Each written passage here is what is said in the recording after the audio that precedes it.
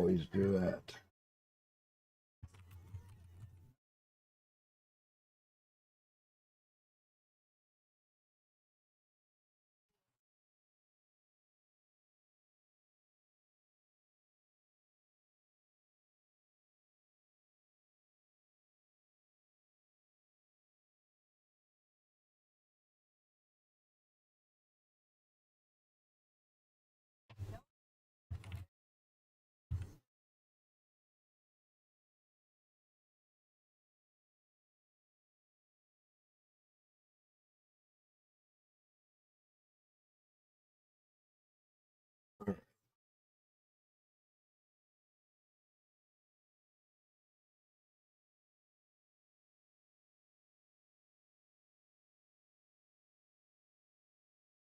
This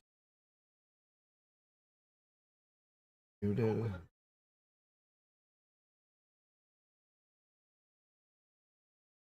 Oh.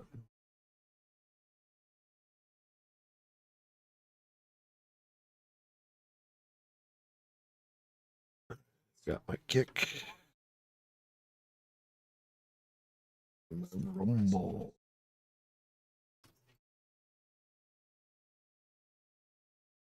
Oh. Yeah. Oh. Nobody ever talks on Rumble, but Nizuki. I got the videos. So, as I sit here and wait for a minute, get this started. What I've just done is get my ships going. Done a complete restart. Because No Man's Sky servers are broken. No multiplayer. You try to multiplayer in No Man's Sky, right now you are fucked because you can't use teleporters at all.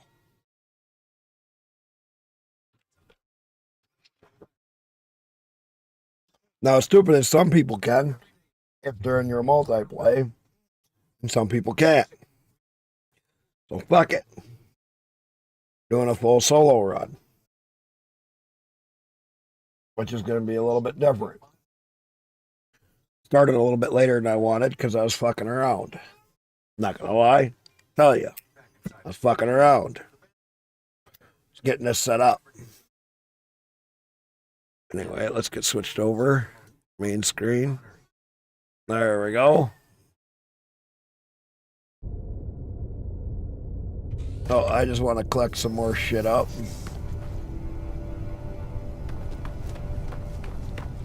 Actually, no, I don't need to. Just got the ship fixed. I think I got 4002 ion batteries. That's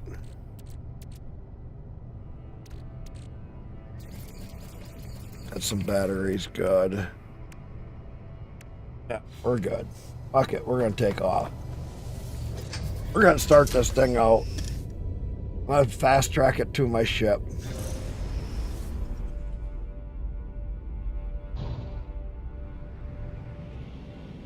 Oh. And make launch fuel. What do I need? Metal plating. All right.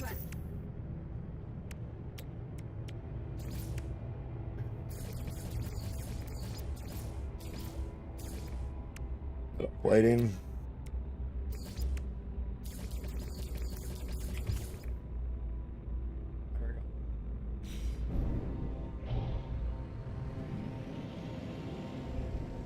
This will start up the other stuff. We'll get a solo game going here. Complete solo. Have it set. Huh? I just made your kitty happy. Threw him on a blanket? No. Eating canned food. Oh, canned food. Invite only, everything else is disabled. That's about all I can do. Try to keep people out.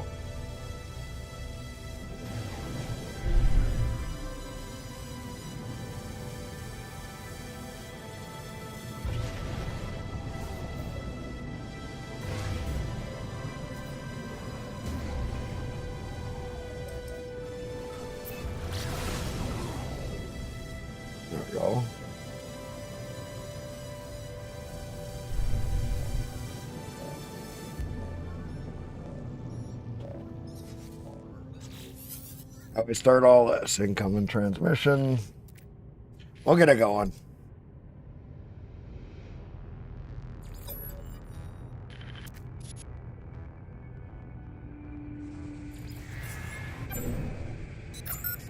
Alert. Navigational data received.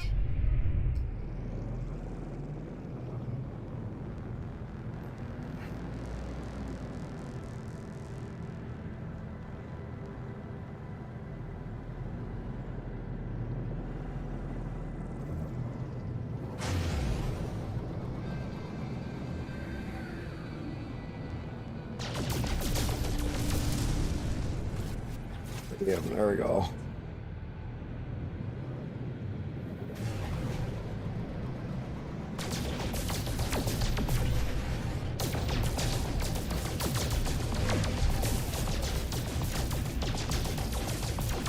Silver.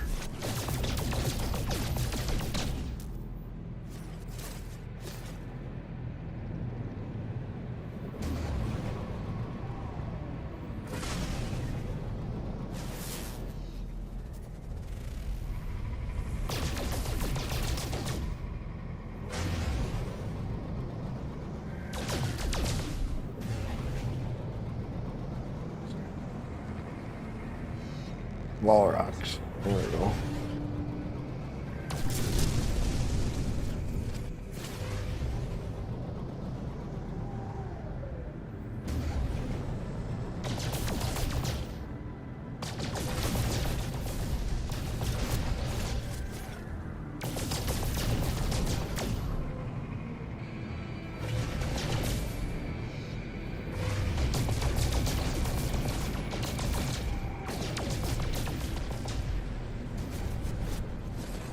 On some tritium.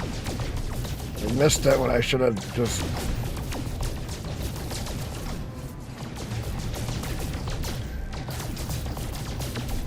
All fucking silver.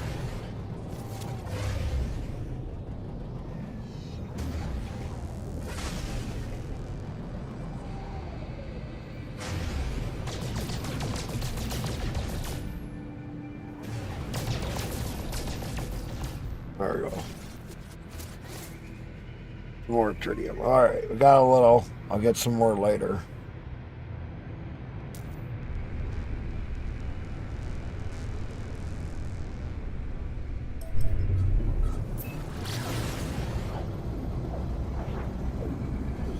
After we take off again, go get the signal.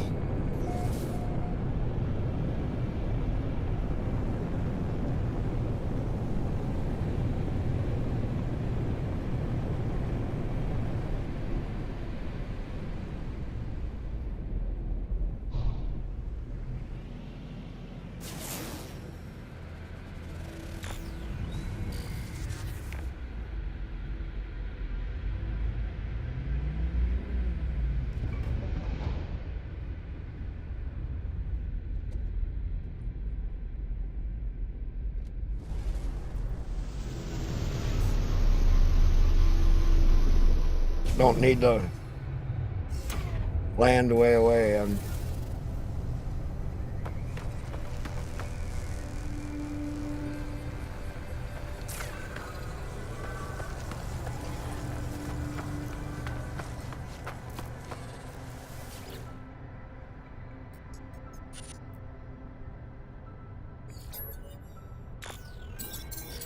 In 16.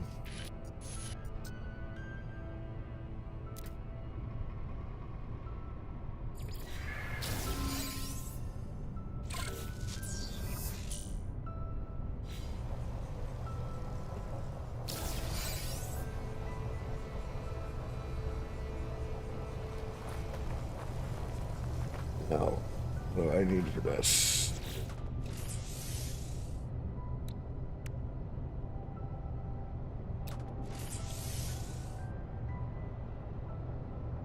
Technology installed. Carbon nanotubes. Let's make that quick.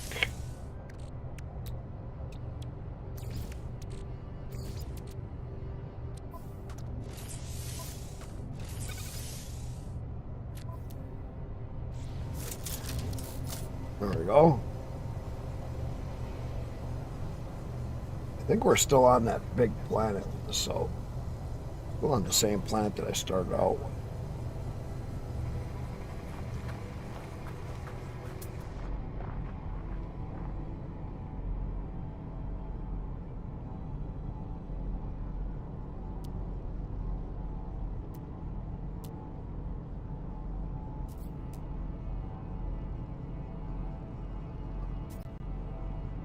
Copper everywhere. Let's.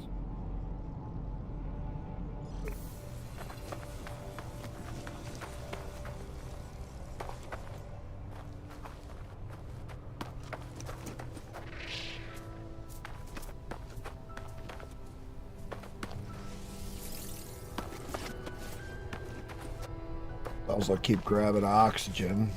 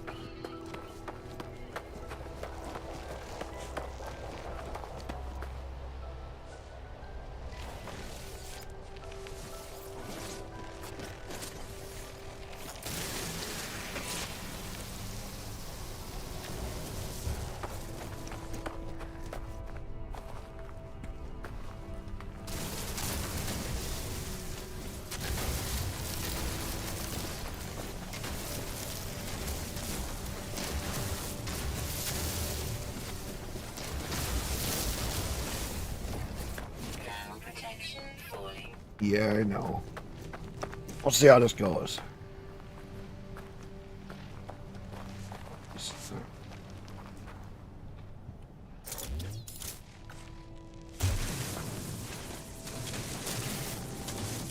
When it's solo is always a little bit trickier, but the primary way I played my game before, and I was actually doing really good. As long as I stick to my rules that I do. Of just working my way up quickly to getting a capital ship. Because as soon as you have the capital ship, you start running missions, you start getting stuff done. Making sure that you start taking a lot of resources to it. Start building it up. Do the base stuff. Get your base stuff unlocked. This one should go pretty fast. And it shouldn't take forever. I usually get a pretty good quick start. I'll play on it during the week. A little here and there as I have time. In between work. So the big thing is you got to get dirt, silica, so that you have a way to recharge your mining utility.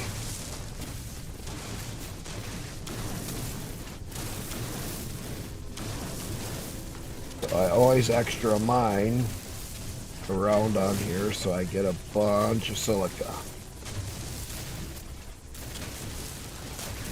You need the silica parter to keep your laser charged up so that you can dig it out a lot. We'll see who's first in here.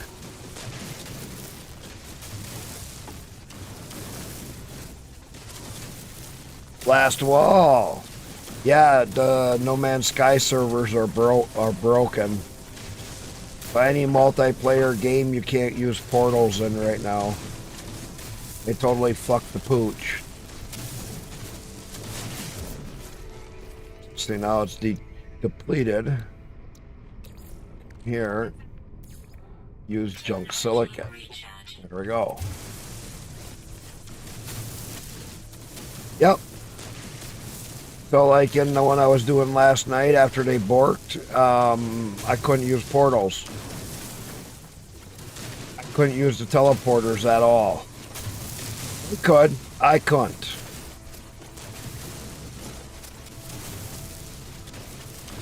Playing the what?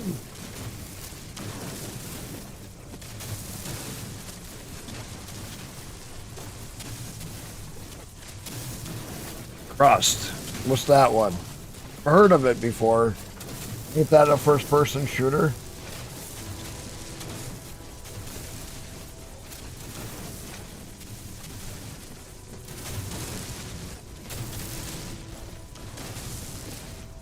A crust, yeah. Or what is it? More like Factoria? Okay.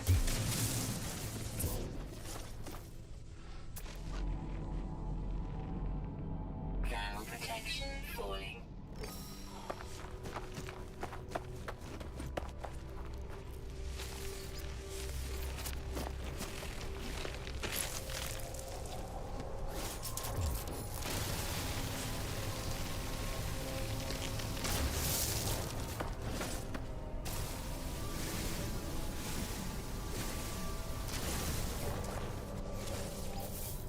I'm just grabbing a bunch of resources. If I can store them up for when I get to my capital ship.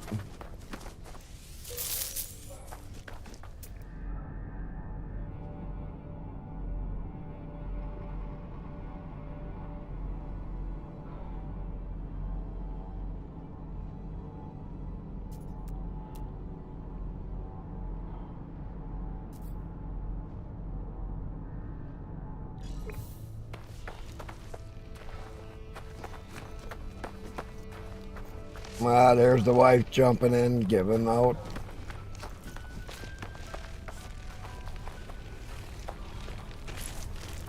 Emotes.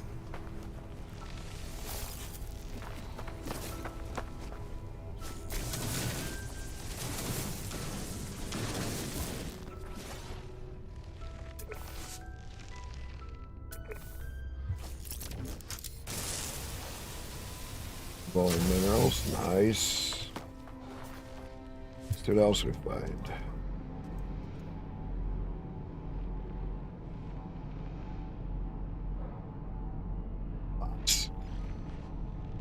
That's 215. So whatever.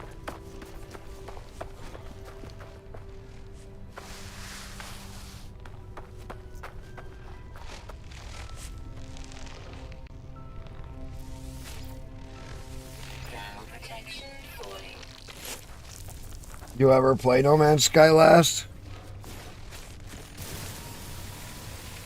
Yeah, I think I asked you this the other day.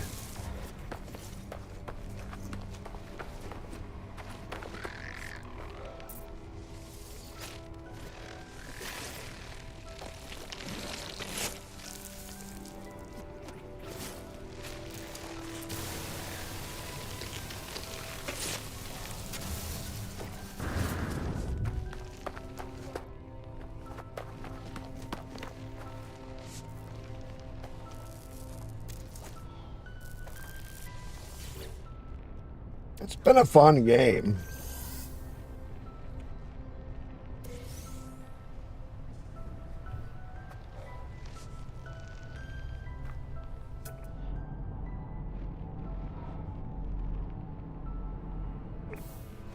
Where is the buried technology module?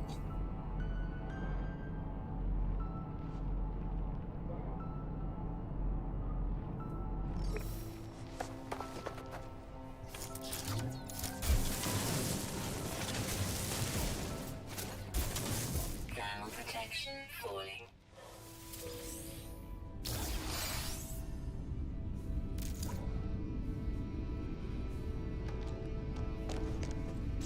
All right, let's do my protection.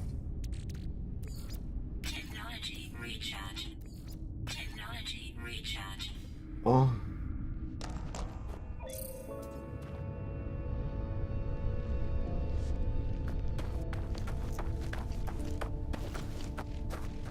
We'll grab this guy over here too.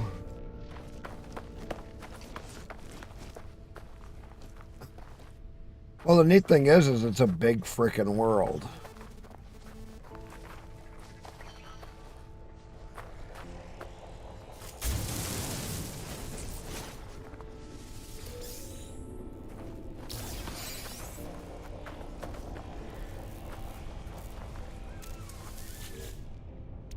And they've really added a lot of neat stuff to it now recently. Like the cooking is really big.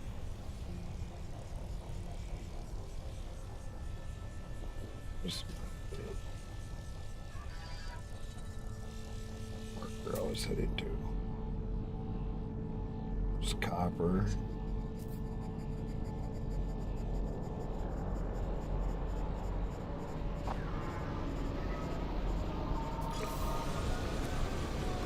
It's going towards that phosphorus. It's a later game stuff, but that's a good one. You can get phosphorus early on. It's a good.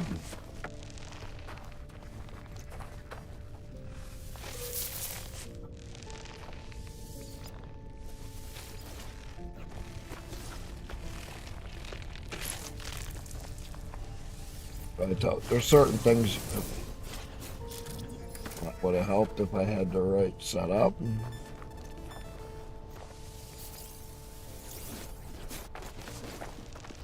So I'm collecting a lot of oxygen because I need to make it for, or have it for when I go to do my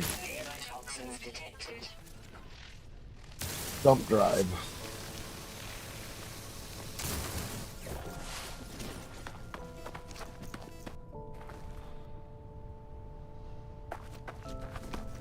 Phosphorus, I forget what it's used for. I know it's a fuel source or something.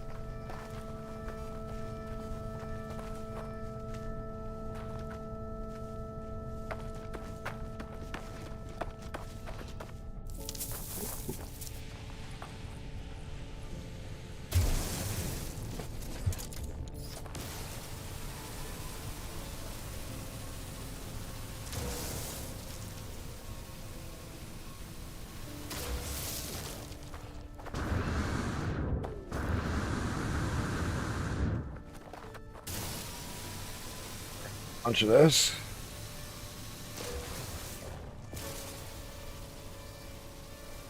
And grab a bunch of cobalt while I'm here. Cobalt's always needed.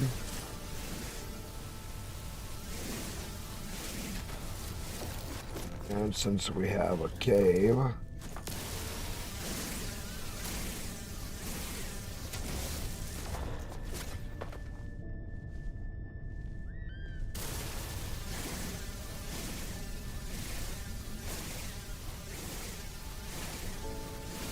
pure ferrite and carbon.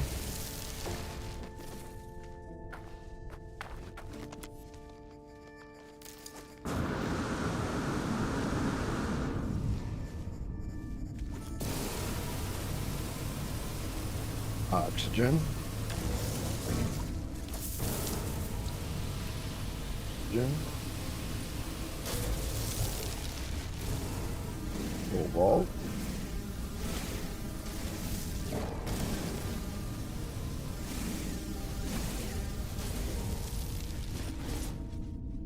No, you can. You can build ground bases.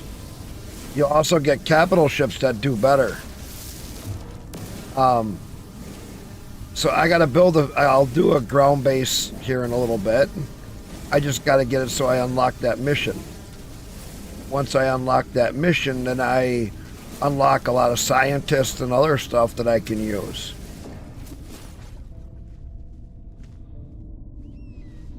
Ground bases are like a good thing to have early on because that's how you get a lot of advancements. So basically, I just started this game. I'll show you. Once you learn how to fix the ship, once you fix your ship, that's the biggest thing.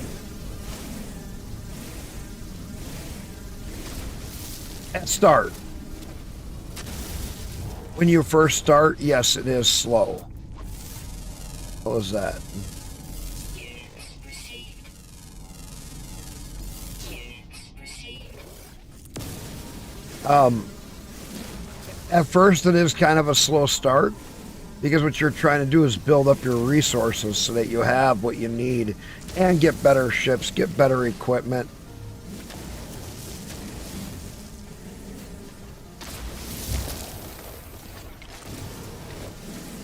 So you're trying to build up your resources so you can have better stuff. And you're trying to build up your cash flow so that you get a regular cash flow. So tonight what I'm going to do right away is I'm going to go for making it so that I have the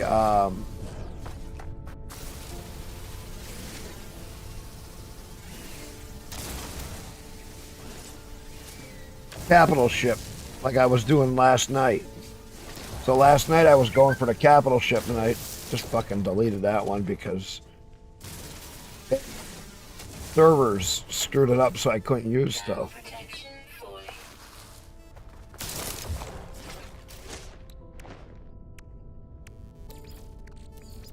Technology recharge.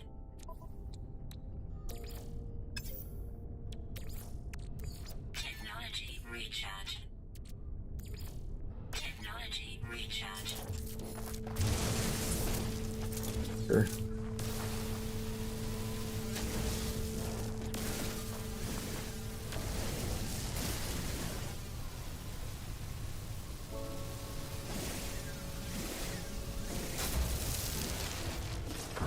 All right, let's go get some phosphorus since it's... So your biggest thing is just to collect up a lot of resources when you first start.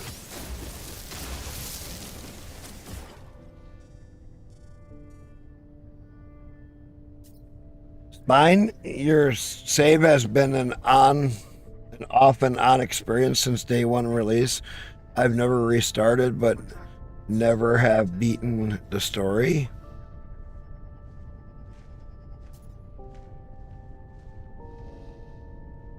I would restart because there's a lot of new story stuff.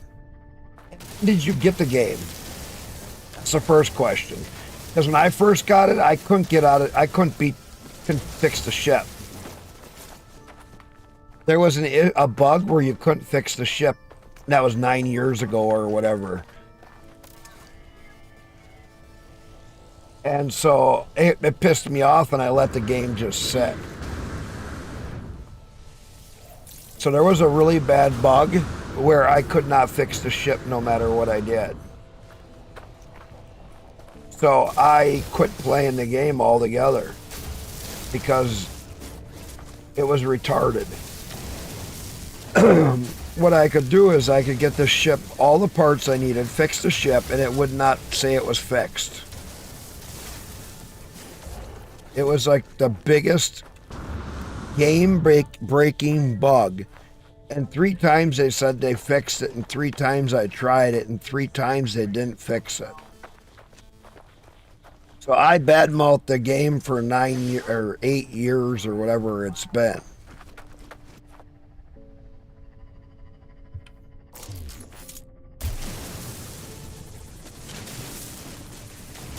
Because the game was so borked, it pissed me right off.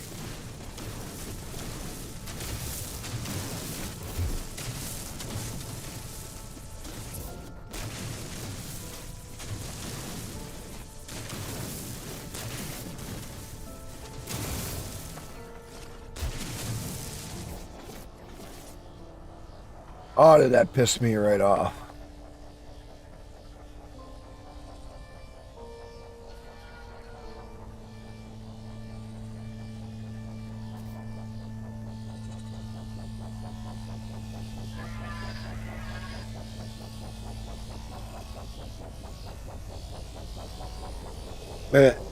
You have fixed my ship and everything, but I I've touched a game for a number of hours here and there.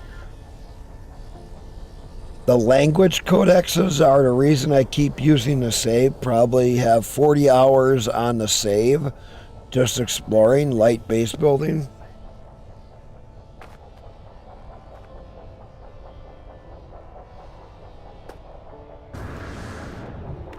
Let's see.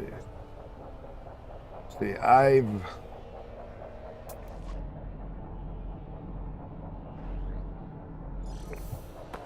go get that phosphorus deposit so I can get some more. I need more copper. So I have like now since I restarted on the game. Before I had, I don't know, 70, 80 hours. I'd have to look. Falling.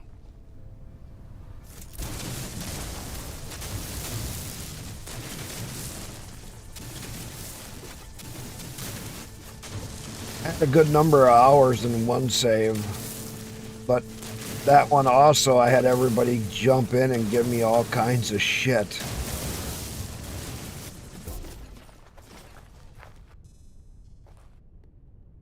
And I mean, I had all kinds of shit given to me.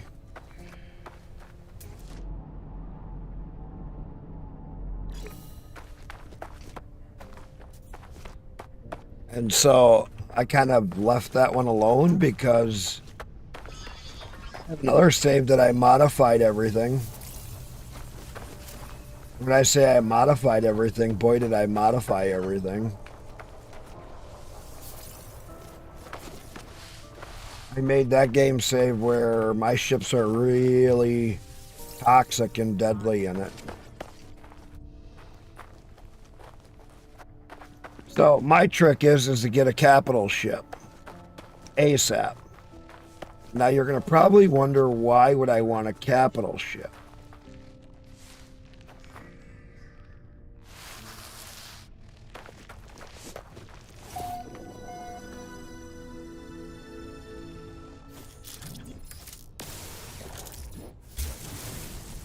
You want a capital ship because you can put all your base building stuff right into it. So you build the base, get it started, and there's some stuff you have to do at the base, but then bases just become mining resources for me.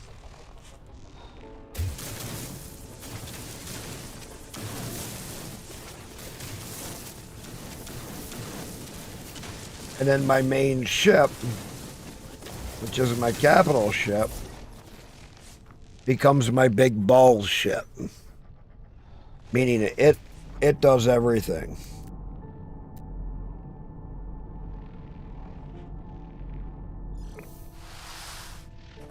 When I get a capital ship, I'll work it up and get better capital ships real quickly.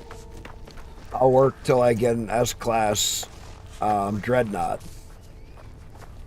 But I like the way the dreadnought looks. I don't know if that's still the biggest ship in game or if they made any bigger. Does anybody know?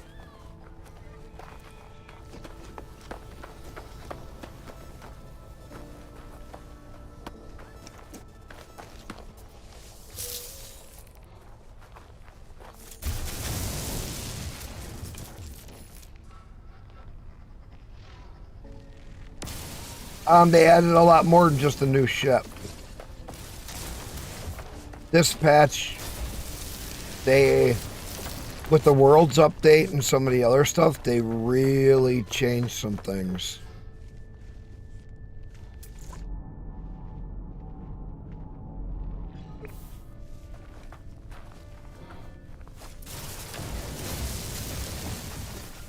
So right now what I'm doing is just collecting all the goodies I can that I know I'm gonna need.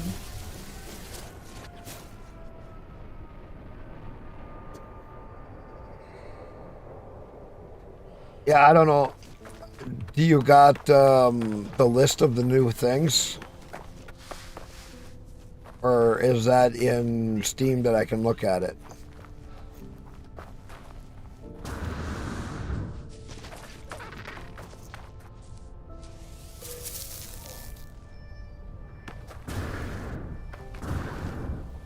Or where can I look at the new patch info?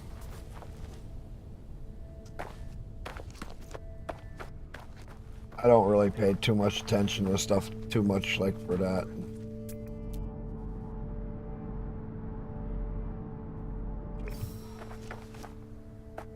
Buried mineral formation right in here.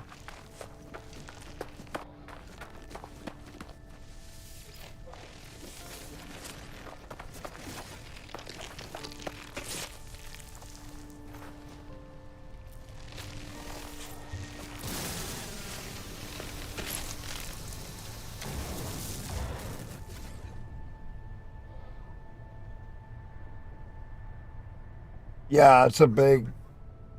All right.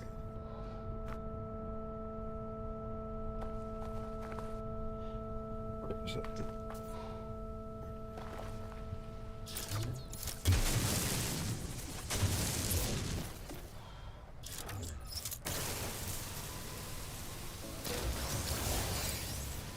Nice.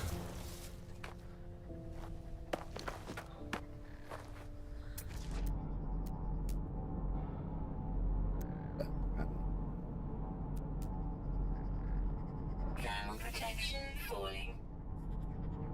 Ooh. Ancient data structure. That's a good find.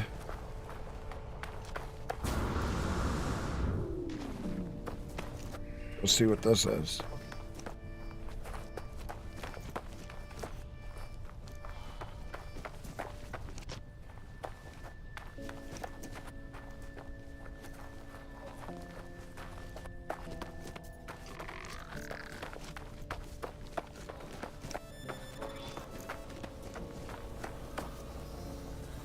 Is it underground?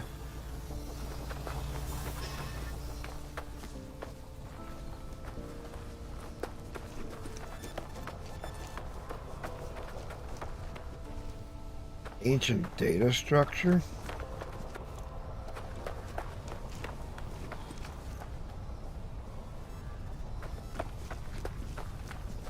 Where the heck did it go?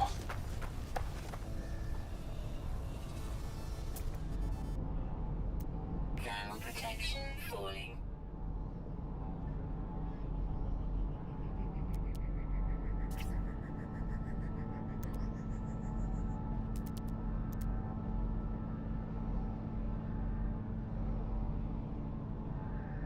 No, no one building over there.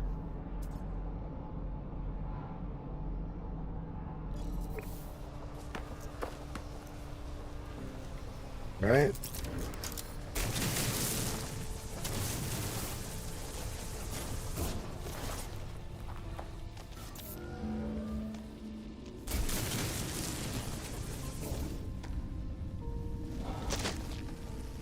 Oh, Inventory full.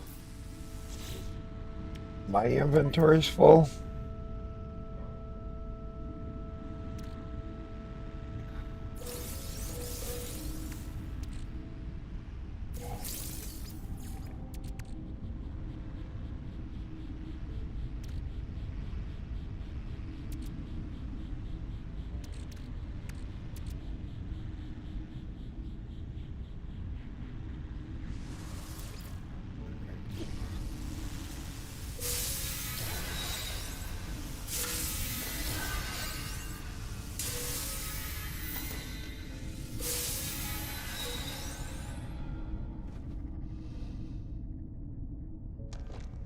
Nice.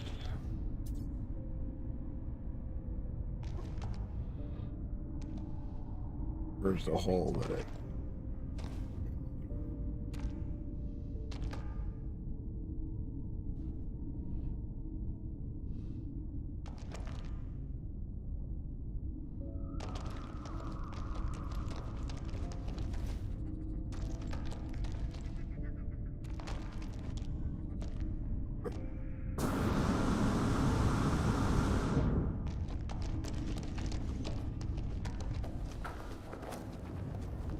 Very nice.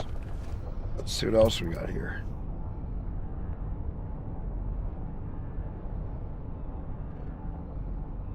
So Rony, so what I did is I restarted because the stuff is fucked up. Their servers are screwed.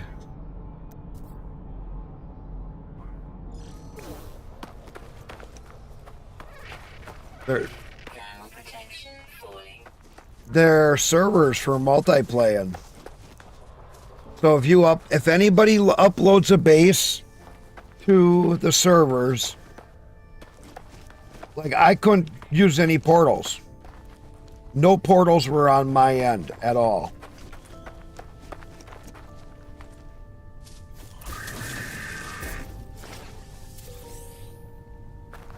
Yeah, but if somebody was on my game, they could see the portals, they could see other stuff. But as soon as I went to go to it, nope. I was hosting it. I was the lead one. Their servers are just fucked. And let me show you.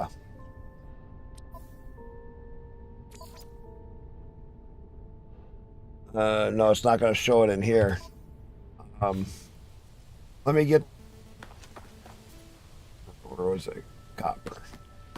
Let me go get this copper. After I get this copper, I'll show you.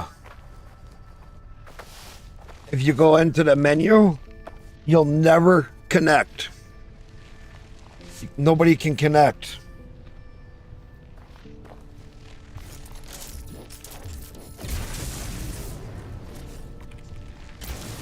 Nobody can connect to the servers. So as soon as you upload anything on a game save to the servers,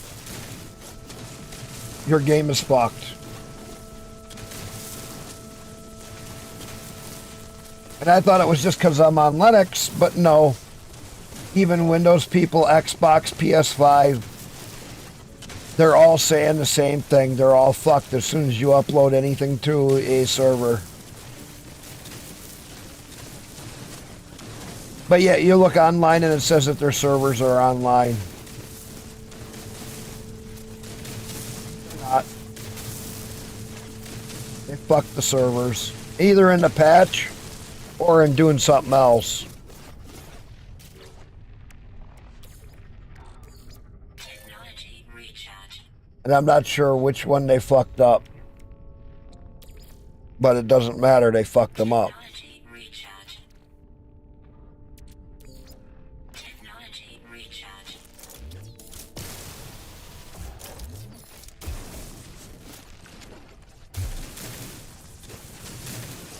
And it's really annoying.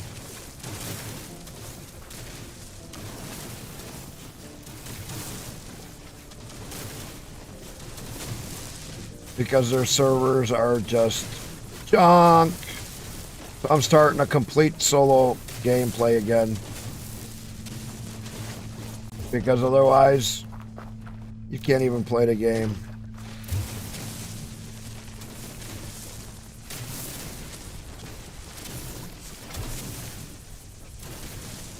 Because you can't even, I don't know, it's fucking retarded.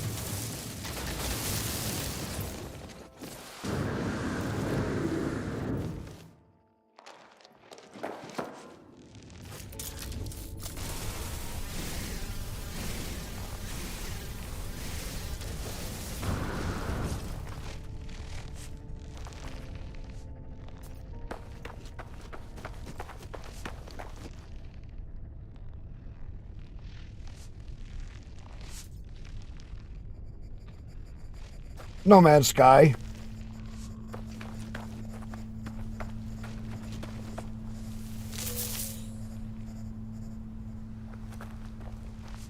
Wombat.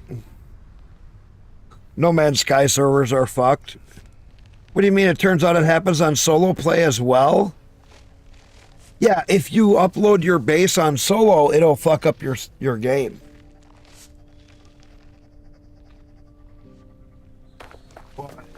If as long as you don't upload anything on multiplayer or up to the servers, your solo game should be okay. Also, if you don't have to try to do an expedition or anything, or try to do anything that has to connect to the servers. Because as soon as it has to connect to the servers, your game gets fucked. No free slots in suit inventory. No, I'm not on experimental. I'm on normal build. I'm not on experimental.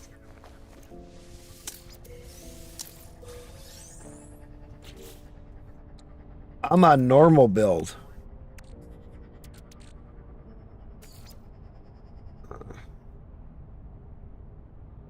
Oh well.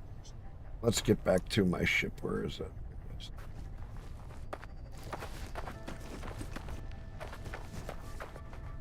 Yeah, something they did screwed up the servers.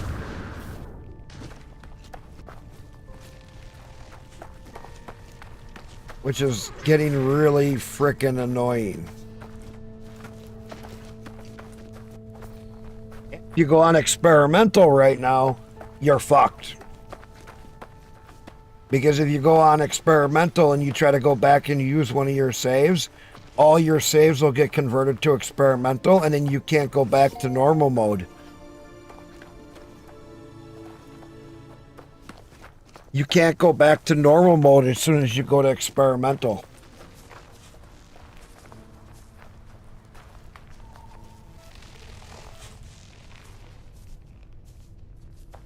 Right. No, only the ones that you load up in experimental will be fucked.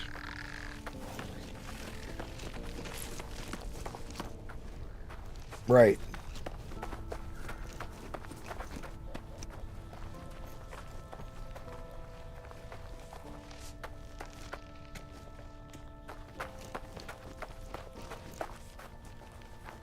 Yeah, but they're really slow at fixing shit.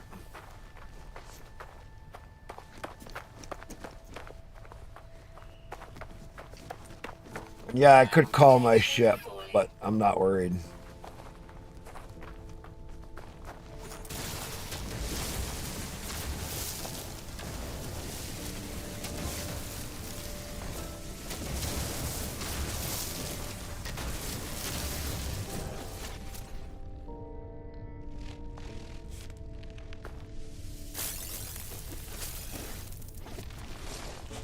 I like having these guys here. Man, do I get so much oxygen. I'm gonna have no problem making fuel.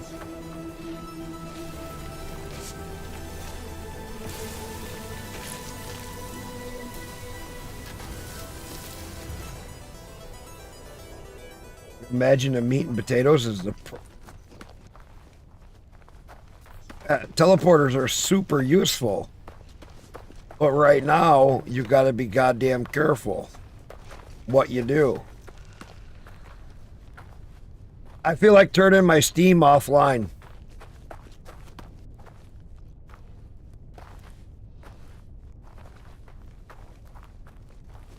Fuck it. I'm gonna, when I get back to my ship, save my game.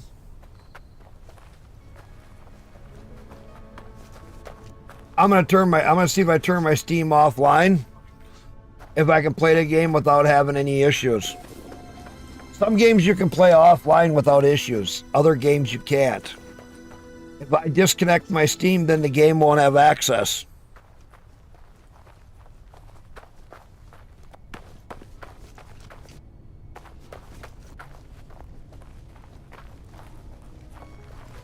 Or if nothing else, I'll go into my fucking setup and I'll block the fucking game. If that's what I gotta do, that's what I gotta do. I have to block the fucking game from having access to the internet. Then fuck it. I'll block the goddamn game if that's gonna save me from having issues.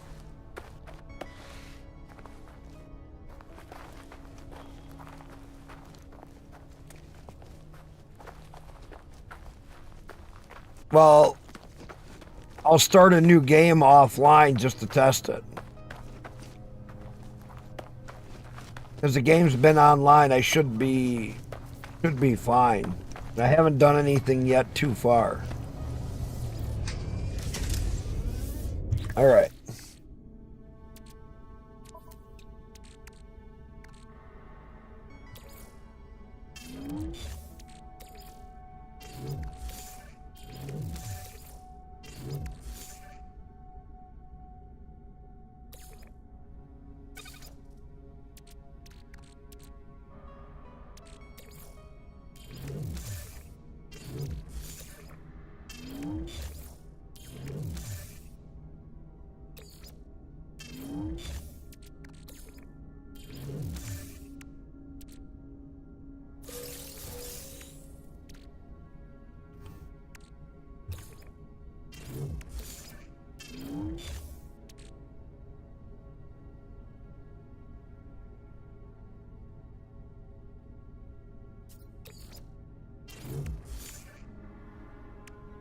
I got some copper.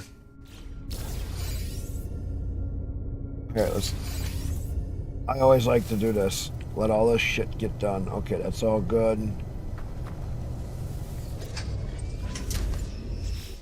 Let's fuck around with the game a little bit. Quit the desktop. This is why I like playing with Linux, because I can do a lot of shit that a lot of other people.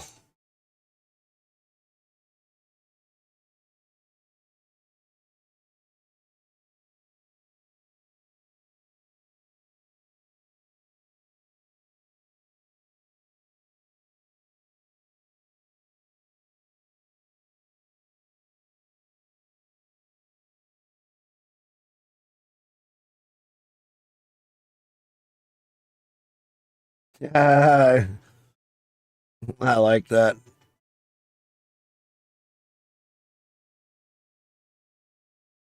Sent you a friend request on there.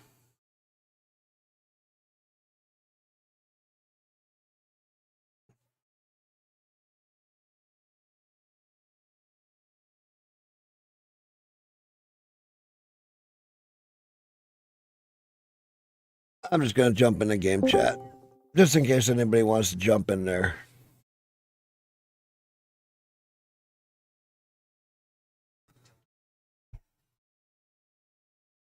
Doing this on Windows, forget it. What do you mean, Wombat? Doing what on Windows? So, we're going to live a little dangerously.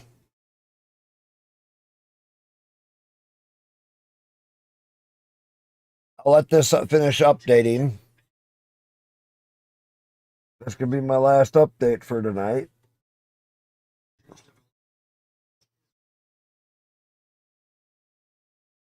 Yeah, like you're good. You're a cool one. I only send out requests like that for certain people. You've always been a good one around here. Wombat, what are you talking about? Doing this on Windows? Forget it. Yeah, you try. You're awesome. We talk about all kinds of good shit. We have a lot of fun together, talking about crazy stuff, and that's what I love about so many of you people.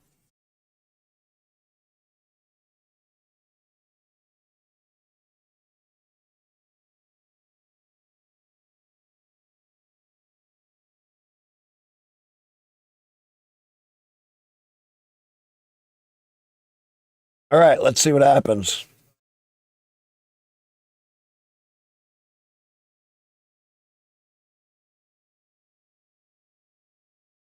Let's see what happens when I do it offline. My Steam is offline.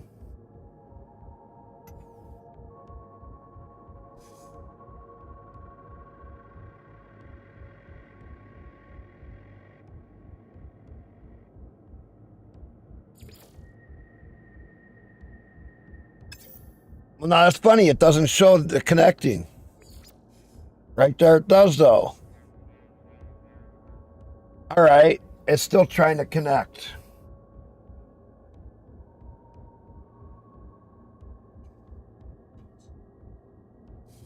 The game is still trying to connect. Okay, so hang on. I'm going to have a little bit of fun.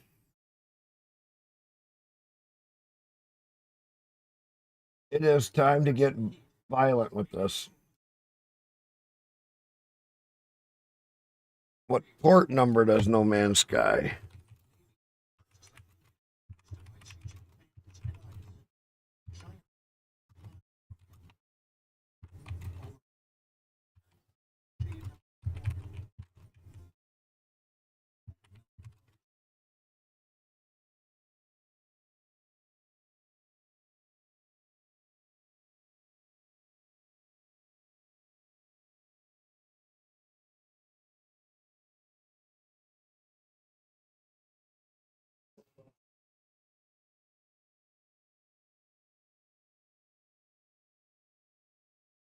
Yeah, but what port number are they using?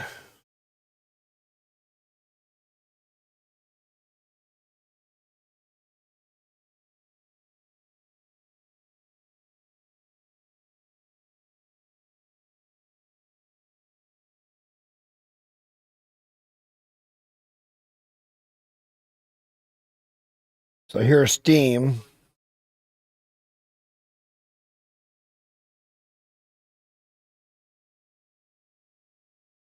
All right.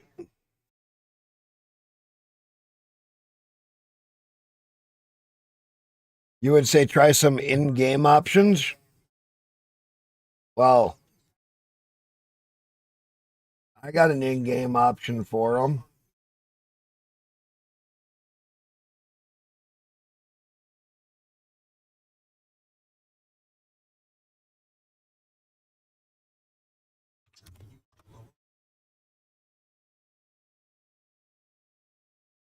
It's called my firewall. I'm going to block their fucking ass. I'm not going to show exactly how I set this up.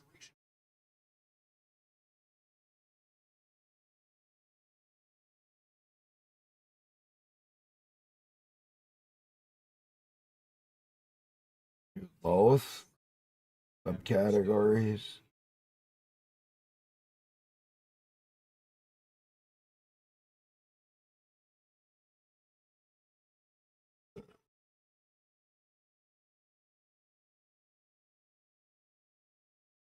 I'll,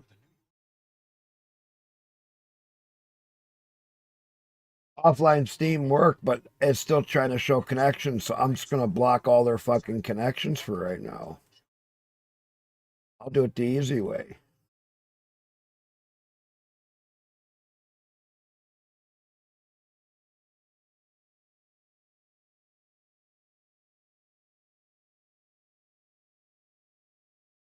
It's not even in the list.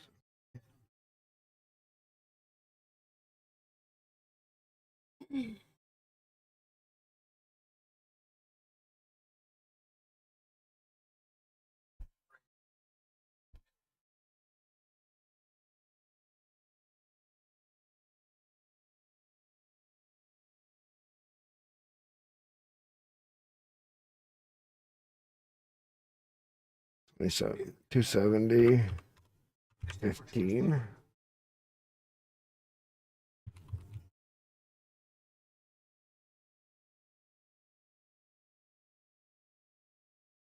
All right, and then I need 2736 or 270, 36. And 31.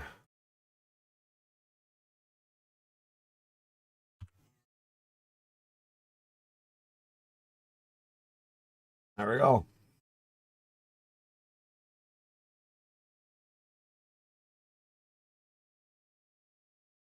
Ports are blocked.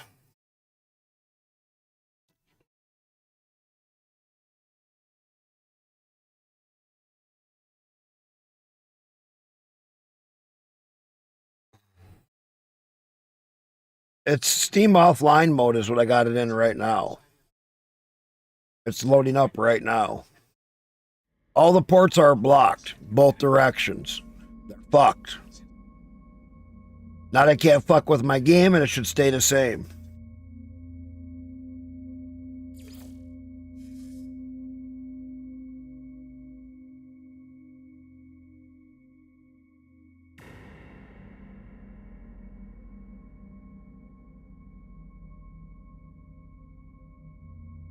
I'm not worried about this now because it won't connect. You're talking for Steam or what? I got my firewall open. It's showing that it's pinging out, but it's being blocked even going outbound.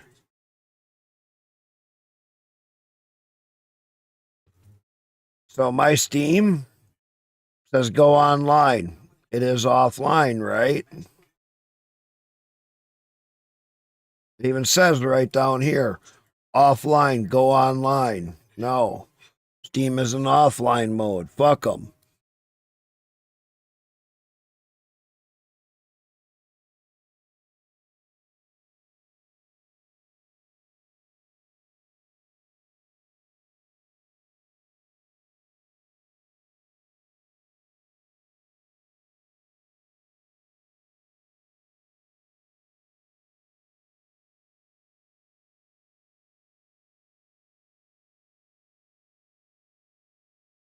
And Prelude, I'm blocking all the internet for it. Right here, 2736, 2036. They're being blocked. They're both through Steam, see? I am blocking them, so they're not getting out. Now they can't fuck up my game. Because they're in blue, they are blocked. And they're currently being blocked from accessing out. And they're trying. Sorry, No Man's Sky. Fuck off. You're dealing with somebody who works with Linux. I'm not dealing with your shit. You're gonna fuck up my game? Well, I'm gonna fuck back with you. Now nobody will see when I'm online and nobody can join me.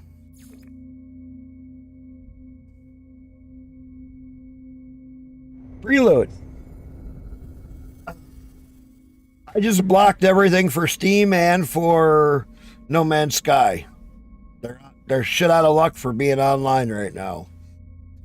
I'm not gonna have it fuck up my game.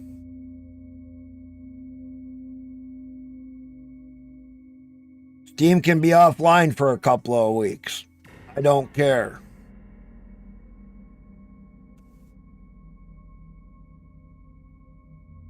I just want to play the goddamn game. I don't need them fucking up my game.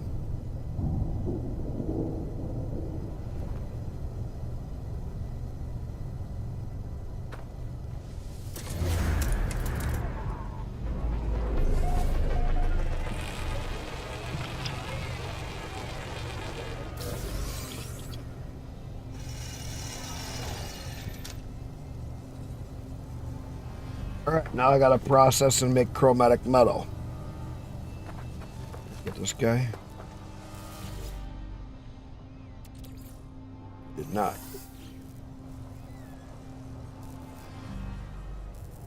Thermal protection falling.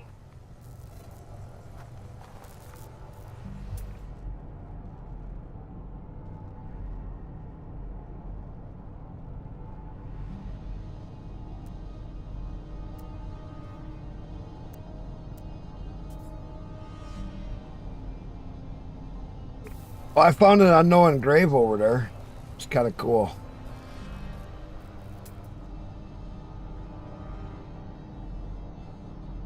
Where is the buried?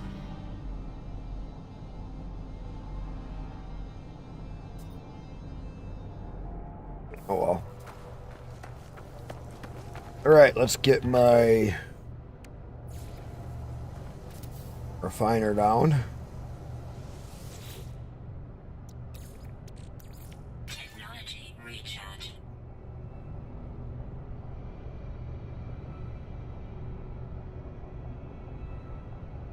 Yeah, I'm a hardcore asshole. I don't fuck around. I'll even go in and edit the goddamn game if I have to because I understand some C++. Oh, we can find that down. That's what game devs don't understand. If I really wanted to go into out of ore,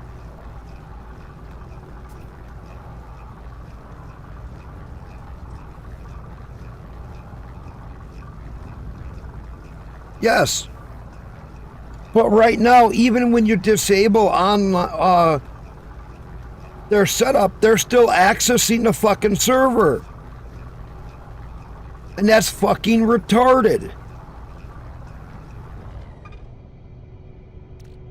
So, thanks to being on Linux and having easy access to it,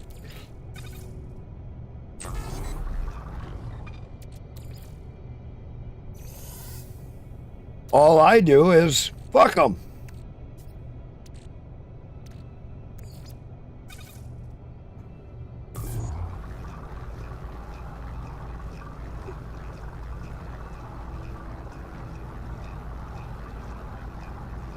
It's pinging to the server, but it can't get through, Wombat. I have it blocked. It can ping to the server. My computer is like this. And the game is doing this. It's hitting my firewall from my side. It can't reach out to the fucking server. Fuck them. How's that gonna fuck with my game? It just means they don't know what I'm fucking doing. That's the simple way to look at it. Now, don't get it wrong. There's going to be some things that it may screw up. I don't know, and I call the anomaly if it's going to come in properly or not. Because that is a multiplayer function. Prelude can tell you. So can some of the other ones in here. The anomaly is connected to multiplayer.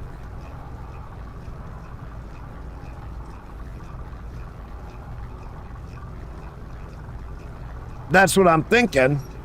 Only when you're doing... And the anomaly, yes. That might be an issue. But I can turn it back on, use the anomaly, and turn it back off if I have to.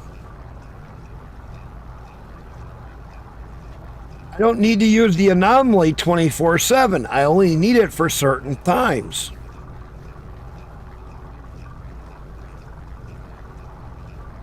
And I can literally turn my stuff back on to online mode and turn it back off to offline and fuck the game. I don't care.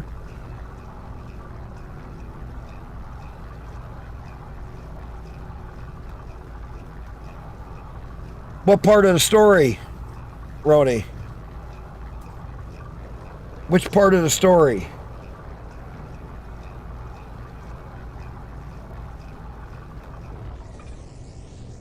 No, it's not blocking me in the storyline. I'm not having that kind of a problem.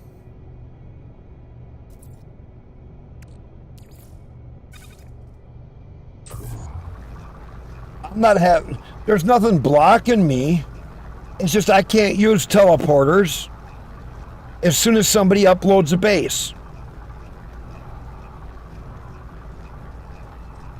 I can't use certain other stuff. Like, if somebody else gets something and I'm multiplaying it, then I can't do it. If they build a base, it fucks up my missions and then it fucks up theirs. There's so many issues with the fucking game. Single play it and be done.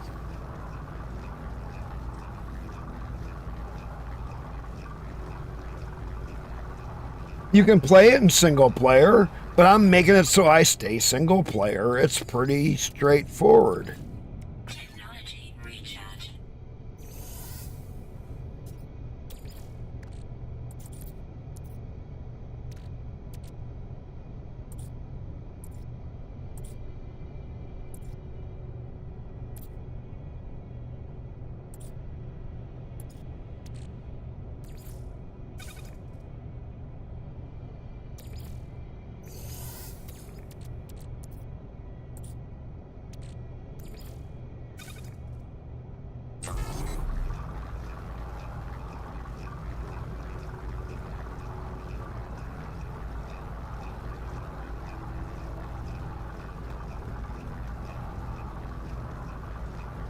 They haven't patched a lot of shit yet.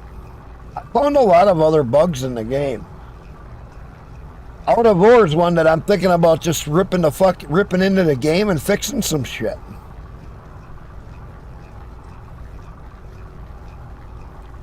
I'm seriously thinking about ripping into that game and putting some variables in there and adding some properties that would actually fix the goddamn game, so I have a perimeter box around me for a loading area and not loading the whole goddamn map.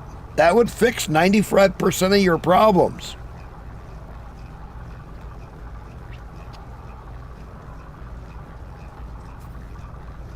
I looked earlier.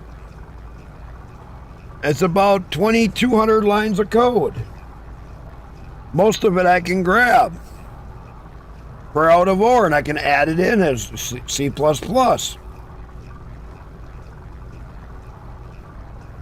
It's a visual bounding box that Unreal Engine has. Somebody made it in C++, and they have it in visual scripting and everything else. Grab the C++ version of it and add it to the fucking game. Done.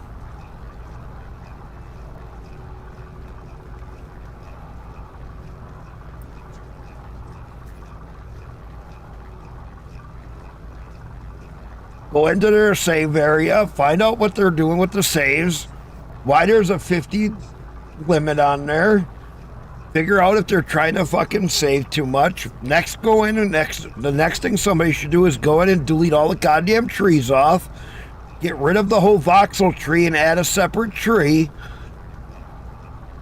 that is not voxel based. Could even be nanite based for all it fucking matters, but it doesn't need to be voxel based. These fucking devs gotta learn.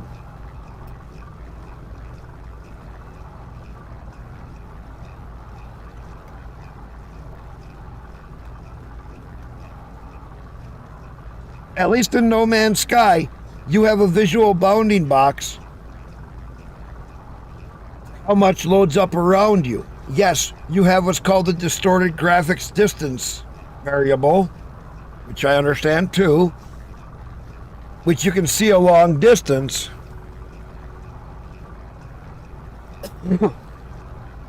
Me too. Ronnie, I'm pissed at myself for not continuing when I did it. I developed a game in Blender game engine that was a first-person shooter. Went over to Unity and made a game that was a space shooter game. And this was fucking 20 years ago. But 20 years ago, you had to have hundreds of thousands of dollars to get a fucking game out.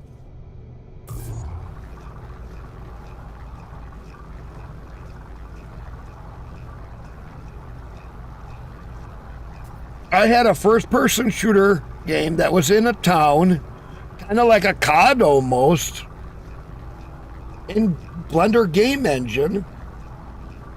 C# all wrote. Did it all in C#.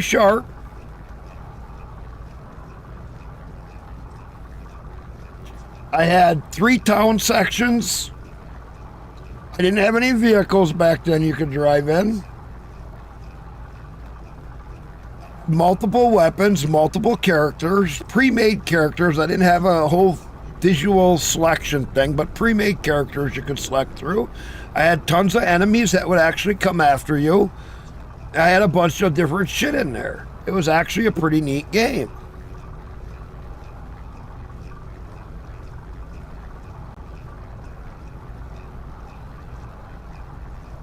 And then I made a space game.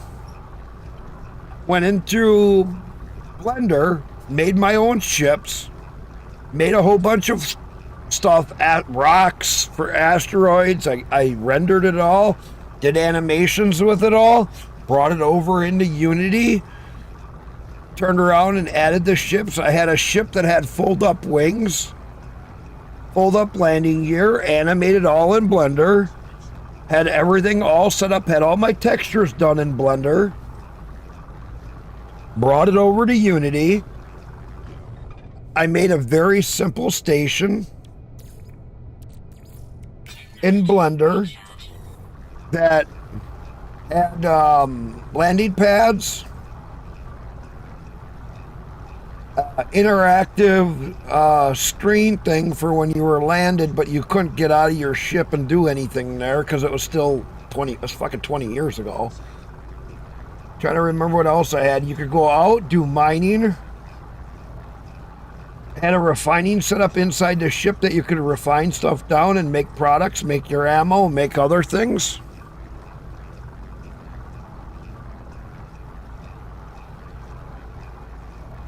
I would like to find a younger kid like me and just teach him what I know. I'd even stop streaming to do it, to teach them all the shit that I know. That would want to develop a fucking game.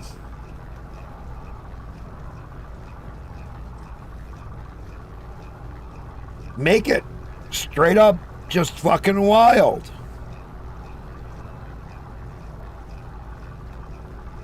I have so many things that I understand about games that people do not understand.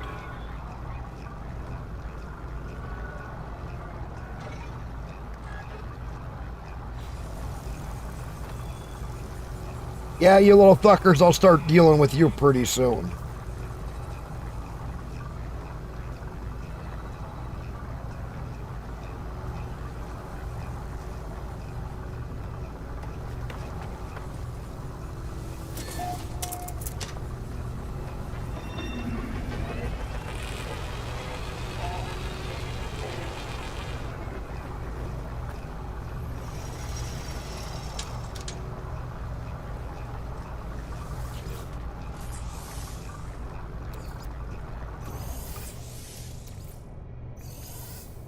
Make some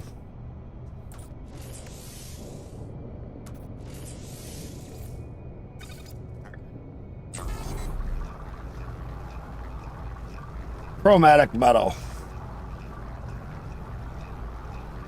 But even No Man's... I'm hoping that Light No Fire is a lot fucking better, because they should have learned from this game. Now, if Light No Fire is just as fucked up as this game,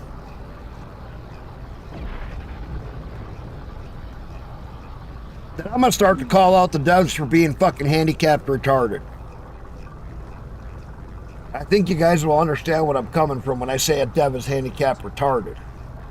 Because the out of ore guys are handicapped retarded. You don't need to save the whole goddamn map. Trees don't need to be as fucking voxel based. That's fucking... You're an Unreal Engine, people. Wake the fuck up. You could make your base tree item, make it choppable, add it as an inventory that it drops so that it drops whatever wood amount you want. Start out with something basic. Add it to your paint factor. Add 3 or 4 different tree variations. Then paint them onto your fucking texture. Done. It's not part of the fucking map. It's not rocket science. You're making something that somebody has actually learned how to do fucking 20 years ago.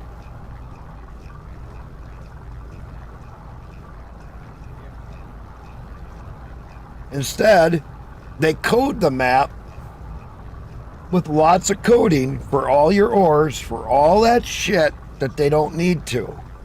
The trees are voxel based. Come on, get a fucking grip on coding. As soon as you cut down fucking 40,000 trees, your fucking game is dead. Because you destroyed too many voxels.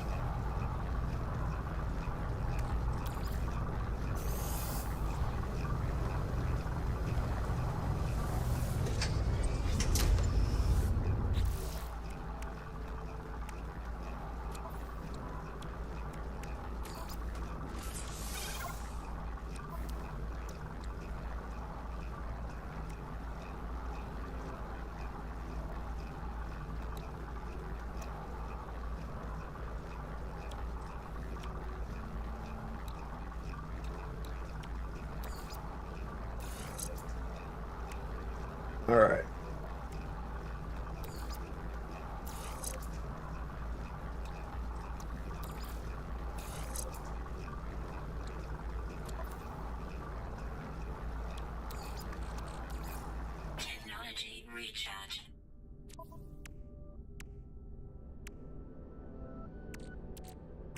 I don't have any of that stuff. Okay, we're good.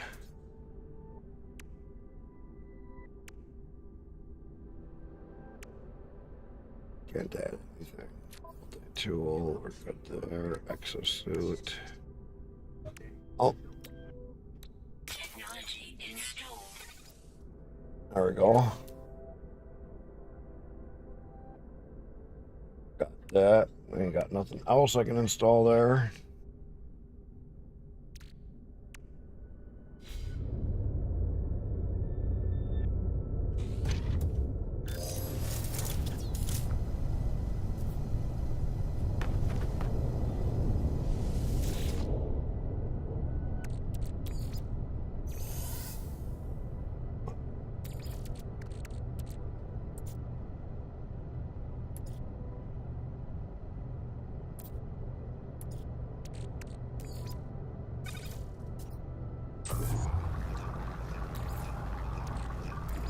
Technology recharge.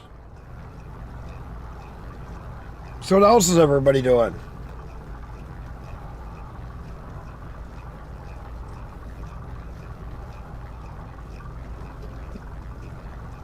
Oh, did you guys see where Trump declared a national holiday for the Gulf of America?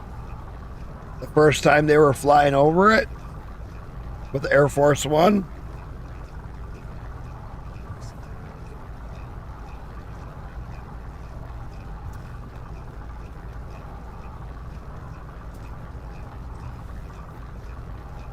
Well, I gotta wait and see if I can get into the anomaly.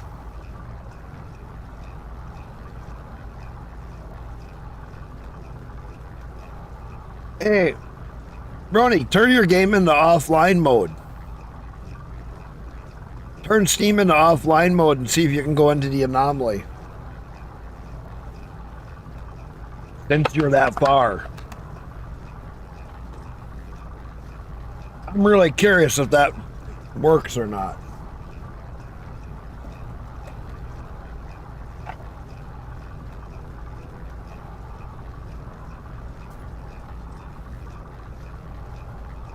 Yeah, but I don't know. You know what I'm saying? The code is locally stored for all your stuff. But what I don't know is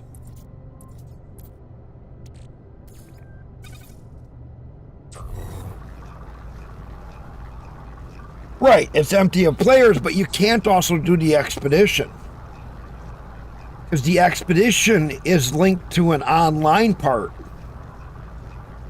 There's a lot of things you can't do when you're playing in an offline mode.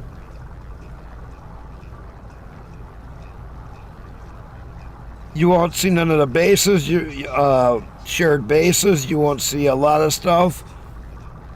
You could have issues jumping from system to system. Here, I think I got your son's date planned. Got what? I got your son's date planned. You got that day planned for him? Well, he's gonna go do the pottery thing And then go eat. at 3 o'clock, and then he's gonna go to a place that he actually suggested going to go eat. Anyway, if it's something she likes. Round or something like that. Yeah, anyway, if something she likes. Whatever. And yeah, it doesn't have to be super fancy. It doesn't have to be super fancy as long as it's someplace that she likes. Try to go find out.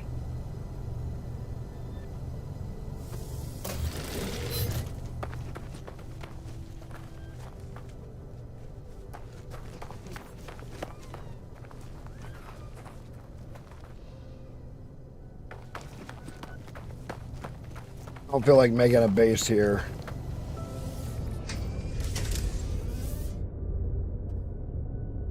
Oh.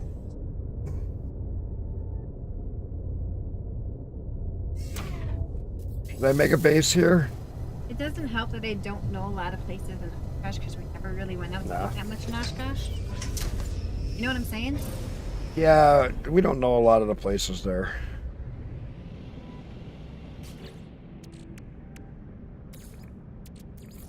Technology recharge.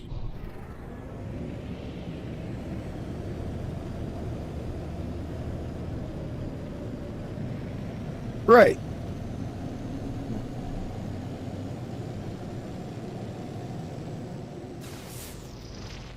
Right. A save editor will let you do a lot.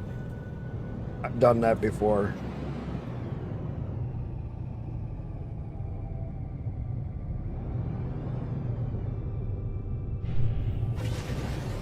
Let's see.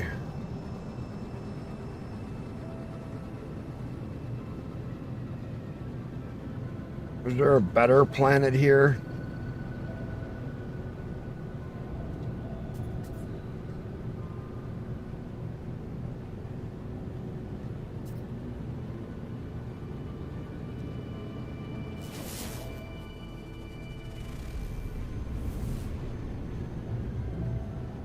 Honey, we plan on Valentine's Day now.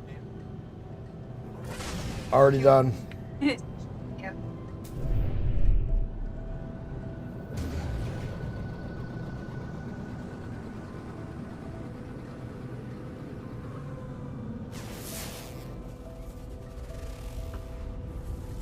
You have a nice for her to sleep.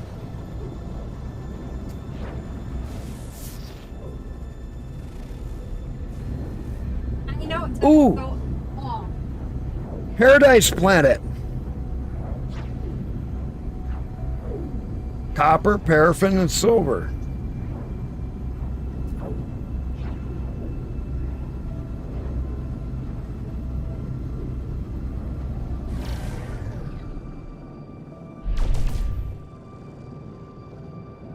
Let's go blow up some asteroids.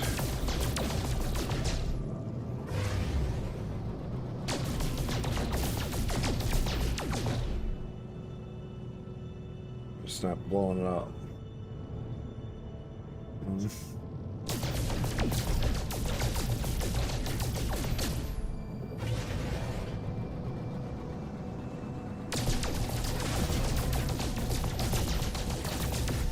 Fucking silver.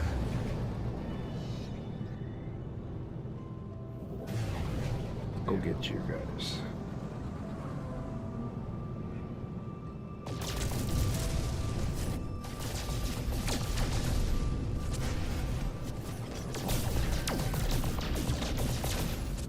Or silver.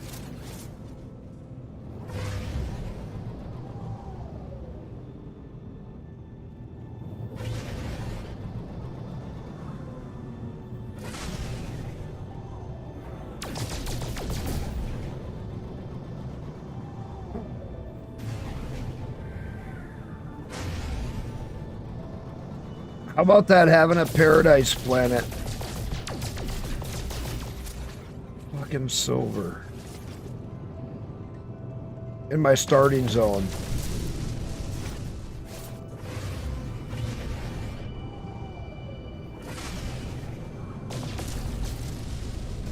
What do you guys think of that?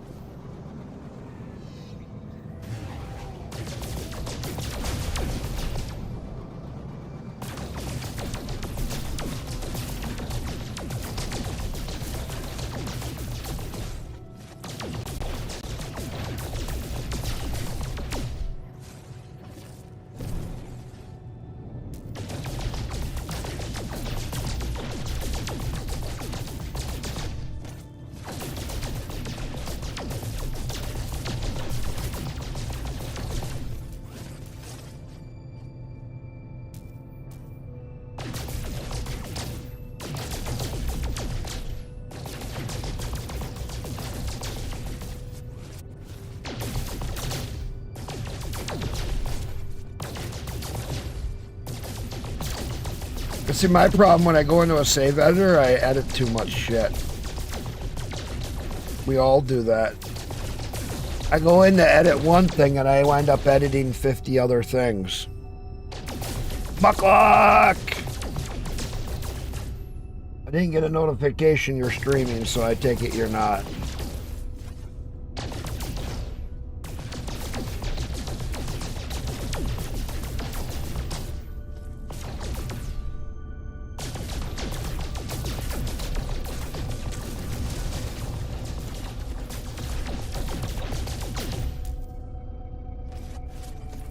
I take it you're not streaming.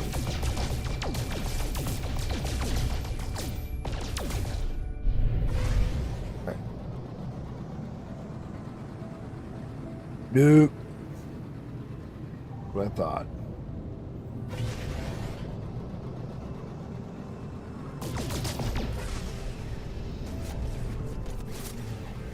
Need some more tritium.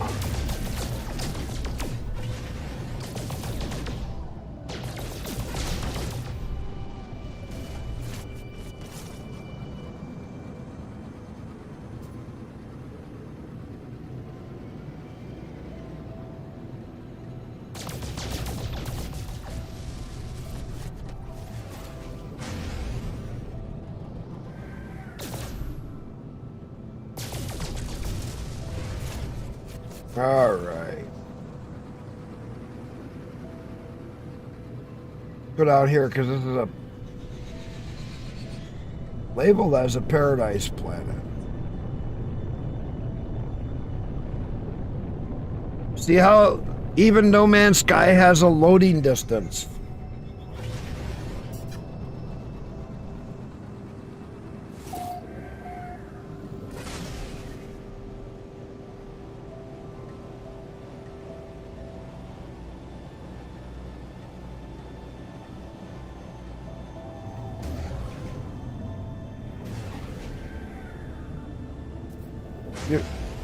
So I turn my game, Vincent, I turn my game into offline mode.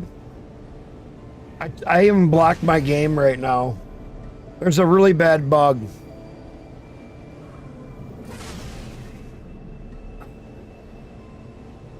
There's a really, really bad bug. You didn't have to buy your first fighter. The freighters? Oh, Class A fighter. Okay. Get a freighter. Do the 7 jumps, and you get your first free freighter or capital ship. It's worth doing the 7 jumps.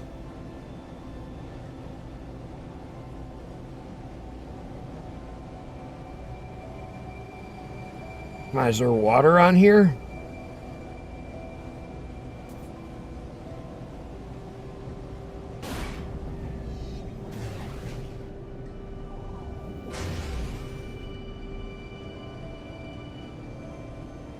I take it there's no water on this planet.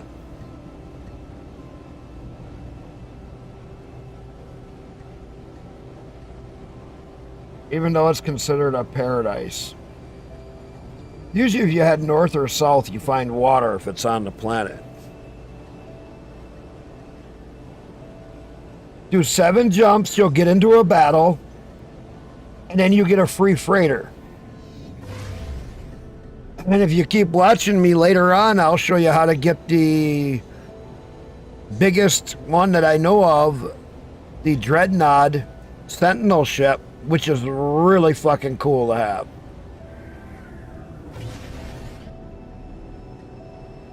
I'll get my first capital ship here in just a little bit.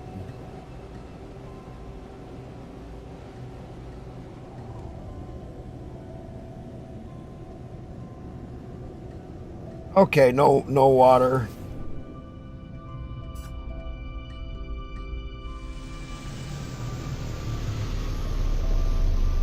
Oh shit, you've done that but couldn't figure out how to get the freighter?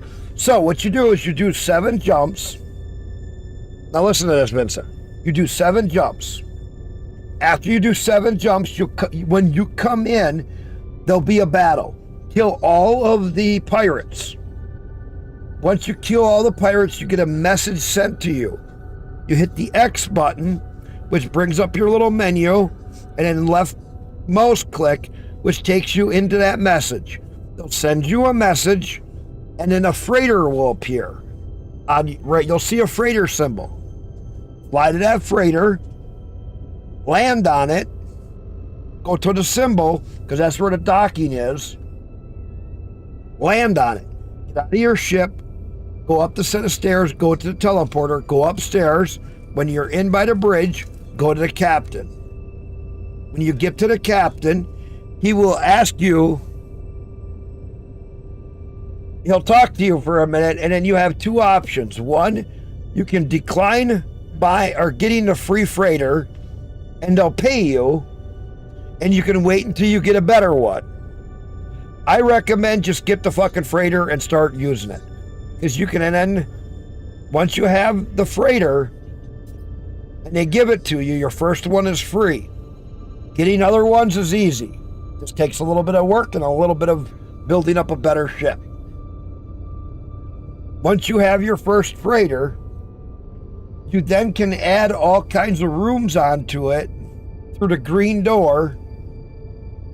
And you got a terminal right down from that green door, straight down, that is for upgrading your freighters, frigate salvage modules, and other things you need for upgrading it.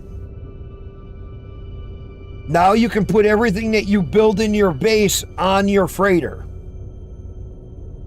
Once you build all that stuff on your freighter, now you have the best mobile freighter base that you can have. You'll have all your people that'll help you out on your freighter. Next, you have processing, refining, and all of that on your freighter. You can add storage on your freighter.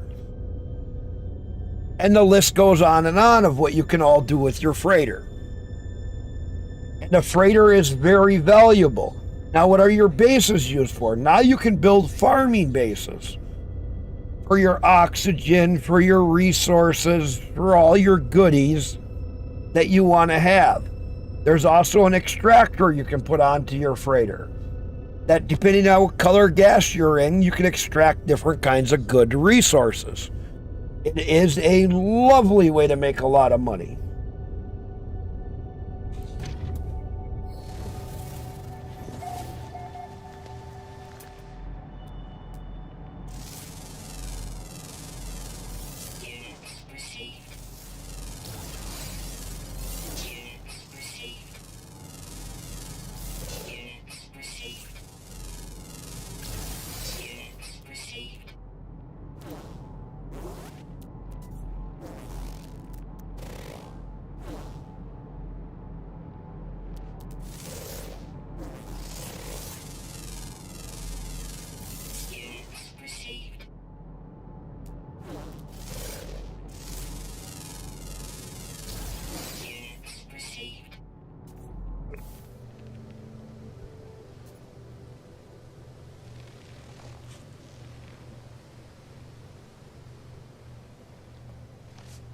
They usually, once you jump away, they disappear. You'll have to jump a few times till you get another message to do it.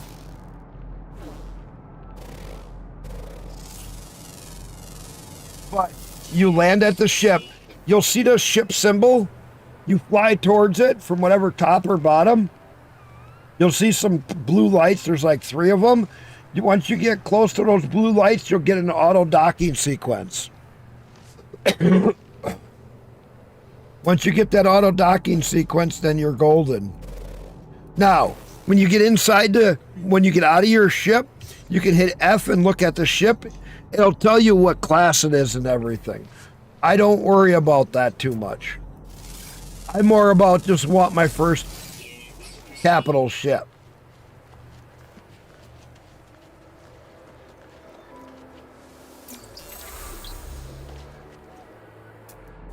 That's the main thing I shoot for, because your capital ship becomes your cash cow of the game. Ask anybody who's played this for a little bit.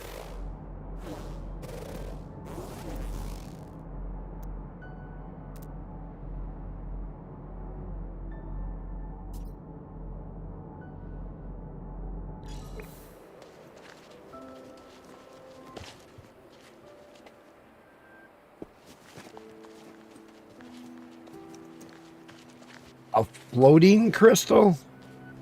I think I've seen them before.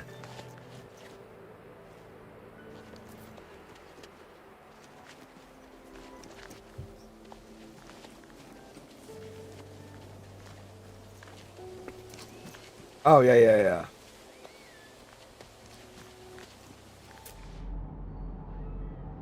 Silver deposit.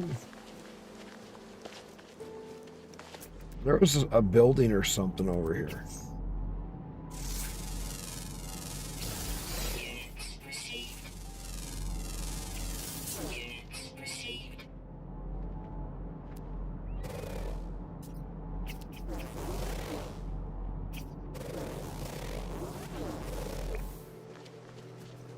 Where was that? Right over here. Let's go see what this is. All the guys are cool.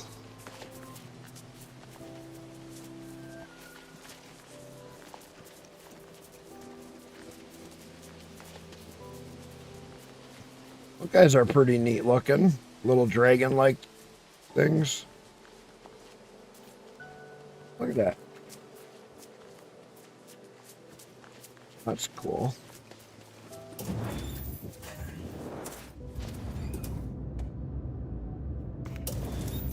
Ain't nothing in there.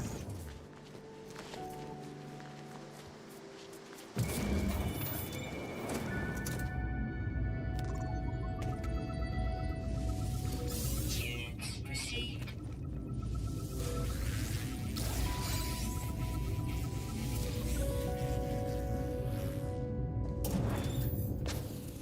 What else we got?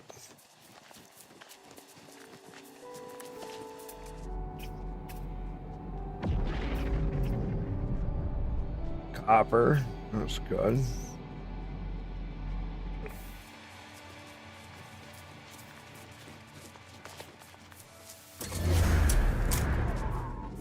Go.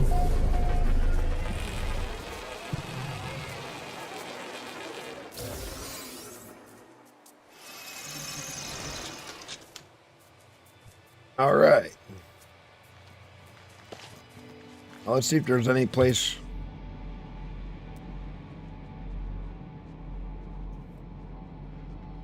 For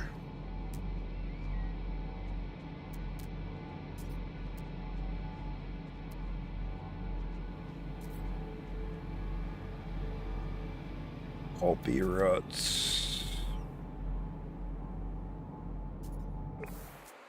Oh, there's a knowledge stone not far from there. Oh, that's still a ways.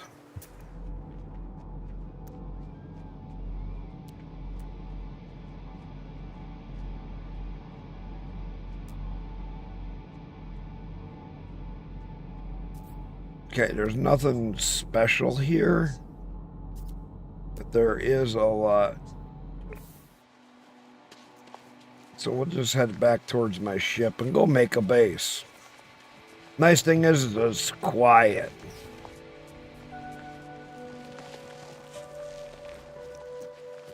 Ooh. Oxygen, baby. Toxins detected. Oh.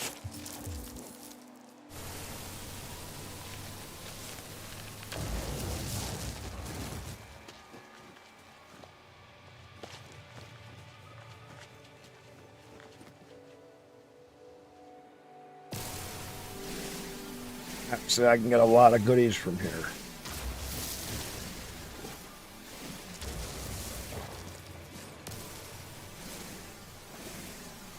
This would be a good place to have a base because pure ferrite, there's copper, there's other goodies here.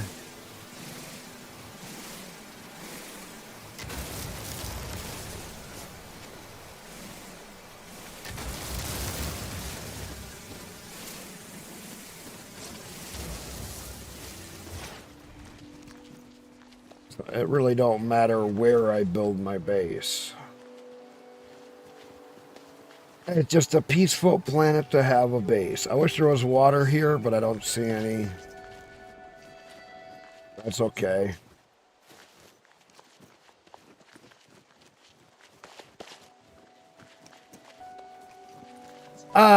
This is just my very first base, so I really don't care. It's just my first base.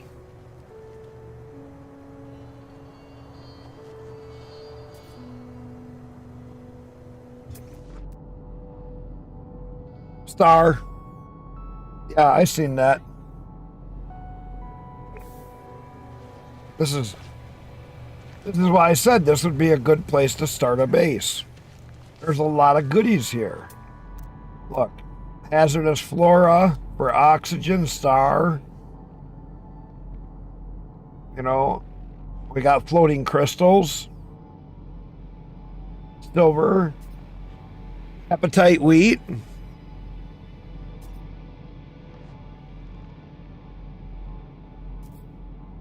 That's a smart. You found a Stargate portal? Hell yeah. So that if I come over here by that wheat, that would make a really good place to build a base by.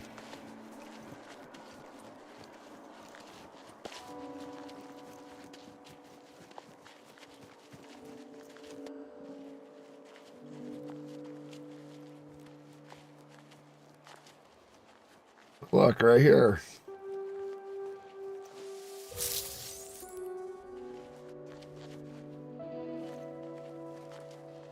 So if I build, if that wheat is, where was it? Right there. Right there is the wheat. I build my base going right out this way. Hell is that? Oh well.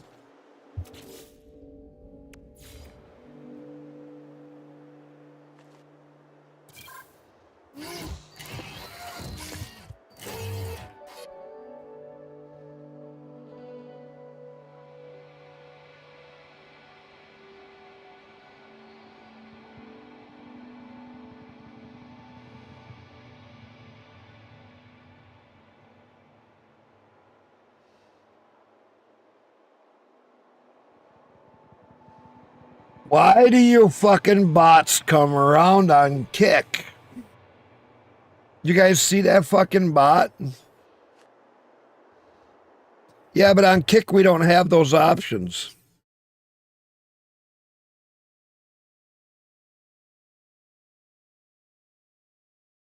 Let me see. Oh, we do now.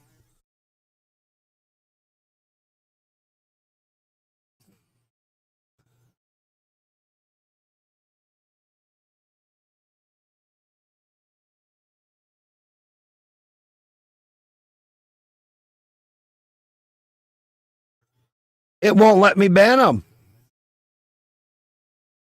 Hang on. Kick is being a little bitch. There's an error from banning.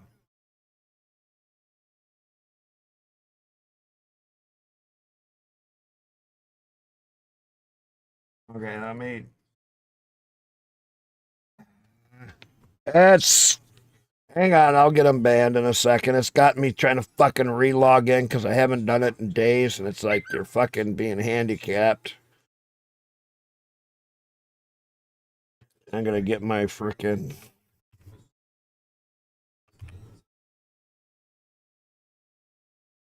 There.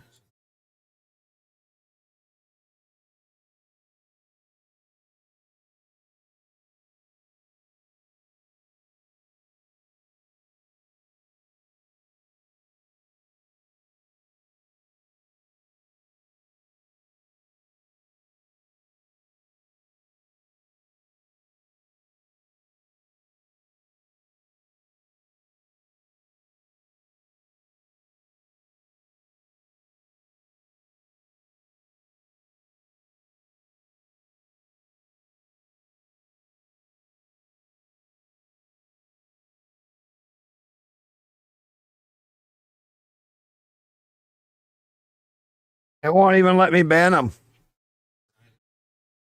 Their ban shit is fucked up.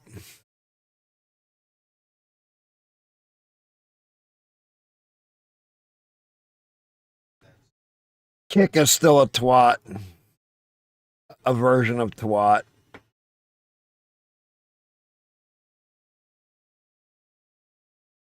Let me finally ban them. Finally, after so many tries. I finally got him. Ah.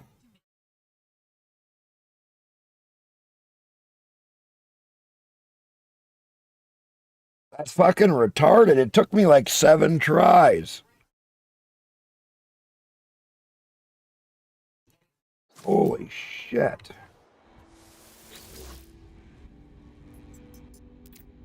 Took me 7 tries to get 7 or 8 tries to get that shithead banned. Fuck me. Base computer online.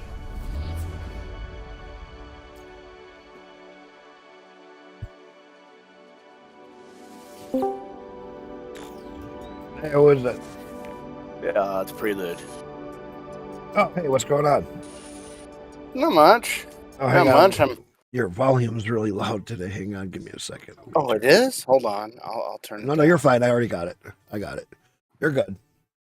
You don't have to do All anything. right. Sometimes Discord does weird things. It's been doing that every freaking time somebody gets in. It's like, got a different volume, got a lower volume, got a higher, got a lower volume. And you just, it's so fucking retarded. Yeah, I've had. Well, I used to nickname this application Crash Cord for a reason. We get it to segment fault every day. Right? It's stable at least, but the audio stuff sometimes just decides to go south. It's weird.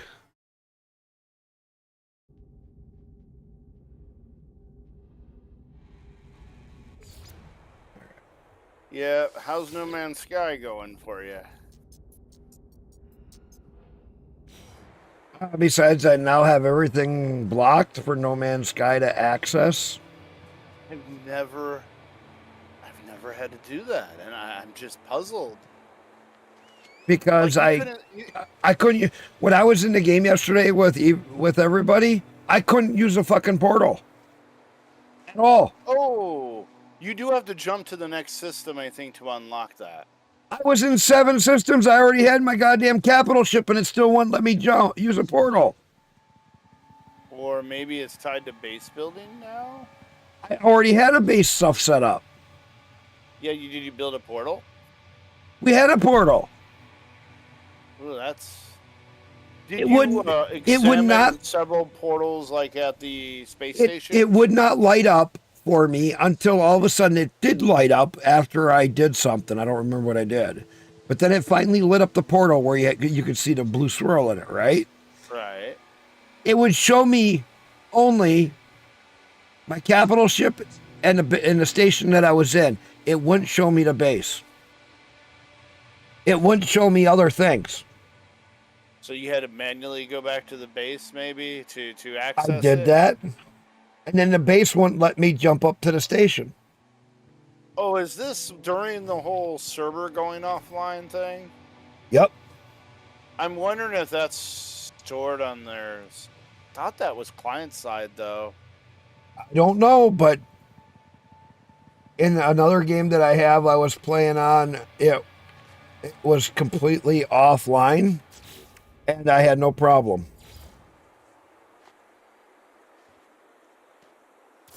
Because you couldn't see me earlier. Because my game was in networking disabled. But I could still see your game on my game was network disabled, so I found that strange. I'm not supposed to be able to see that. My game was network disabled, and guess what? You still saw mine. So I'm not sure if did they change something? Okay, why Because is it not snapping to the edge?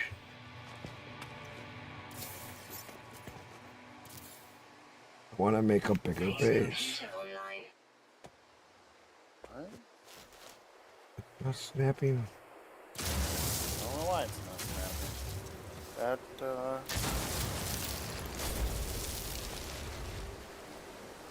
That one snapped. Sometimes you gotta go over further away and then come back in.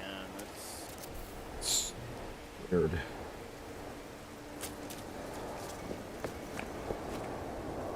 Yeah, the only time I had to like completely disable Steam or something would be to play the offline expeditions. Because you Well, can play all the expeditions offline, which I find a better way to do it. You don't have a time crunch to do it, man.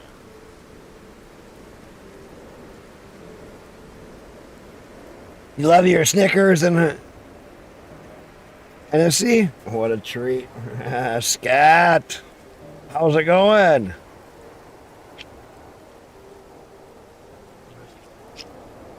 What are you up to, Scat? Switch over so I can see. There.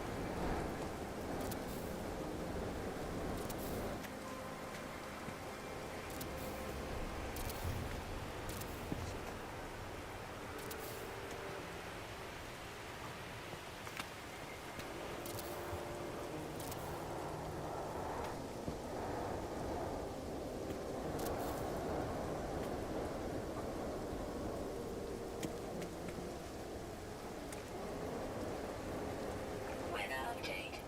Storm clearing.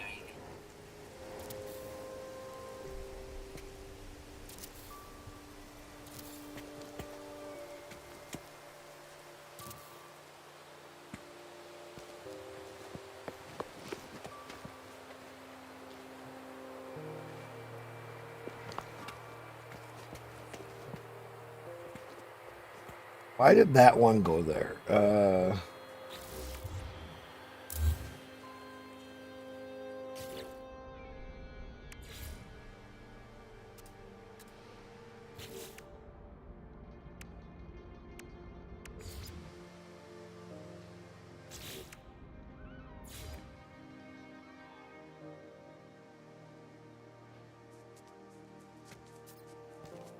Why is that?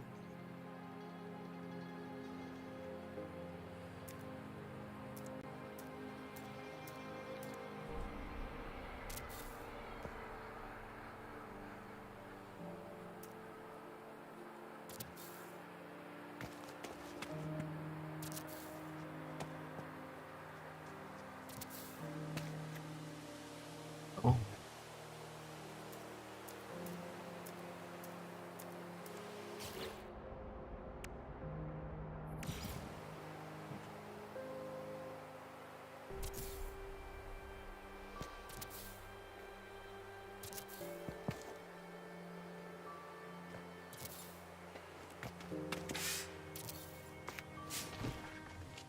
Oh.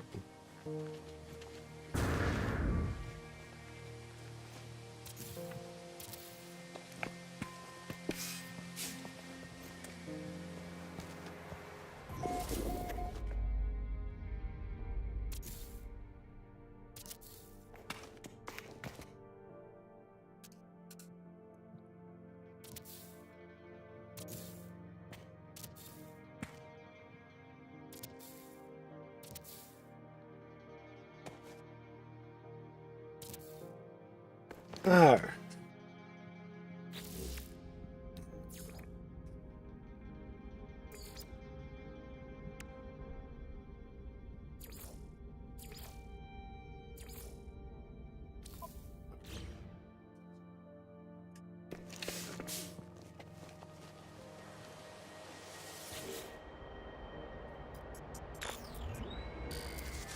Additional archives. See, I did all this stuff in my other one.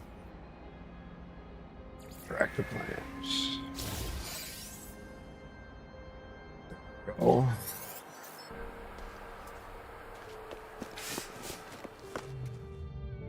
Okay, so we need the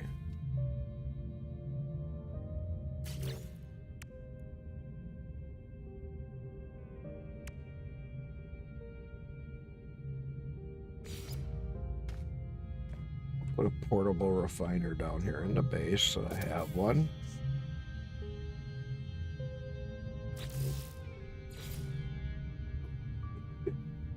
Magnetized ferrite and carbon nanotubes. Okay.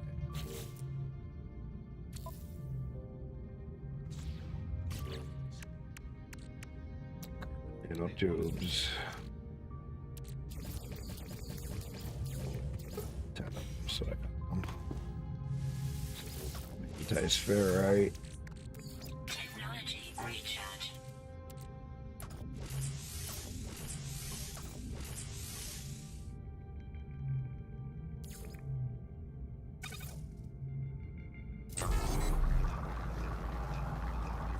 Make them so I have some.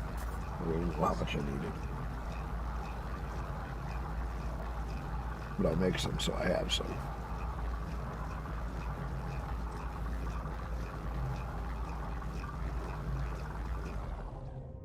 You just finished watching the Super Bowl?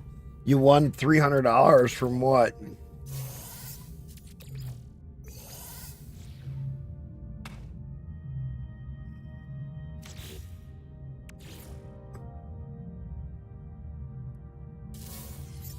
Weather warning.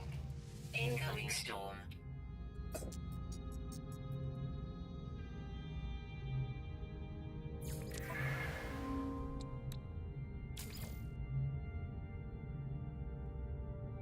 Oh, I need salvage data for this. I don't have to do it though. God damn it.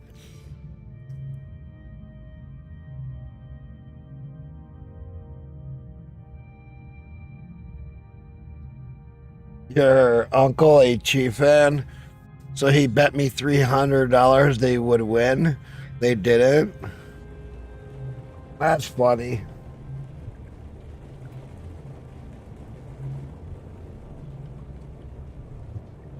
I have salvage data on my ship.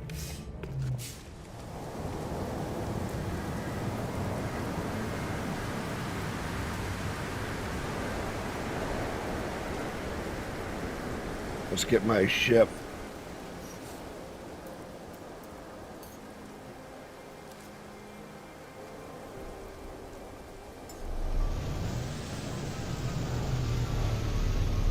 Here.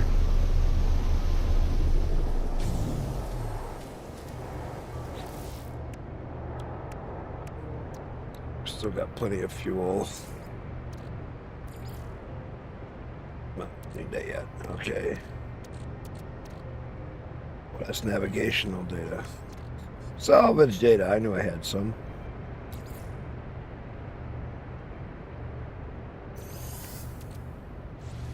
Right. I was collecting that shit for a reason.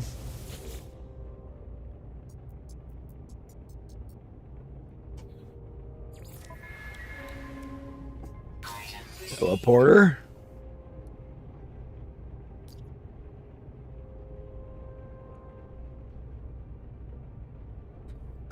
Texas, I'm a Texan fan, but Jalen's from here, so I root for him.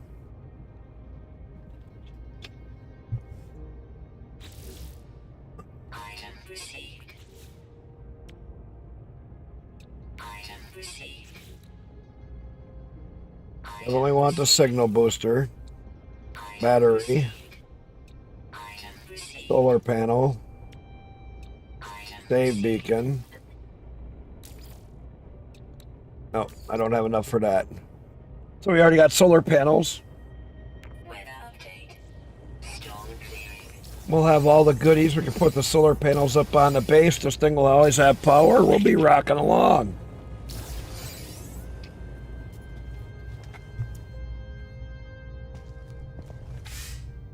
Nope. Let's go see what else we got here. I usually stay at my base for a little bit here as I get all this shit done.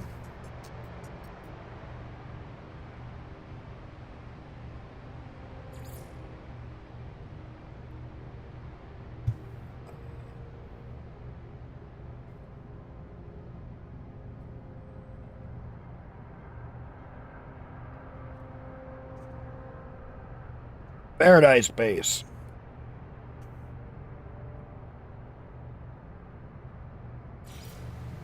There you go.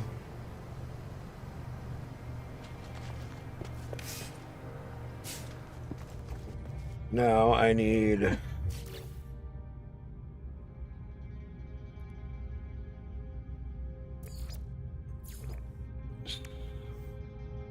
metal plating. What do I need for this? Metal plating. Really? Did they add the Elite Dangerous power distribution thing into the game? What do you mean?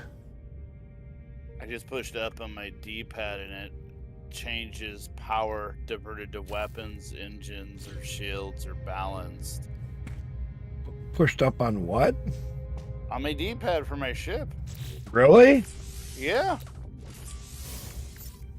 That must be something I haven't played in a couple patches now. I want to go look at the water. Supposed to be updated. I was gonna say, not that I know of. Let me see.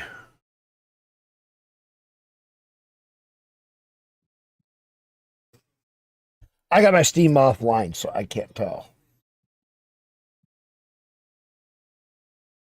Well, I have mine online. Last but my year, we networking released in the Worlds Part game is 1. still offline. Huh? It still took me here. Okay.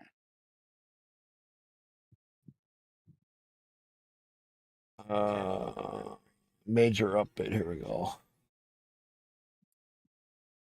Care about all that shit. I just want to know, what did they actually fix? Who is it? What's the damn dealio? Hey, Scott. I just What's- can't see my setup.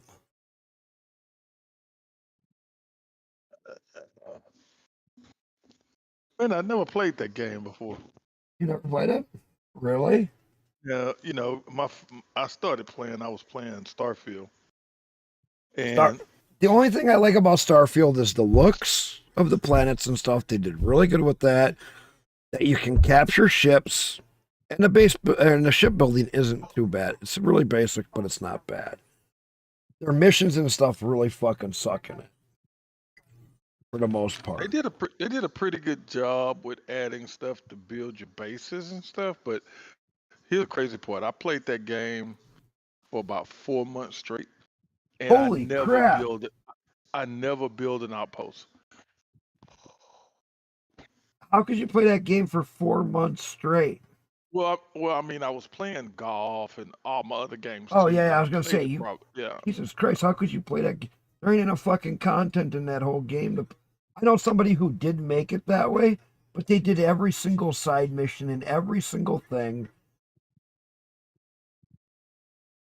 And he played that game forever. I'm talking since it was out for months. Who left? Prelude? No, I'm Scat. still here. Oh, it's Scat. Oh, he must have dropped out on his internet or something. Yeah, the one who raided me last night. I He. don't know what happened. I just got kicked. You mean you lost your Really? Discord? Your Discord dropped? Yeah, again, huh? Yeah. No, but I had one guy that I know. He has. Yeah, hold on. I don't even know how many hours What? in Starfield. He played that game from day one. What game? Starfield. And he did every single side mission there is in the game. Oh yeah, no, I wasn't doing that. He I was enjoying stealing the ships and right. No, And- it's fun. It's Just taking wish it had co-op. taking But the I just ships is awesome in the game. I just wish we had a co-op to do that. yeah, that's the only thing I didn't like about it. It was single player, but it was supposed to be when they first started talking about it. It was They supposed said, they would always talk about you playing it with your friends, Right. And then when it came out, it was single player, and I was like,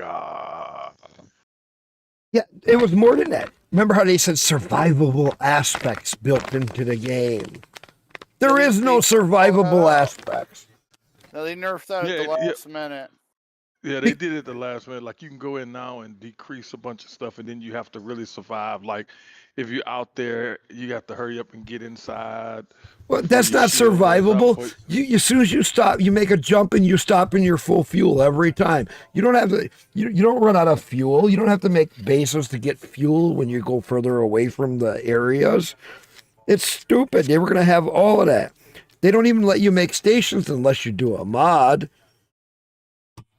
well, they do now, not stations, but you can make different outposts. But I just it kind of ran its course with me, Right. and Yeah. I haven't so touched it then for a long time. Even since their update, I haven't touched it. I haven't even done the yeah, update. I stopped playing it when not No Man's Sky. You got me saying that when that last DLC was added Right. and you had to pay for it, and I was like, I don't mind paying for it, but I just don't see myself playing the game anymore. So I said, I tell you what, if I go back to play it again, I'll buy it. But I went back and played Red Dead Redemption more than I do Red Dead Right. Online than I do Oh, Starfield now. So Red Dead's fun. Hey, Vizzy. uh, Vizzy's like, would you hit the lotto? No, he had a bet with somebody, and he made the oh, 300 okay. bucks I over like just the walking game. around in Red Dead Online and just looking at all the scenery. See, I Yeah. couldn't get it. I'm not a Western style guy. I just that whole Red Dead stuff with the Western style and this and that, not my cup of tea. Oh, the crazy thing was that was not my cup of tea at all. I tell you what happened. I was playing golf and I was playing Call of Golf, Duty, God, and then I just kind of got bored. right, And so Starfield was getting ready to come out, and my friend, I had Red Dead Online. I just never played it. right.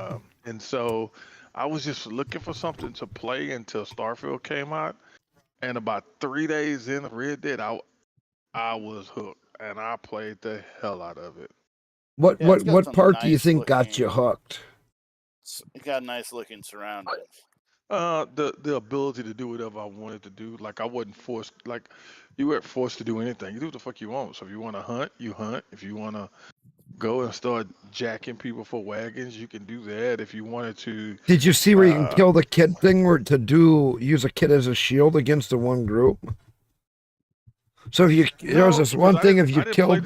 I didn't play the story mode. Oh, there's one spot in there. A guy I watched a video where a guy showed that if you kill this one group of first you get a kid out in the water, you kill him.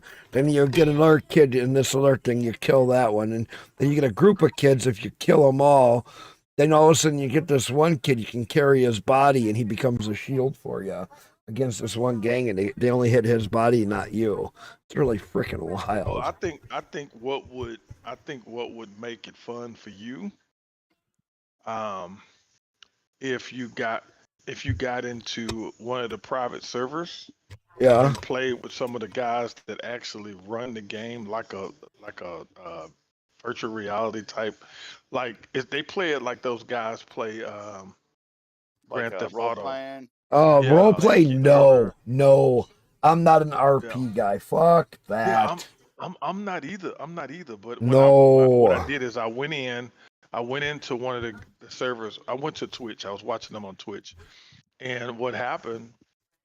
I was watching this chick play where she was role playing and she was the sheriff of this particular town. And it was so funny because this guy had a warrant out and she saw him. So they went to chase him. And once they caught him, I was like, okay, I'm going to go to another server. So I went to somebody else's Twitch. And when they were standing in front of the jailhouse talking to one of the doctors in the village or whatever, and the group that chased the guy down and arrested him is playing in her server. So then you see them bringing that dude back to jail. And so I thought, oh, that's pretty cool, to a certain extent. Like I, they get yeah. into it real deep, but I like the way when they play on the private servers, they tweak everything. So like, you get a whatever job you're doing, you get that salary, then you can go out and build your house on your homestead and gate it in and get you some livestock. I mean, they really play it pretty good. I've just never been that type of person, but I actually enjoy watching them play it. I don't know if I have it in me to play it on their time schedule. But this server that they have, that this particular like server that they play on, it's a live server. So Right. somebody's always on it. It's always a group of people on it. I thought it was pretty cool because you could play it with other people. You know? You know, it's possible to play the online version of Red Dead on. It's kind of like a private, but you basically give a code to all your friends that want to join, and it's online with just your friends. Yeah. Yeah. Well, that's what they do. But from what I No, understood, it's not one of their. It's not a hosted server using any kind of mod pack. It's adding something to one file, and you can basically make it so no one can connect to your game, but your friends that have that same passcode. oh. Well, I didn't have any friends playing the motherfucker, so it didn't matter. Yeah, I Matter of fact, just played it. all my friends would get on and be like, "Bro, what are you doing?" I'm playing Red Dead. Oh god damn! You want to play around the golf? Well, yeah, if y'all gonna play, but as soon as our match is over, I go back to Red Dead. And they're like, "Bro, what the fuck?" The issue with Red Dead, though, is if Rockstar focused it as much as they did on Grand Theft Auto Online, on Red Dead Online, it would have been a really good hit. But they just kind of dropped the ball with a lot of features. I don't know. I just So like this new Grand Theft Auto is gonna be wild, bro. Their target Maybe. is one of their targets is 100% access to all buildings in the game. They're using AI, oh and god. so they're using AI to populate all the buildings. So every time you go into a different building, the inside looks different. The furniture's different. When people build different houses, they have all these different ways to decorate their houses and different The paint AI jobs, paint stuff, people are cars. going to start to get. I'm already getting sick of it. The AI bullshit. Because it's too repetitive, and you can just tell it's too fucked up. It's bullshit. Yeah. If you have the right parameters and the right AI, though, you can do some things. But that's more like procedural generation, it sounds like. And they're just calling it AI, right? Right, yeah.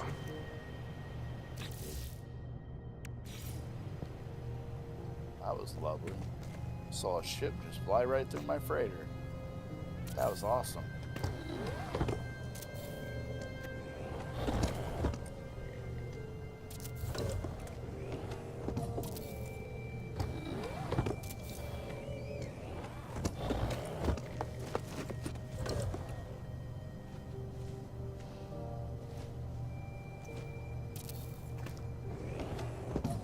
That's a big feat if they pull that off, though, with all buildings accessible and on itself.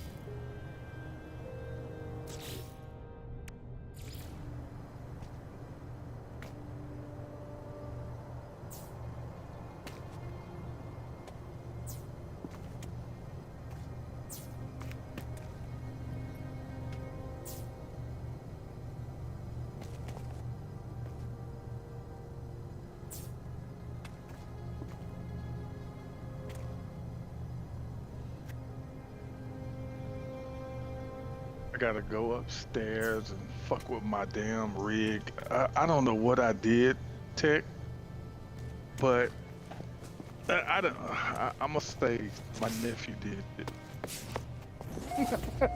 You're going to say your nephew did it? Yeah, because I was downstairs playing on my Xbox and he wanted to play, so I turned him loose on my PC. And I have my Xbox Series X down here, but I have my PC upstairs with my other Xbox. And he was playing Xbox and he wanted to play. He wanted to, stream on his TikTok, on his Twitch, the game he was gonna play. So I logged out and logged into a separate Streamlabs for him. And I think he logged out and logged back into mine by mistake because I saw my Twitch go live when I was downstairs. I was like, what the fuck?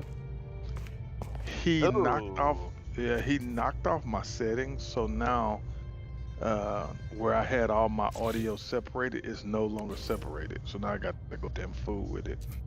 Ooh. That could be Yeah. a nightmare to reset back up. I'm like, fuck.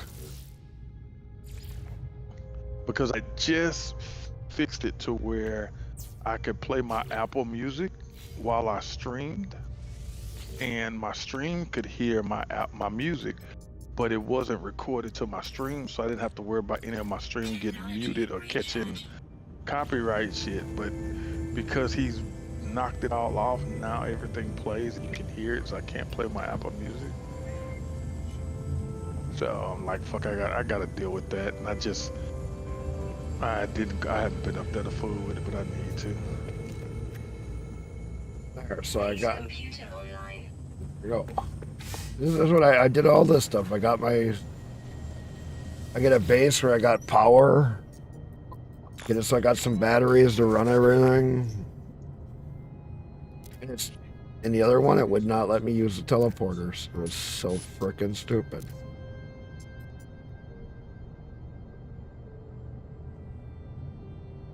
I'm going to look at an RV.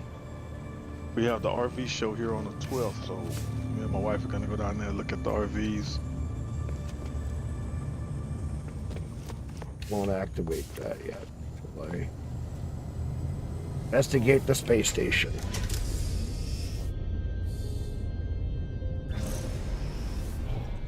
Did just notice something.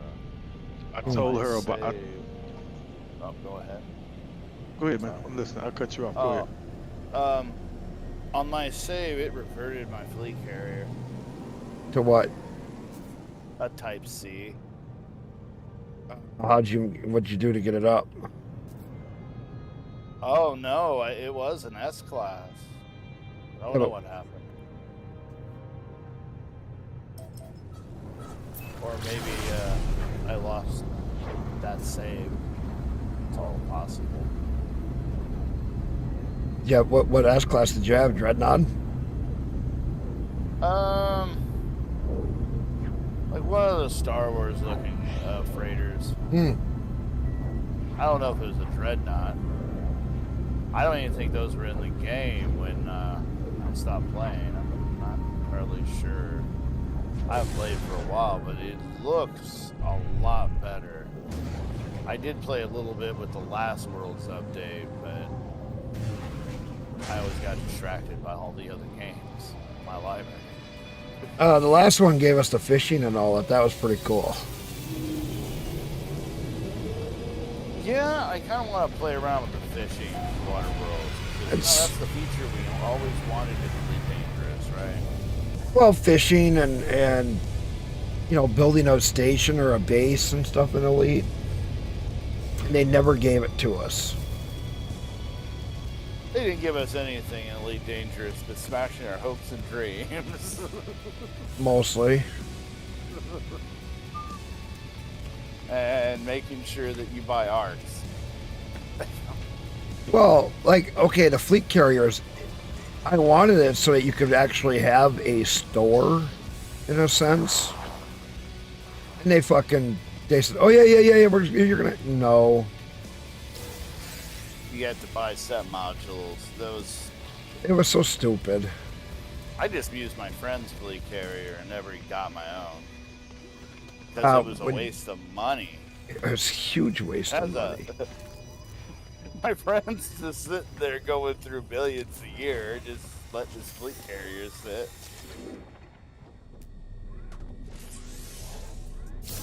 I don't play that game anymore, though, so... Well, when Odyssey came out, nobody played it after Odyssey came out. Oh, that performance was for it. Oh, they fucked. I don't know if on foot stuff was worth it for that performance drop. Honestly, it ran on a toaster with Horizons.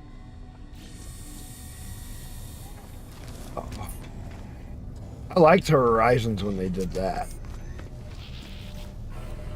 Horizons was a nice add-on when they did that, where you could do the planet lands and stuff. Yeah, I just think their engine I think their engine still is duct taped together.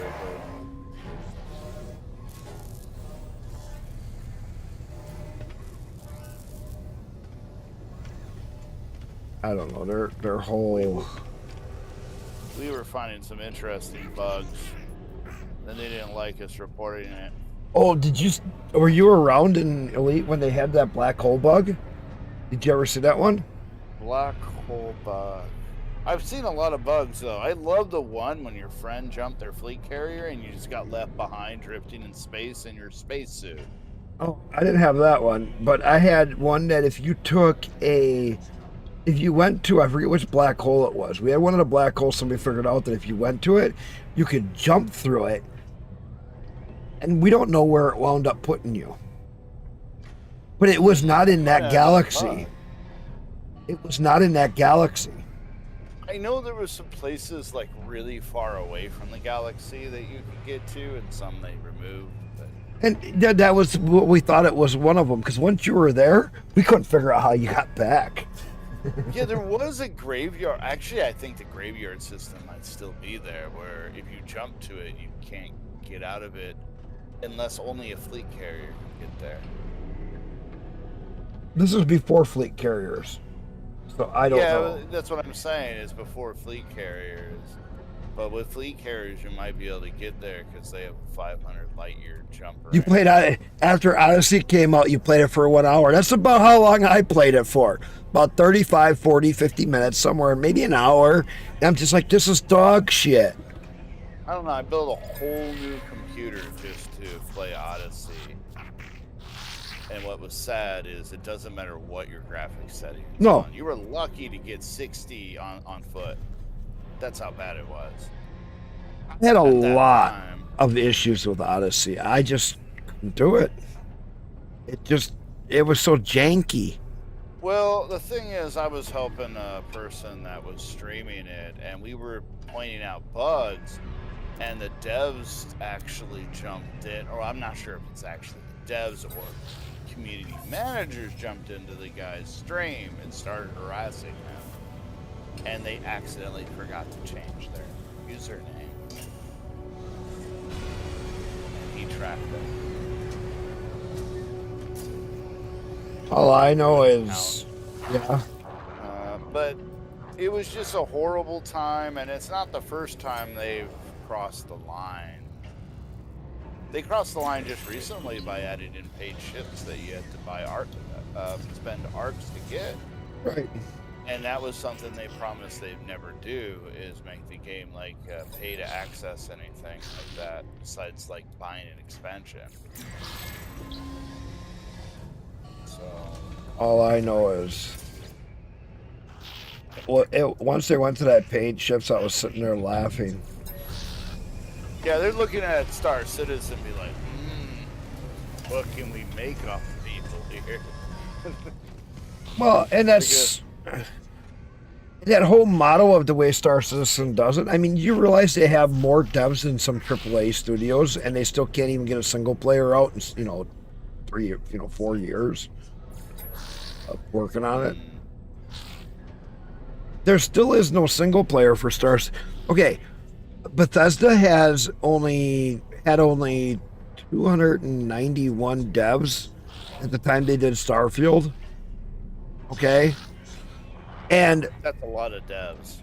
Well, you got to remember how many games they're working on. So for some of the issues Starfield had, that's a lot of devs. But you got to remember those devs aren't all working on just one game, because they had Skyrim, all these other ones that devs were dedicated to working on. I don't know where the next version of Elder Scrolls is going to be.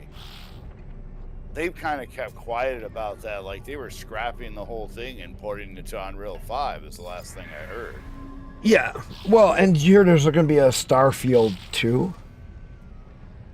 That I could see.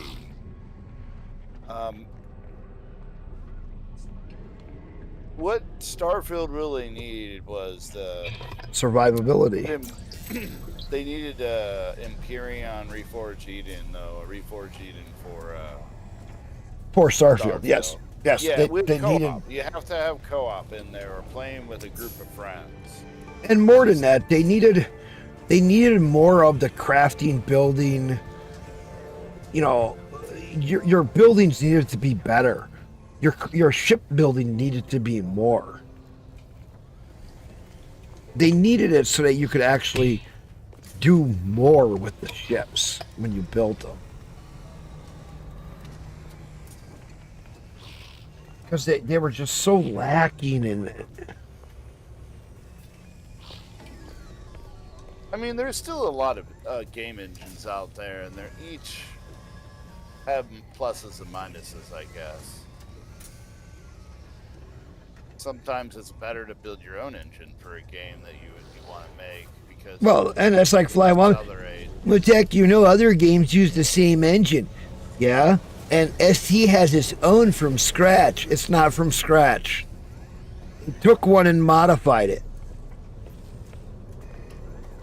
SC is not from scratch. They paid for it and then they modified it. That's their engine. It's their engine. I mean, some games actually modify things like Unreal or Unity. And a lot of people do that with Unreal. They modify the game engine because they can. That's why Unreal has it so that they can modify their own engine. And they make all of them do that. Unity, a lot of them have done that with. There's other engines besides the Star Citizens that made their own game engines out of another game engine. I don't follow Star Citizen much. I know they have some really impressive demos.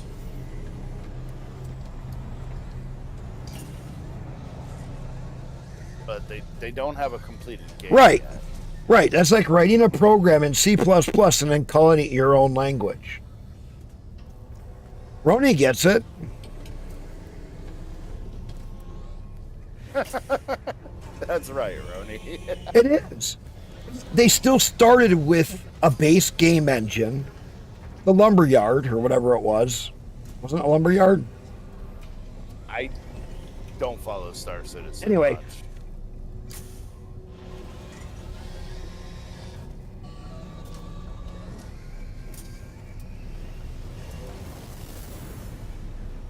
Or Cryo Engine, that's what it was. They started with Cryo Engine and they made changes to the engine and now they call it Star Engine. But the guts of it are still Cryo Engine. Well, but did they rewrite it from scratch to a level where it's not No. the same engine at all at some No. point? No. Somebody actually showed a breakdown of Cryo Engine and Star Engine and can prove it's all the add-ons that they added on and changed certain parts of the main engine where they added the add-ons and then they converted the add-ons to make them more, and that's all they did. It's still a Cryo Engine base. Not going to bed yet. I wonder if I could give the So that's like taking a car, putting a aftermarket kit on it and saying it's your own No, car. you really know how I got it. Oh, well, you maybe added a turbo to it and added a few other things and changed the hood, changed a few graphics on it, changed the flare kit on it, and now you're marketing it as your own car. That won't fly in the car industry because it's not your car. You modified their car to make it look like something different. But if you tried to open market that, good fucking luck. That's basically what Star Citizen has done. They basically changed the paint on it, changed a few other things on it, made some other altercations. But in the end, it's still a base Cryo engine with some mods added to it.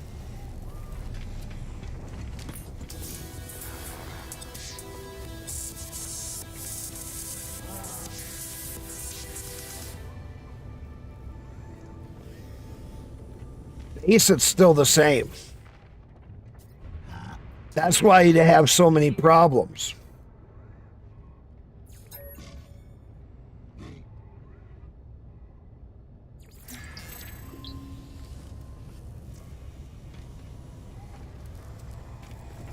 And Star Citizen has a lot of problems, like walk into an elevator, fall out of a station, go to get out of your bed when you first spawn, fall through the station, and you're not even in a suit.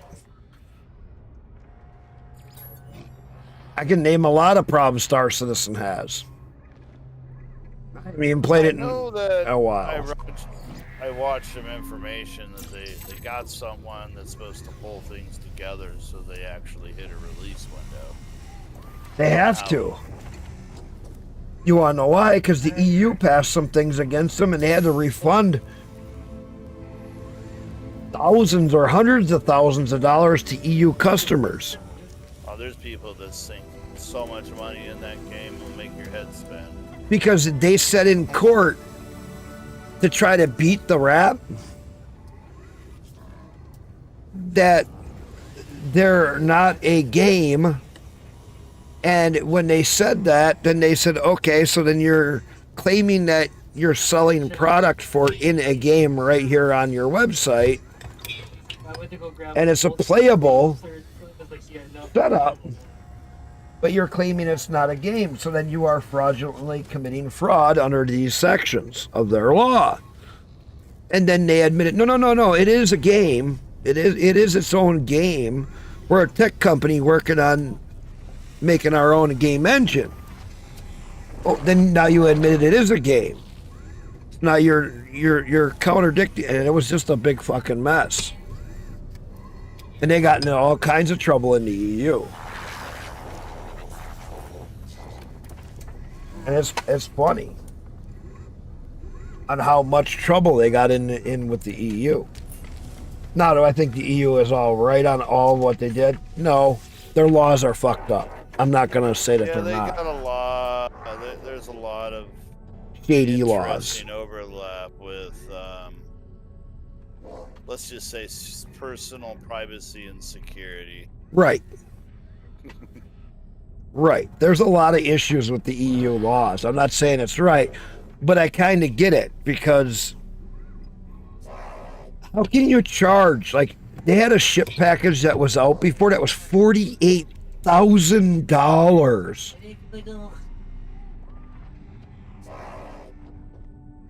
Well, they like funding companies not in their country too for billions of dollars. They try. Which He just kind of looked at me like, huh? somebody's going to put it into that eventually. But could you imagine buying a game ship package that has stuff that's not even listed in the game that you're not going to be able to get for the next 5 or 7 years, and they put it into a game package claiming it has value? Well, I mean, they probably put a big disclaimer in front of you purchasing it. Oh, they had quite a Massive few. hula. Yeah. That's not my point. My point is, though, how scammy is that when a game does that? A $48,000 package. I found out after all I was already into it. There should be a limit. That falls into the same category as the microtransaction games and the pay-to-win games and other things. Something. It's got to fall in somewhere Some of for them fall into legalities. gambling, and there's a lot of people that think some of those games should be outright banned. That kind of game, Well, where it all depends on what kind of mobile game you're talking about. They go after those whales, as they call them, or whatever, for mobile games, Wombat. But there's some people that get stuck into an addictive cycle of purchasing. And that's what they rely on. Gambling. Yeah, it's a gambling addiction. The whales have they have unlimited money. It's the other people that want to feel like they're in the game, and they get sucked into the money trap in it, and some people don't even realize it. Right. There's another.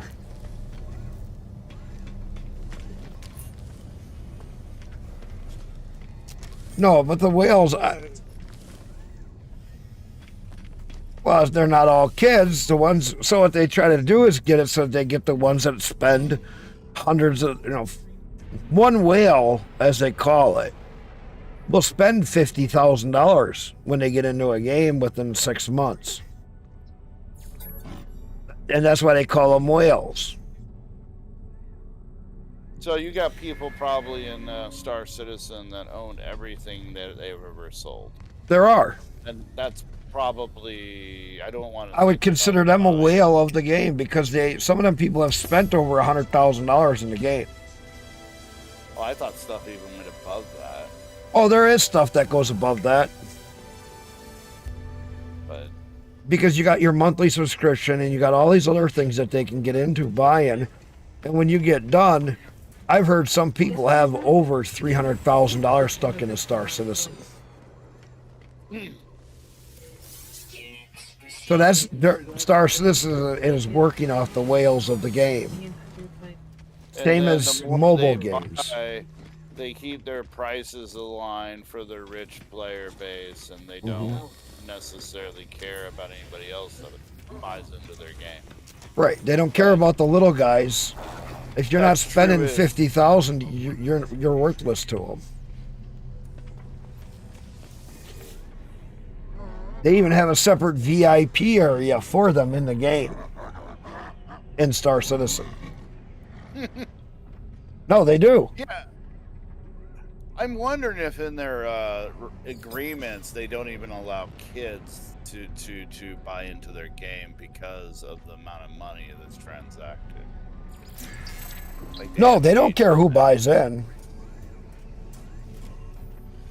Because your first basic ship is only $45.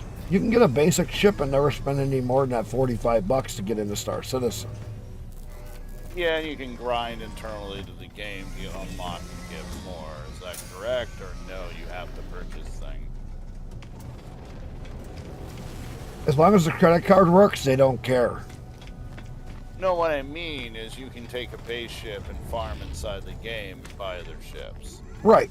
Yeah, no. If you start with a basic ship, you can literally do some box missions and some other missions and make the money to get either a salvage ship or a mining ship, and then from there, you can make all your money you need. And you can buy any of the ships in game that they have. But they get a lot of people on FOMO for fear of missing out because they'll say that something's a limited time only. And then a year later, it's in the game. That's where it's scammy. Because they do that stuff, they work off of the FOMO here of missing out. Yeah, some people don't fall for that though, and I guess those are fine if they enjoy the game and everything. Yeah, but they spend so much money. Well, there is people that just bought the one ship and that's all they just play the game. Every day there's less and less people with one ship. Because they just keep buying. Right. You're familiar with the game Warframe, right? Yeah. It's possibly the only game that you buy stuff to cut your time, but you can earn everything in the game, and the currency is tradable amongst players for parts that everybody can find. Right. So they do it in a unique way where you don't have to buy into it. And you can get extremely rare things. It's kind of RNG at that point, but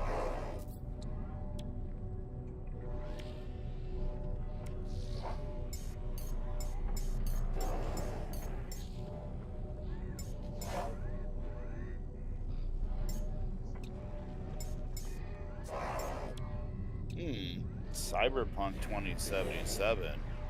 I don't know. Did they add like a market account to that for skins and stuff or something? I don't think they did. No, not well. I don't know. I don't have it. I have it, but I haven't played it in a little bit.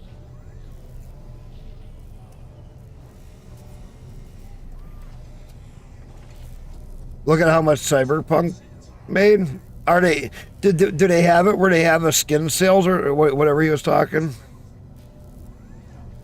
Yeah, my Warframe is like a top game for potential microtransactions, but you can earn everything in the game and If you trade grind and it get out. the end game. Yeah. Right. Well, it's part of the game. Everybody has to do that grind.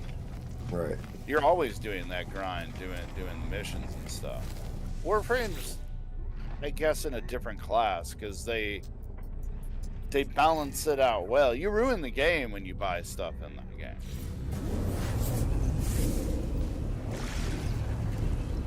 I put. See, now my teleporter works.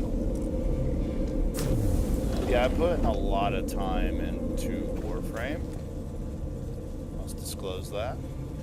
I haven't. See, being in offline mode, now my teleporter works. So your teleporter was not working. No matter what I did. Let me see if mine's working. I'm pretty sure it is. I think I have one on my. Yeah, it's lit up and working on my freighter or my fleet carrier, or whatever you want to call it. Strange is I can go to different places still, even when it's not connected online. I think that's locally stored. Like your bases and stuff, yeah. Well, I only have one base because this is my save off of the Polestar expedition. So I have everything on the fleet carrier. I have all the people to progress the base missions on it and everything. Put everything on my on my capital ship. Yeah. I'm not sure if there's actually a need to build bases besides to collect resources. If you put everything on your capital ship, no, there isn't really a need for bases besides resource collection. Is the it's flying towards it, and all of a sudden there's my base. There's some people that play Warframe very expensively and think of it as like a monthly transaction charge too. Right. But you can get caught up in buying Prime packs or something every 3 months. It's usually when they release a new Prime. That's a lot of money. I mean, that starts adding up. But they generally make it so you can run missions and get all the pieces and build your Warframe. That requires getting the materials and getting the pieces. Right. And then, of course, everybody has to level every new Warframe they get. They start out at like level 0 or 1 or something like that. So.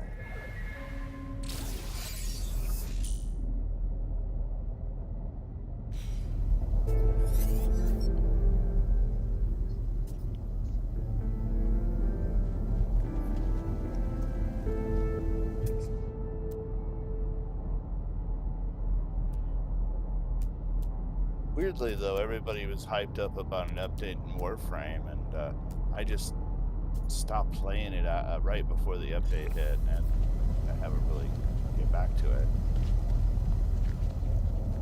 It takes some time investment to play it, and finding a group of people that has the same amount of invested time.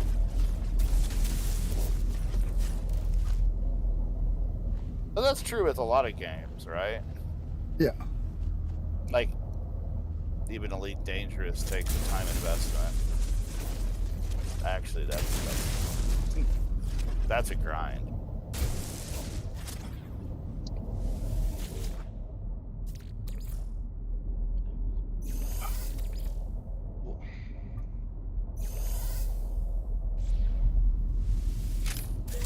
Units received. Radiation protection falling. Scott, are you still in here? Yeah, I'm here. I playing something? Actually, I'm not. I was reading a text from a client. They wanted to go look at houses on Tuesday, and I had to tell them, ain't no way we're going to look at houses on Tuesday. Why? We're going to be raining Tuesday, Wednesday, and Thursday this week. And it's going to be heavy rains, and I don't show houses in the rain because I don't like to track up. Most people when they're selling their house, they had their floors clean, they had their carpet clean. Right. And I carry shoe covers for all my clients in my car. Even if it's not raining, I make them put shoe covers on. But when it's raining, even with the shoe covers, you track the house or you track something. So for me, if it's rainy weather like that, I don't normally show them.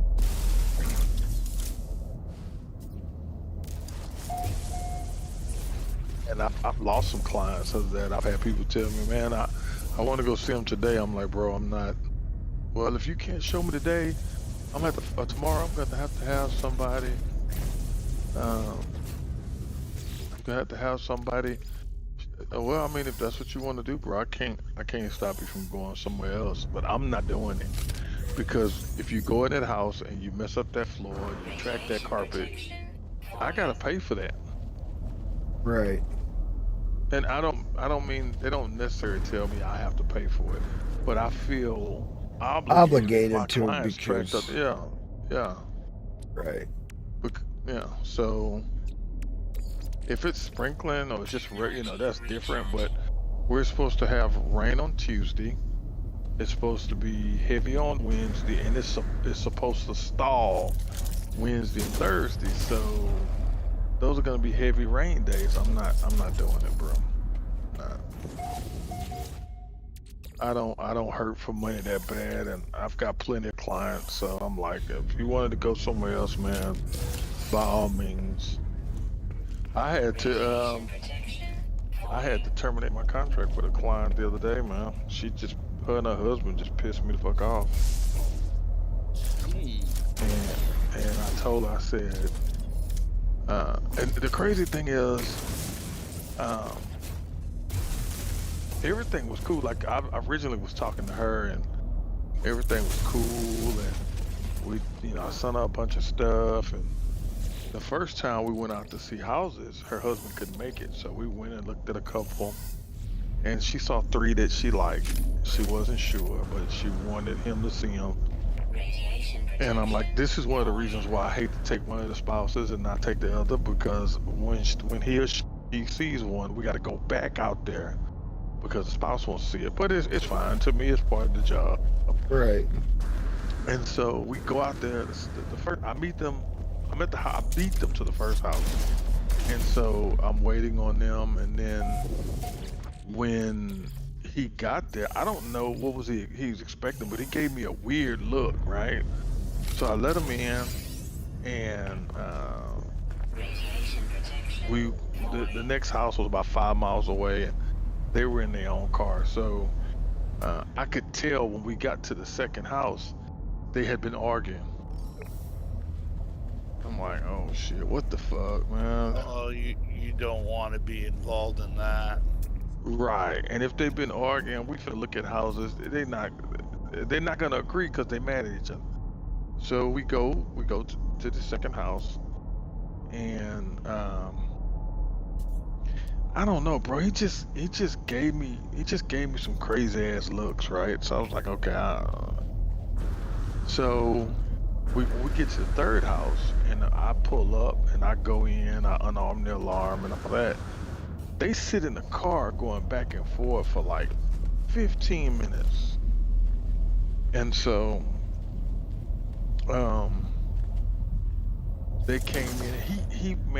He walked that house so fast. Like we walked in, he went straight upstairs, came down. It's like as she was going up, he was coming down. He went into the masters. She came down. He went outside and got in the car.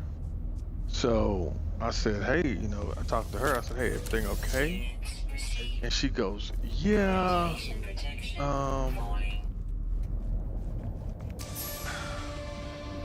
I'll talk to you about it later. I said, okay, no problem.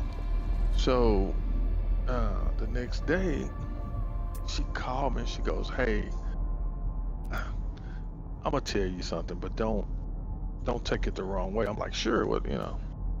She said, well, I don't want to make my husband sound like he's crazy, but he had a problem with you.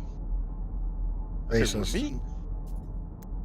And she goes, yeah, it's not you really. He says you're my type.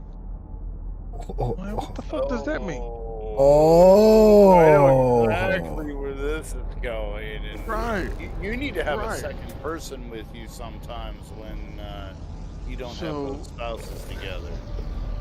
so I said, hey, oh, okay, let me make a call. I'll call you back. So I called my cousin, and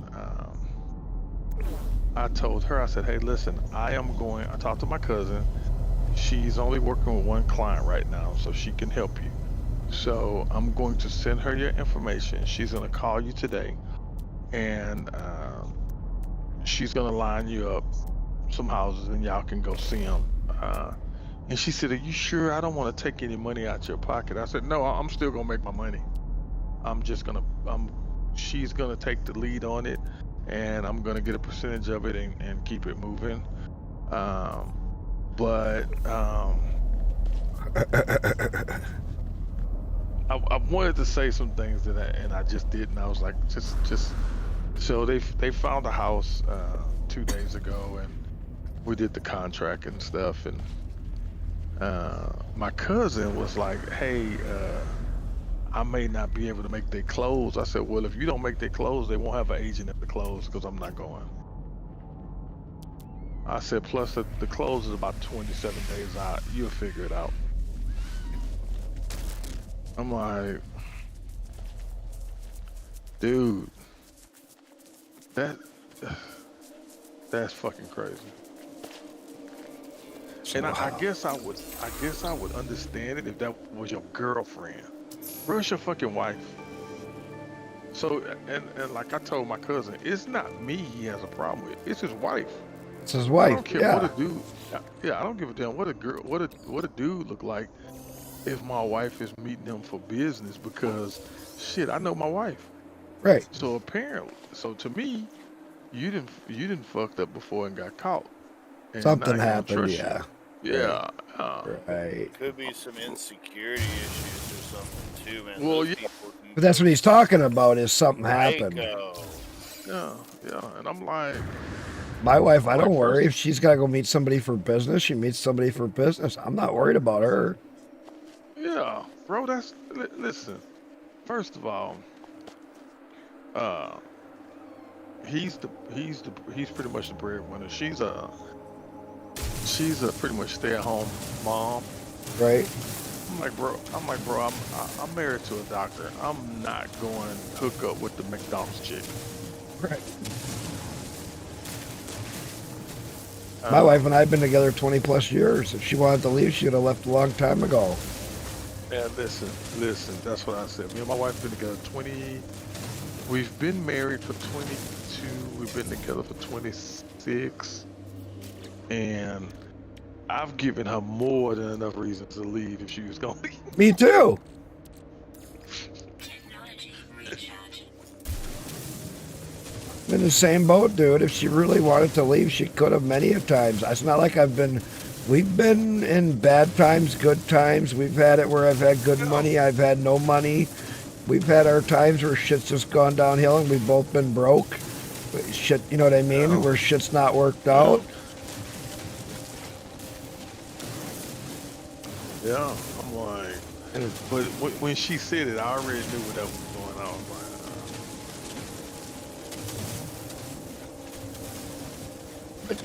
I mean, if my wife wanted to leave, she could have. She knows where the door is. Anytime. Glory! How's it going, bud?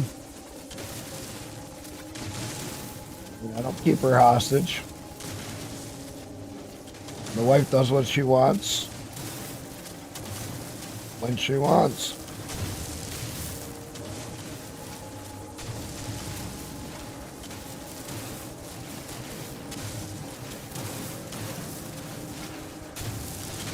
Always been that way.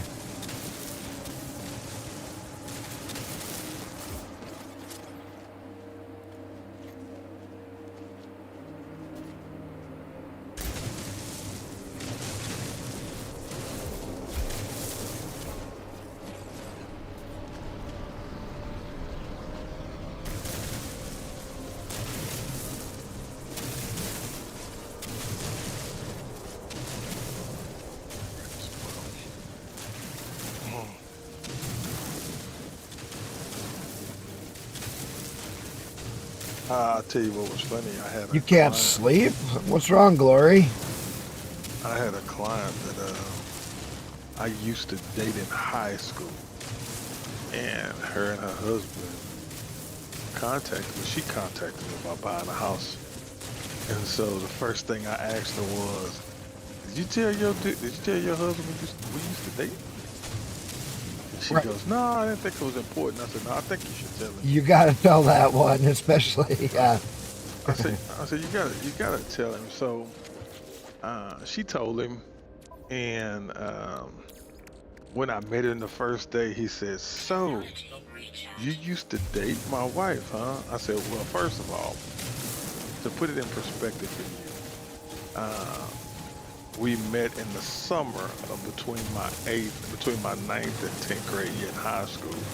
I said, "We never really went out on a date." And he looked like, "So what did y'all do?" You know, and I was like, I worked in the summer. I worked as a lifeguard at a community center in the neighborhood, and she worked there as well for summer day camp. So I saw her every day. I said, "Well, bro, we didn't even go out on a date." And then I said, "Well, let me take that back. We went out on a date about 3 or 4 years after we graduated high school. I ran across her, and we hooked up. We went and ate lunch, and then I had a basketball game because I was playing in some city league, and she went to the basketball game with me, and then I took her home, and I hadn't seen her. I've talked to her or Facebooked her, but I hadn't seen her in about 5 or 6 years, bro. I'm only telling you that because I don't want you to think." He goes, "Oh, okay, that makes sense. So y'all never." I said, "No, whatever you think." No, we never did. Yeah, never. I said, "No, man. But I just thought that you should know because I didn't want any." And I get it, Question. man. I'm Question. cute. Yeah. Yeah. Yeah, I'm cute, bro. I understand.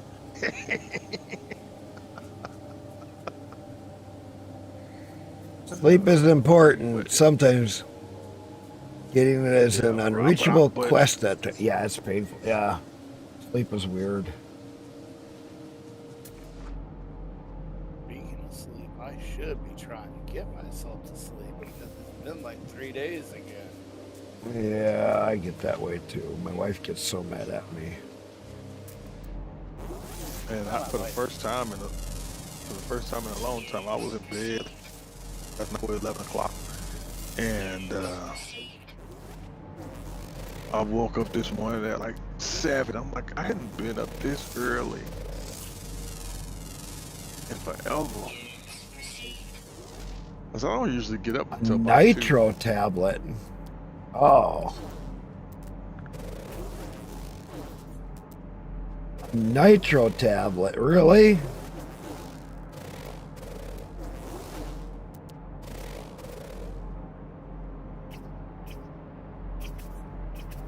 Can't those like make you extra hyper in some conditions? They speed your heart up and other things.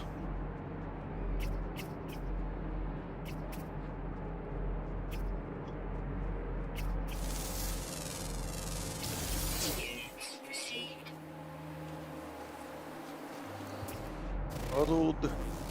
What does that say? Cuddled dead girl. Yeah, you're like a lot of people. Why are so many people having heart attacks? That's my question. You had one. Iron Eye had one. All these people have had heart attacks in the last 6 months. It's probably because you're streaming. Well, he didn't. He had a heart. Glory wasn't around my stream when he had a heart attack, and neither was Iron Eye because I never even met Iron Eye until after his heart attack.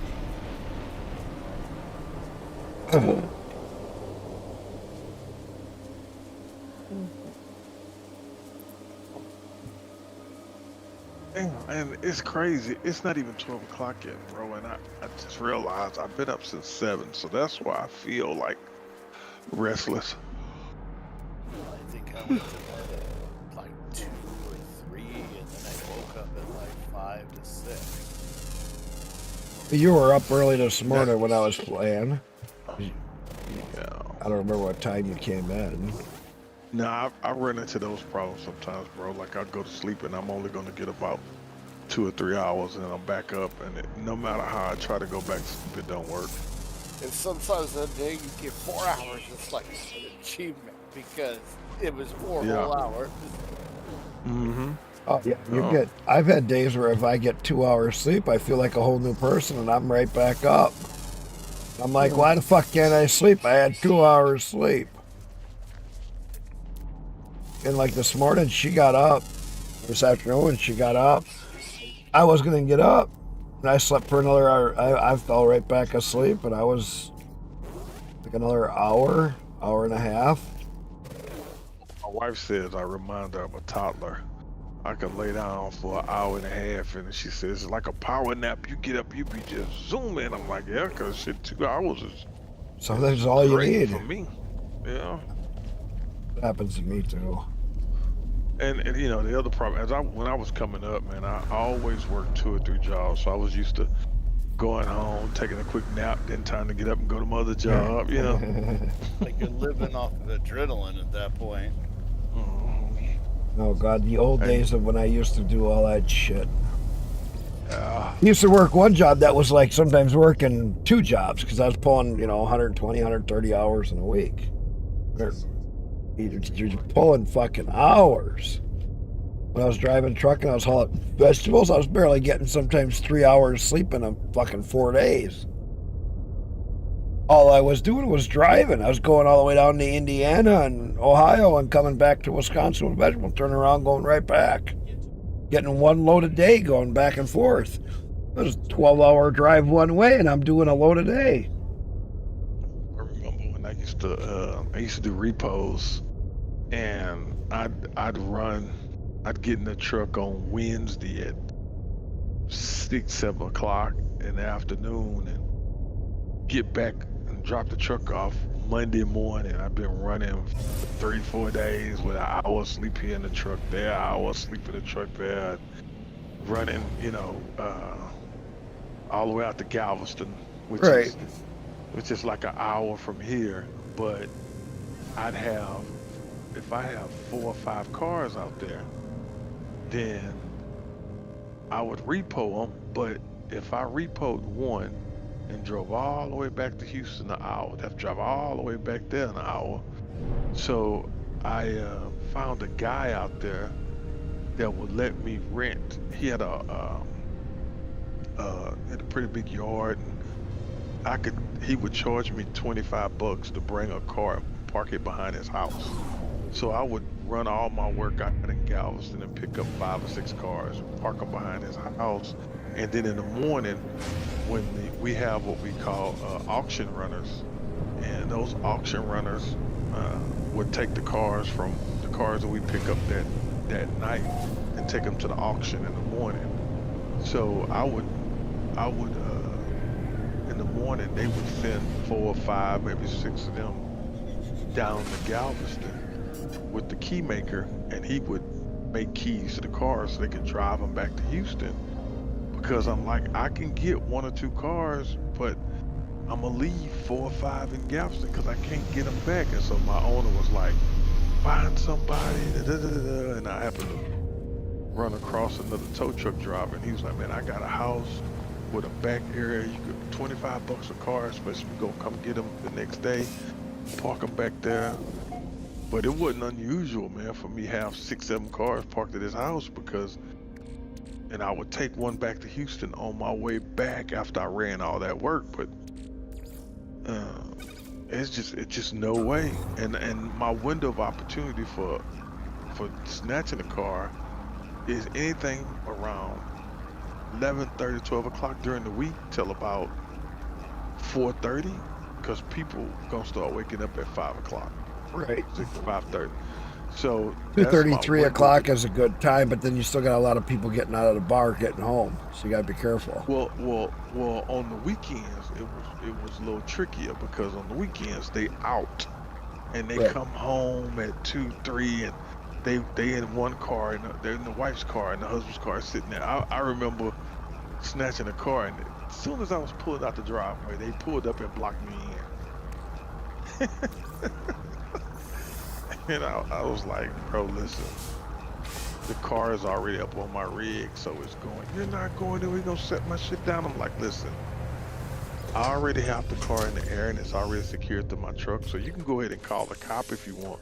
Just be mindful that when the cop gets here, once he hears what you got to say, he's gonna tell you that it's already hooked on my rig, and right after that, he's gonna ask me if I want to press charges on you for kidnapping. So that's your call, but I'm telling you, if I have to sit here 30 minutes for a cop to get here, I am definitely gonna file charges on you for kidnapping. So,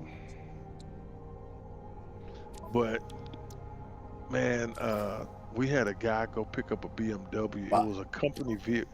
It was a company vehicle that the company gave him to drive, and he got fired. And he was supposed to bring the car back, and he had the car for 2 weeks. So we had a new repo driver that the day guy had trained, and I told my owner, I said, hey man, let that dude ride with me a couple of days so I can feel him out. He was like, no, Chris already trained him. I said, okay. So they sent him out there to go get the car. They figured it's in the morning, it's daylight, he gonna get the car, they gonna give it to him. So he backed up to the car, picked it up, and he had got out to secure it. And the guy came out, and the guy was like, man, just let me get my stuff out. And I told the guy, what he should have been told was, if somebody want to get their stuff out, they have to give you the key, and then you can unlock it and let them get their stuff. So the guy went in the house, he came back with a box, he handed him the keys, and then he took this big ass hammer out the box and started beating the fucking shit out the car, man. Him and his wife bust this was back in 2017, 2018, so this was 2017 BMW. Man, he fucked that car. They broke the windows, the side mirrors. His wife took a knife and started cutting up the seats, and we have cameras on the truck, so everything was recorded. And so what the guy what they thought was, they misunderstood.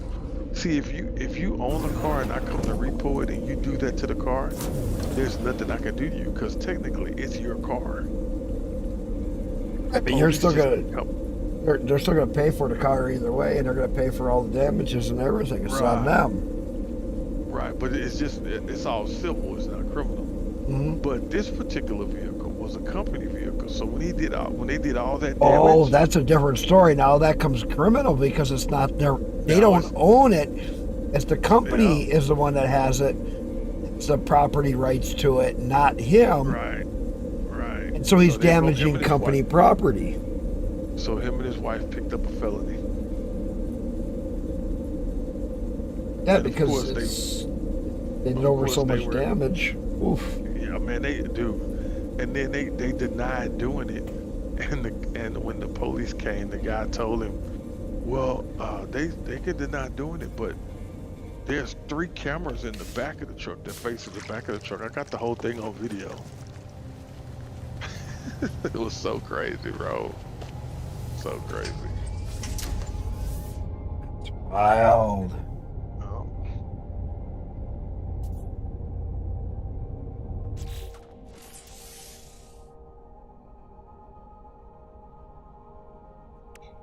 It's wild.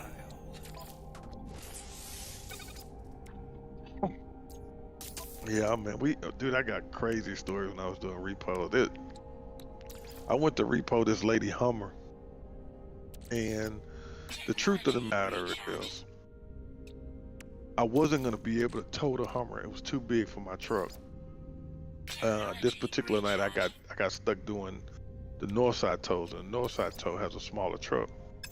So normally, what we do is we pick the truck, like the Hummer. I was gonna pick it up, go up under it, and put it in neutral, and just pull it out to the street. Once I'm in the street, then I can go knock on the door and be like, "Hey, man, I'm about to repo your Hummer, but if you give me the keys, I'll let you get your stuff out." You know, yada yada.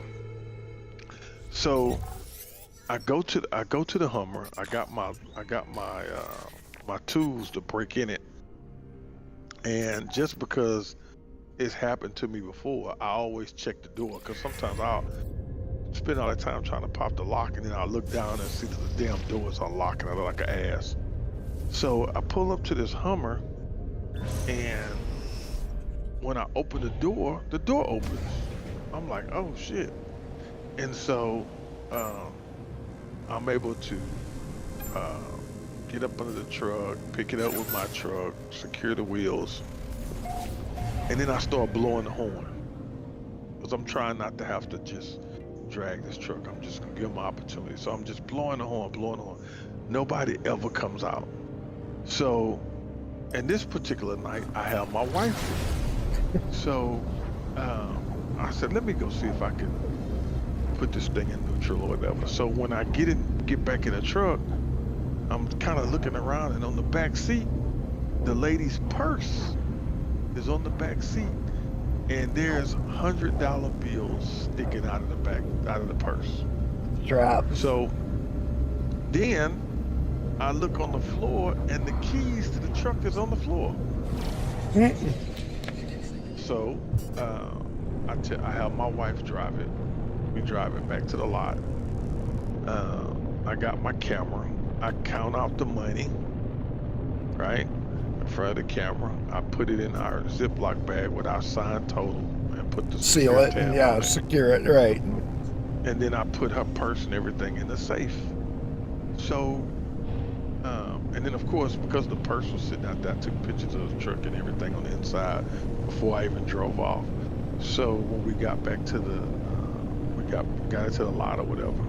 So when the lady called to report her truck stolen, of course they told her no, it had been repoed, and her and her husband came up to the shop. So as soon as the lady walked in, my owner said, she said to him, I had $1,600 in my purse, and all my money better be there. And he goes, well, ma'am, I'm gonna be honest with you, I haven't done the inventory on the vehicles this morning. You can tell me you had $1,600 in that truck, but if it's $300 in that truck, that's all I can tell you was in the truck when it got here. So he goes into the safe, he pulls out her purse, and he makes her count the money in front of her. And as she's counting it, he counted $1,600. She said, there's only $1,400 here. He goes, no, ma'am, count it again. I counted $1,600. So she counts it out again. She says, there's only $1,400. I want to see the guy or the girl who picked up my truck. So my boss said, ma'am, you can act a fool with me if you want to. We can call the police, but I'm telling you, you have $1,600 in that purse. So she said, yes, could you call the police? So when he turned around to get the phone, she took $200 out of the money and put it in her pocket. So when the police came, she said, I haven't left this spot. I want you to count this money. I told him it's $1,400, and he says it's 16.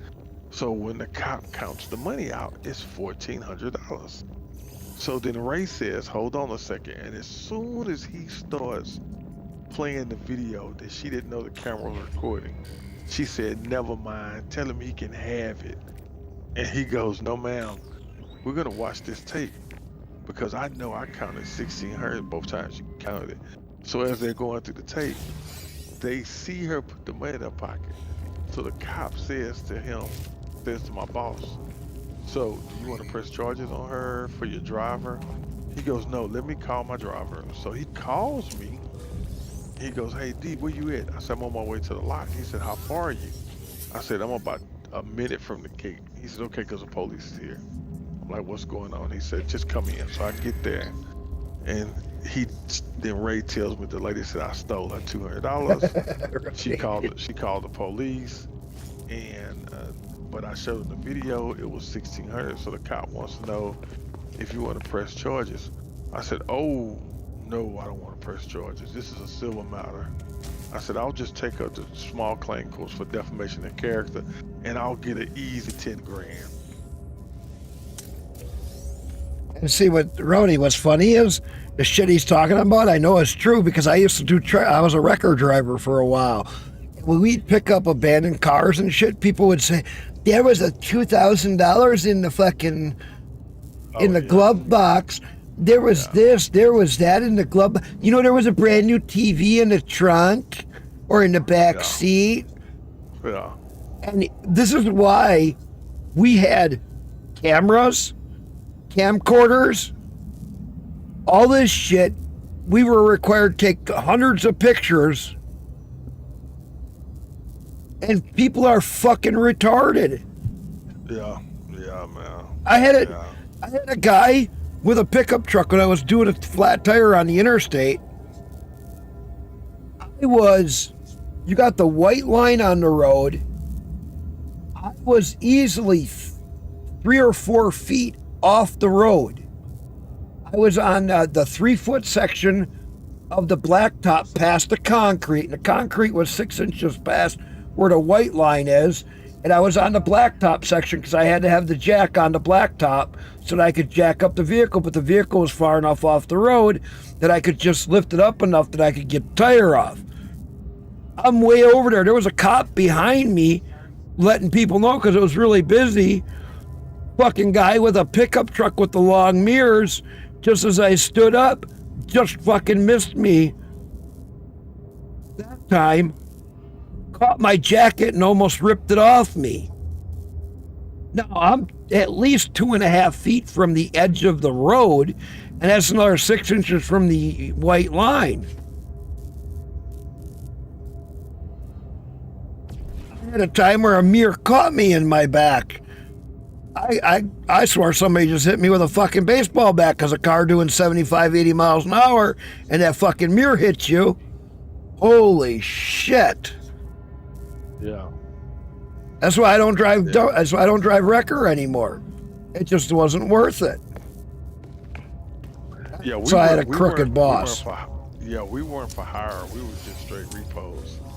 And I remember one night, man, it had to be about 11:30 at night, and I pull up to this. I'm pulling up to my exit, and I see this car on the side of the road. It's like 4 women outside this car.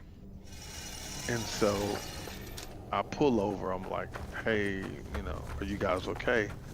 And she says, "Yes, we have a flat." I'm like, "Oh man." So when I look at it, it's on the passenger side. So I tell the lady, I said, "Well, look, it's real dangerous right here.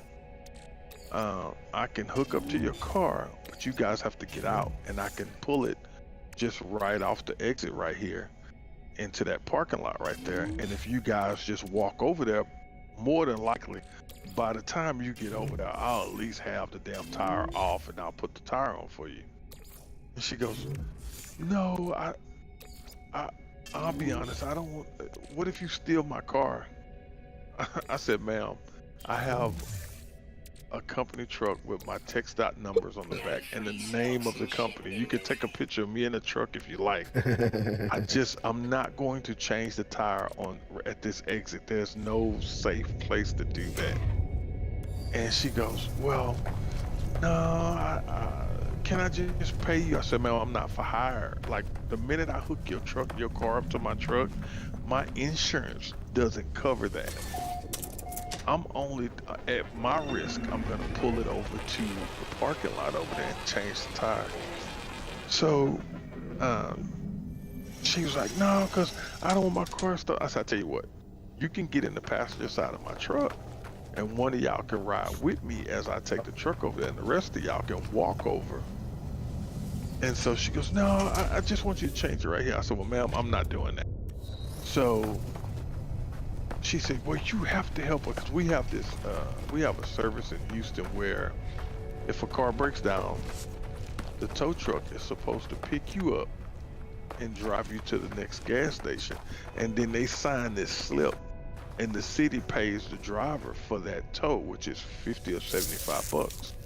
Well, that works for a truck that's for hire. I'm not Right. for hire. Right. So What I I'm did. trying to tell her this. She's arguing with me, and I'm like, well, ma'am, I'm sorry, I'm gonna leave. Well, I'm finna call the police on you right now. You're abandoning us. And I'm like, ma'am, please don't call the police, because if you call the police, I have to stay here till they come. And I'm on a time schedule. I'm calling the police. Fucking great. So she calls the police. I gotta sit here now and wait for the police. So the cop shows up within like 5 minutes. And then this dumbass starts to tell me, well, the entire time that you've been waiting for me, you could have changed the tire. I said, the whole time you've been standing here talking to me, you could kiss my ass. I said, my insurance does not cover a normal repo. If I pull her car out of here and a car side swipe it, it's on me to pay for. But because there are 4 women on the side of the road, I was willing to take the car across the street and change the flat. They don't want to do that. So now I'm not willing to do any of it. I only stayed because I'm required to stay if somebody says they're calling the police. Now that you're here, I'm out of here. He goes, wait, I need to get this. I said, man, you need to call a tow truck because I'm out. There's a difference when like you're not in a not for hire situation, because you got Yeah. a different job than a wrecker. You're doing. Yeah. I've been in the hire job where I was actually a wrecker, so I know a lot of the other sides. Yeah. Yeah, like I hang out with, like, especially if I go out early or it's like 8, 9 o'clock, when the only thing I can do at 8, 9 o'clock is drive by a house and see if the car's in the driveway.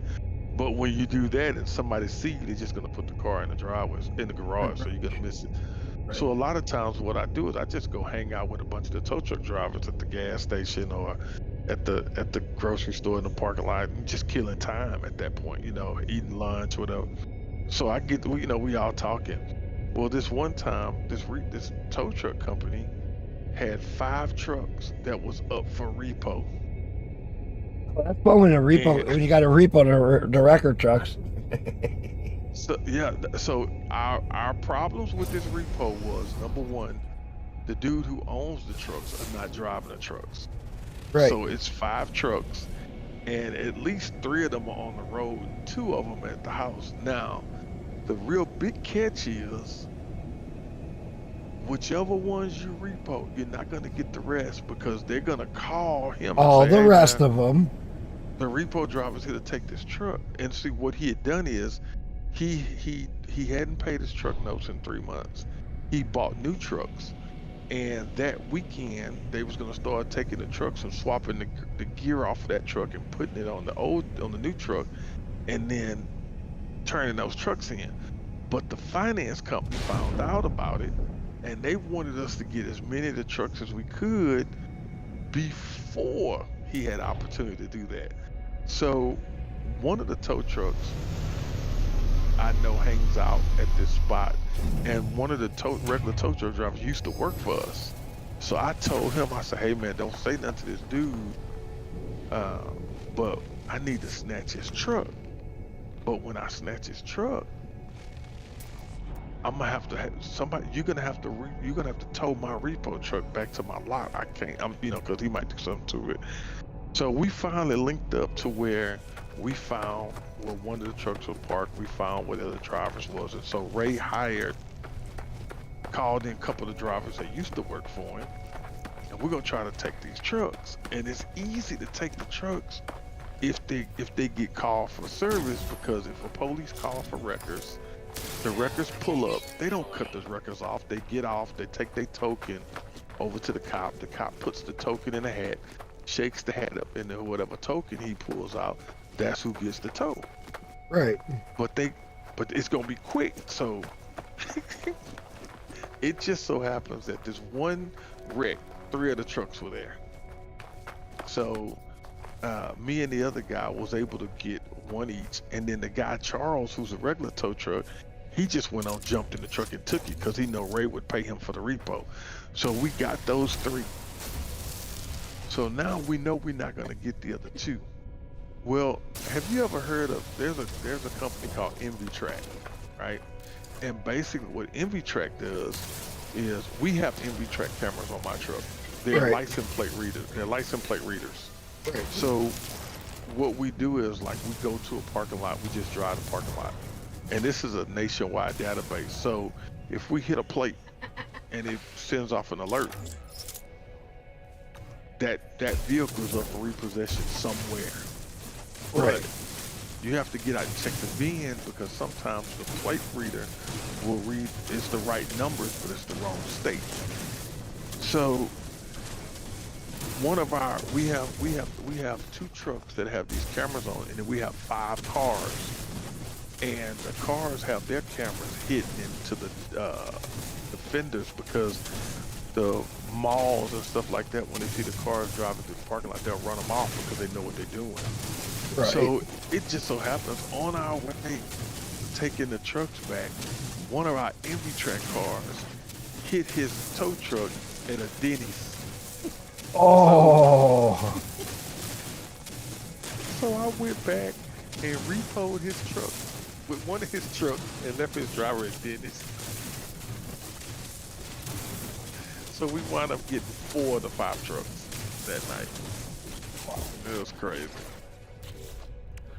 You ever The other find guy- people that like switch plates around so you're like looking at the right plates but it's the wrong car? Yeah. Yeah, so here's what happened though. Here's what's so great about NVTrack. So the cars that we use, what they do is there's somebody in those cars 24 hours a day. And all they do is drive Walmart parking lot, Target, apartment complexes, whatever. All your big shopping areas, different, anywhere. And, Yeah. and then especially apartment complexes, because here's what happens. Say you bought your car and you lived on the north side when you bought your car. 3 years later, your car for repossession, but you live on the south side. When your car comes up for repo, I type your license plate in my computer, and it tells me that this license plate's been hit on the south side 3 times in the last month. So that tells me that when I go looking for this car, instead of going to the north side, I'm gonna go to the south side first, to this GPS location, because it's probably over there. A sister's house, a friend's house. Right. So what happens a lot of times is, like, let's say that that Tech and his wife drive it. Tech and his brother has 2 different cars. Maybe they look alike, and they switch license plate. So when I go to Arm's house, when I go to Tech's house, the license plate Reads is right. It's not the right plate. Oh, yeah. So I'm gonna walk up to the car and check the VIN, and the VINs don't match. Then I'm gonna run that license plate, and whatever address that license plate come to, I'm gonna go to that address, because that tells me these 2 people probably switch plates. So then I go over to the other address, and that plate hits. That plate doesn't hit, but there's a car that looks just like it in the driveway. So I go up there, check the VIN, and the VINs match. Well, the license plate is actually secondary verification. First verification is always the VIN number. So that's how we normally get it. But with the NVTrack and with it being nationwide, what was so funny was I had been in the truck for 2 days, and I was on my way home. I was gonna take a shower, eat, kind of kick it with my wife for about 2 hours before I go back out. But my wife told me that she hadn't done the laundry yet. So I said, okay, I'll stop at Burlington and pick up me a shirt and a pair of shorts, and then when I come home, take a shower, just put that on. So as I'm driving through Burlington's parking lot to find a place to stop, my reader goes off, and it hits a car that's from North Carolina. So we have printers in our truck. So as soon as I hit it, I tell the computer to print out the repo order. So I get the repo order and I go over to the truck and check the VIN. Bam, it's the truck. And there's a bounty on the truck. And what the bounty means is that this vehicle's been up for repo and they've been looking for it and they haven't found it. So in order to make people look for it, they usually put an extra bounty on it. And the bounty is usually, depending on how long this particular vehicle had a $1,500 bounty on it. So I get $1,500 for getting it, plus the repo fee on it is $575, which $300 is mine. So I'm like, oh yeah, I gotta have it. So I drop my rig, I circle around, I pick it up. As soon as I pick it up, these 2-3 ladies run out the store and the security guard for Burlington runs out. And so the security guard goes, hey man, we don't allow repos on the property. I said, I don't know who the fuck you talking to, bro. This car is already repoed. When you see that bitch go in the air, It's too late. it's mine. It's mine. Yeah. And so she's like, oh no, please, I don't know how I'm gonna get home. I said, me neither. We got the exact same problem. I don't know how you gonna get home either. Oh my God. Then, of course, when she realized she wasn't getting her vehicle back, you son of a bitch, you this, you that. I'm like, ma'am, listen, you're mad at the wrong person. The only person that didn't do their job in this situation is you. Your job was to pay for it. My job was to pick it up if you didn't.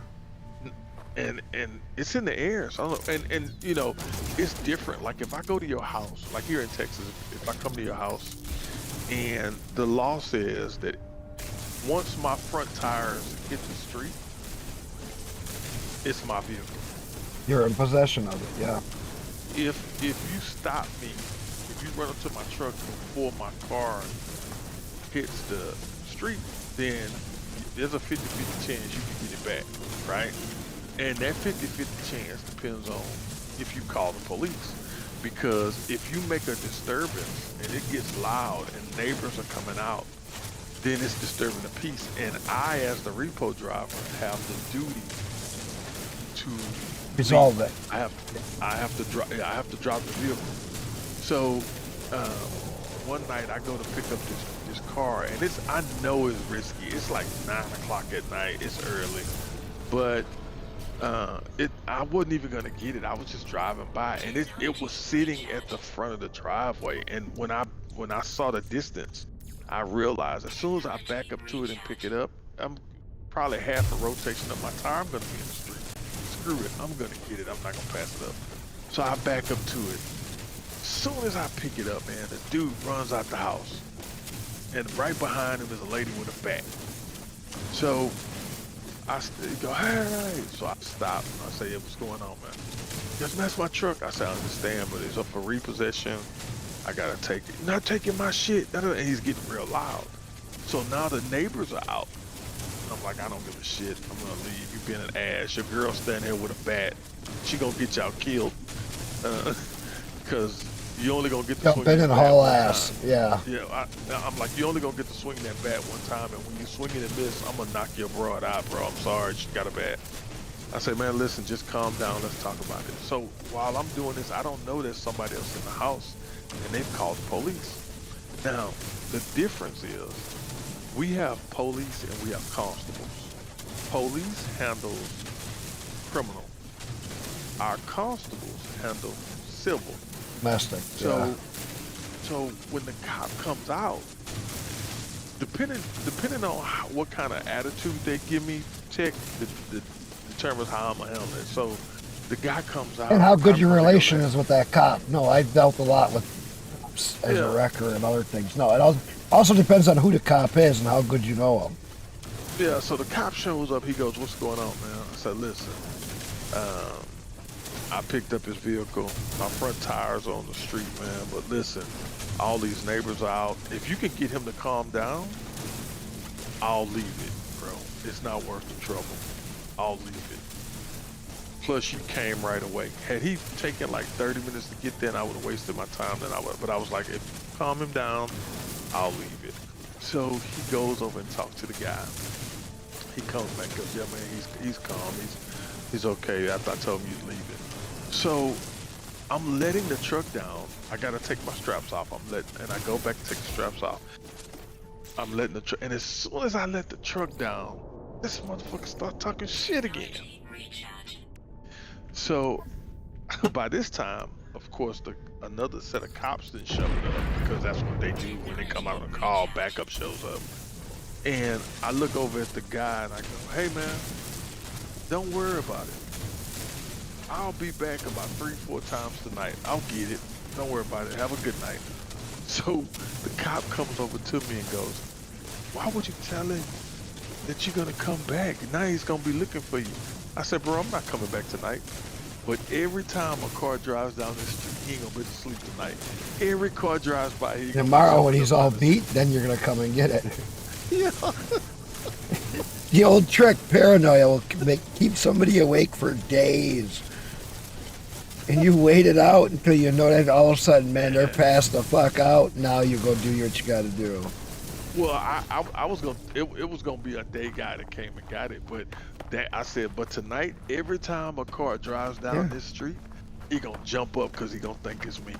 I said, I'm not coming back out here. I said, bro, you'd be crazy to come back out here knowing the dude is now up and waiting on you. I said, bro, I got plenty of work to run. He'll come out and shoot your ass and he won't think twice about it. Yeah, man, it's crazy. I was sitting up here talking to you and I was going through my computer, and I think it's on my other hard drive upstairs, but I got the video from when one of our repo drivers, he was new to our company. He wasn't new to repoing, but he got one of our trucks shot the fuck up one night, Tech. Yeah. And that's because he didn't listen. So the guy that owned our company, he was a HPD officer in auto theft division for years. So what he had in our trucks was, on each one of our doors, he had a piece of metal put in between the doors, and then right behind our driver's seat there was another thick piece of metal back there that just kind of helped us if anybody ever shot the truck. Because that way, you probably a half-inch plate of steel. Yeah, so one night, me and the guy, we get there at the same time, which is, we usually get there by 7:30, and we get to go over our work. And you know, if he goes, hey man, when I get ready to go this address, I'm gonna hit you up, you know, So I'm looking at my work, and I probably got about 12 cars to go check on that night. He's got 6. But I look over at one of his sheets, and we have a town that's right outside of Houston. And I bullshit you not, the name of this town is called Cut and Shoot. That's the name of this town, Cut and Shoot. And it's I call it a hick town only because what it is a lot of people out here own a lot of land, and their homes are in the woods, in the sticks, and they have those long ass fucking driveways where it's usually just rocks. And I tell the dude, I said, look man, each little city or area town for us all have their own repo rules. Like if you go to Pearland, you have to call Pearland. You got to go by the Pearland Police Department first. You got to take them the paperwork and let them know you're out there. And that way, if they are called, they already in, know that you're there, and they're not so, they know more what's going on. Yeah. Yeah. Other folks tell us the most general rule is you pick it up as soon as you pick it up, you call. Pearland is one that you got to take the paperwork in. Other ones you call them first, but you don't have to take it, you know, at all. So when he tells me he's going to Cut and Shoot, I said, look man, you don't have to call and let Cut and Shoot know you're there. But listen to me very closely. When you get to the house, if it has a long driveway, do not cut your lights off and back up to the house. I said, leave your lights on and go straight into there. And because those driveways are so big, you'll be able to turn around and grab it. I said, but listen to me, dude. I'm telling you, I'm telling you exactly what I tell all the other drivers. If you back into that driveway with no lights on, you're not gonna be able to see if anybody's on that porch. Right.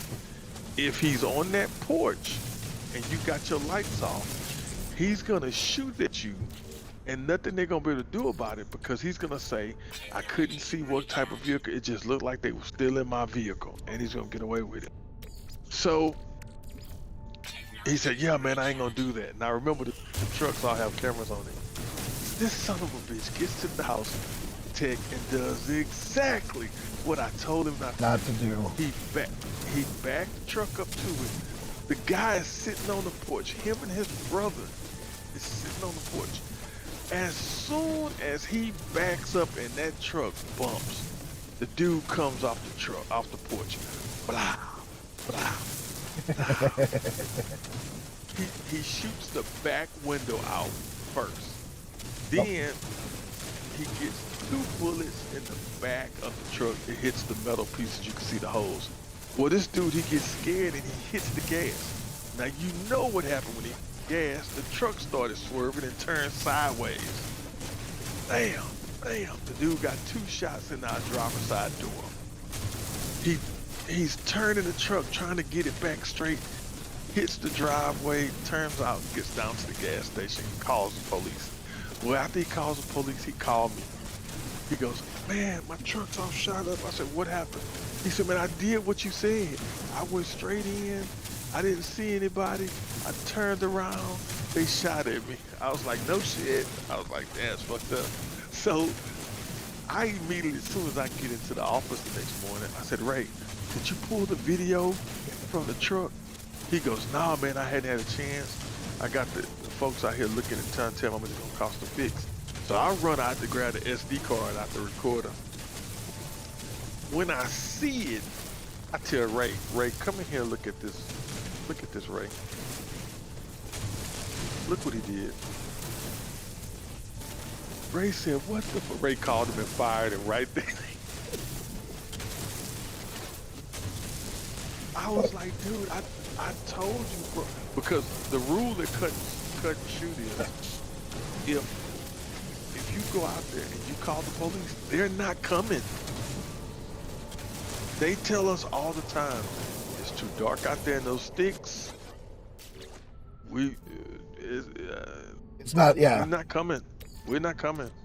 Get to the gas station because we're not going, because a lot of those folks out there, it's a mixed community. So it's whites, it's blacks, it's Hispanics, but some of them folks out there got felonies. It's a rough neighborhood. Illegal. They're illegal, but they're not. I don't want to say they're rough because it's not the hood. These folks own land and they just have a trailer out there. You know what I'm saying? Like they comfortable with what they have, and they don't want to be bothered, bro. And you can't go out there. Oh, yippee-yi-yay, you gonna get your ass fucked off, man. And I told this, I said, look, man, I go out there all the time. As a black man, I can tell you that I'm not who they trying to see, right? But when I go to their house, I'm respectful. I pull in straight. I don't see anybody. I backed up. They come out and I go, hey, listen, man, no problem. Listen, here's the number to the here's the number to the finance company. Man, call them in the morning because if you don't get this straight, I'll be back out here tomorrow. And when I come out here tomorrow, I'm gonna get the vehicle. But here's an opportunity for you to take care of it. And they appreciate that. And some of them, they pay it, and I don't have to go back. And some of them, I come back, but now they know who I am, and it's not a big deal. I said, bro, but you cannot back into these people drive. First of all, most of them driveways are 100 yards out. They see you coming. They see you. Most of them have those little hunting cameras out there. So as soon as you drive by, it take a picture and they get an alert that they got a picture to their phone. They know you coming.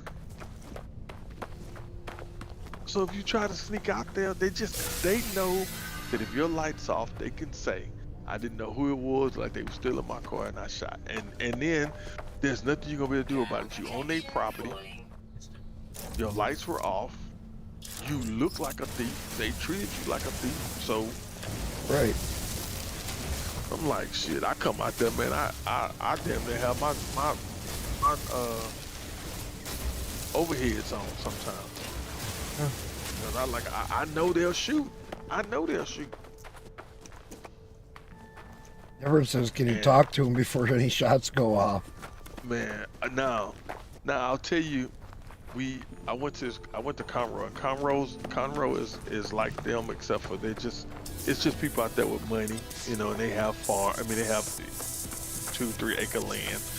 And this particular house I went to, it had a long driveway. It was about 30 yards long. It's paved. It's nice. It's a nice house.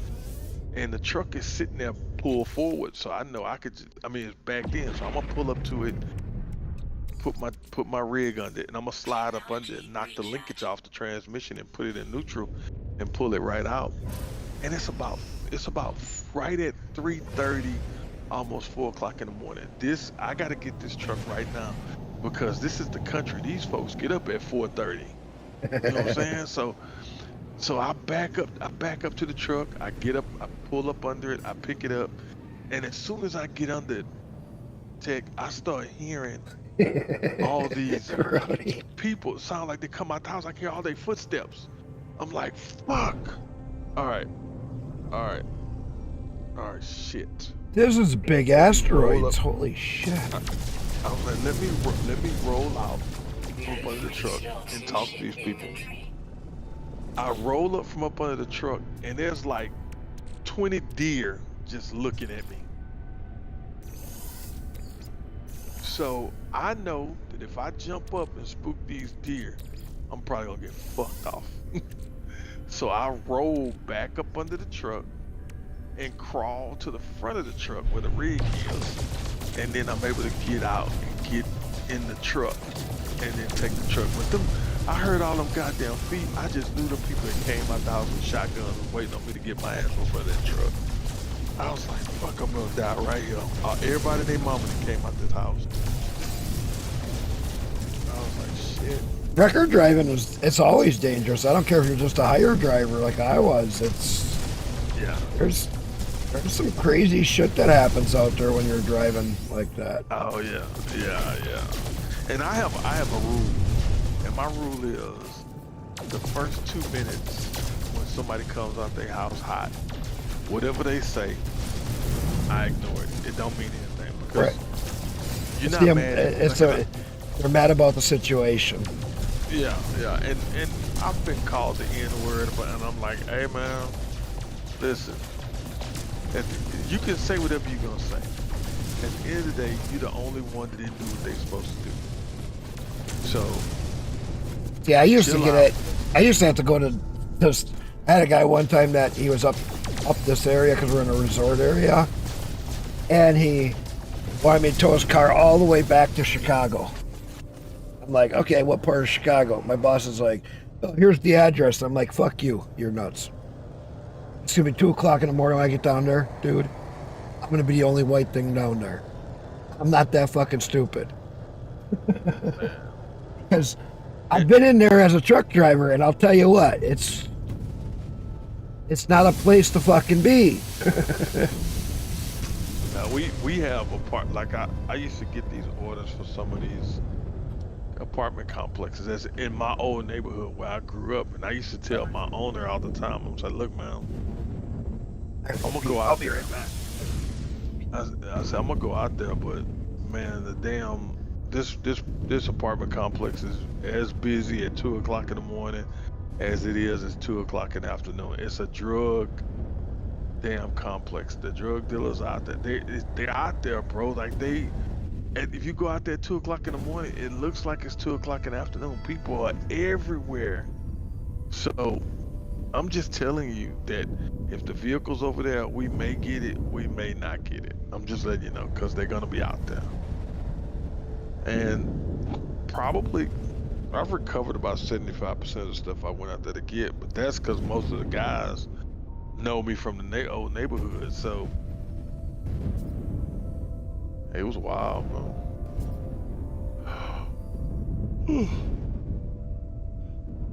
Somebody sent me an invite for, oh, he want to play First Descendant.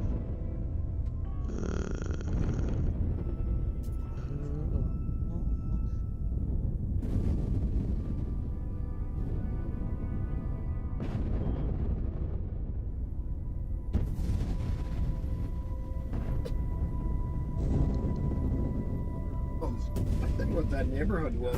There was 3 different gangs fighting over the whole territory. Always. And I don't mind the gangs. Like one gang, whatever, I can deal with it. But when you got to cross from gang territory to gang territory and they're at war, that is not a good thing at that late in the morning. That is not a place to be hanging out, to be even driving through. The amount of shooting that happened down in that area was just ungodly. Even if something happened, the cops ain't gonna come down there. They're not that fucking stupid. Man, I know. Early on when I was first really just getting out there, I used to work for a security company, and we took this it's in Houston at the time. It was the largest HUD complex in the city, and this apartment complex was all tax credit, low income.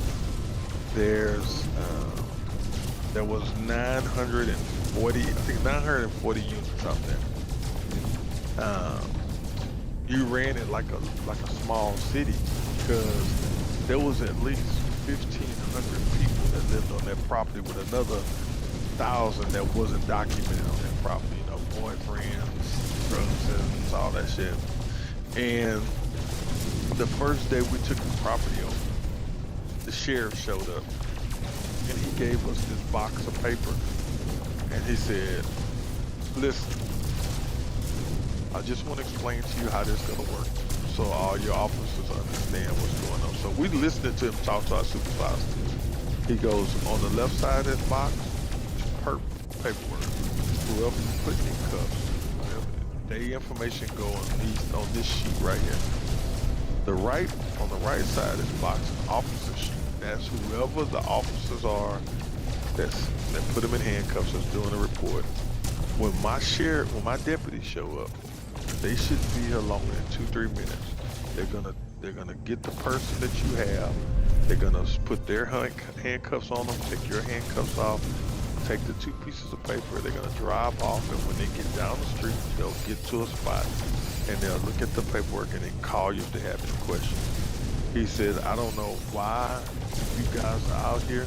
They offered me $45 per deputy for 6 deputies on 24-hour shifts, and I couldn't get not one deputy that wanted to come out here and work. So if there's a shootout, we're not coming. We're gonna block the street down that end, we're gonna block the street on that end, and when the shooting's done, then my officers will come down here and figure out what you got for them to do. Other than that, you're on your own. And when I tell you the first 7 or 8 days, we got in so many damn shootouts that originally our owner bought our ammunition. After the first 7 days, he said, man, I can't afford to keep buying y'all your ammunition. You got to buy your own. We was tearing their ass up, Tech. We was shooting anything that moved or pointed a gun at us. We was letting their ass have it. I've been in I've been in Philly. I've been in a lot of the rough neighborhoods as a truck driver. Been in places that most people will not go. Downtown Atlanta, you know, different. I've been in places that a lot of people will not go. As a normal person, just a normal, like anybody, they'll be like, no. They may start to drive in there, and then when they see the neighborhood, if they have any common sense, they see it and they're like, no. But I've been in those stupid places because I have had to make deliveries. Yeah. You know. And I've learned to talk to gang members and other things. Shit, when I used to go out to New York into the Bronx, I had gang members that would take me to the fucking airport. It was cheaper than a taxi. When I started managing apartment complexes, I took over this property, and first thing the girls in the office told me was, listen, over there by building 12, between building 12 and building 13, over there is quote unquote ran by I forgot the dude's name, but he's a Crip. They handle that area over there. I'm like, girl, who the fuck you talking to? Nobody run my shit but me. So I went over there, and they had the building tatted up or whatever. So I told my maintenance guy, I say, hey man, I need you to go get the paint. I need all this taken off. And my maintenance guy told me no. He was like, man, the last time a manager told me to take that off, man, them dudes came out of there, man, it wasn't. I said, okay, do we have the paint? He says, yes. I said, okay, go get the paint. Bring me the roller. Bring it right back over here, and I'll take care of it. Because this shit got to come off this building, bro. And so that was a whole situation. One of the came back, goes, what are you doing? I said, man, this can't be on the building. He was like, nah, man, we run. I said, man, listen. Every day, if y'all put something up here, I'm taking it down. Rony, did you know that? Huh? 15 tritium hypercrystals turns right into 306 chromatic metal. Is that what your machine turned it into, or that's what happened when you got it? No, when I take this out, if I would just evaluate them, I would get tritium crystals out of it. Yeah. But if I put these into the refinery, oh yeah, you're right. That's left in there. I'm like, fuck me. Okay. I accidentally did that. I forgot I had done that. But I'm like, fucking A. Did they change some shit on me and I didn't know it? I know once you get the other. The big refiner, that's why I like to go for the freighter right away. That's why I go for the freighter right away. So I can get the big refinery. Yeah, because you can mix weird things together and get some interesting results. Yes. There's a lot of weird ones. I got a thing on my phone, if I look, that you can get some really neat results. There's a way to multiply stuff with oxygen and other ingredients. You can multiply stuff.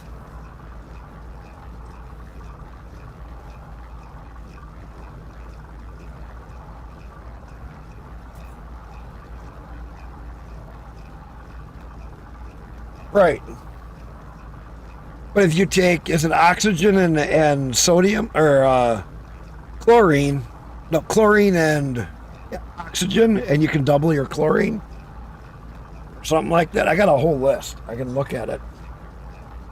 There. Let me see if I still got it active.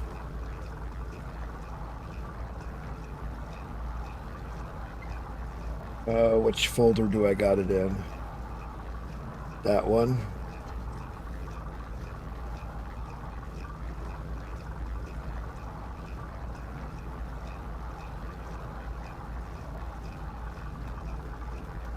Oh, where the hell is it?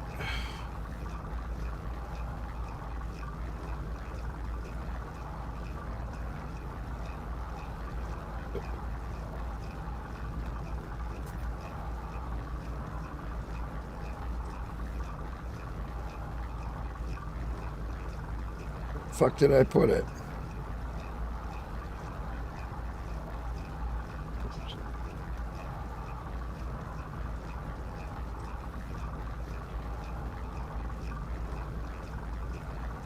Oh god, I gotta look through all these apps.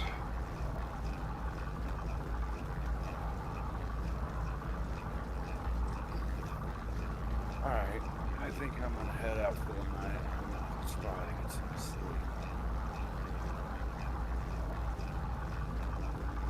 Yeah, you're gonna head out, okay. Trying to find my an app for this game that I could, it would show me all the stuff.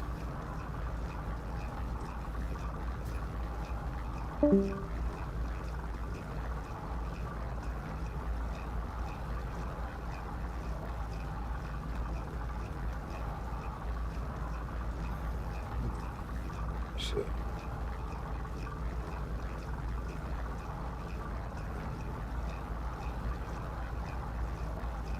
Let me go check.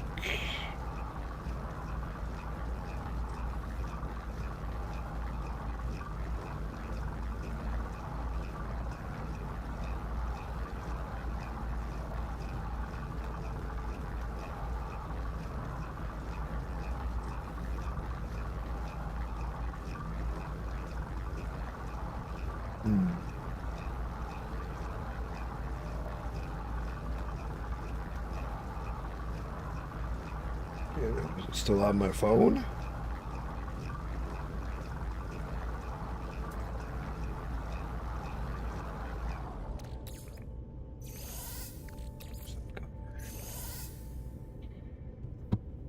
Here. Oh, what do I got also?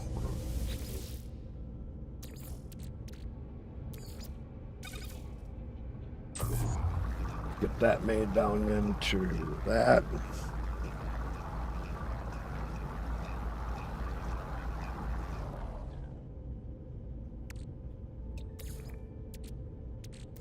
Technology recharge.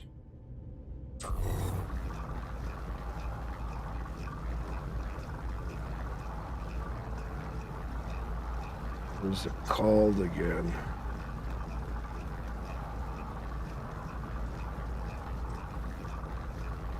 There it is.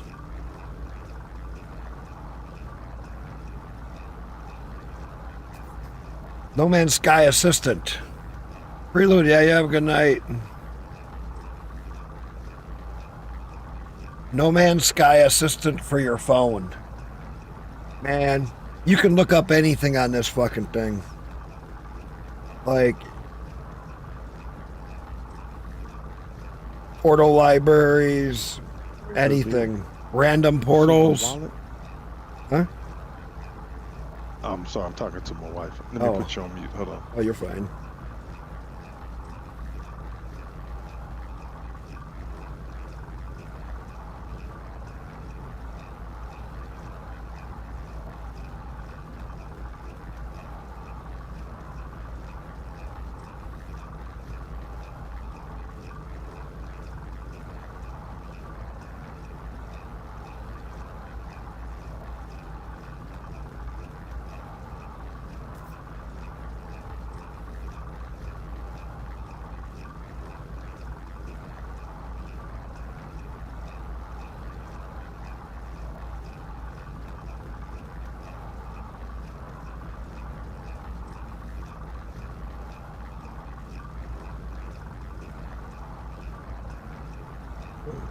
Let's see.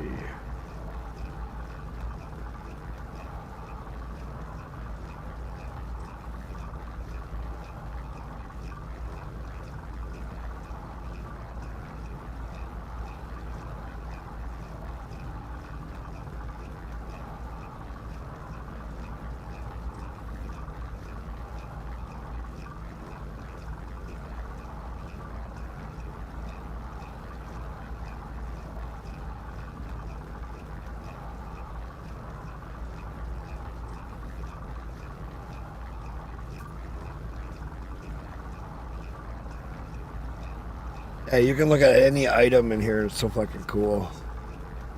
Any crafted items, everything. You can find out all the different recipes for stuff.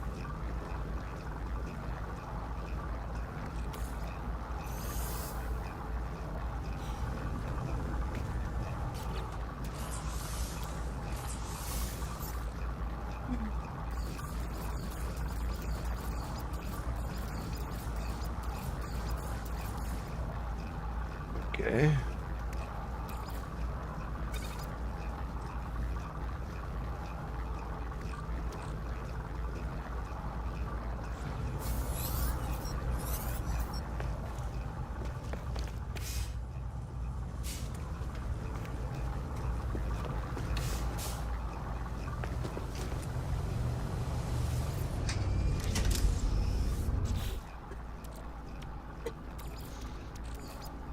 Technology recharge. Hey, Tech, I'm gonna shut down here and go upstairs. I'll be back on in a second. They're fine. All right, bro.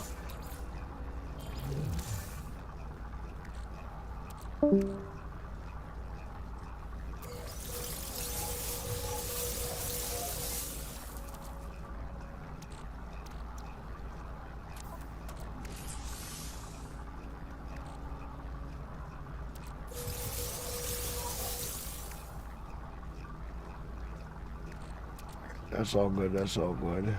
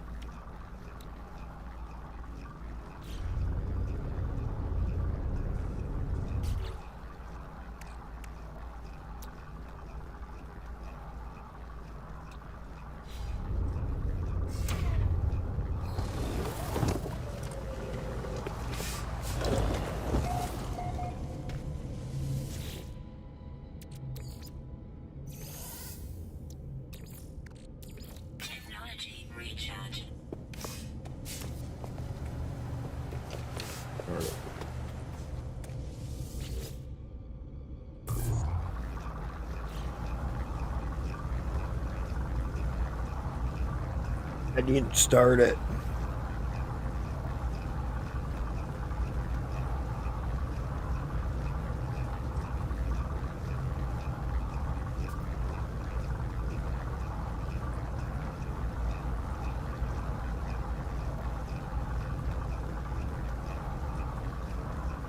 Stream has been quiet tonight. All right. Go here to Exosuit.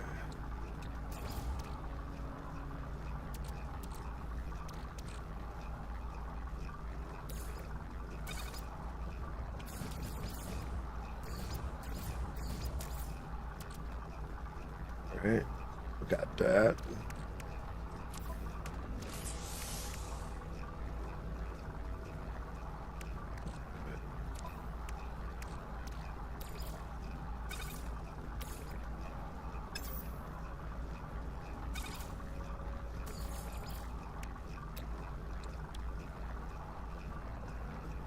Dust.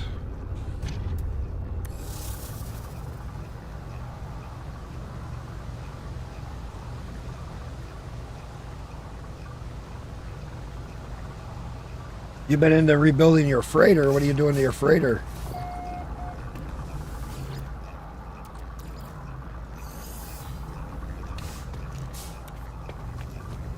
Resetting it up, you mean?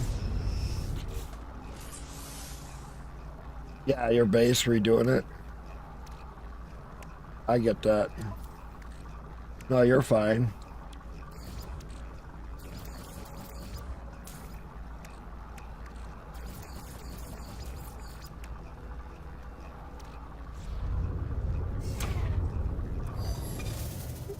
You're fine. I'm just...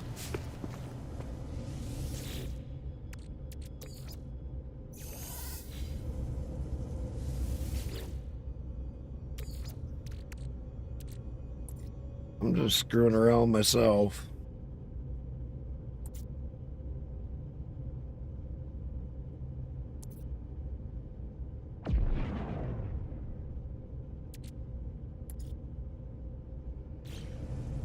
All right.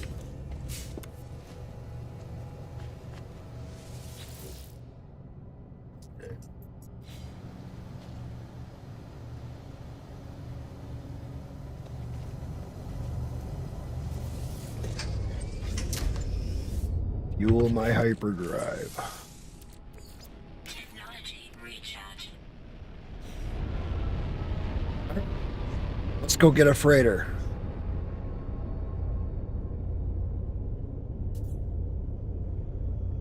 Yeah, mine's all slapped together too. It don't look interesting. I want to make it, you know, you can do floors up and down, which is really neat. So I want to make a floor up on mine. That's be all my storage with my refiners. Or then do like, or something, and then have like, I want to do something different. Have some of my storages around in different spots for different things.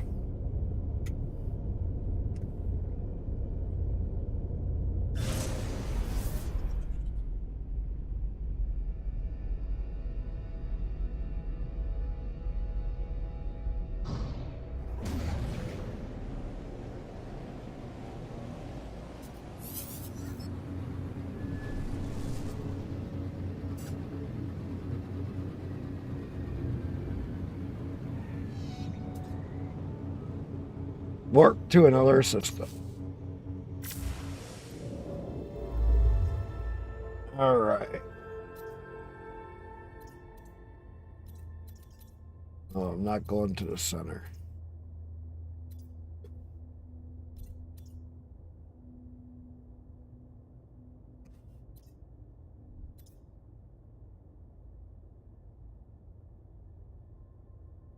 Let's make a jump.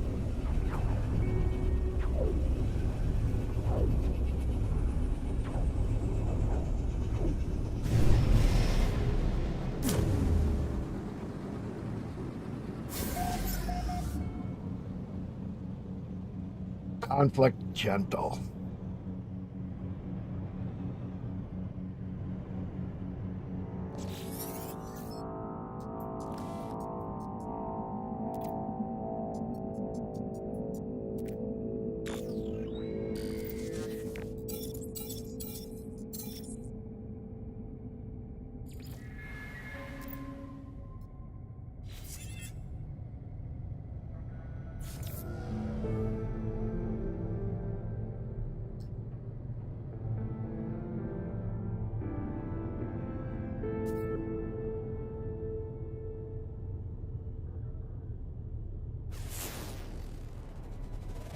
This.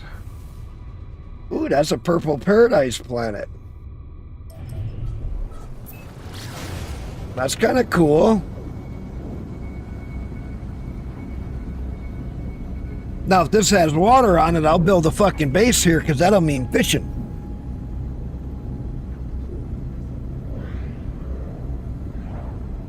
That's the easiest way to make fucking nanites and money.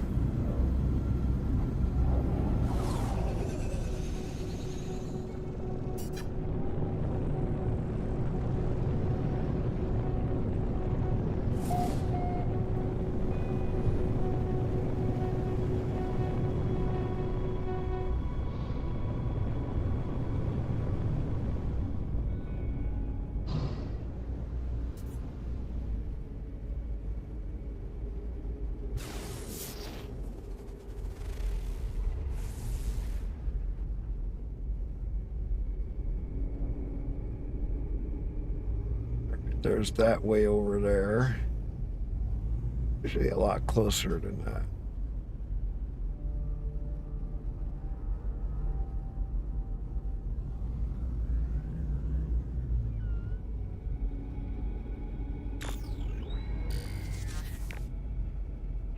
Right there.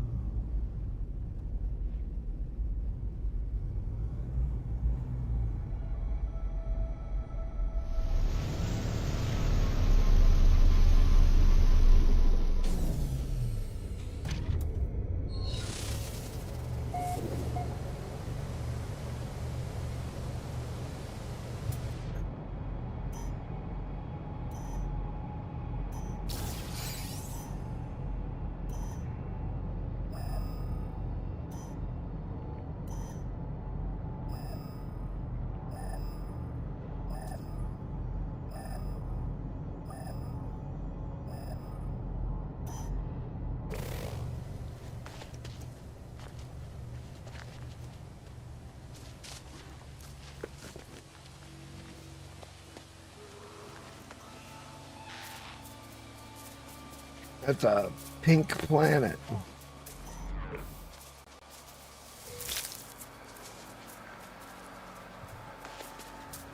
Shit, I forgot I better. Do I got room on me?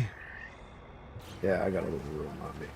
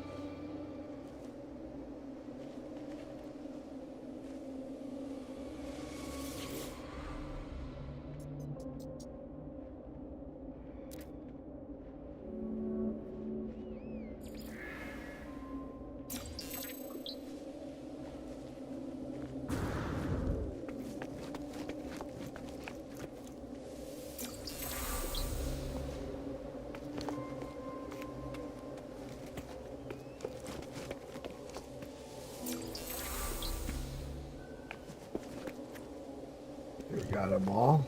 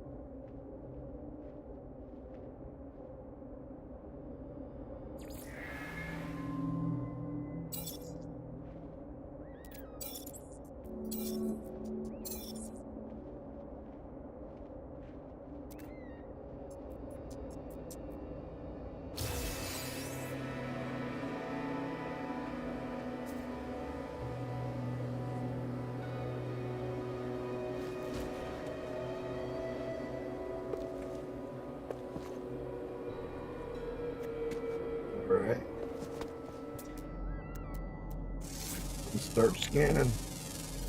Units received. Units received. Units received.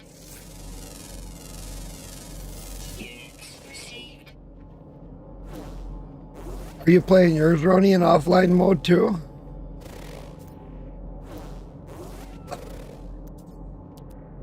Or what are you doing?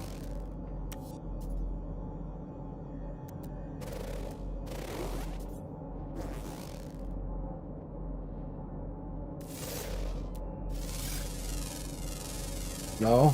Units received. But you haven't had anybody join you. So there's a little bit of a difference. Units received.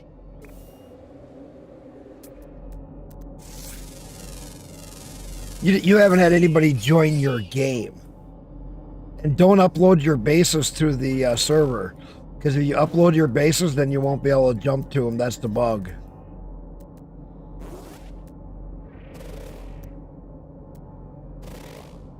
Don't upload anything to the servers or you won't be able to use it.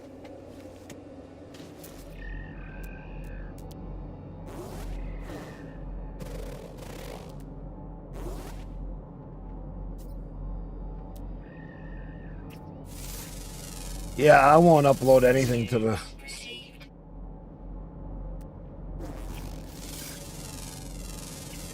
Units received.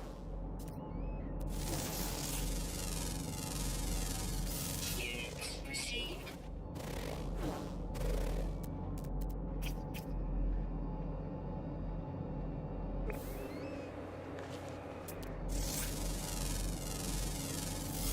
Units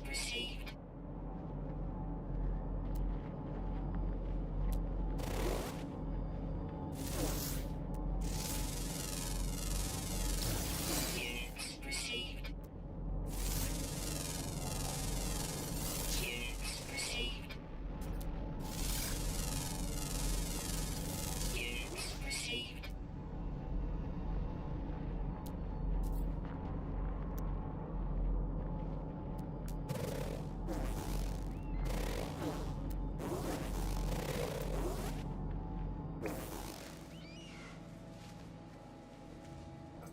Yeah, turn off so that it's by invite only. Turn it on so it's by invite only.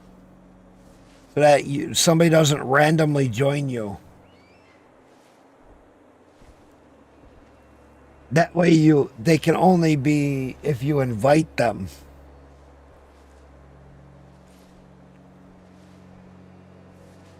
Because otherwise, if they jump in and they upload something, you're fucked. What do you mean? Dude, I'll jump in and play with you. On your game.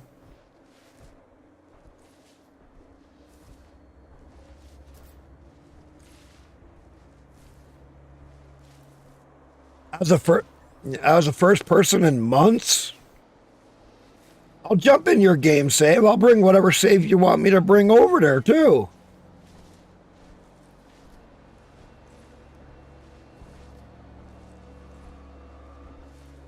I can turn around and jump right back online. Takes me just a second. I won't use this save.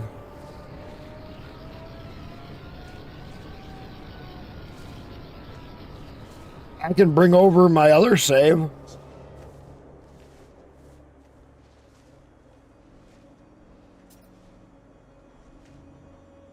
Hell yeah.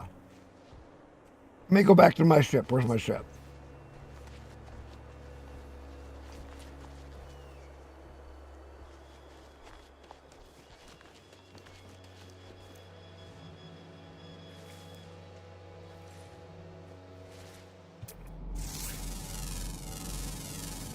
Units received.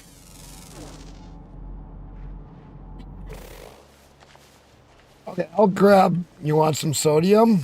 Let me get in my other save. I'll see what I all got. I got all kinds of shit. Not one save you'll freak out on.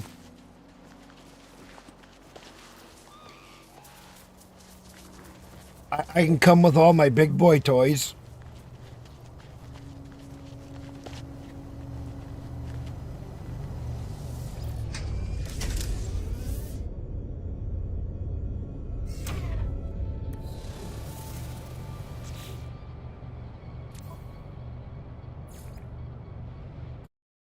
All right.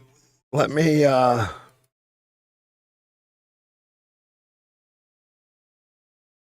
switch that to online. Let me go in here.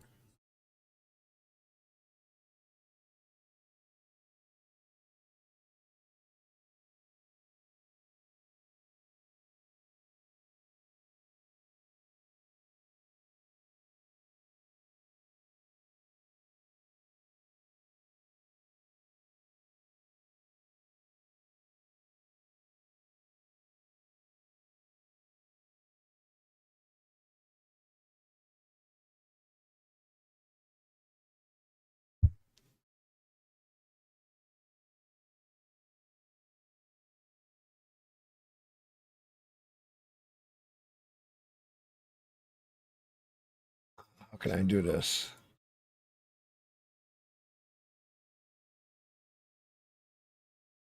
Because look how many things it gives me. 31, 15, 31. All right.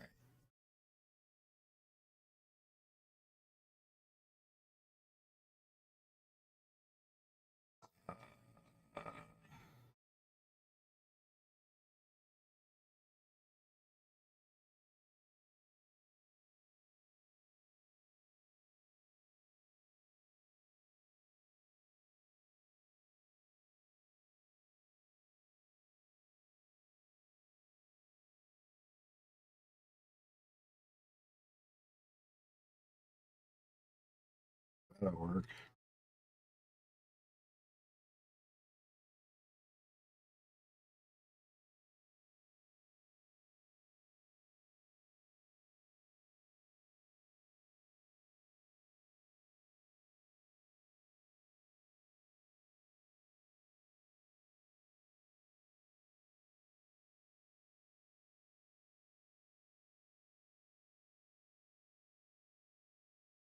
Just changing all these rules quickly. Otherwise, it won't let me connect.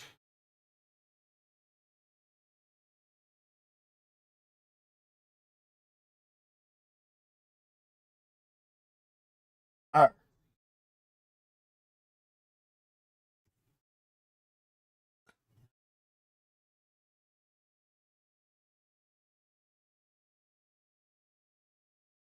All right.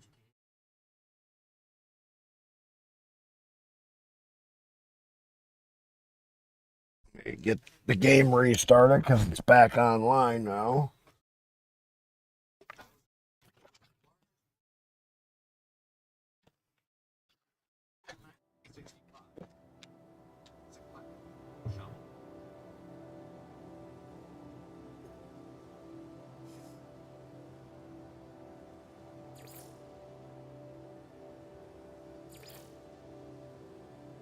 Oh, no. Wait a minute. Multiplayer with Jumpstart. Let me bring this one in.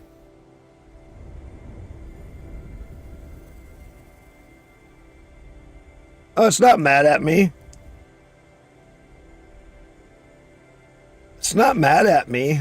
I wanted to do it differently.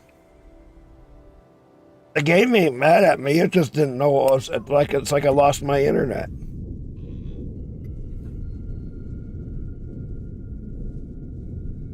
Oh, just so you know, I am.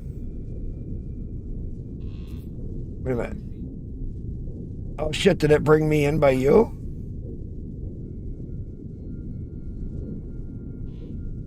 Let's see. Yes. It brought me with all my goodies.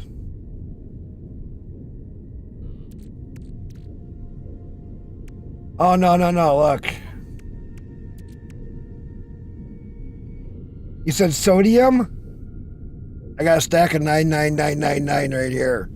How much do you want? Where are you?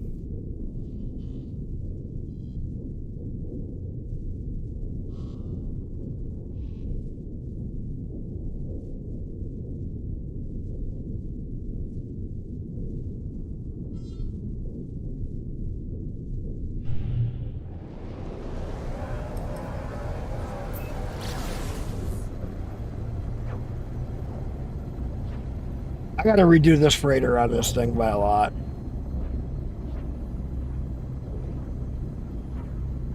I'll bring my freighter in. Yo, shit.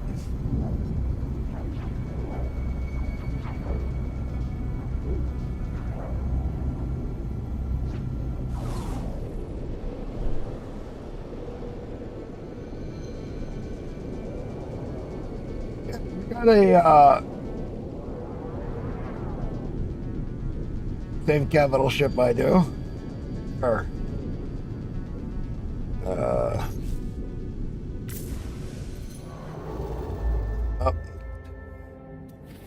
wrong button.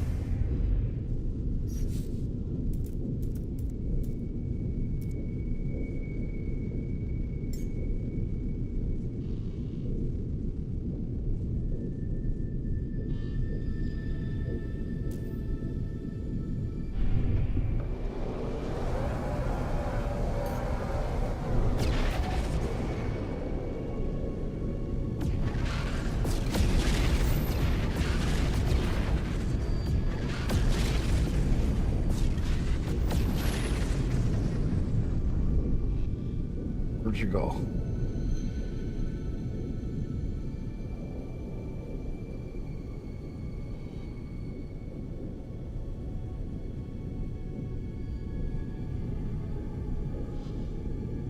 Where'd you go?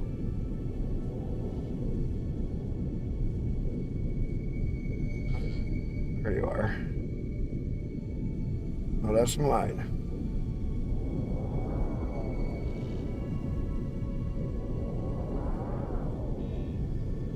You were.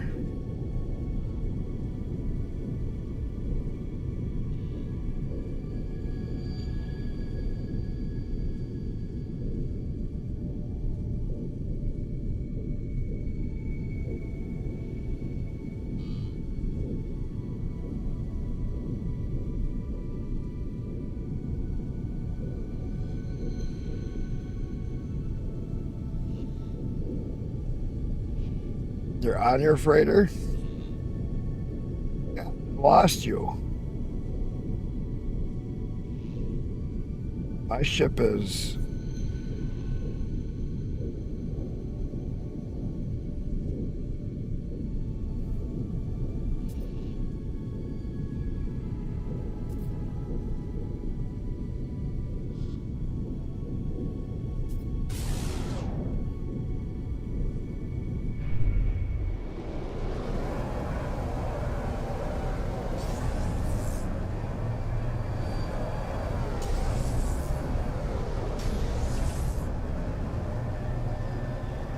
Yeah, see now. Look, your freighter's gone. I brought mine in and yours is gone. Look at.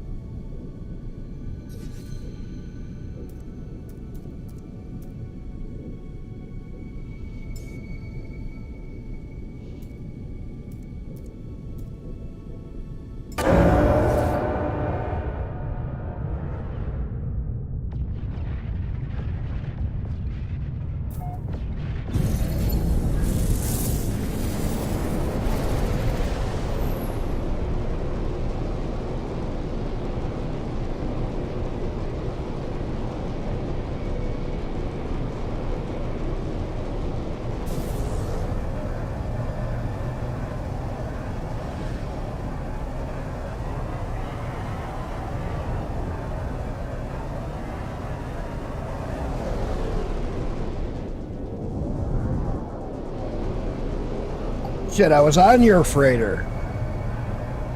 Oh, it teleported me to yours. I thought I was on mine.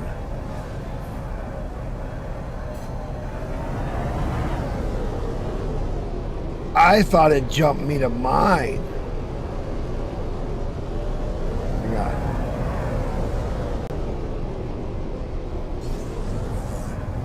So I quickly took off.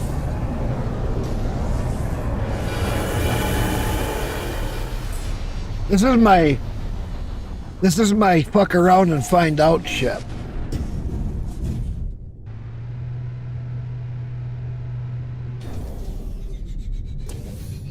Oh, no. I'll show you this sometime. This little guy here, look. It's an S-Class, 120 plus 60, worth 133 million. Has potential damage of 3,819. Shield strength of 2,017 and a 19,000 jump distance. With a 5,000 maneuverability.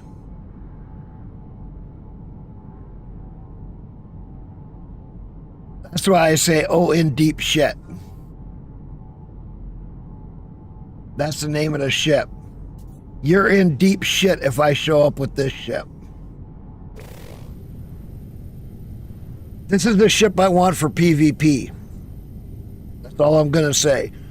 Nothing will survive.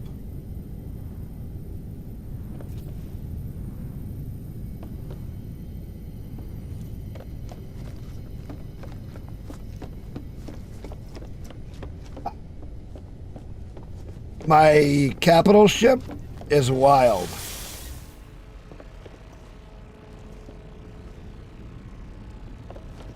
Where's all your crew? And your ship is empty.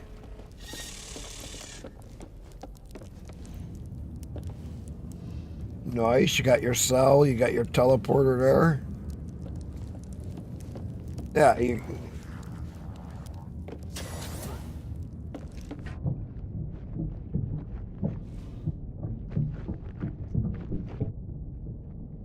Pretty nice. Oh, why do you got this all open like this?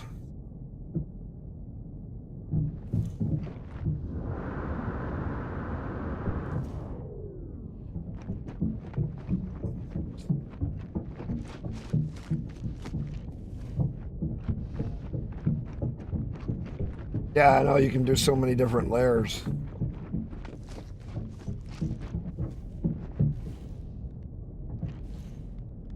Oh, that's cool.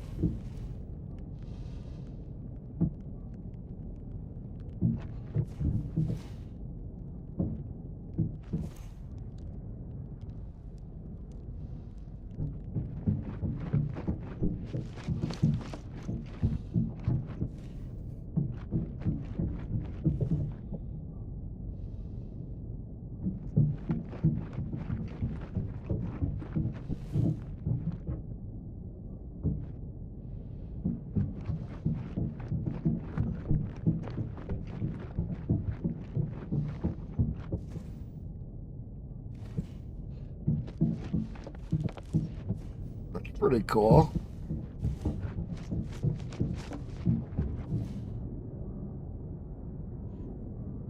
If you want to go kill something, I got the ship for it. Oh, you said you needed sodium? Here. All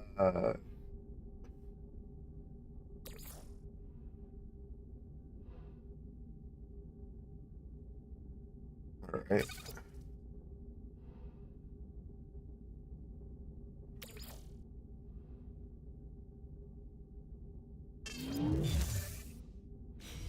There you go. You wanted sodium? You got it.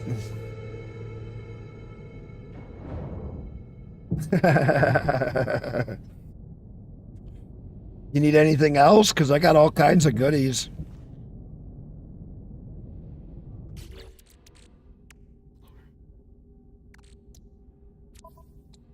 I mean, you want to get AI ships? I've been killing them all.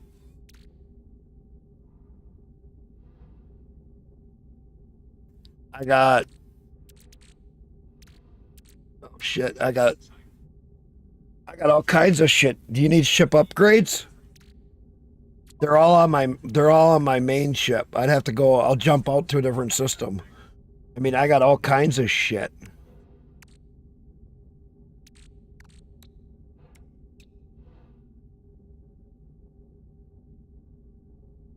Your main ship is stacked. Let's see what do I got in my. You know, I got pulse splitter modules, suspicious shit. I got all kinds of weird stuff.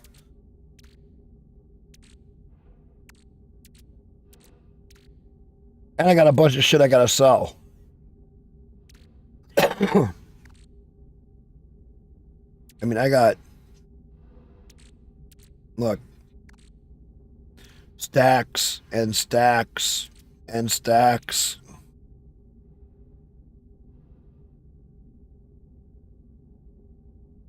Oh, yeah. I'll go. Yeah, let me go down in front. I'll go sell. I saw that in the front room. I always. Oh, wait a minute. That's a different room. Wait a minute. That's not where we get. Here. There.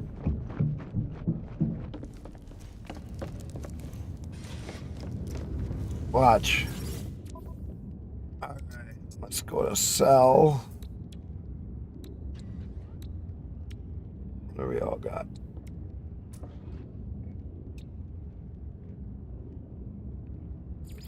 Units received.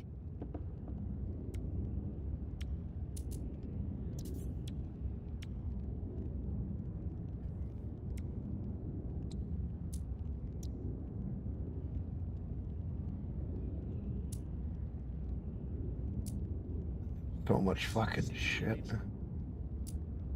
Watch for what I sell.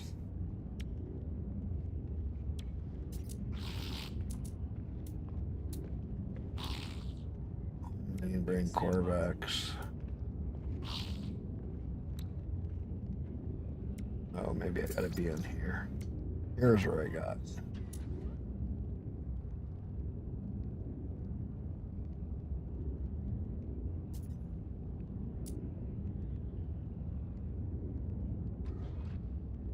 Oh. That's yours. God damn it. It won't switch to my ship.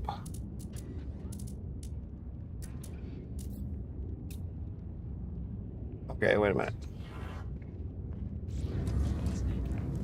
It's on my ship, so let me do tab.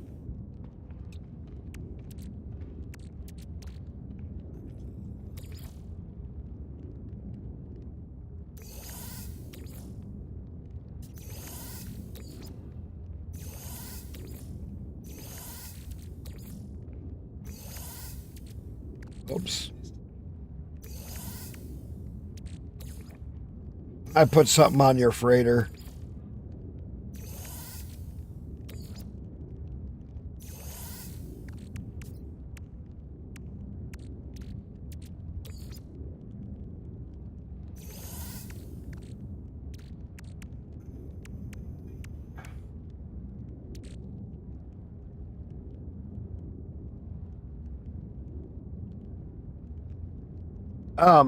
Do you need any storage augmentations? Because I got a whole bunch of them.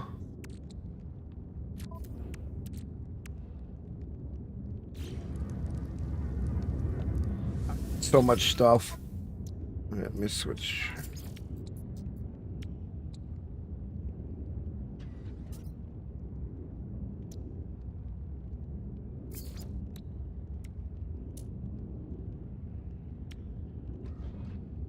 I think I had the cogs or whatever. No, I got quite a bit. All right, that's your freighter. Exosuit inventory. Here we go.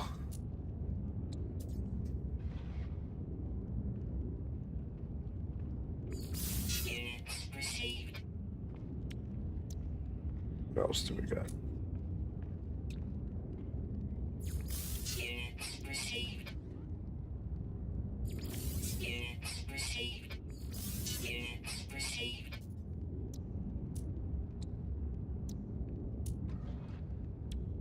Where are they? Units received. Units received. Got so much in here. Back. You're back. How's it going? Yeah. Realized my deck was reset in first descendant. So I said, let me go knock those out. Did you reset your first descendant? Why? No, the dailies reset. So Oh. yeah. Units received.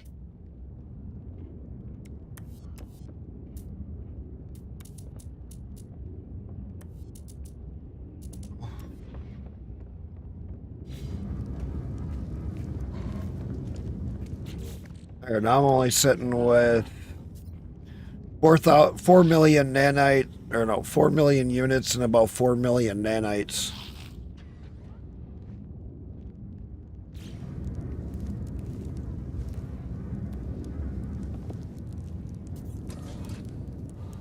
Yeah, I got like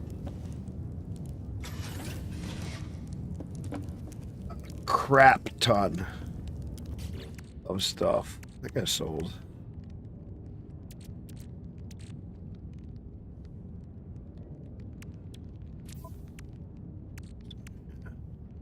I even got a void egg. I just never hatched it.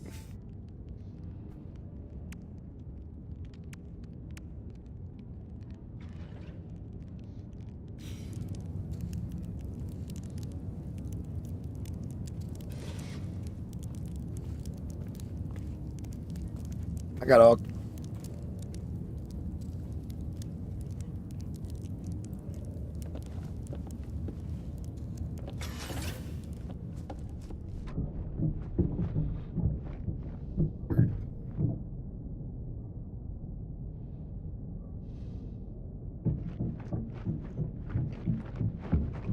Here.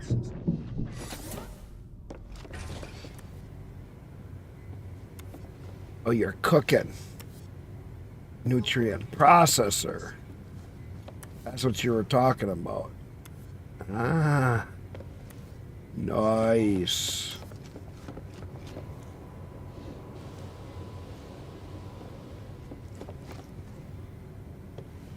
Oh, nice. You got a hell of a nice grow area in here. I didn't look. I was just looking at your grow area.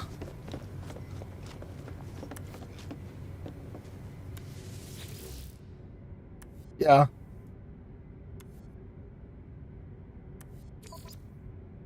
I have no ingredients because I haven't cooked anything. I haven't done any of this, so I don't have none of the stuff. I think on this one I do have my fish pole, don't I? You think I got a nice multi-tool?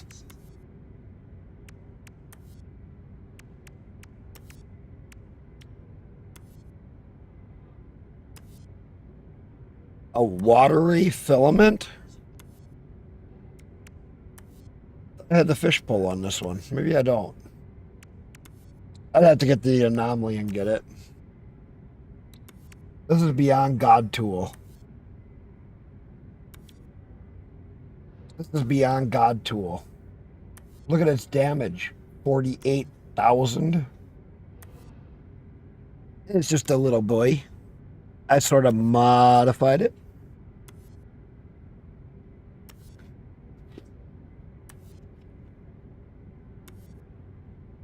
It's like the cricket, yeah.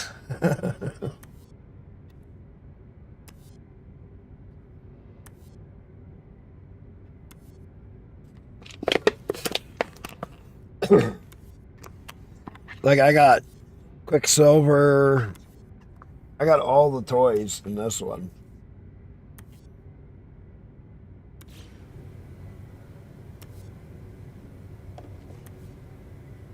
You got the regular cook station in here? No. You only have the nutrient processor. Let's see. What's the difference?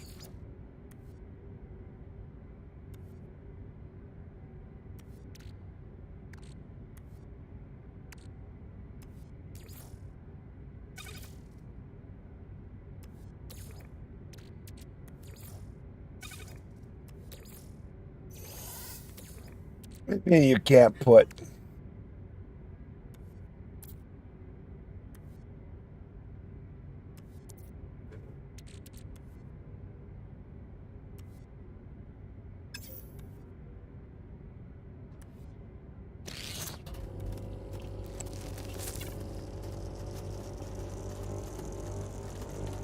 Larval course on its own is an omelet?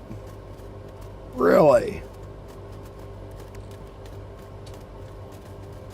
2,100 per each versus 1,400.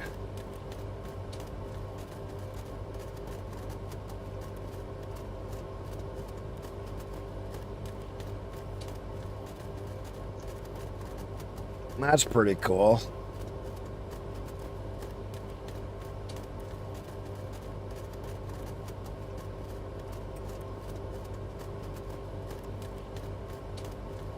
This is my one I don't give a shit about. I've done all kinds of weird shit. Alright, we'll let that process. I want to go see if my...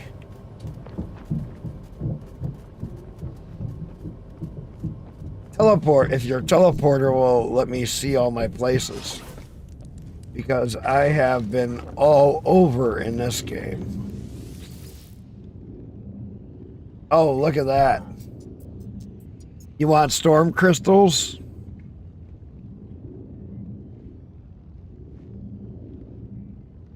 I've been in the Calypso galaxy, the Hilbert galaxy. You want to go to another galaxy? I got a base there. Galaxy 2, Galaxy 3.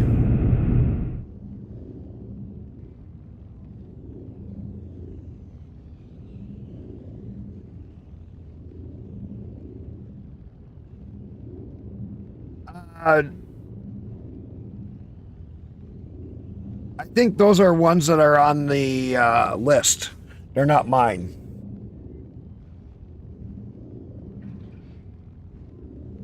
Or they could be mine. But now look at, where do you want to go? Calypso Galaxy Station. I got Calypso, Hilbert. I got Euclid.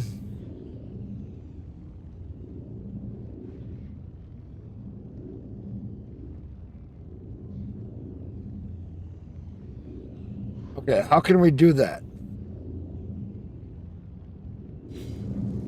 So, how can I get you there?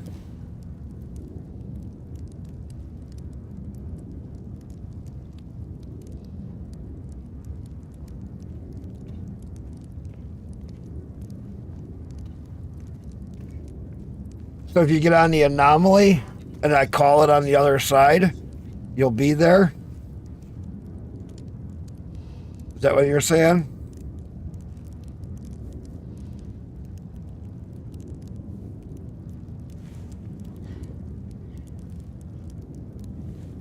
So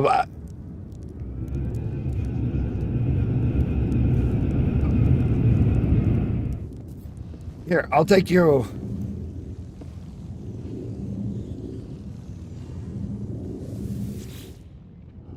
All right, so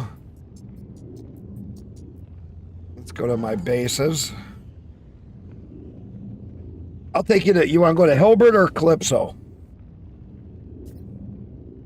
We'll start with Galaxy 2.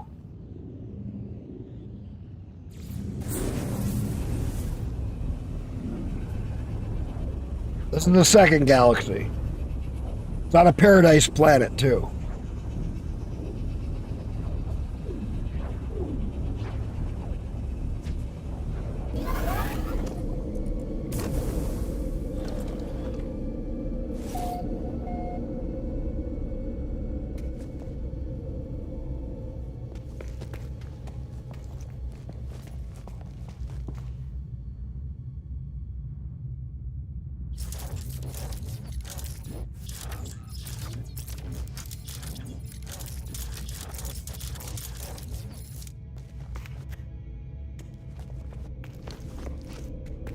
Oh man, it took away my...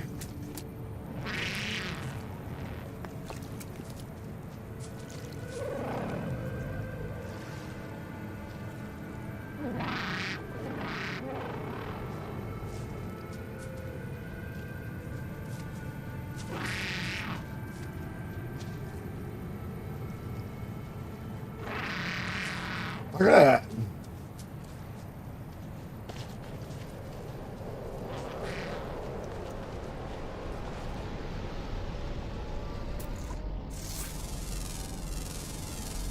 Unit received.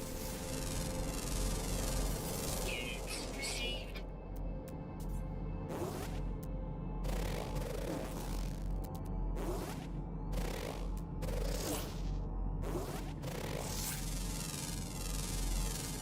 Unit received.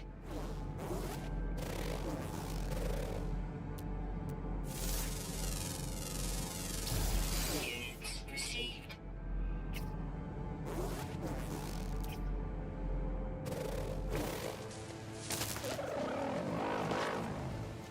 Oh, you're gonna fucking attack me?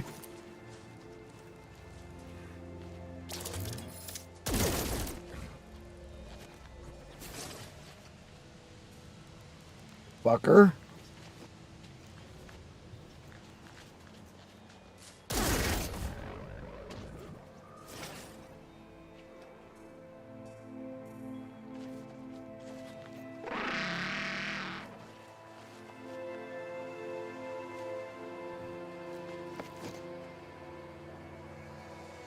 Or why you attacked me.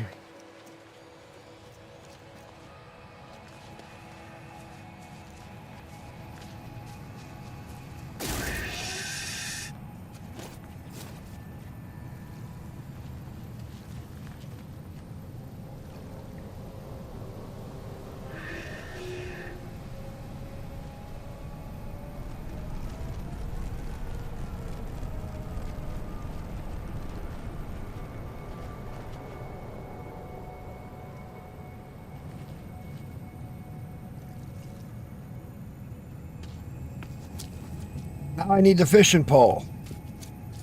It took my fishing pole.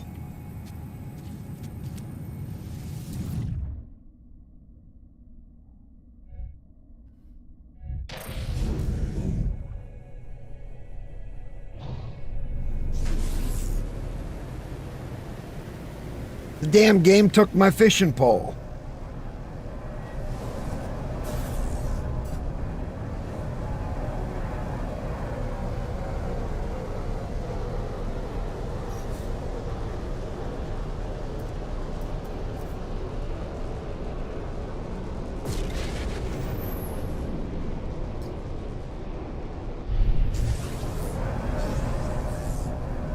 Oh.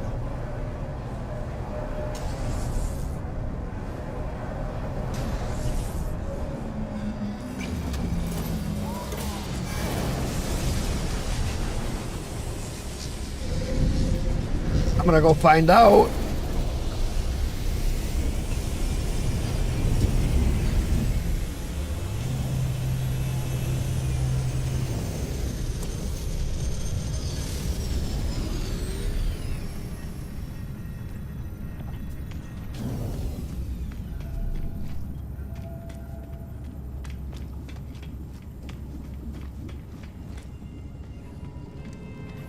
Oh, you're playing with open.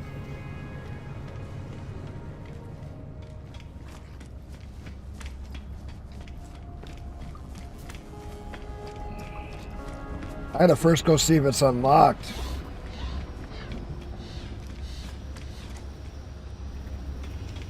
I gotta remember all these.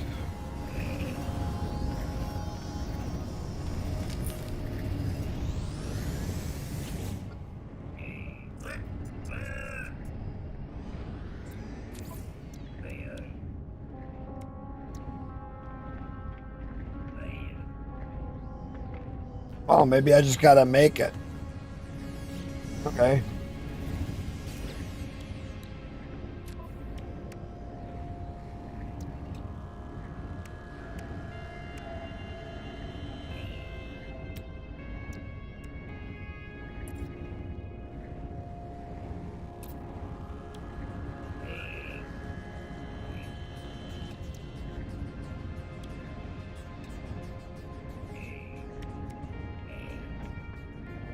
I got a cloaking device too. Oh fuck me. But I had the advanced fishing rig. Oh no. Yeah, well, Technology installed. there we go.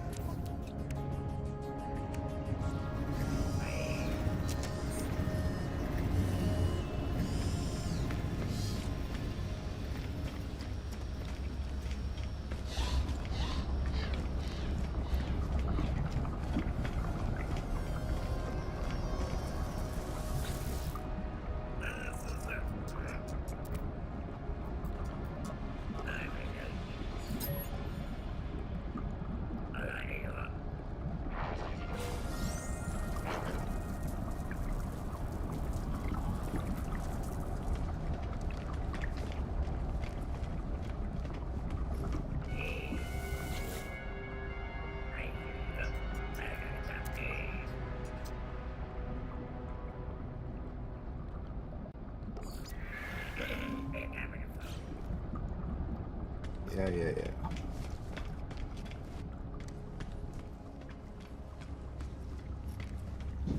I got it.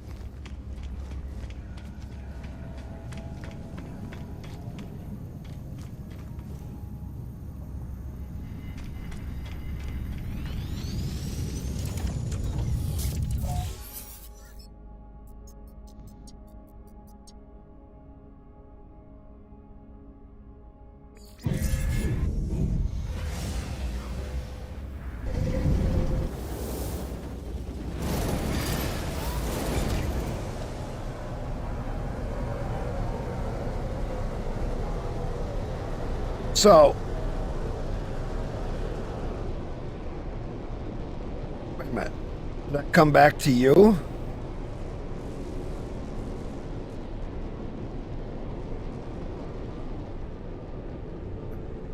Oh. Galaxy 2, Paradise. Where are ya?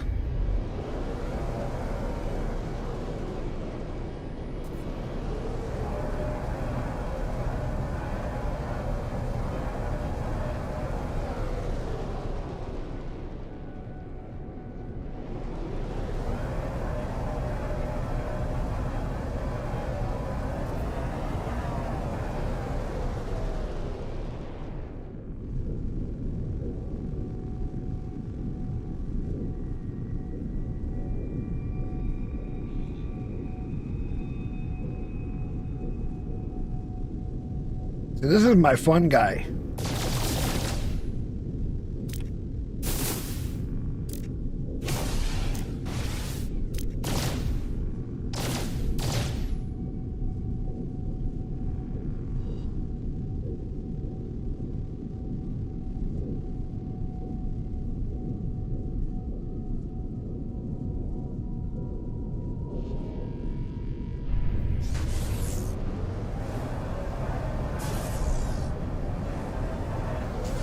Yeah, let me go down to my planet and get to my base.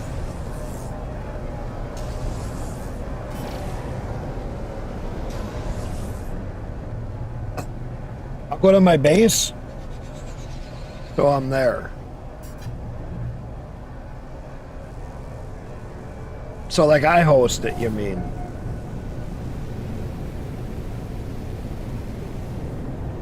So I log out and then you join me. And then you join me at the other galaxy.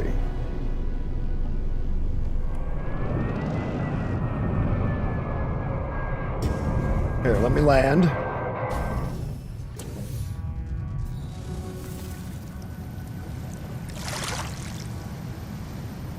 No.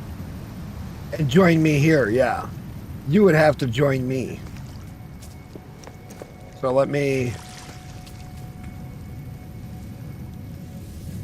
get in, get out. So let me exit.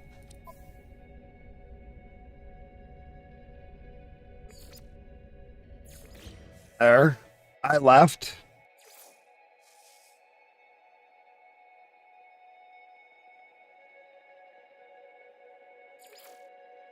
Now let me rejoin my game. Then you can join on me. and you'll be in this system. And then when you join me, we'll be at. Wait a minute. Okay. Fuck, where am I? Hang on. I'm not at the system yet. Hang on. Put me back on my capital ship where I was. So.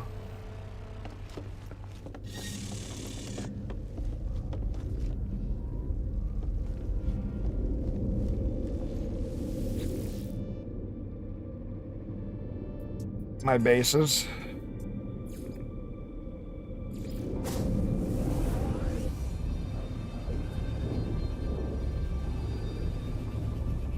Let me get in my base and then you can join me.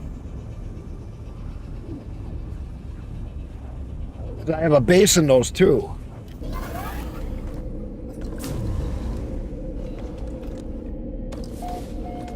There. Now if you join me, I'm in Galaxy 2. Oh, hang on.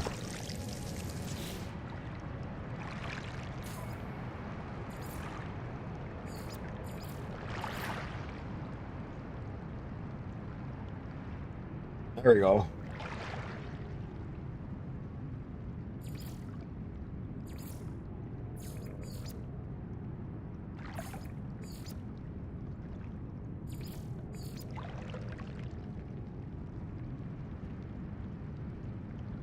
There.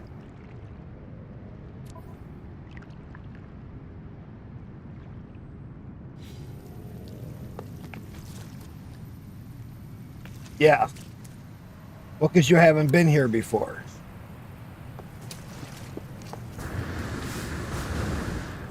See, I got a bunch of solar panels. I'm all set up for this space. I always do that.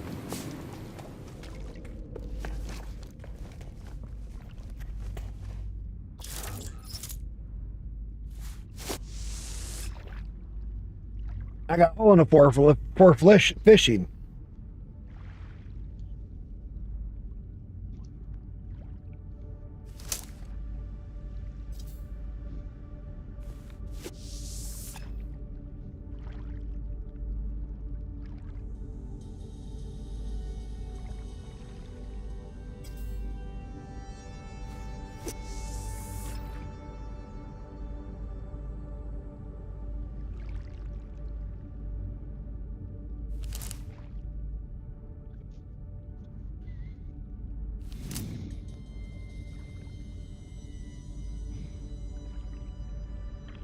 Really?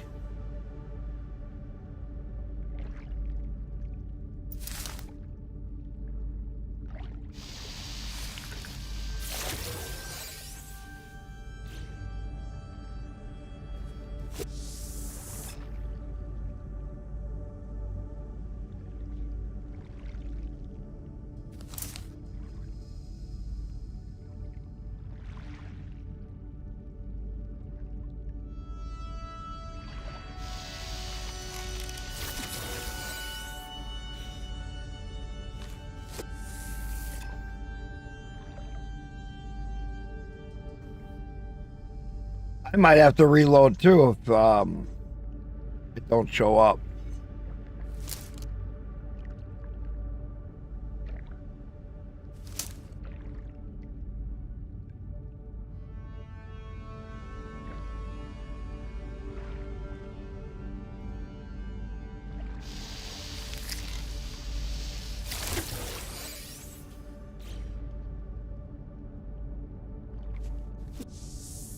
Okay. Let me a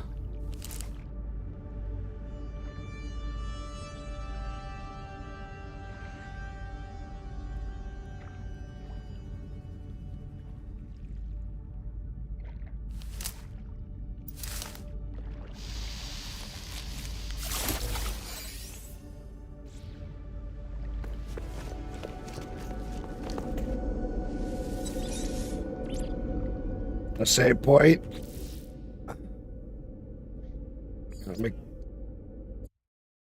quit the desktop. Let me reload it.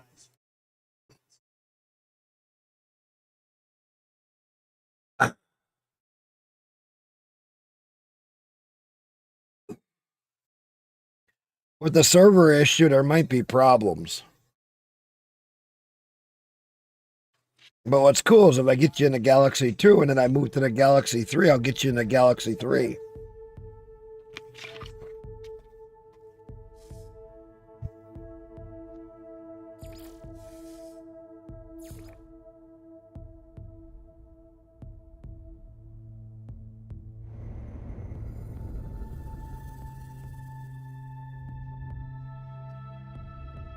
I can take us to Galaxy 4 pretty quick.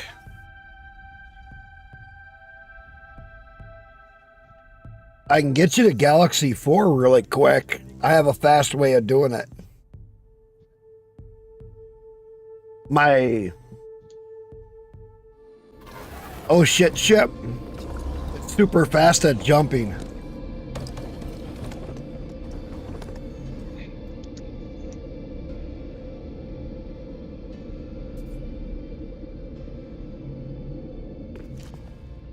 It shows you on the group now.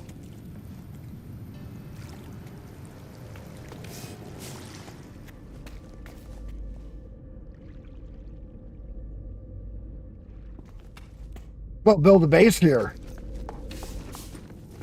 You gotta build a base when you get here. So go on the other side of the island here and build a base. This way you have a base right here.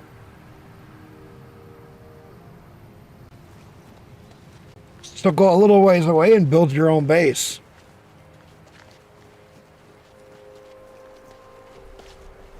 Because if you build a base,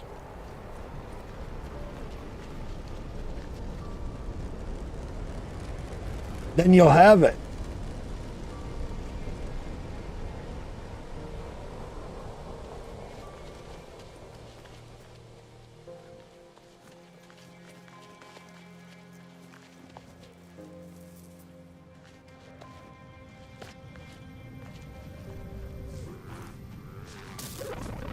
You fucker.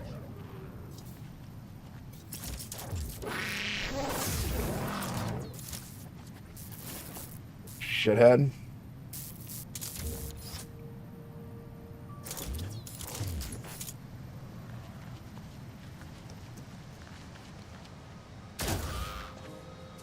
One shot.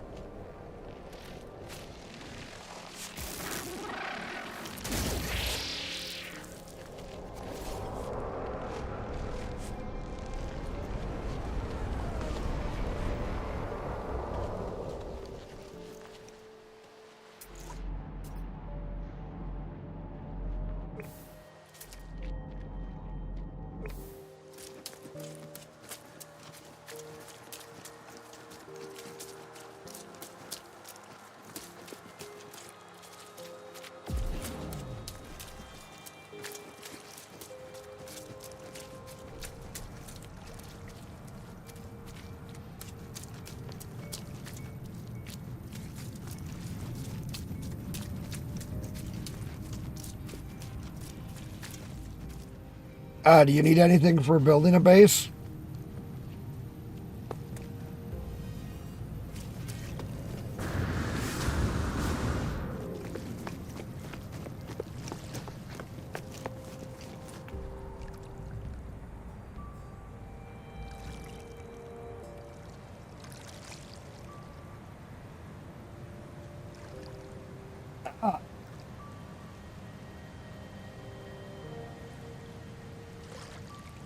Nice.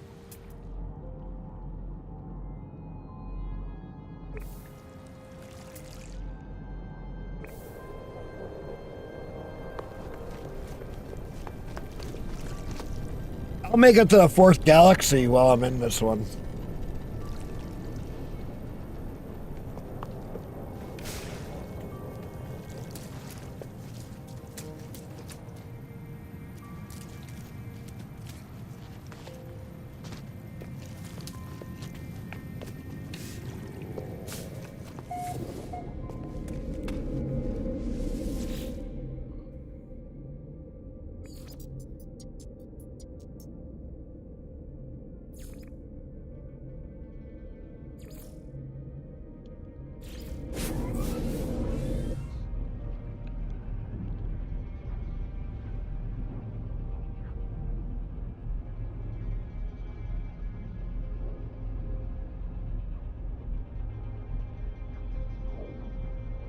That was Calypso.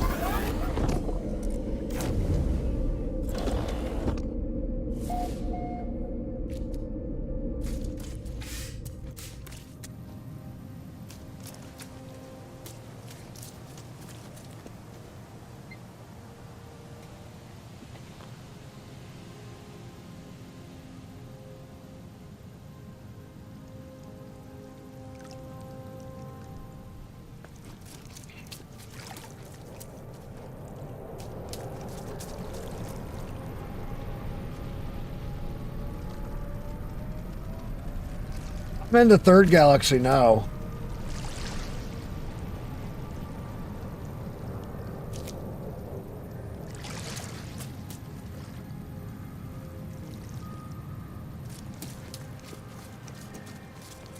I'm on another decent planet.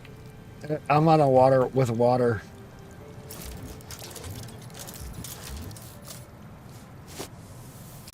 Hey, how's it going? I'm just taking Brony over to the 2nd galaxy and the 3rd galaxy.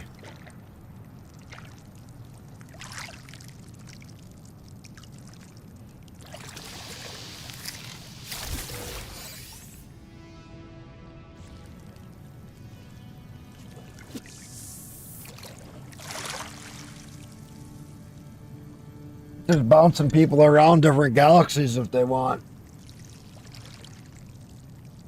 I'll go from the 3rd to the 4th.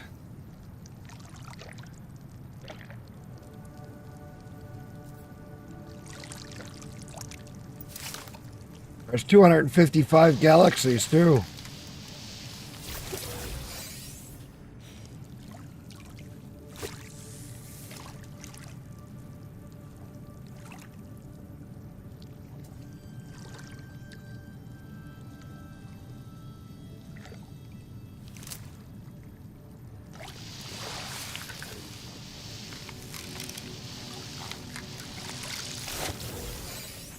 Oh, you can jump.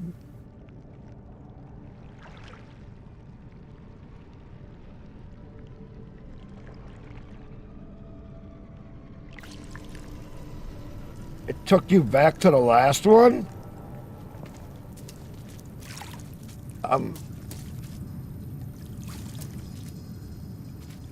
No, because I'm in.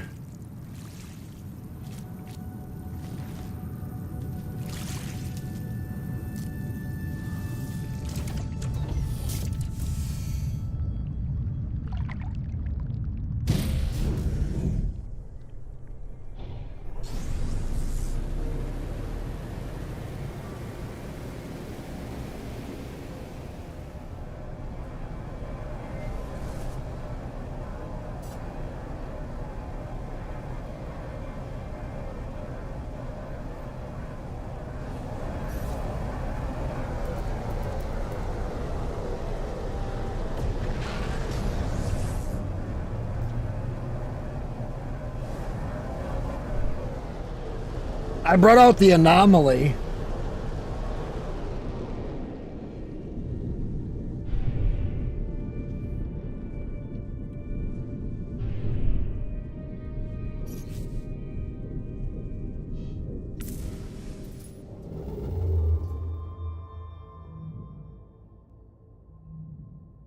Wait a minute.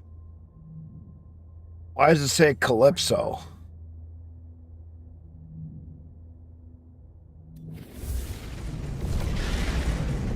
Okay, wait a minute. Did it?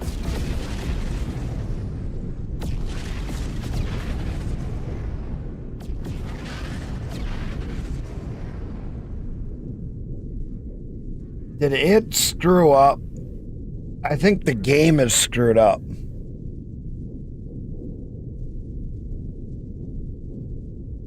Because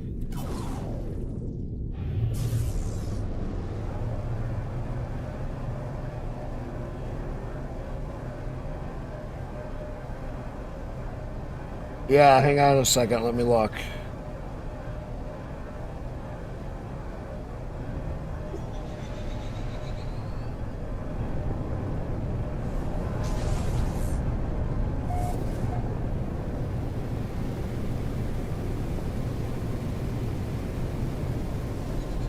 Yeah, no, I'm at the third galaxy.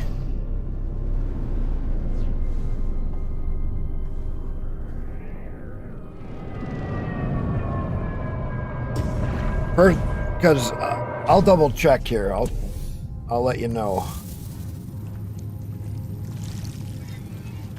Because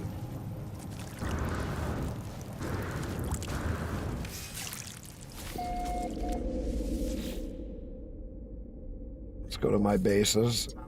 So here's the Euclid. I got 2 bases in Euclid. Second one is in Hilbert Dimension. And my third one is in where I'm at Calypso. So I am in the third galaxy.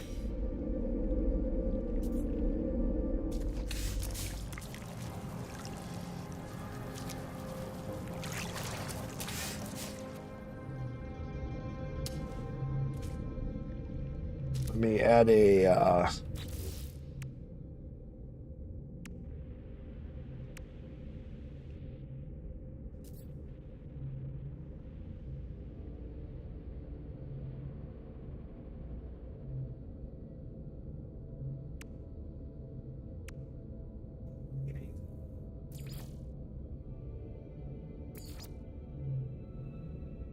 what am I thinking of?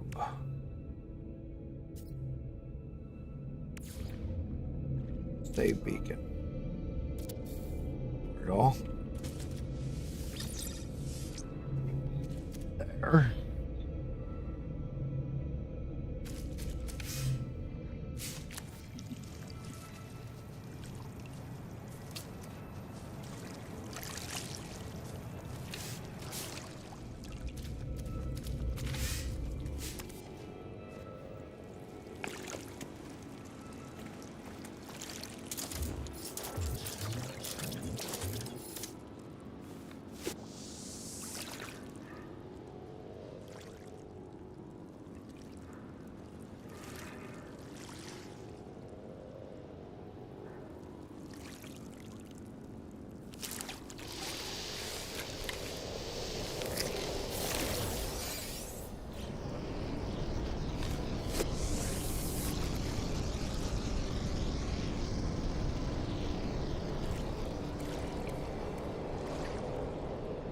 I'm just doing some fishing while you're loading.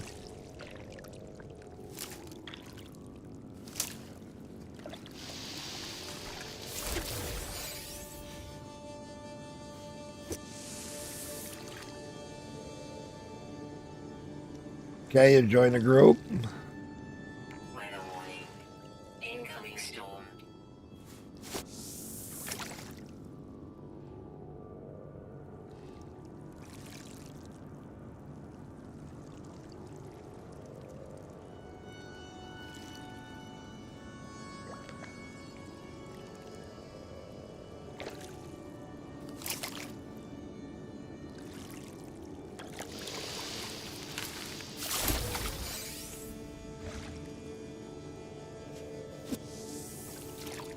Let me know where I joined you this time.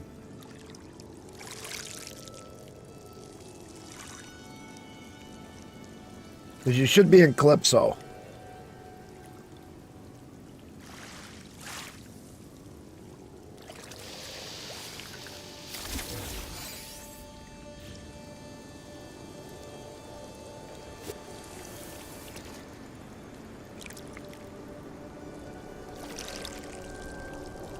Okay, hang on.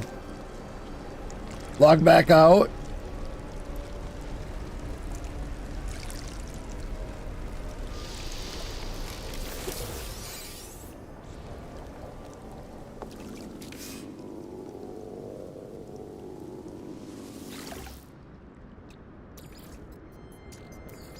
Technology recharge.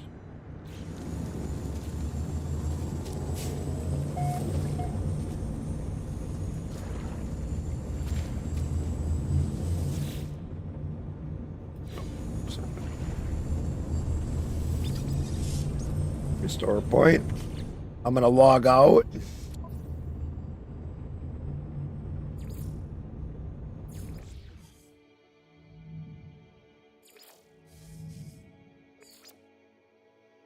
And log back in.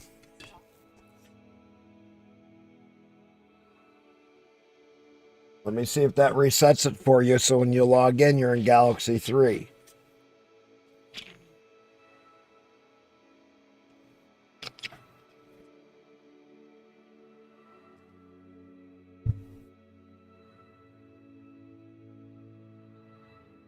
It only takes me a couple.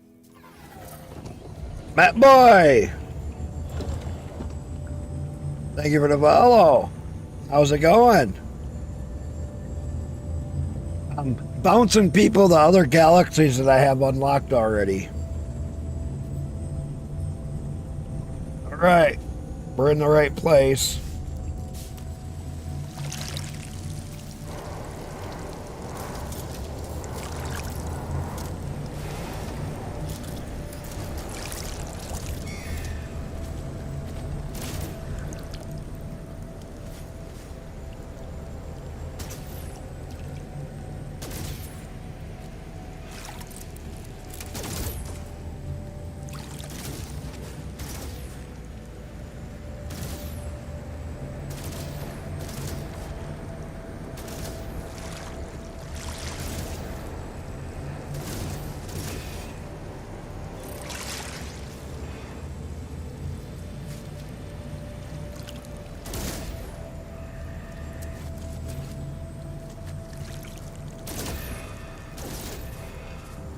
Weather update. Storm clearing.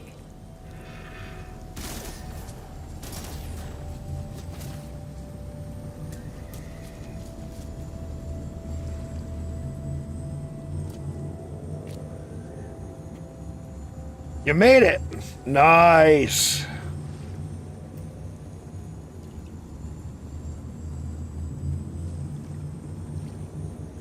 Oh, damn, look at them fish. Look at these odd fish.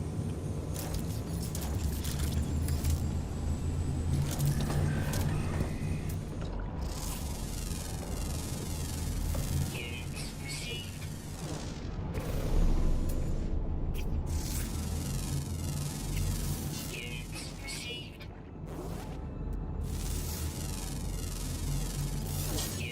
Units received. Units received. Units received. Fucking place has big fish in it.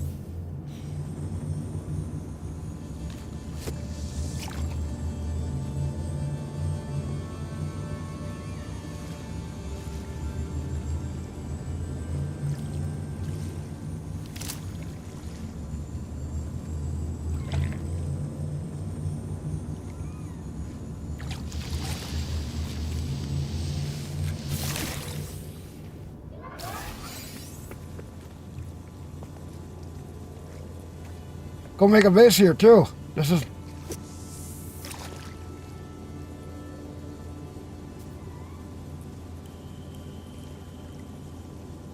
I'd make a base. Pop them, and then they go after it.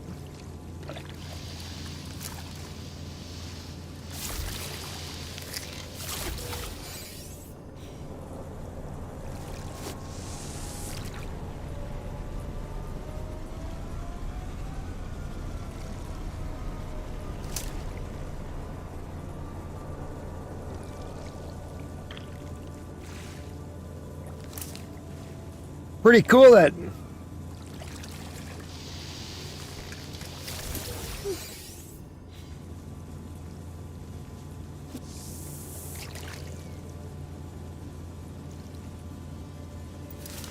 I'll go take off and get you. I'll go get it. I'll go to the 4th galaxy if you want.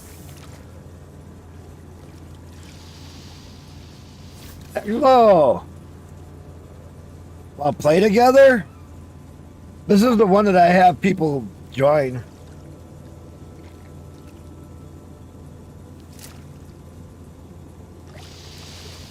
I'm in the 3rd galaxy right now. I was just about to jump to the 4th galaxy.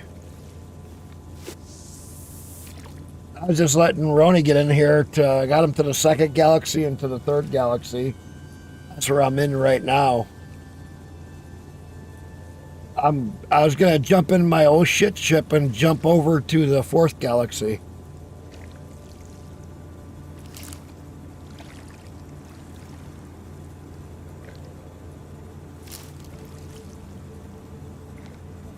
This is my other long-term game save.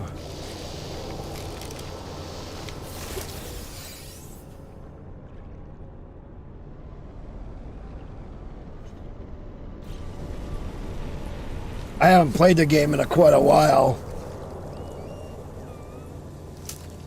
I kind of left it set.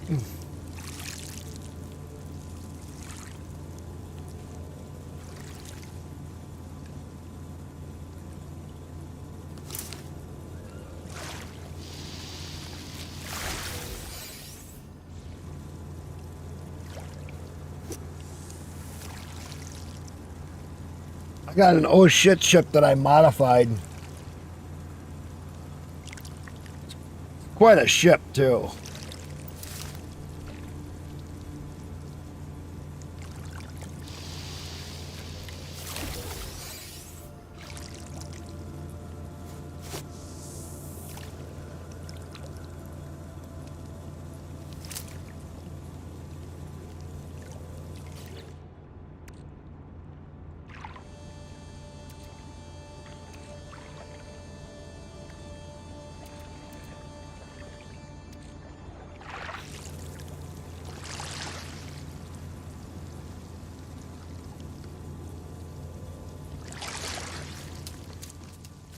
Here, I'll go jump to the 4th system.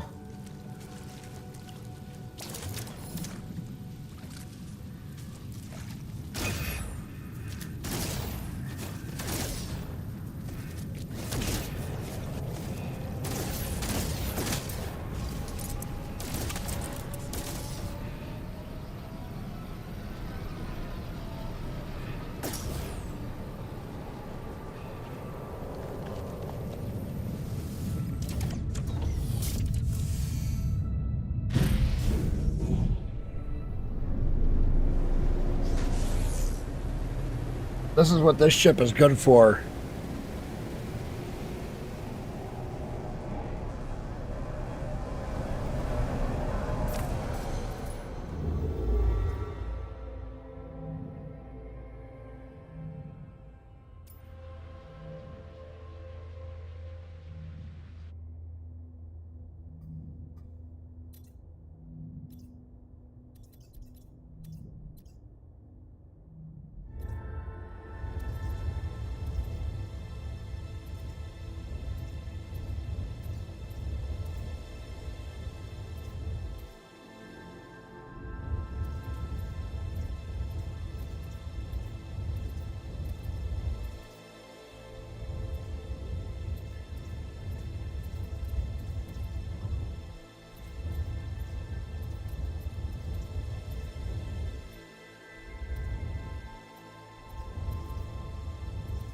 Because I can make it in a few jumps. It don't take me very long.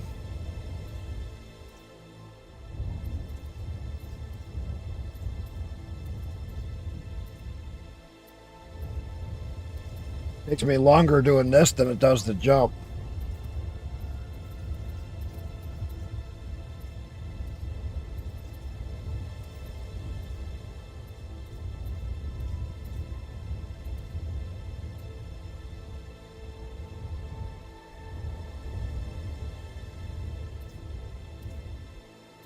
Out of jump range. There we go.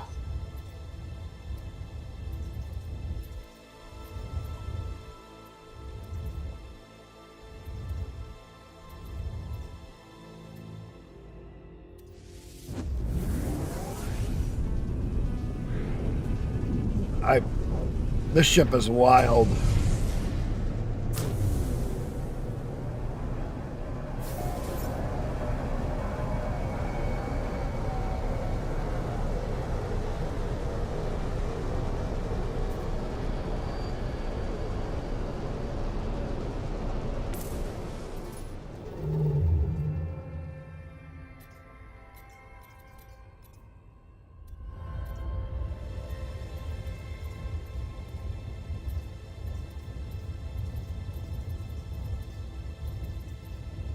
This is the one I use for getting to the other systems.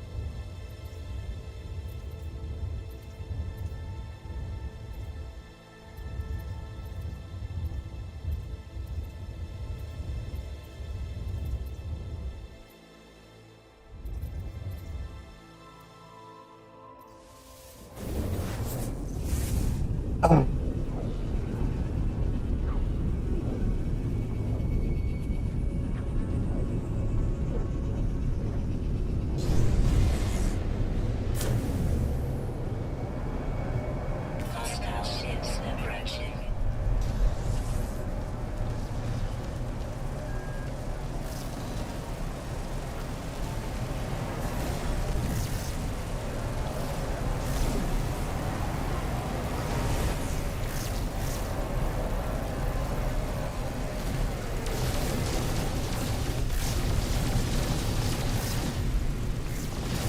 Enemy missile inbound.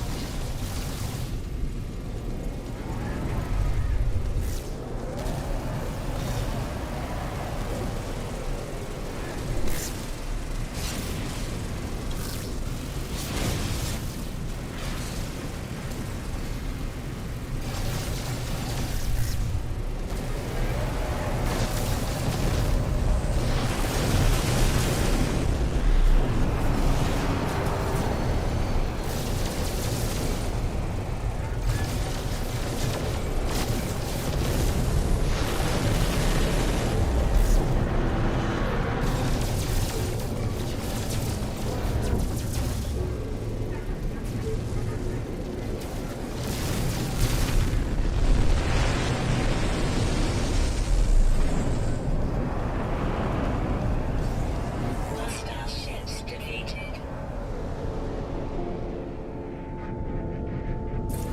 Units received.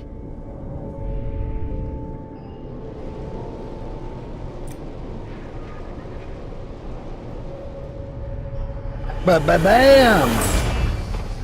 Dreadnought beat.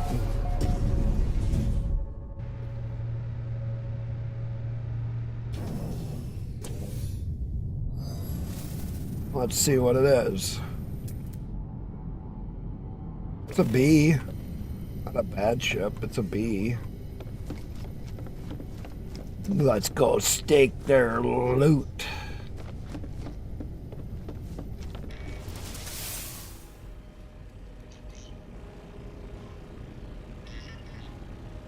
Oh, wait a minute. Instead of taking their loot, let's just kill them. Where's my ship?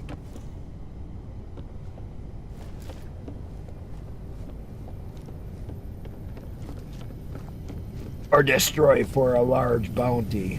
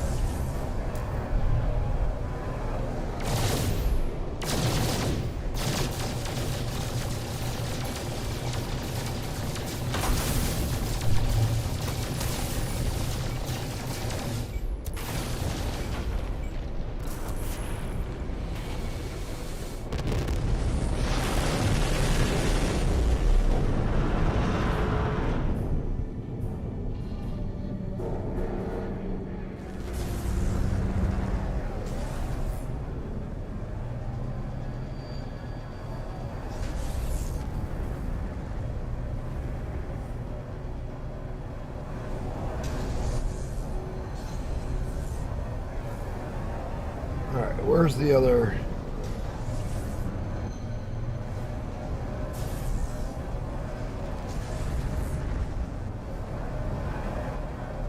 Where's the civilian fleet?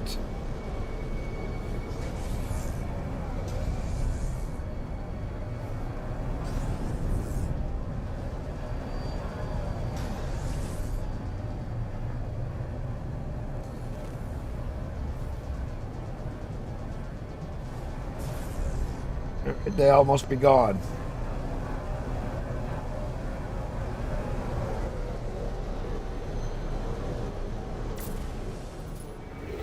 Oh, let's keep going towards the center.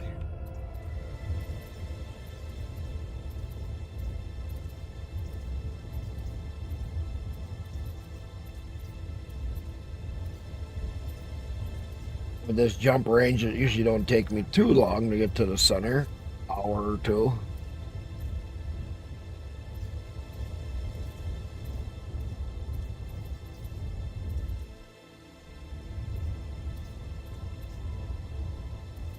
I did the one in like no time. It just shows you how big the galaxies really are in this game, and why most people never, less than 1% ever go to more than one galaxy.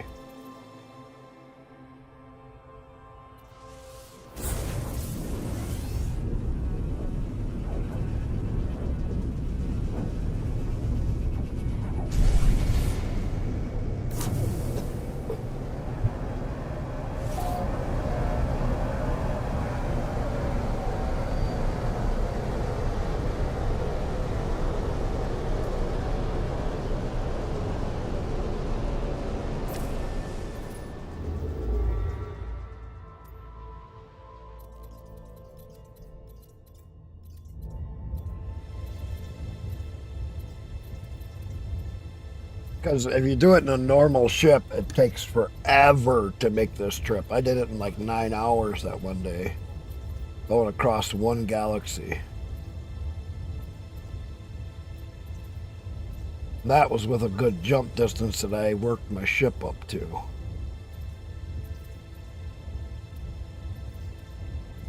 Should be getting close.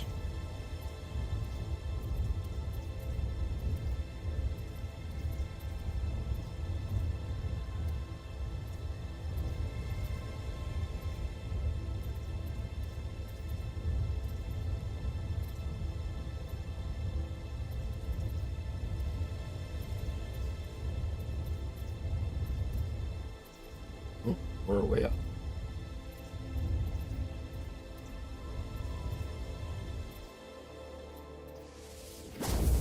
Oh. Still only have a few more jumps and I'll be into the fourth system. I'll switch ships and then jump with a junk ship.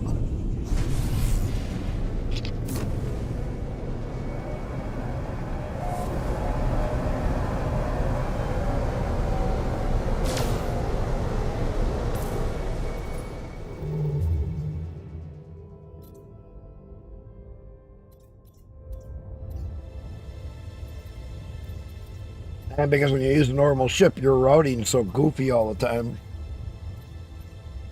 Where with this ship, I got a long enough jump distance. I can just go from system to system.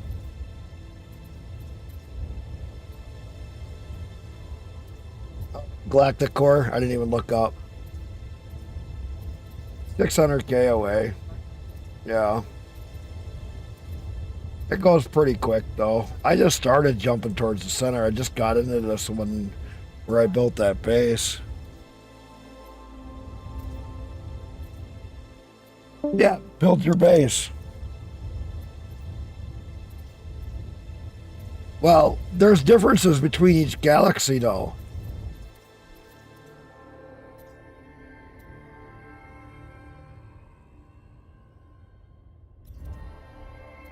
Do you realize that there's some galaxies out here that are really weird?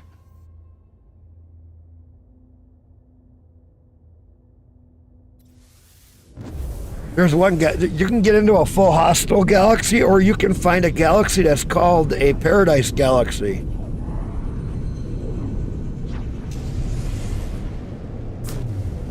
I think galaxy 8 or 9 is a paradise.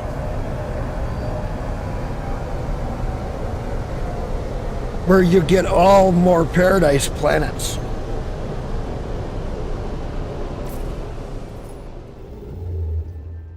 I'd have to relook at them.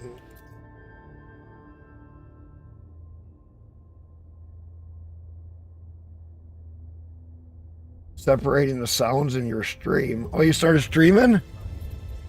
Hang on, let me get over by you.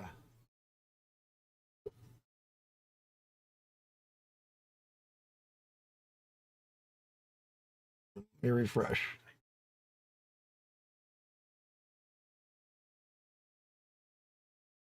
Doesn't show you streaming.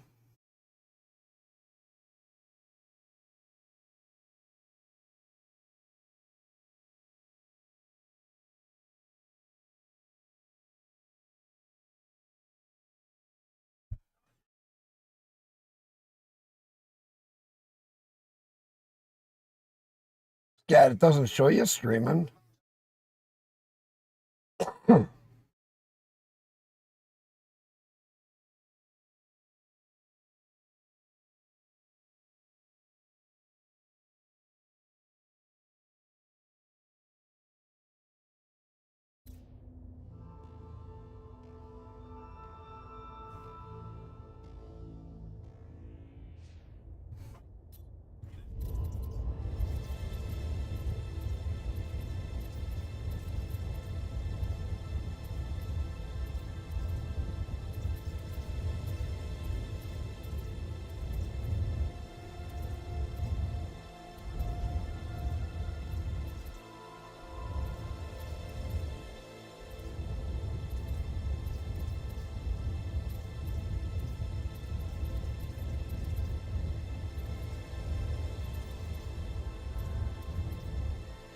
12.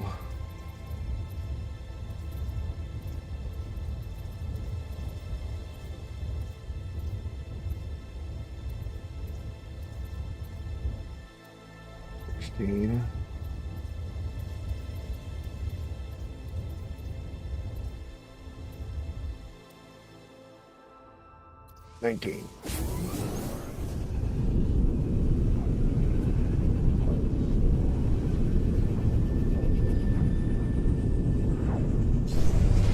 Yeah, I always forget to look up in that corner.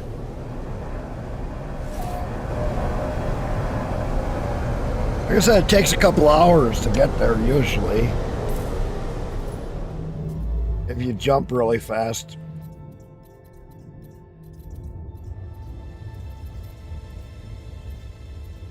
The hardest part is all this traveling like this. If I had my fleet carrier where I had a better jump distance with it, it would do better. For my capital ship, but it's not the best yet. This little guy almost does better.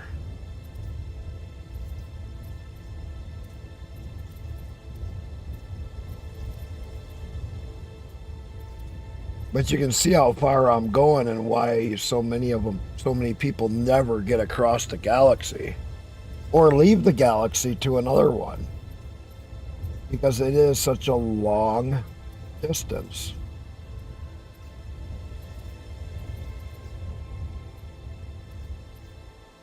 Ooh, just out of jump range.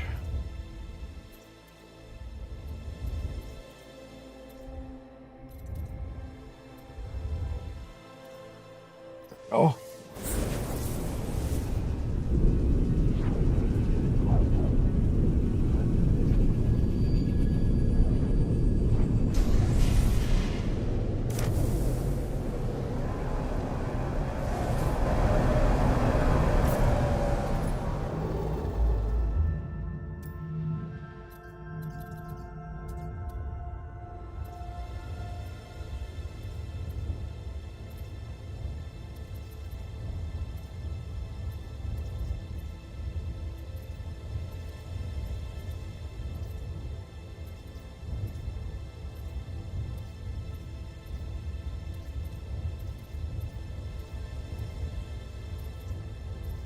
Once I get into the rhythm of it, it goes pretty quick. 11.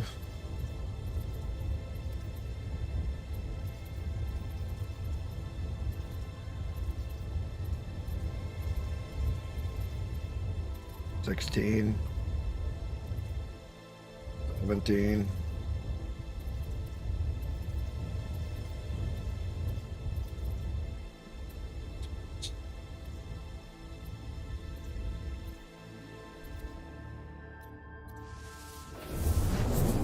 Flick 3, I'll probably have another battle here.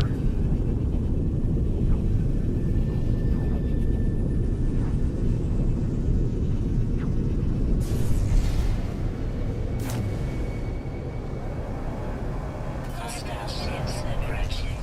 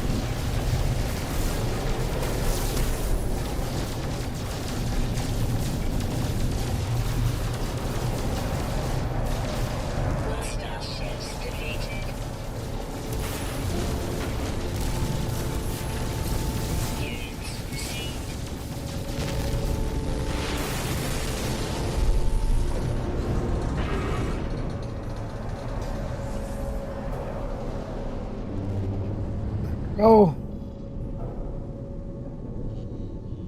All right.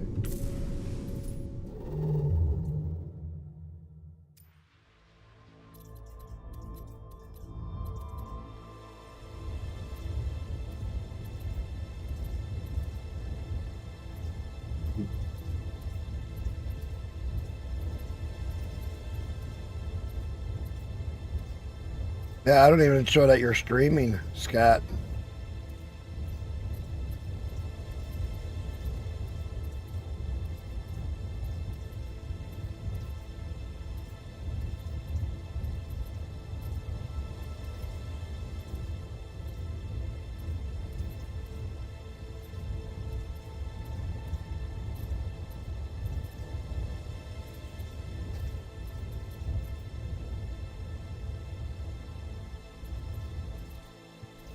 Seventeen. 18, 19.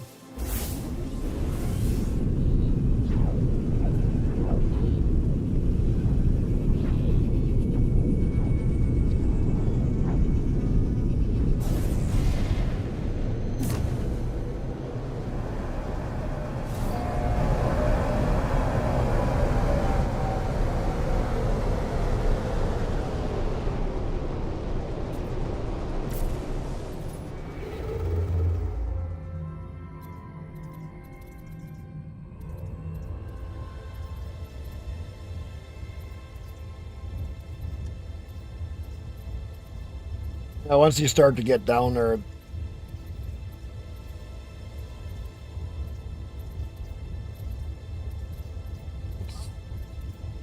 still got to increase this ship so it jumps further.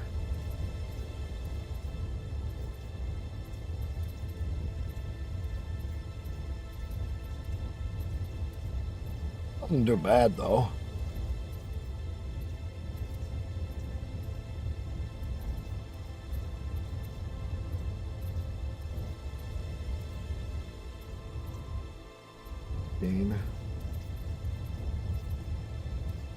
It's just a long frickin' ways across here.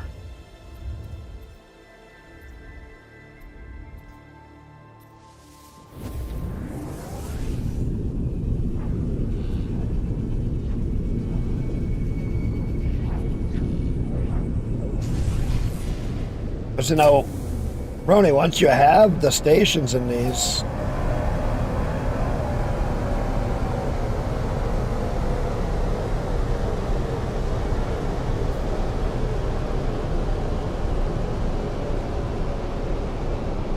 you jump out and you gotta double check that you got the stations in your regular game save then. You know what I'm saying? To make sure that they held. Because sometimes they don't hold.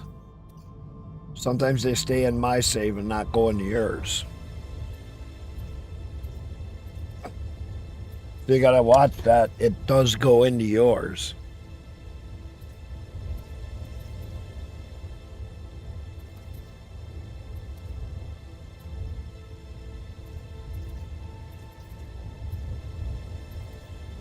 Because you want the bases so that you can jump to them, have power, have plenty of everything, and if you need anything, you can always ask. Once you have a base in the system, you're golden. As long as you used your other game save, which you did, because you were joining through the game save. Then in that game save, you'll have it. But then what I can do is and I join you with one of my other game saves, then I could get the base to the other systems. You see what I'm saying? It's kind of a trick. So when I share it with you, now if I want to get a different game save to them, I jump to yours in a different game save, and then voila, now I got my other game save there.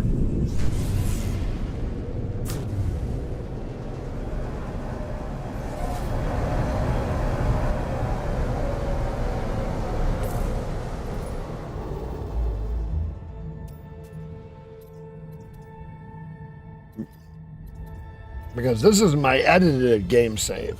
This is the one that I went in and totally fucked everything up in.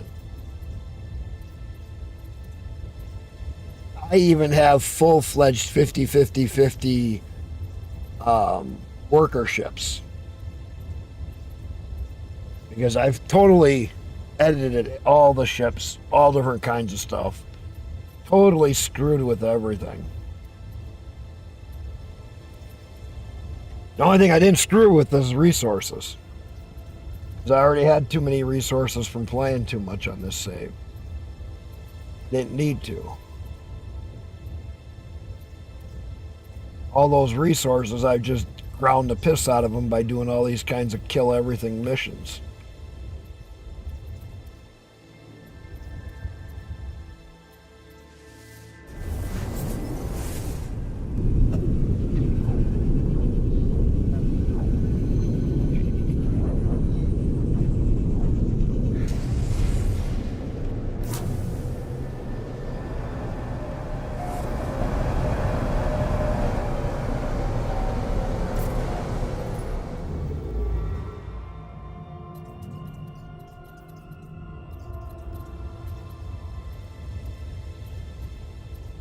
Oh, we're under 500K now.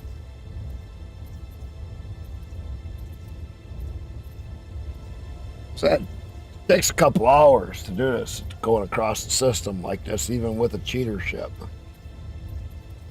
It's not even fully maxed out.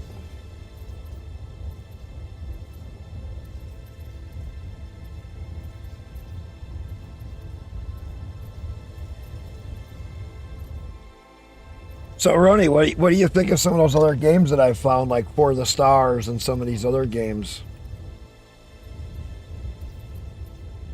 There's so many new space games coming out this year.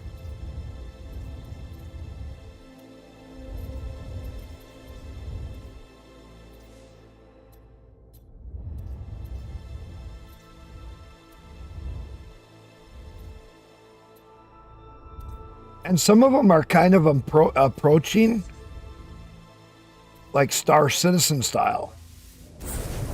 They really are. Some of them are getting to the Star Citizen style of a gameplay, which is really sick.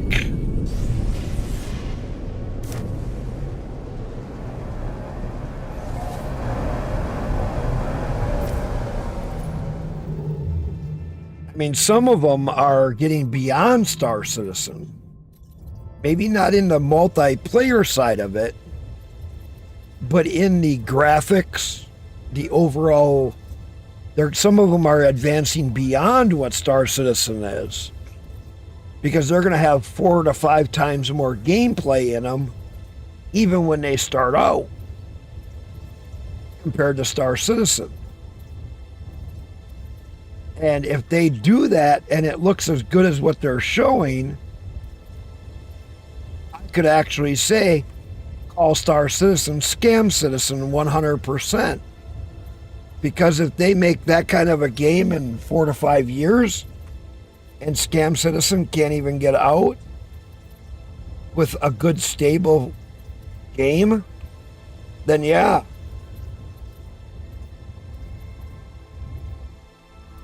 I'll put my Star Citizen account up for sale.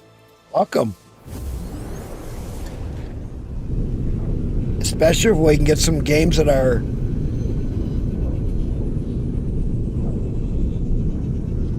yes.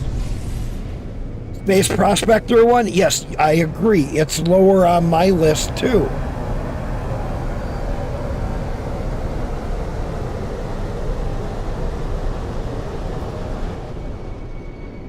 I wish I had it.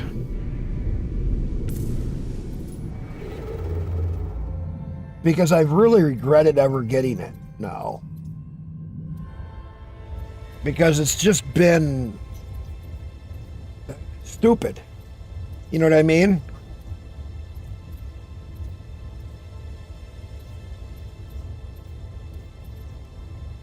And I've gotten a lot of other people into it, which I regret.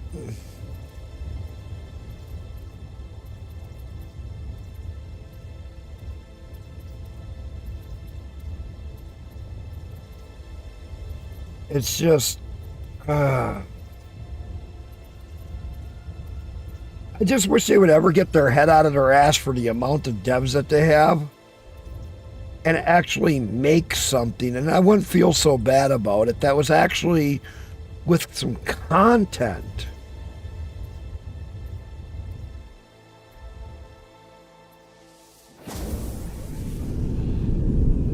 But at the way that they're going, they're not going to have any content for the next 10 years. I'll be fucking, you know. And the game engine's getting older every year.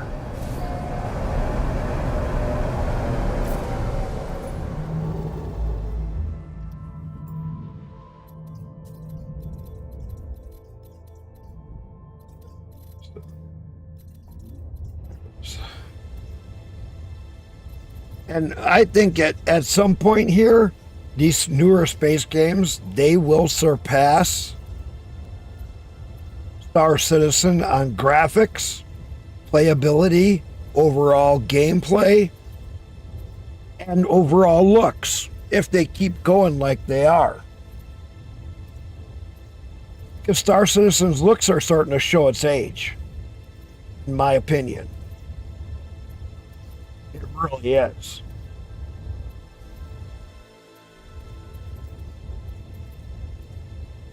Their menus and stuff are starting to, you know, you can starting to see their age.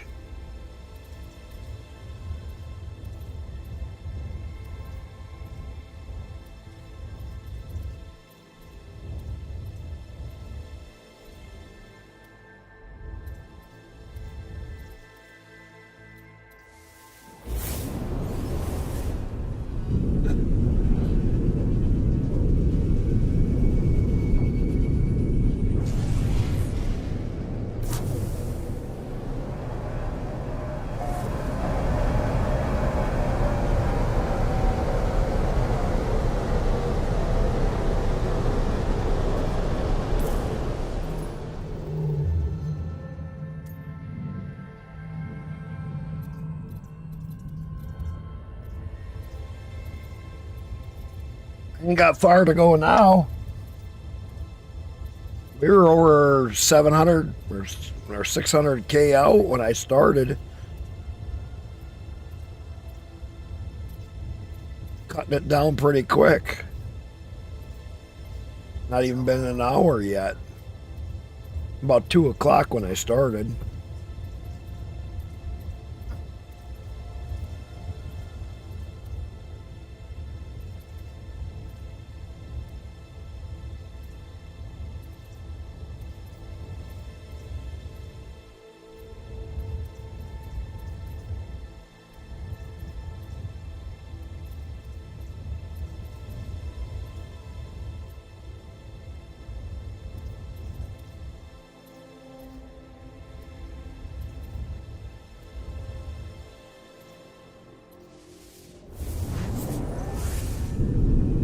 This third one, I think, is more of a paradise. I've seen a lot of water worlds in it.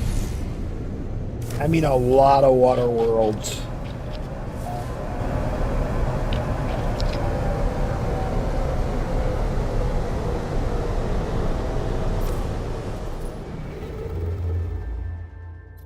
I think you'll like that third one.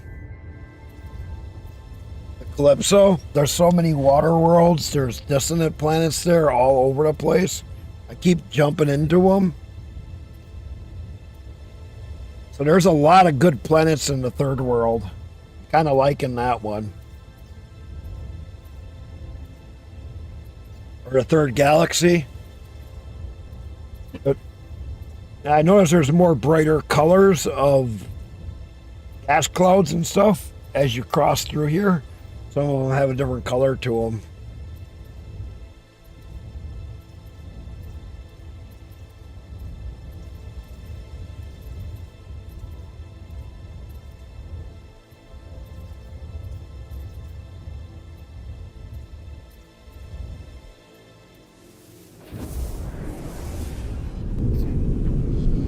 I think that third galaxy is what I'm going to spend a little more time in. Because look, there's another water world. See that? Waterworld, Waterworld, Waterworld. It's pretty cool. There's a lot of water worlds in this third galaxy, which has me kind of curious as how good is the galaxy. And there's not a lot of people over here. You got to remember, less than 1% ever go to a second galaxy, and each time you go to another galaxy, it's even less.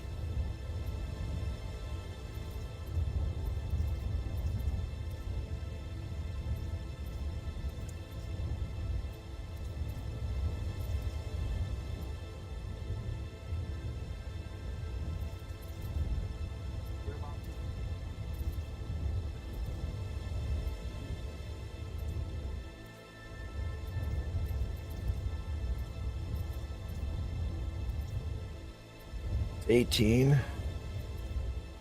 That's just out of jump range. There you go.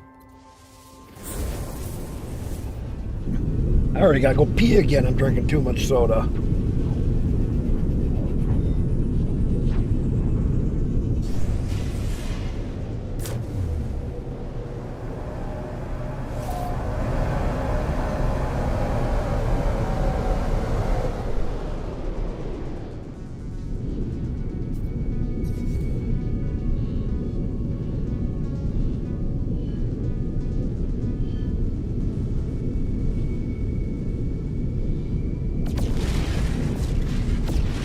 Okay, I'm gonna go do that quick. I'll be right back.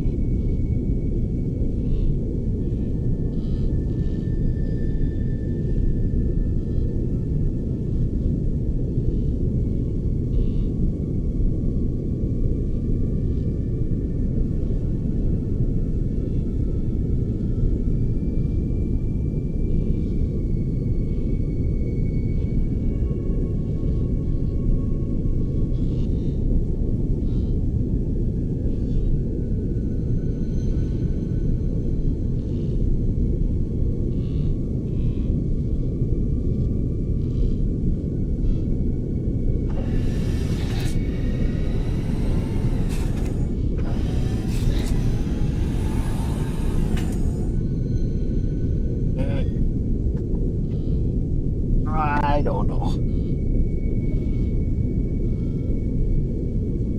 Wanted a munchie, but I don't know what. Baked goods. How's it going? Ooh, look at this gas cloud in front of me. Think of all the goodies you could get out of this with the gas collector stuff. Look at this. Roni, you see this? Look at this gas cloud stuff right in front of me. Think of all the goods you could collect out of all the gases for all the materials.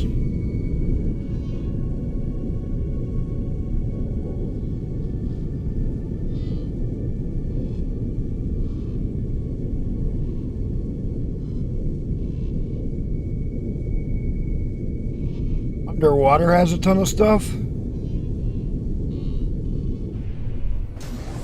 Law station. Nice.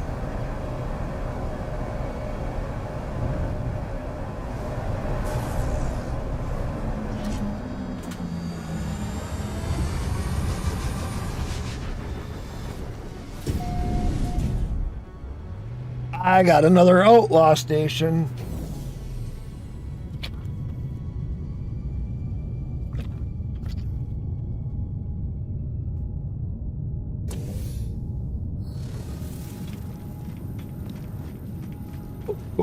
Ooh, all I do is set foot on them.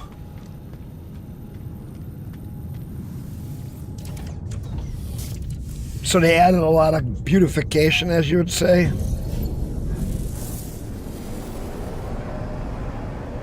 Warning. Threat detected. Oh, really?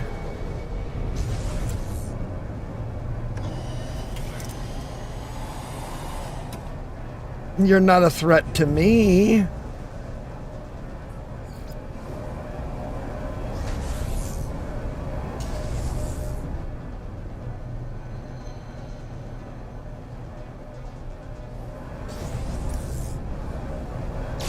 Hostile ships approaching. Hostile ships defeated.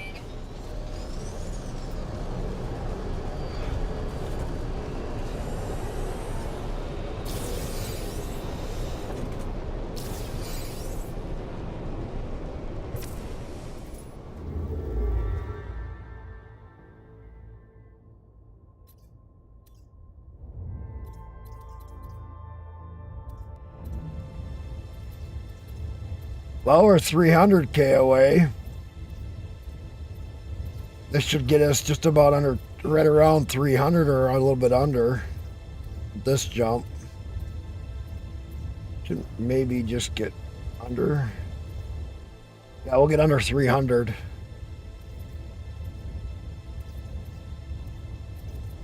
Like 3-4 jumps to every 100,000. Let's see. 20, 40, 60, 80.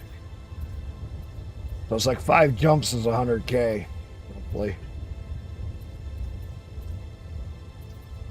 6 jump takes you over. It's like 19,000.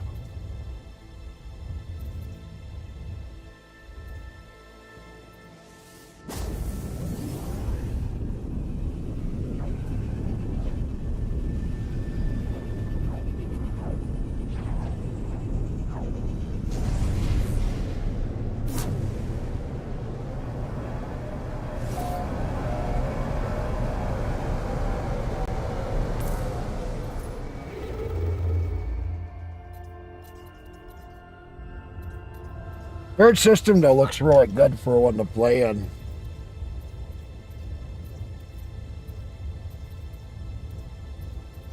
Think of all the new systems you can find that nobody's ever looked at.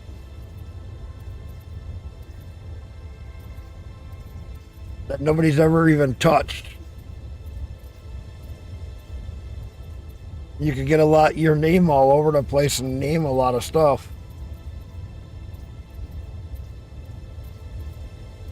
Because nobody's really gone through there.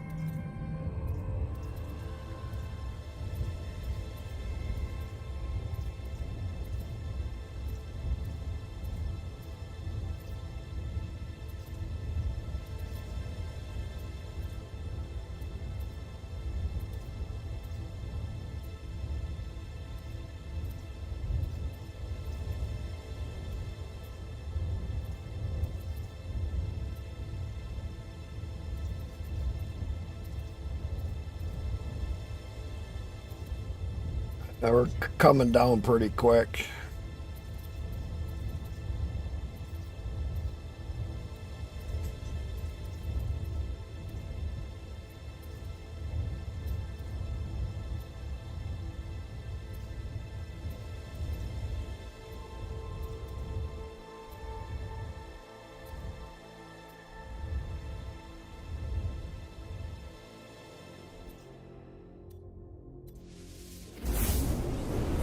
This probably will be another battle.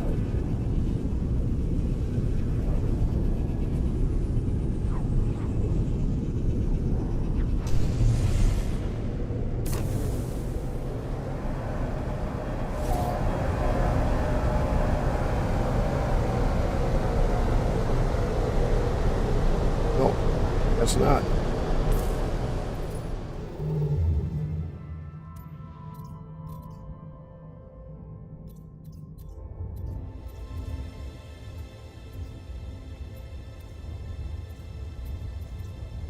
I don't know how many jumps it actually takes if you just jump straight through with a ship. You know, 10,000 jumps, 20,000, 500 jumps, 1,000 jumps to get to the core without having a modded ship. I know I did it the first time without a modded ship, and it fucking took forever. Like 9 or 10 hours just pounding away. Because I was using the wormholes or the jumps. I would jump and then I'd go through a wormhole, go through a wormhole, jump and go through the wormhole, and it took like 9 hours. It was wild. It was like 9 or 10 hours. I did it in one stream. Could have been 12 hours for all I know.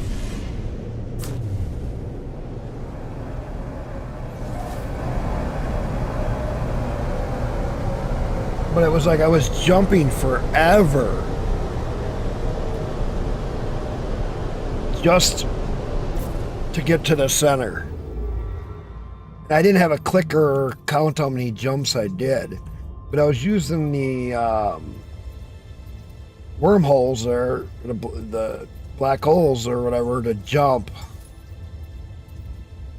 And once you get past like 600K, 500K or somewhere in there, 600K, they start taking you towards the center. When you're out around that 600 to 700K out, they take you around the outside and they never take you to the center. So you have to get past that 600K mark to get into where those black holes or whatever take you towards the center. Otherwise, they don't take you towards the center. They take you all around it, but they never take you towards the center.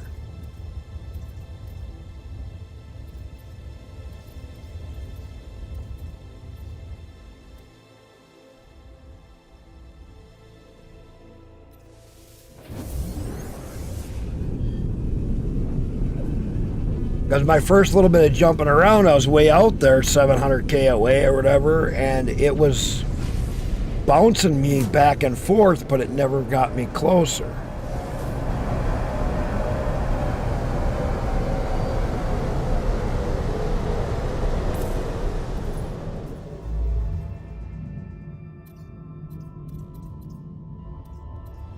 And so, all of a sudden, I jumped for a ways and didn't use them, and then all of a sudden, I tried one again, and then it took me towards the center. I don't remember if it was below 600K, below 500K. But prior to all of that, it took me away from the center. And so you still have to jump a long ways before you can start using the wormholes.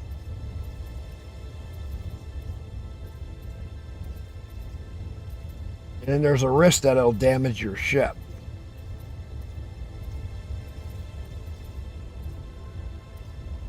Because there was talk about that, but I didn't have none of that happen.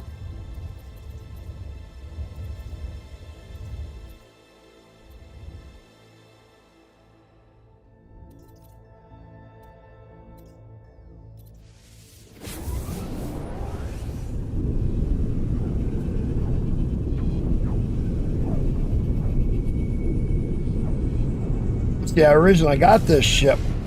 It took me like 5 or 6 tries before I got a ship.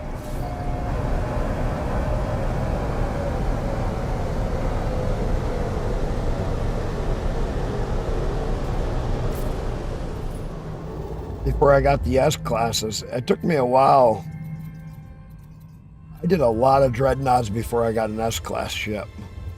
I was on my 12th or 13th one before I got an S class dreadnought.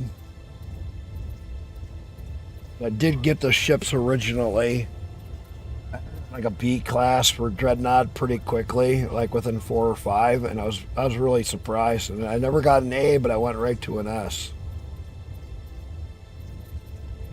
But it just took a while.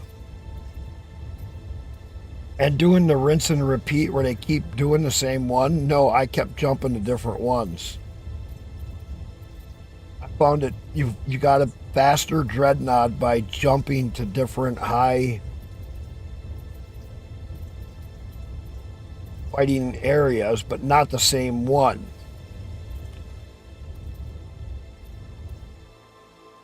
And when you did it that way, you got the dreadnought S class much faster. I don't know how it is now because I haven't played the game really in almost a year.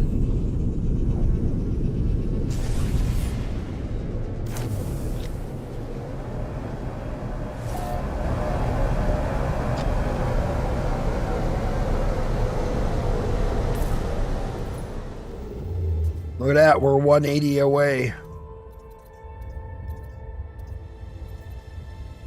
We're only a 180 away. We're getting close now. Been just over an hour.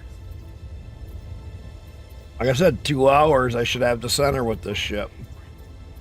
And it's been like an hour. I started at 2 o'clock. It's now 3 o'clock.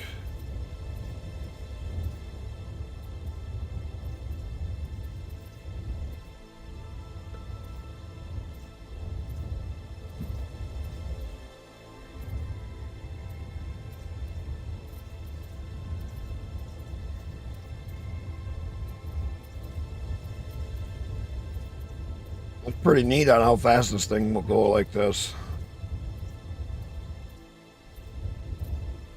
18.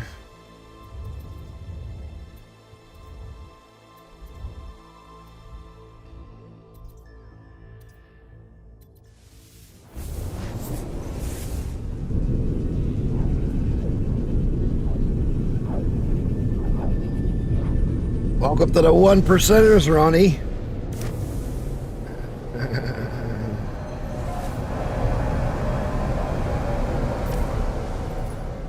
As less than 1% of all players have made it out of the first system.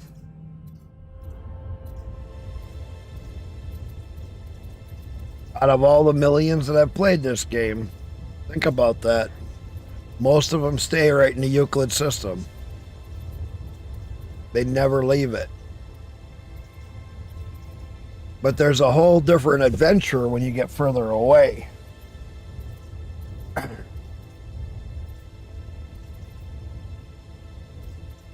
I'll have to find that galaxy map that has the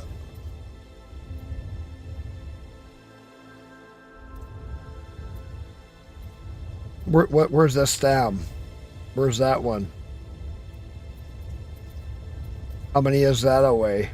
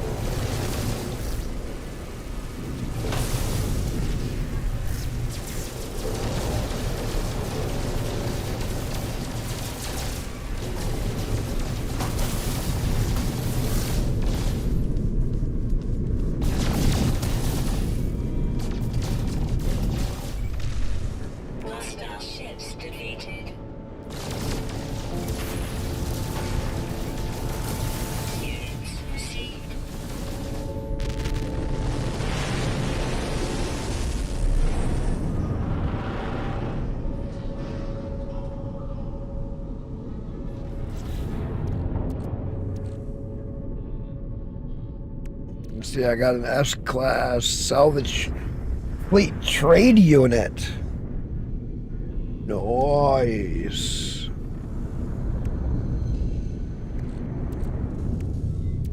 All the goodies shit I'm getting.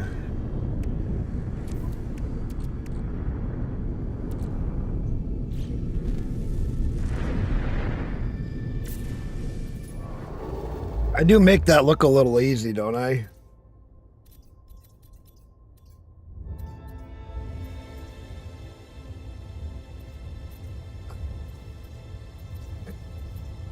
I'm just used to doing them. I should get a bigger ship than the Dreadnought.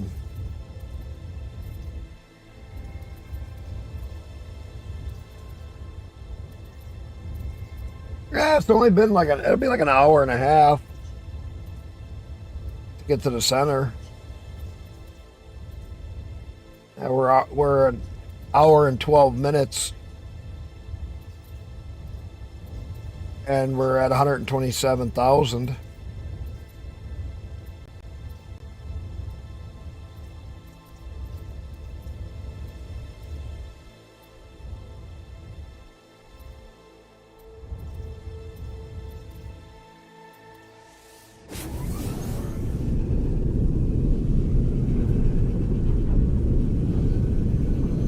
It's not bad, really. An hour and a half, probably. Well, I got a few more jumps and I'll be to the center.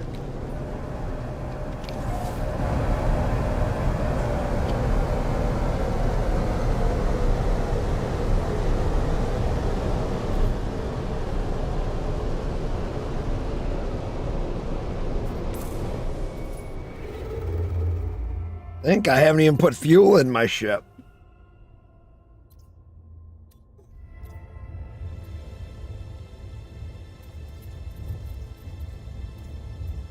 Just been jumping. Probably get close to needing fuel.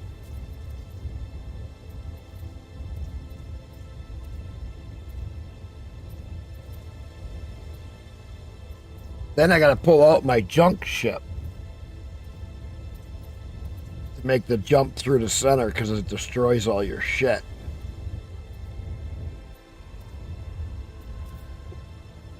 Because when you jump through the center, you get really mangled up.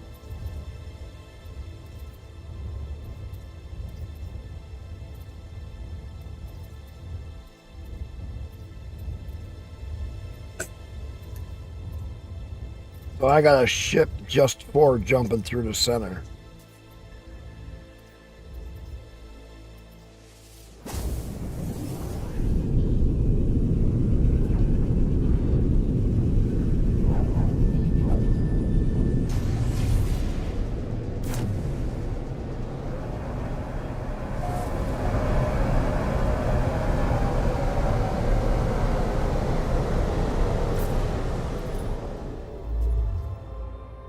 I also take all my stuff off.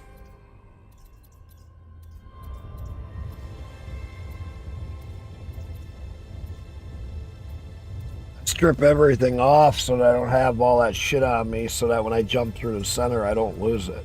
Put it all in storage. So I call my fleet carrier and empty everything off on my fleet carrier. My capital ships. That way I don't have it on me.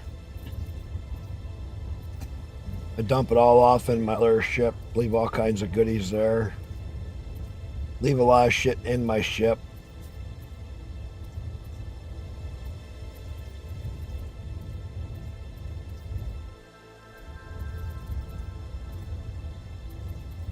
Yeah, a couple more jumps and we'll be to the center.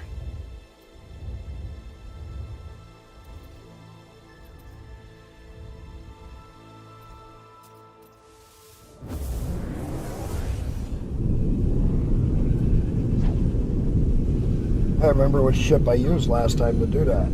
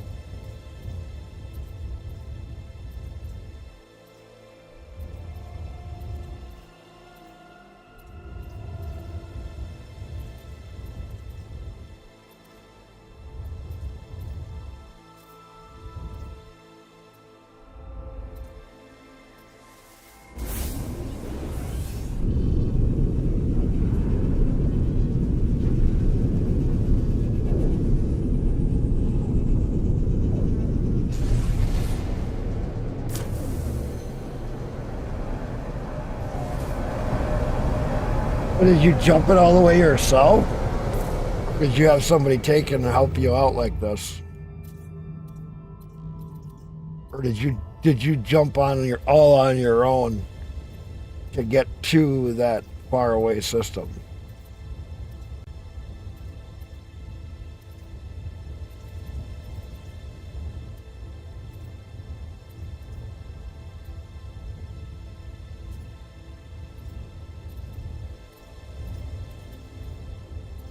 You finished the Atlas story.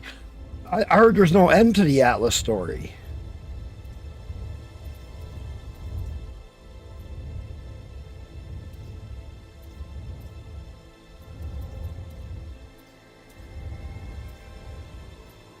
I heard there's no end to the Atlas, that you can keep going forever.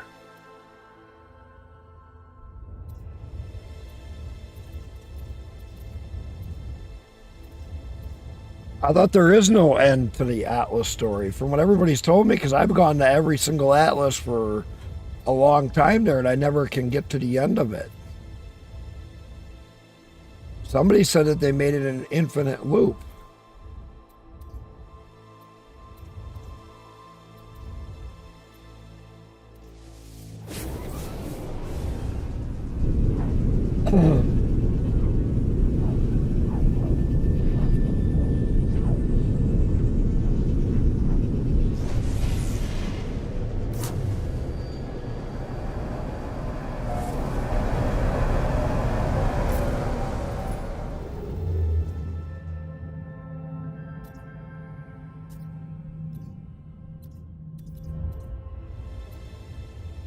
Oh, so you didn't, the story took you there, is what you're saying.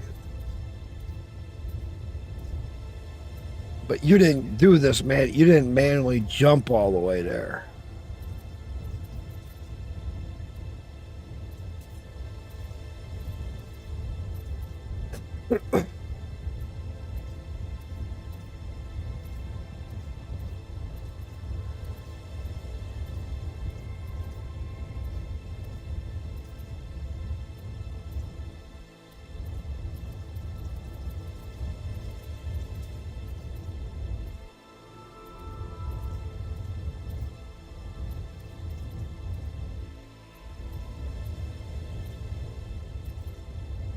Oh, it gives you a choice.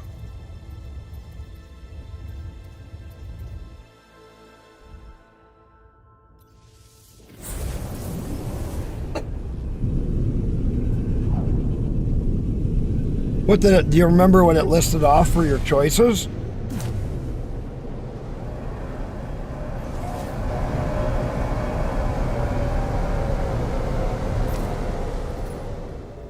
Don't worry about it. You said that was your first real gameplay, so I get it.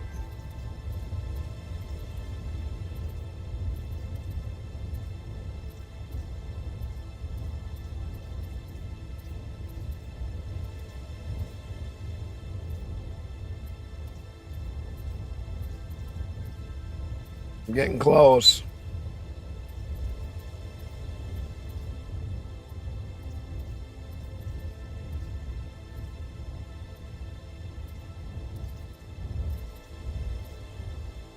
It's 12.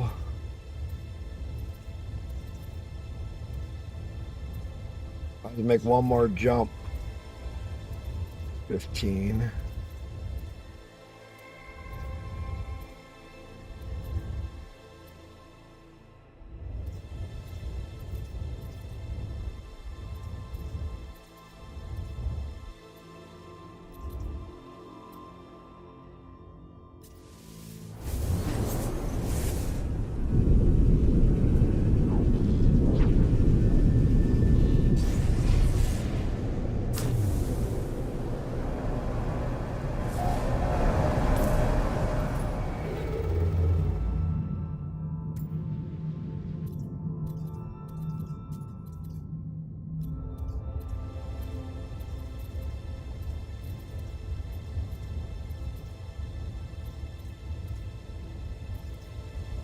There we are.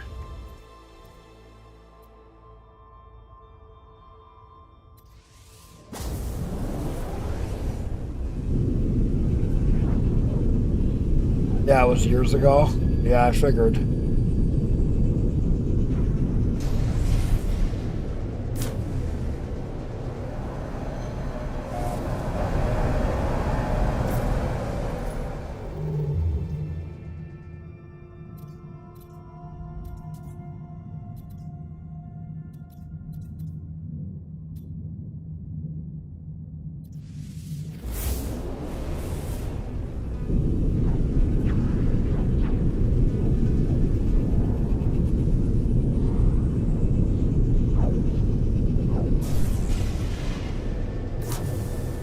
All right.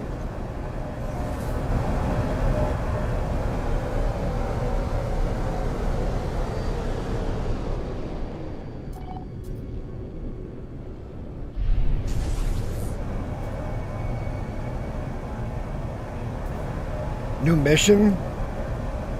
Complete the Nexus? What?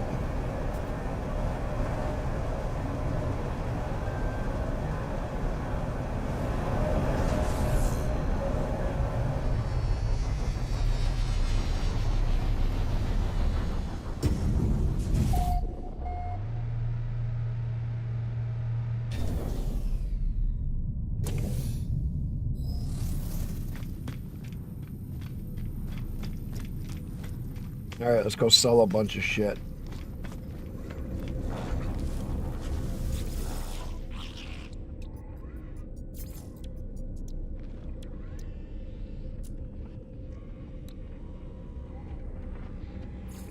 Units received.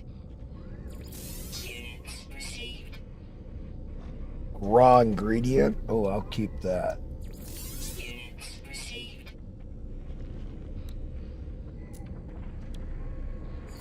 Units received.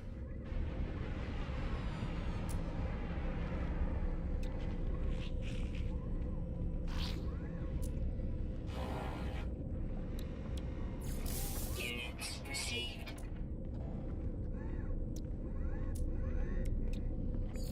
Units received. Units received. Exaberry, I'll keep that. I don't know what that is for. Units received. Always get more fish. Units received.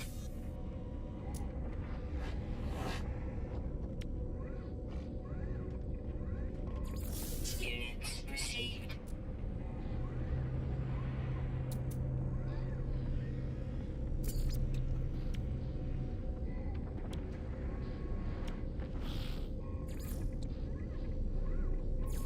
Units received.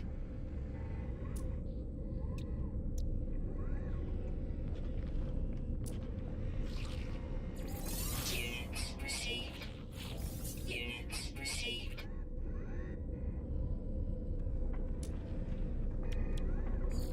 Units received. Units received.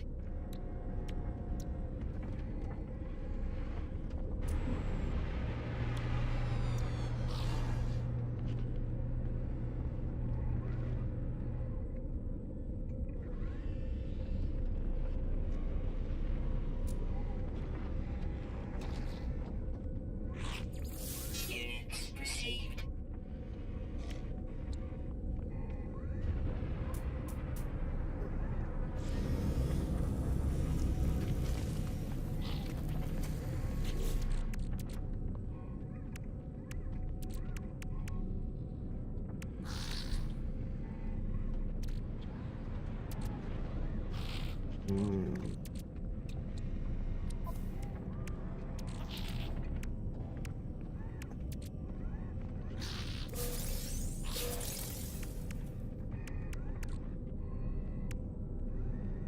Not sure what they gave me.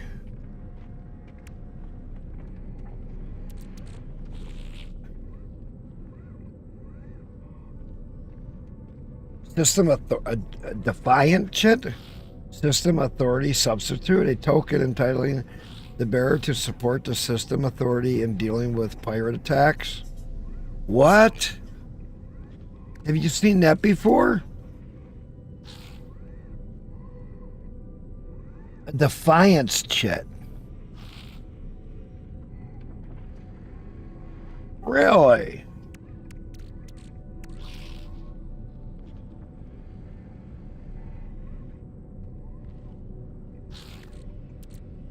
I've never seen that before.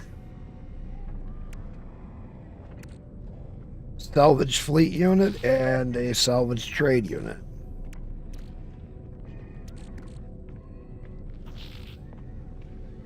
And a suspicious cyclone module, plasma launcher, and a salvage fleet trade unit.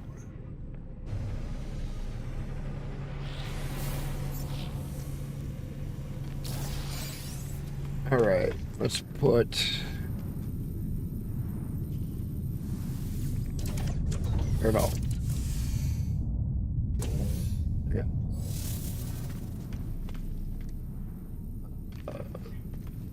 I remember how I swapped the ships.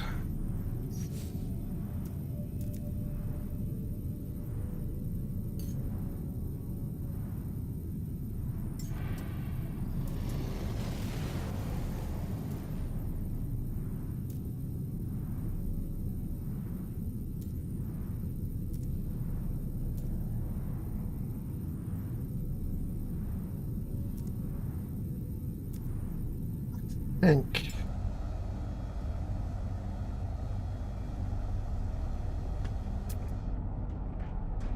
Oh, it's not that one.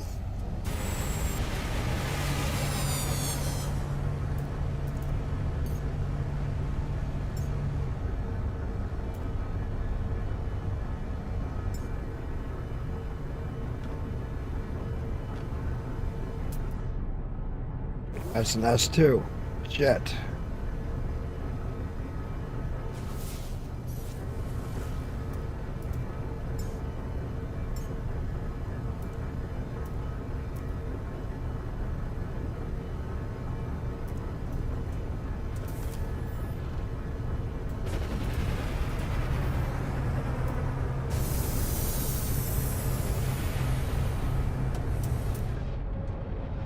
No.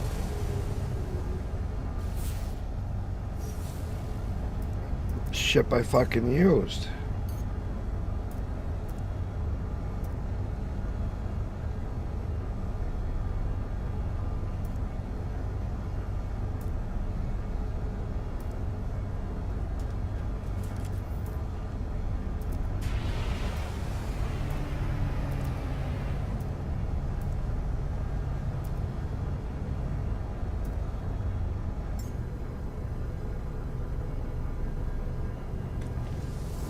Get into it.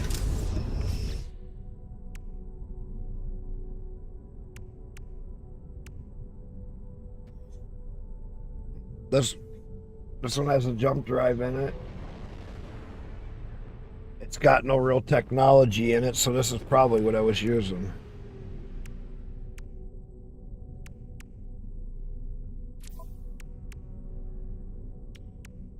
Okay.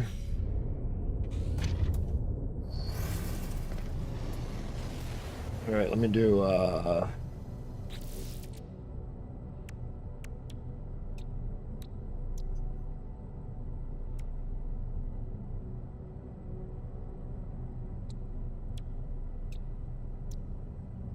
I took everything off when I did this. So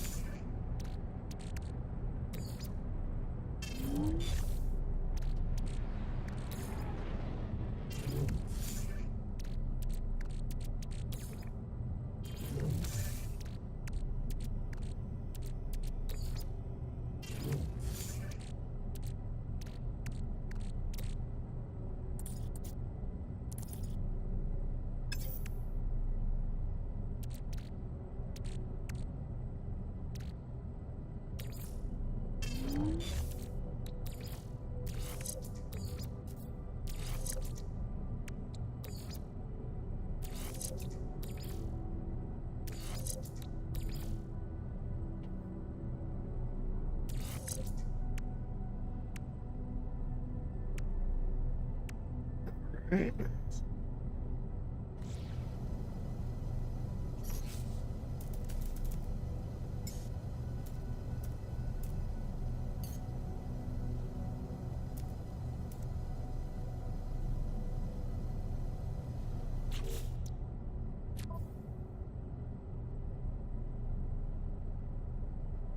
Works.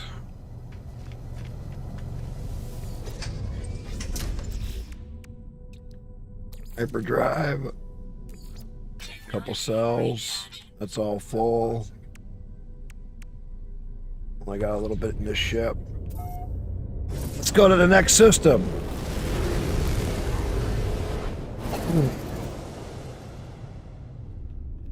Now, this is a little tricky to do.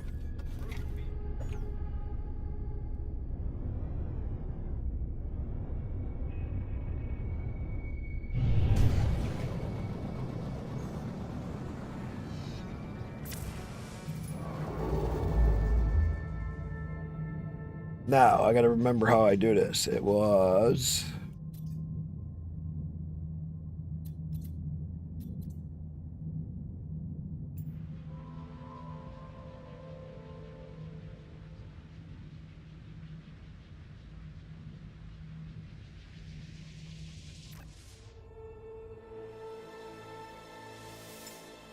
There we go. Here we go. Jumping through the center. Going to the 4th galaxy, people.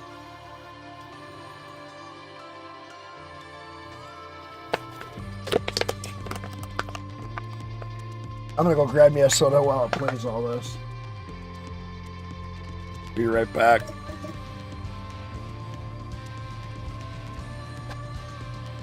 They changed this.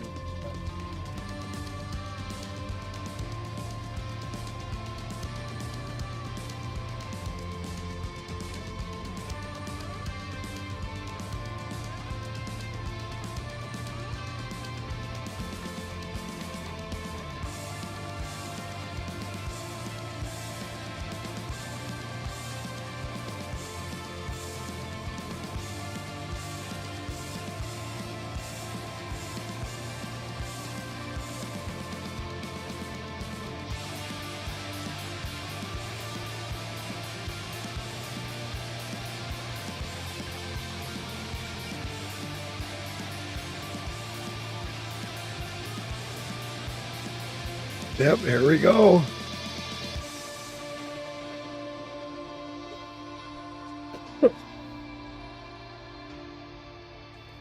Fourth galaxy coming up.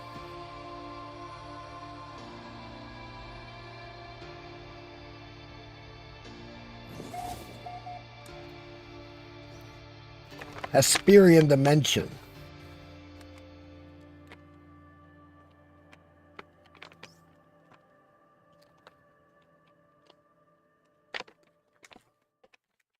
I'm waiting to find I want to find a violent one. Where it's like really hostile.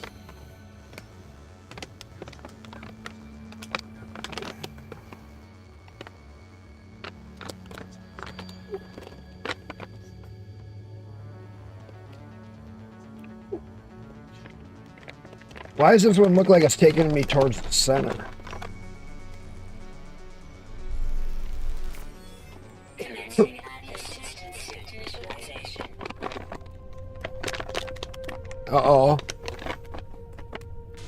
Life support systems activated. Shield kinetic system online.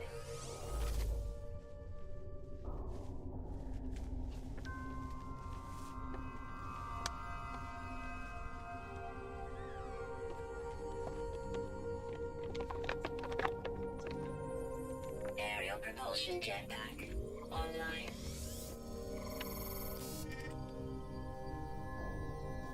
Multi-tool and mining laser attachment operational. User initialization sequence complete.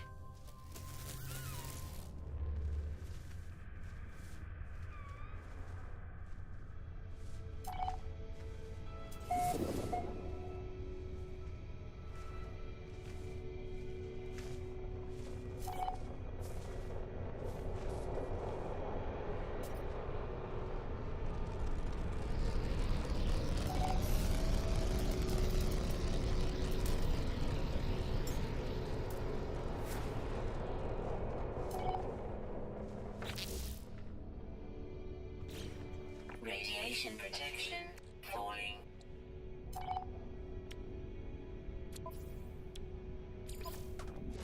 Component repaired. Component repaired. Component repaired. Component repaired.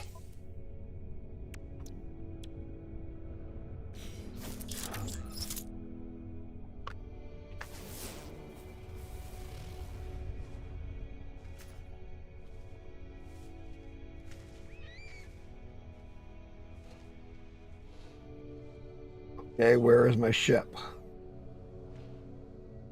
There it is. Last time it dropped me off right next to my ship.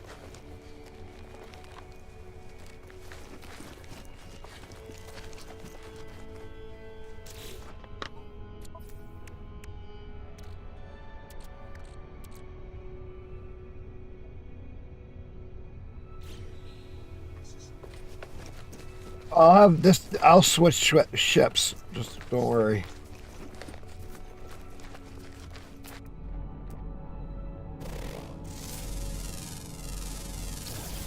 I will. I will.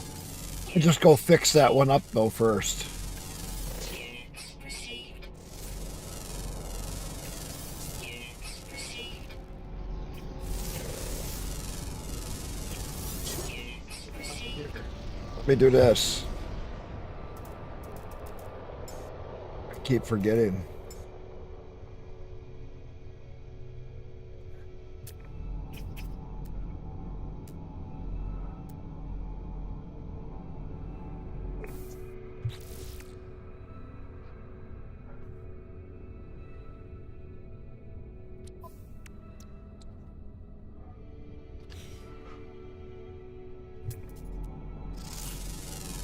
Now watch the difference. Units received.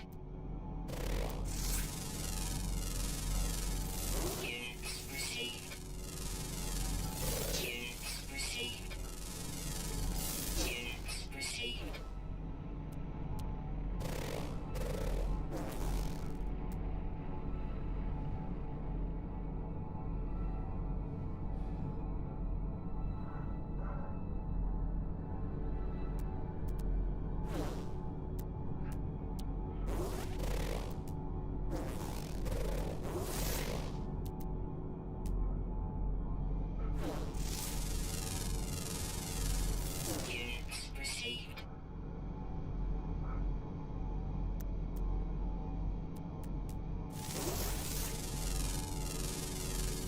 Units received. Units received.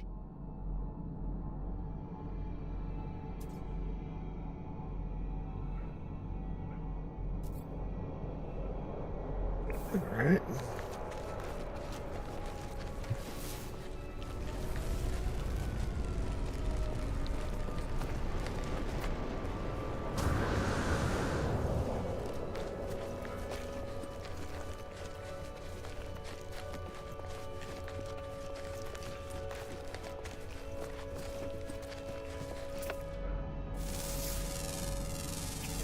Units received. Units received. Units received.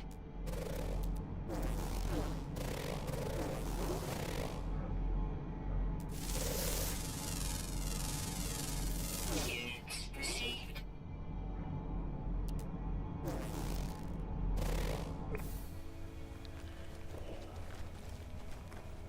Radiation protection falling.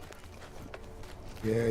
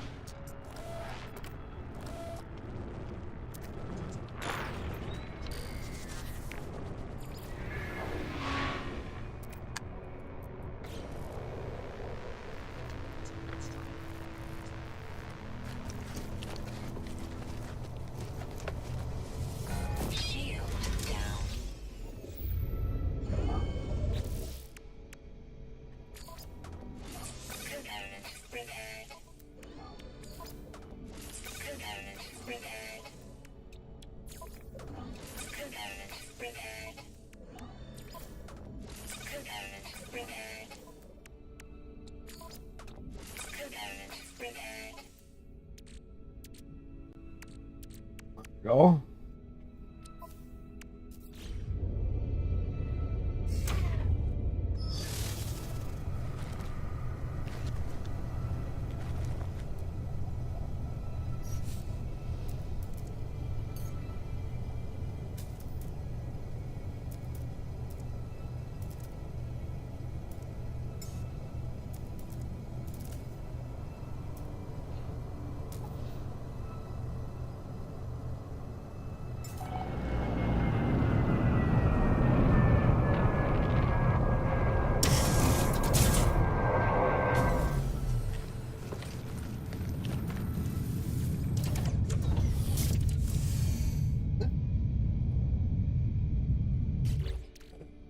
Let's see, how's our...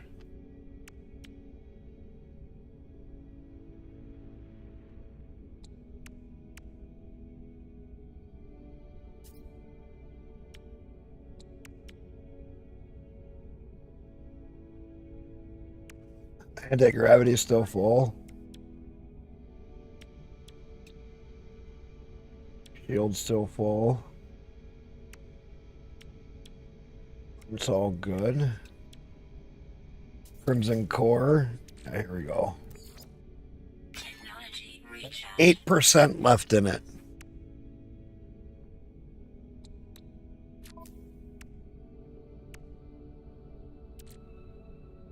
Oh. Shit, I forgot about all this stuff on my exosuit. Component repaired.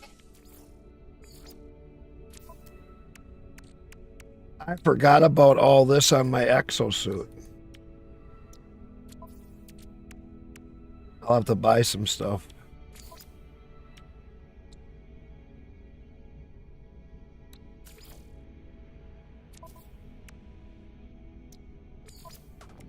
Component repaired. Component repaired. Component repaired. Oops. I think I forgot a few things Repaired. when I did the jump. Component repaired. Component repaired. Component repaired. Component repaired.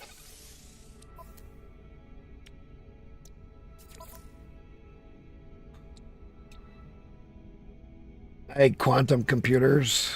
And what do I need for these other ones here? Component repaired.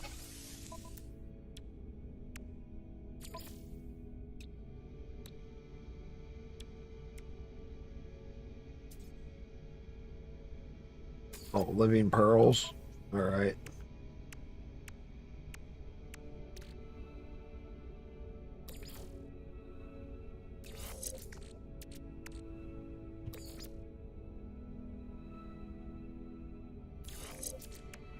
Remember where I had all these?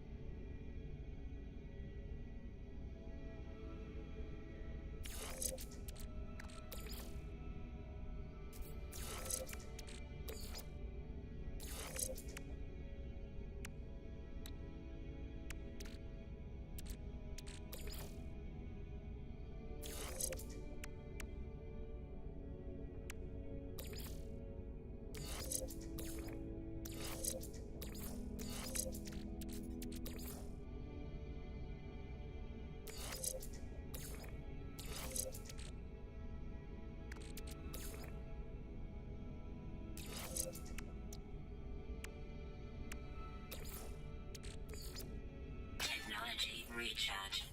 Technology recharge.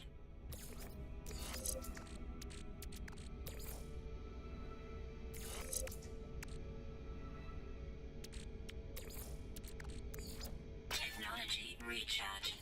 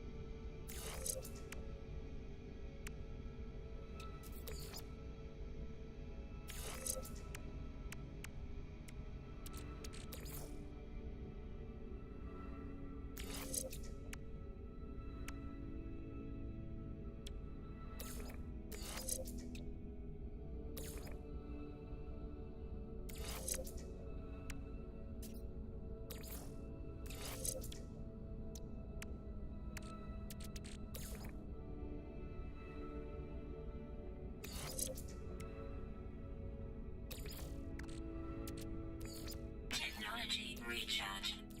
Technology recharge.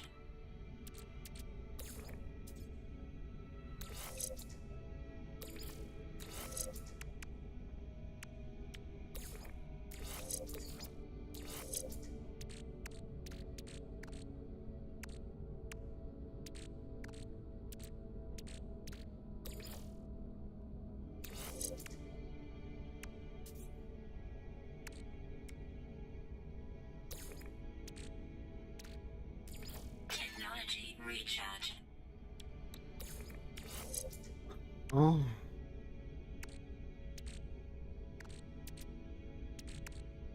What am I missing?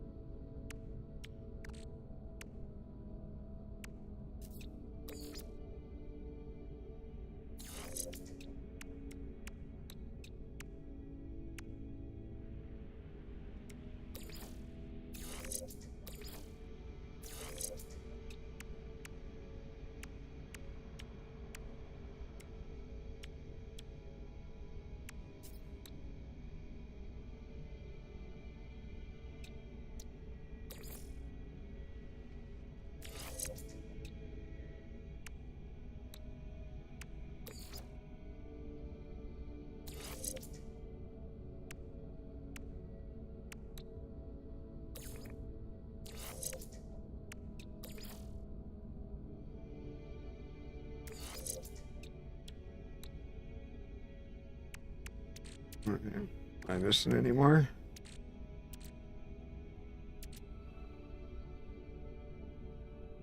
Oh. I feel like I should be a little bit more stable. Uh.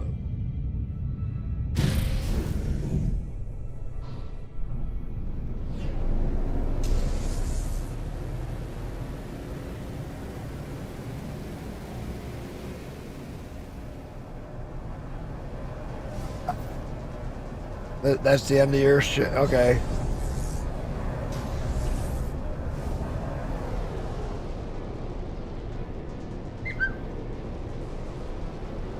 Hexolite source. What the hell is hexolite? What's hexolite? Wait a minute. What does my log say?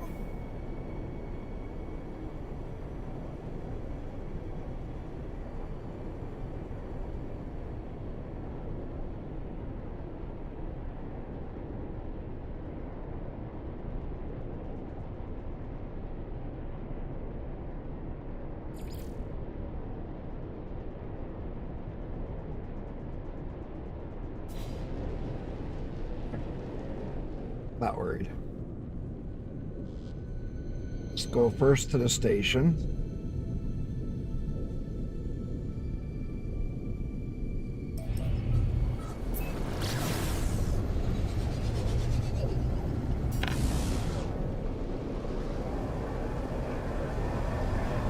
always go right to the station.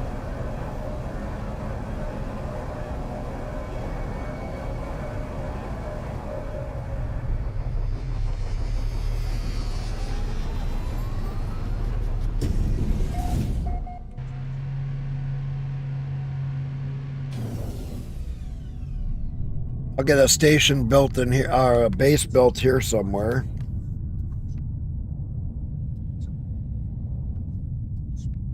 It's 4 o'clock. I can make the next system. I can make it to the 5th. I build the base here quick. Find a good place to build a base.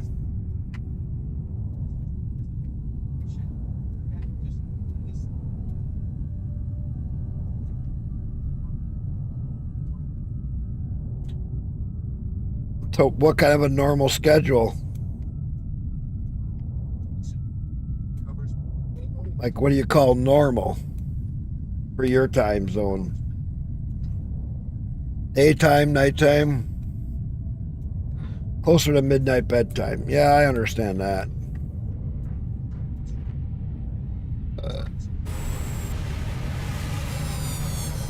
Oh, look at that ship.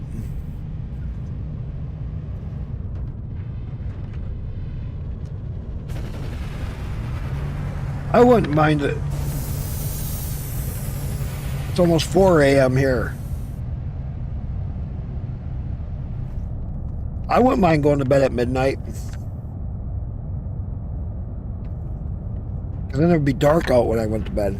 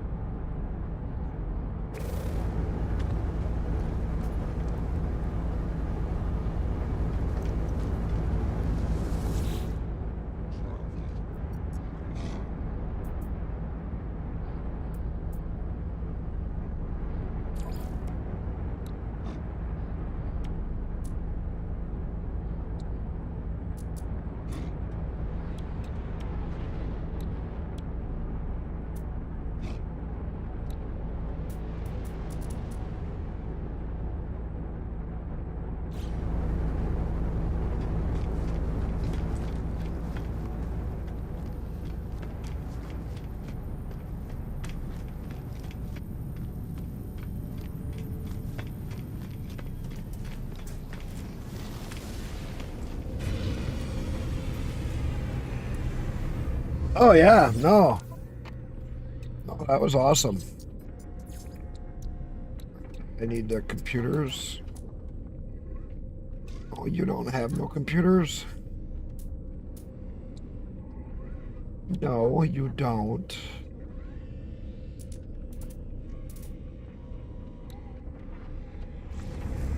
Screw me. Sideways. Let's go see what we got up here.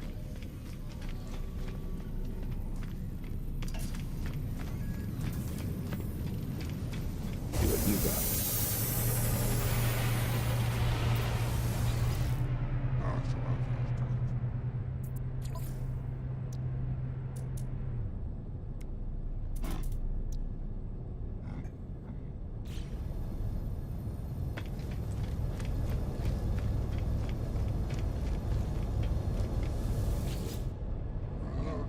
Let's see, got anything good?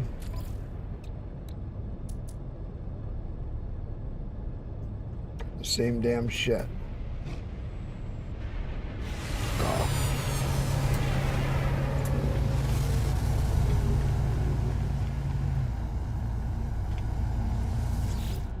Got anything good?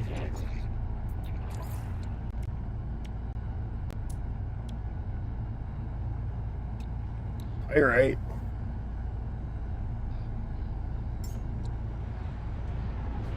Product received. Medium never hurts. Product received. Product received. Product received.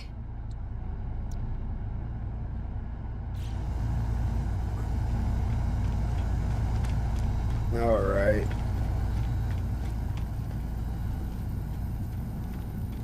Go see who's up here and what do they got. Or what rank am I with each?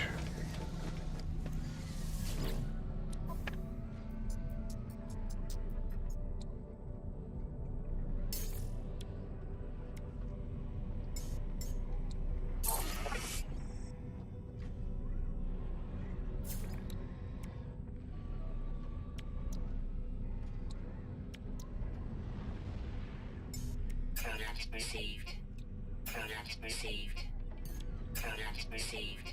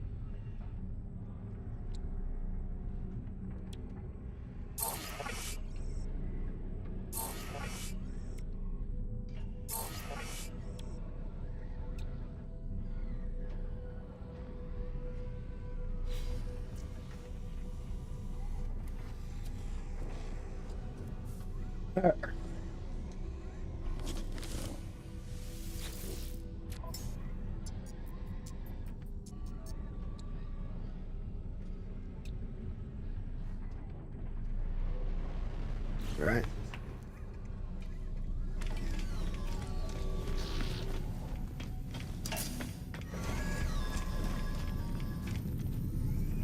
Let's go see if we can find a planet to build a base on.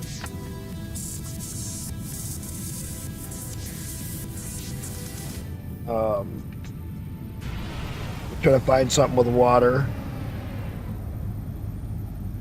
I seem to like to do it on the water worlds. Or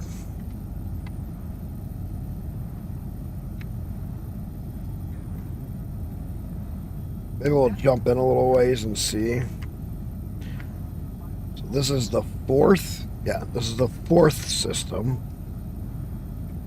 You know, if I make a quick base and get it so that I at least have what I need there, I could jump to the next one. That would make us number 5. What do you guys think? Should I go for number 5? That'd give me 5 systems unlocked. And just this game save. Who says yes? Who says no? What do you guys think? Make a quick base here in 4. Go for 5. What's the word? Anybody else alive? Yes, no? We could make it to 5.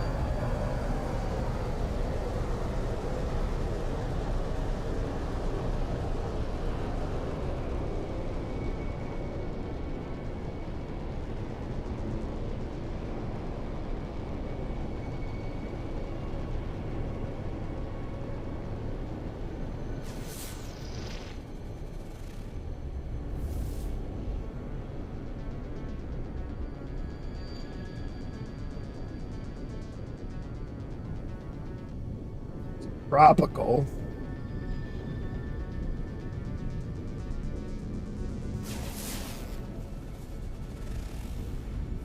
It's a hot planet.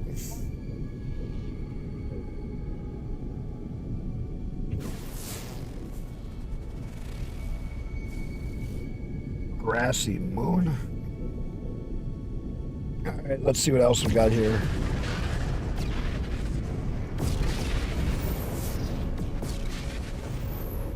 Isotopic planet, yeah.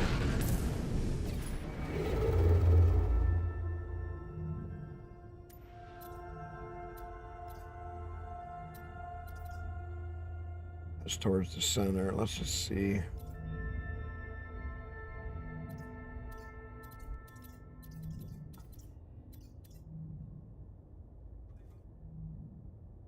The water world, high conflict. Could be good for a base.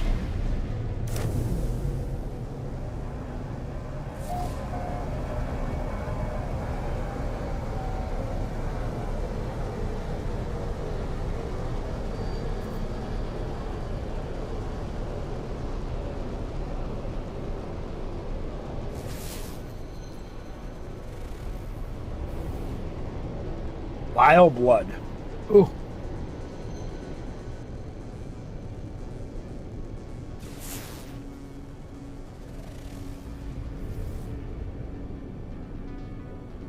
Frozen planet.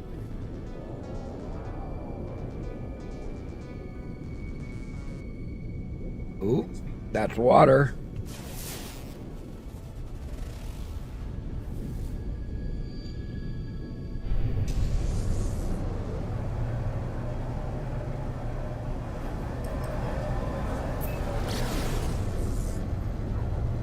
I see water.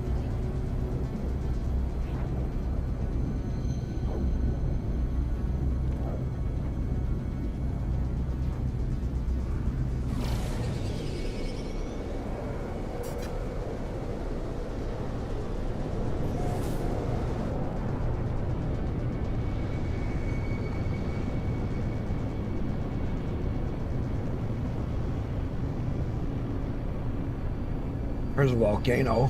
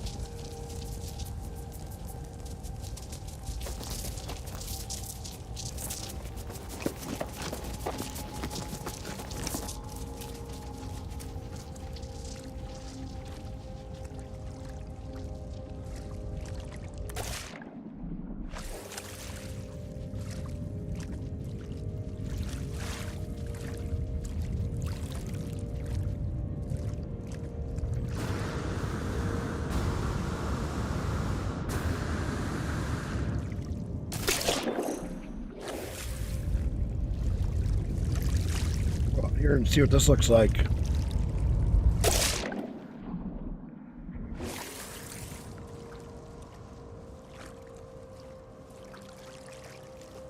Might be a better place to build. Look at all the fish.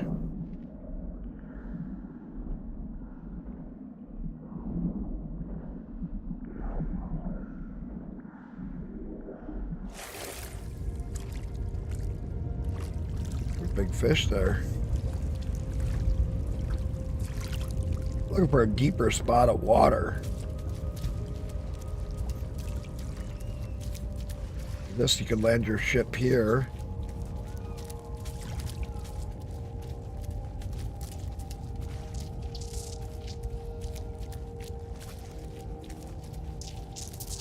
There we go, that's deeper. All right, let's go Z.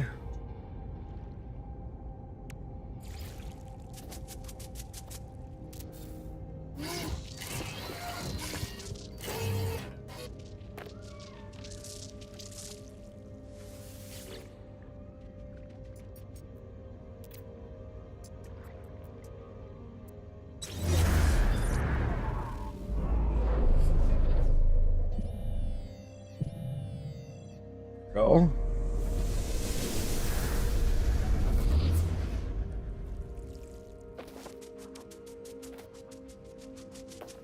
Okay, let's name this.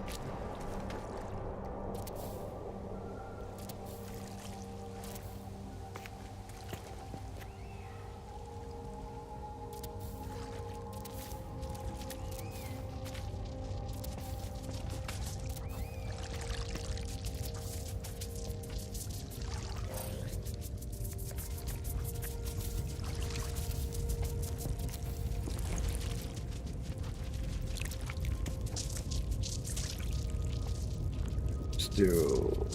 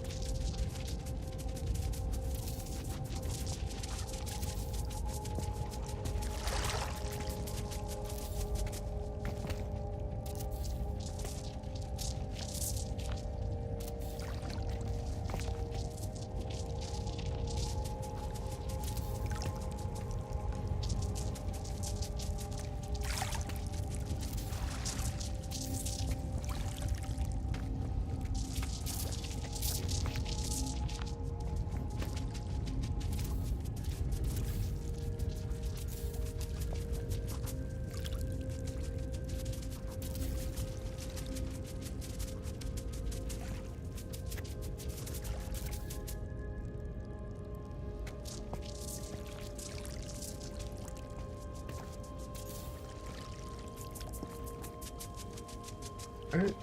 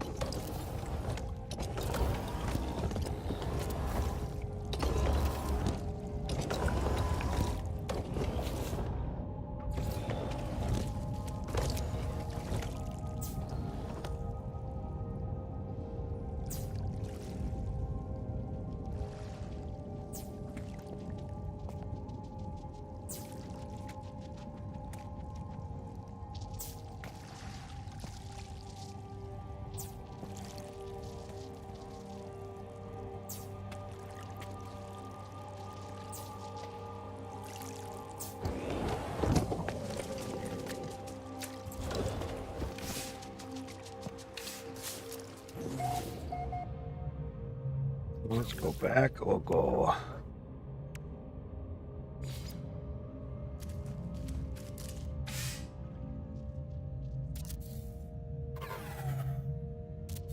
Two batteries. Yeah.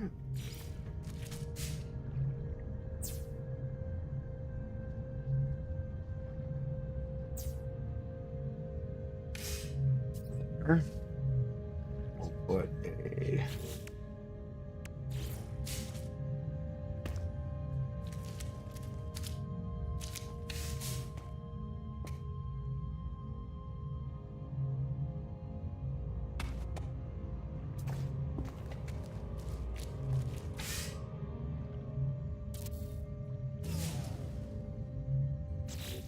fewer reactors so we can.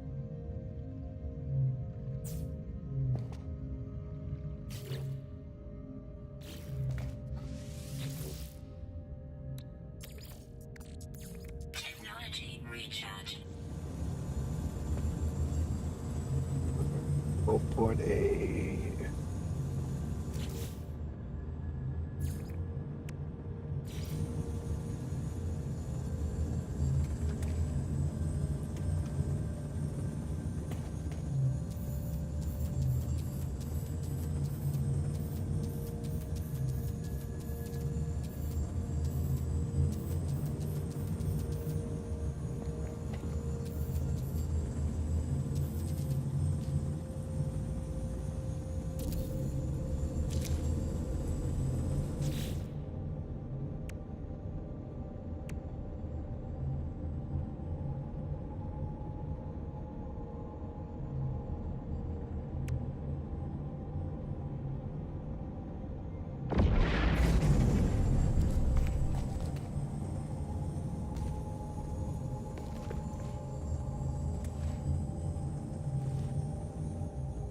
needs power.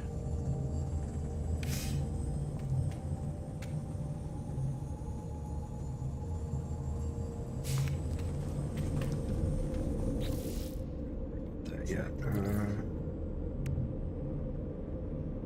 Need some metal plating.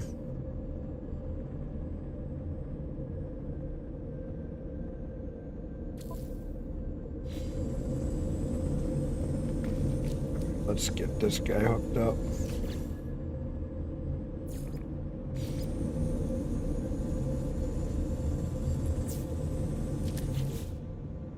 Here.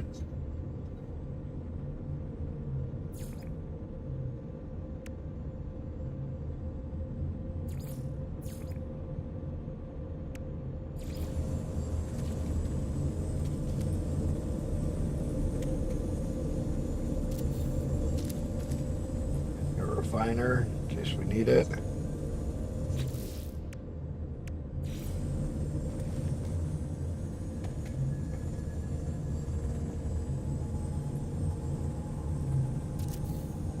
Cooking station.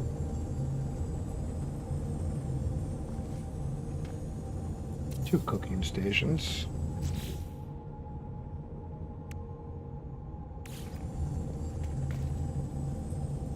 Metal plating.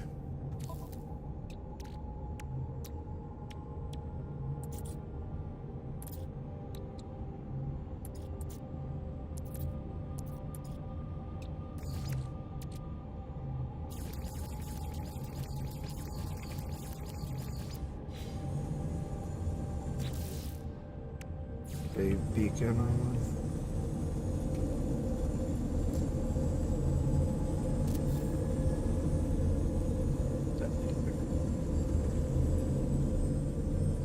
Let's see what else can we add.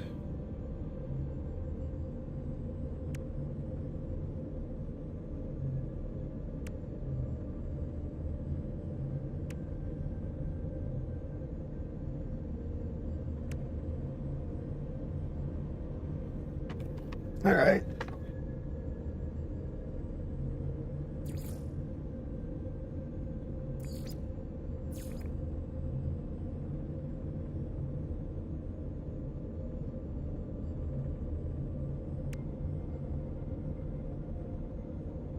Base salvage capsule, autonomous storage base. This optional piece of device stores repairs matter left over after destruction of previous base.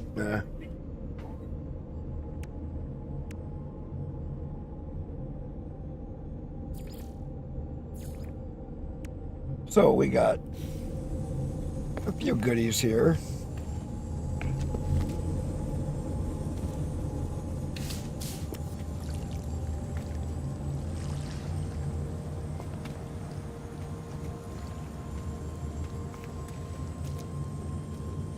Let's see.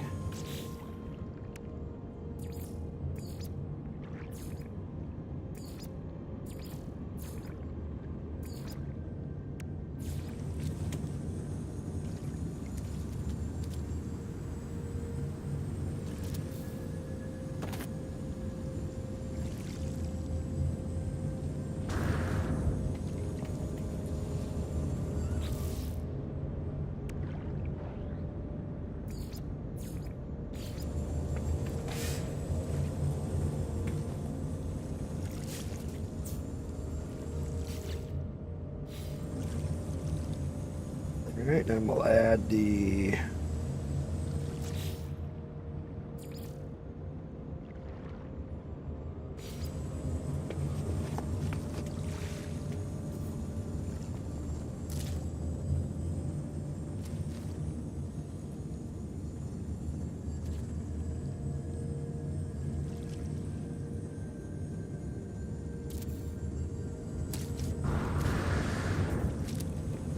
there we go.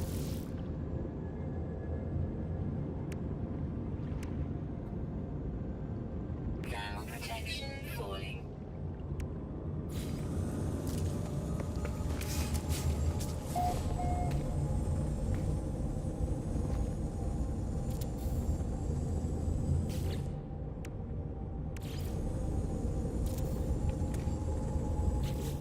There.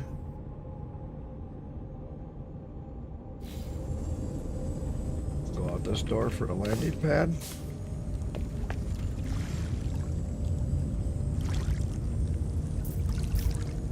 Navigation data. I'm not sure they used it all. Well,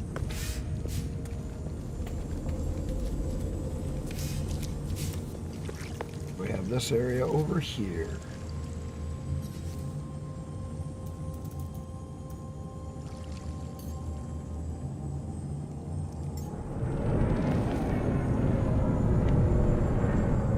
Oh. Now we got a base here.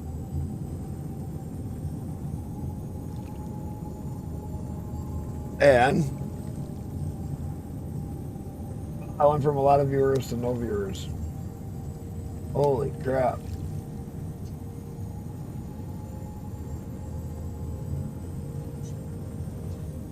Everybody either woke up and went, what the fuck am I doing here?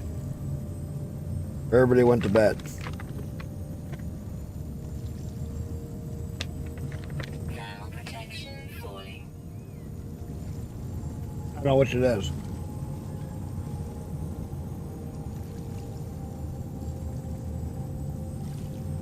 But either way,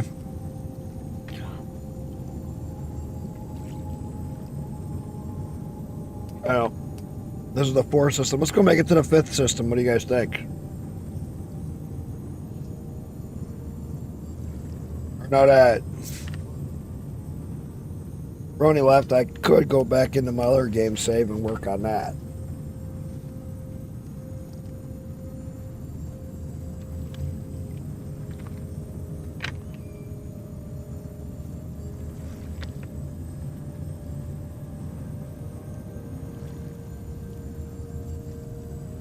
Let's do that.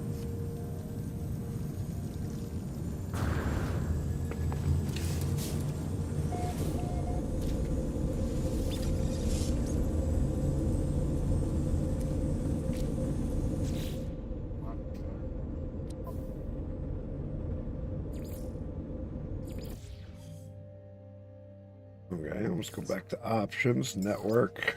It's all disabled. That's my other one that I was working on. We'll get back into working on that.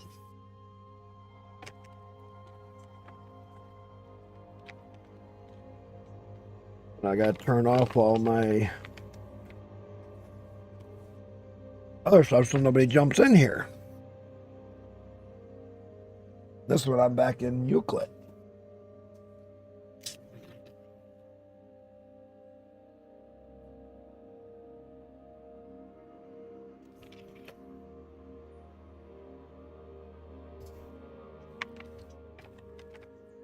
Now this is the one that I just restarted on. I gotta save, make my changes back to the setup so that I don't have anybody join me. This one I don't want any help. I don't want anything on it. I just want to keep playing the game and see how the storyline goes. See how much they really did change in the game. Not use any mods or screw with the game at all. Just literally play the game and see how it goes. What kind of natural storyline progression do I get?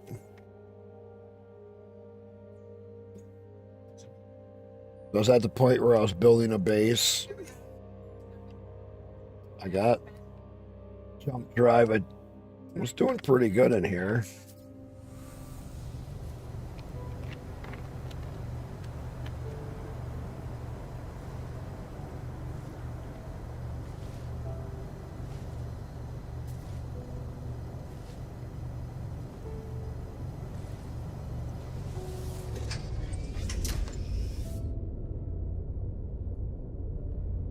Ah.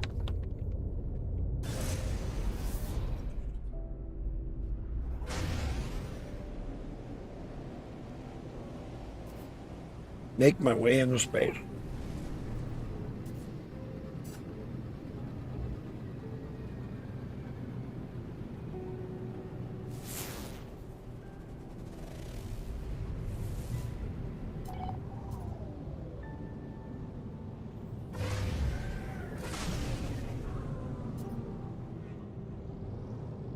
Okay, where's my base at?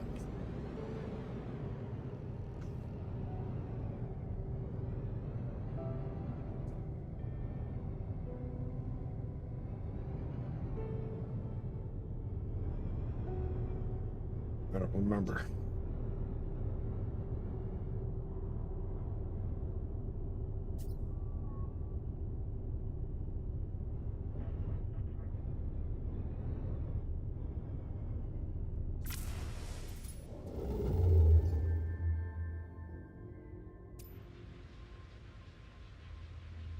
Oh, yeah, I was doing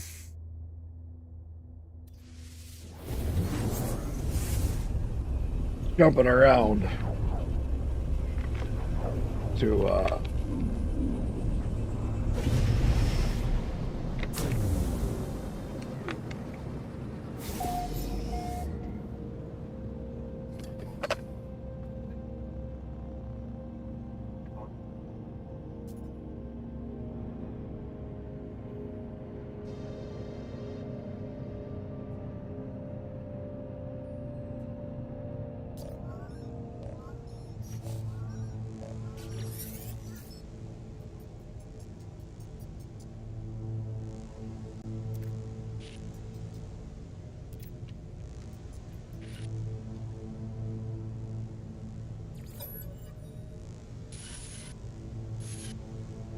as we go through all the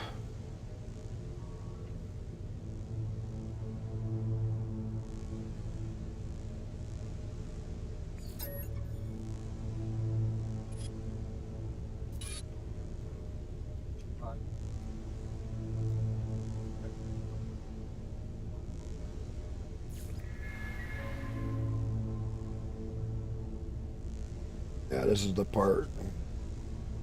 This hasn't changed. I'm surprised they didn't make changes here.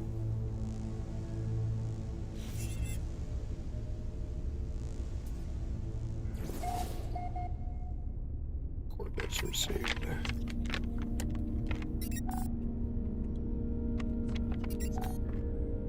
Hostile scan detected.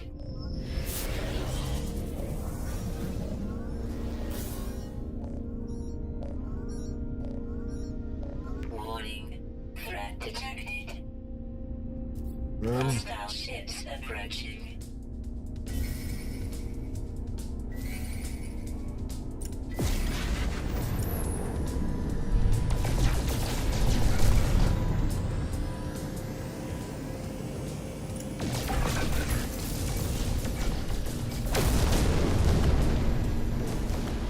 Hostile ships defeated.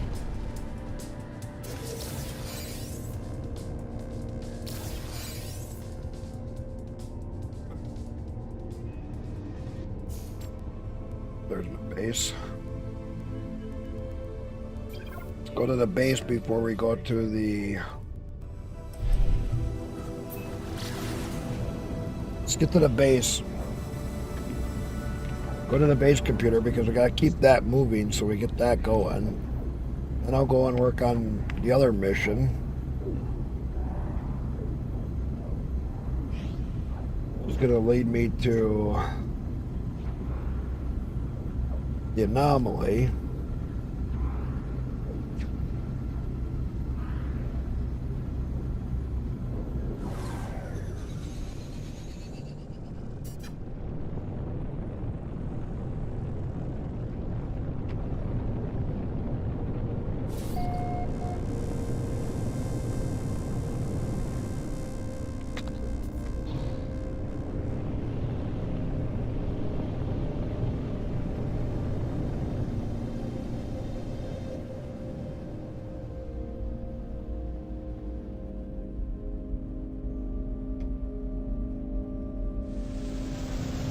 Go.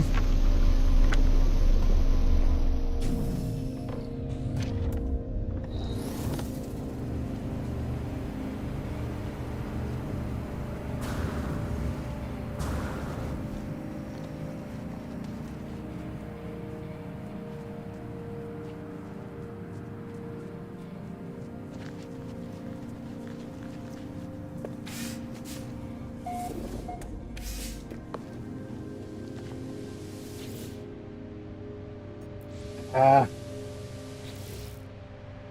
Log.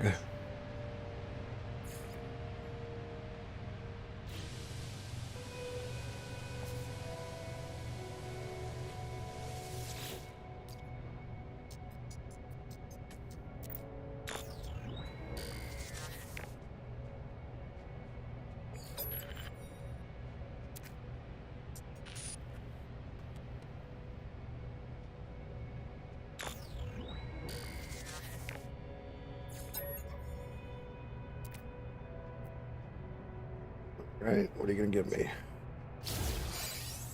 Storage container. Nice. That'll be nice. That I can make.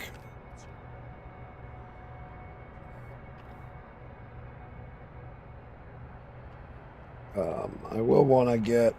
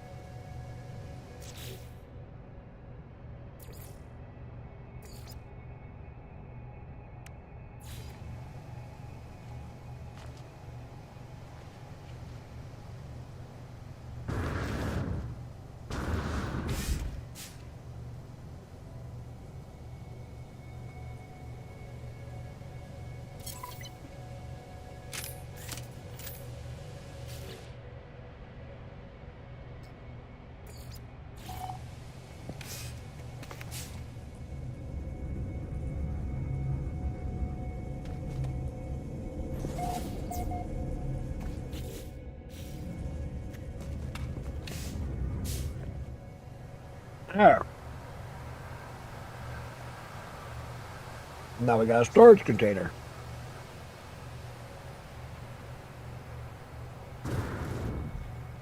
Now let's go to my logs.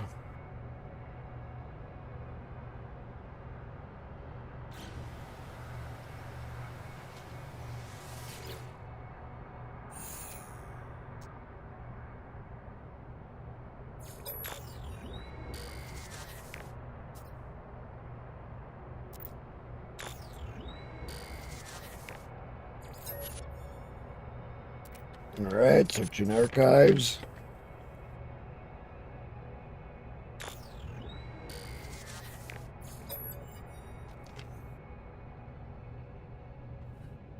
Downloading, okay. Access to technology extracted. All right, what do we get?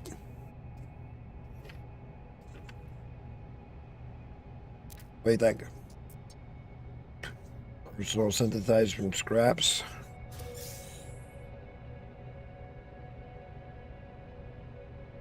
Gotta go pee again already. Old age is really kicking in. Holy crap. Take one drink of soda.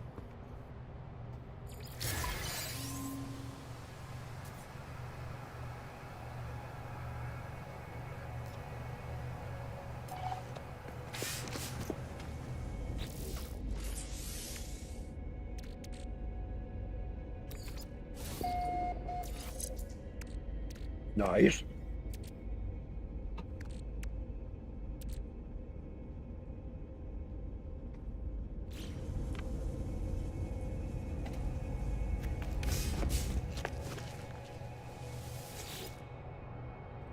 Good thing when you get started on this, man, you go.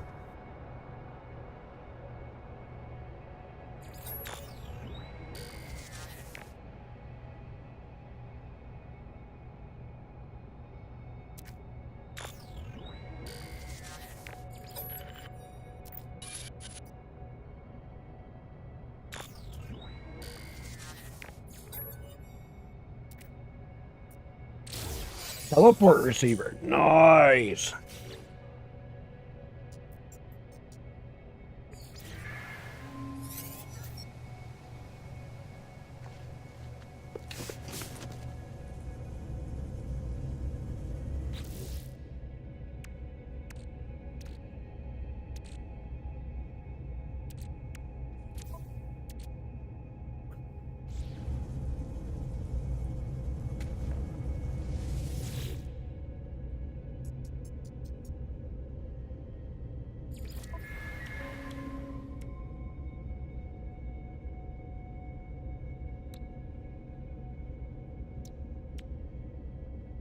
Item received.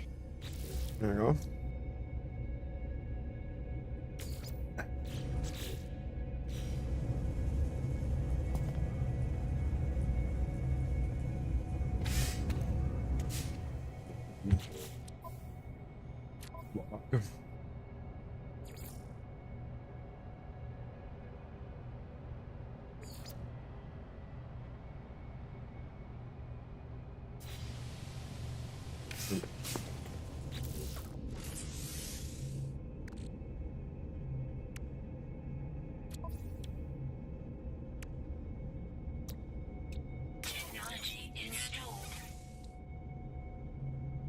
wiring looms.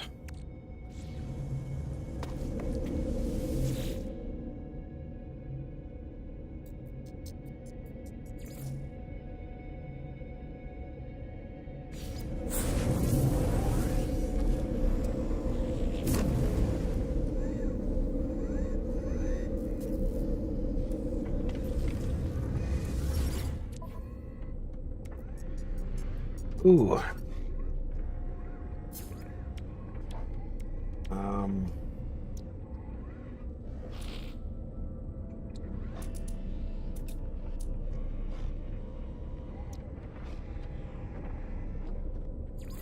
Units received.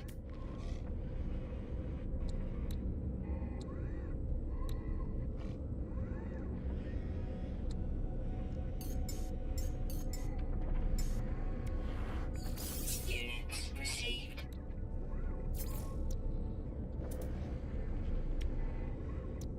Product received.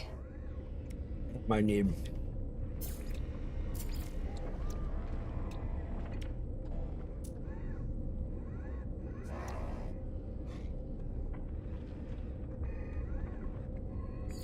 Units received. Units received. Units received. Units received. Units received. Units received.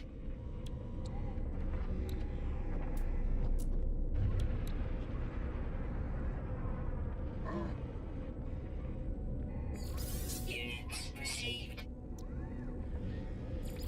Units received. Mm,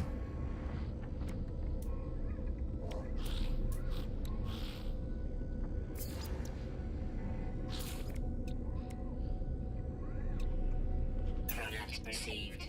Product received. there we go.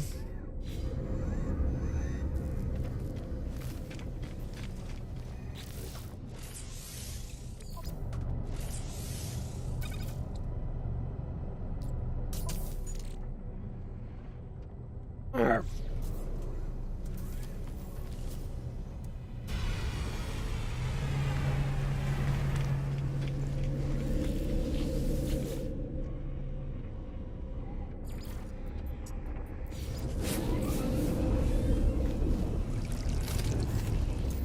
Go back to the base.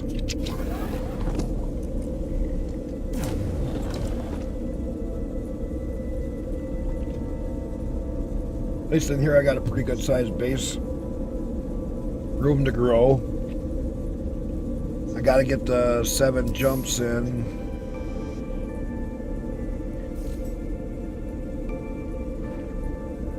So that I can get a capital ship. But I still want to keep this stuff going. Base computer.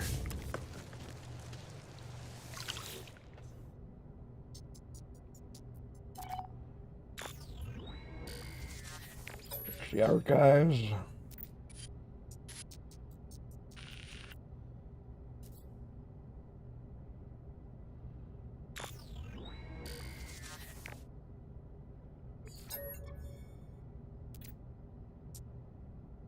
Neurostimulator. Nice. Tab. Rotation, there we go.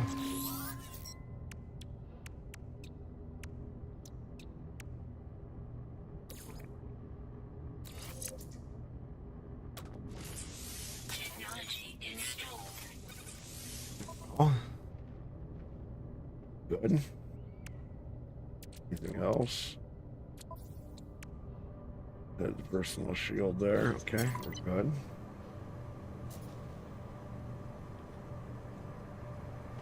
Another base computer archive? This is why this one's so good to do.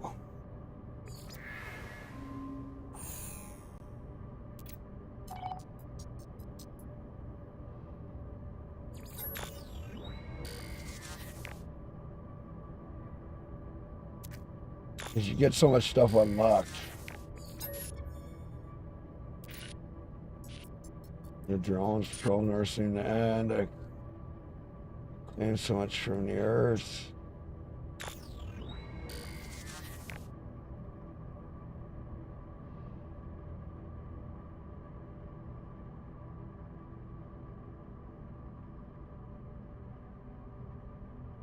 There's constructing our casts. Efficient thrusters, nice. I need wiring looms. God dang it. Alright, let's go to tab. Let's go with E. Technology installed. I need 2 wiring looms.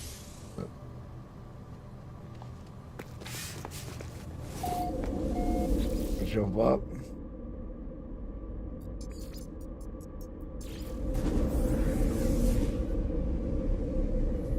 We're getting a lot done.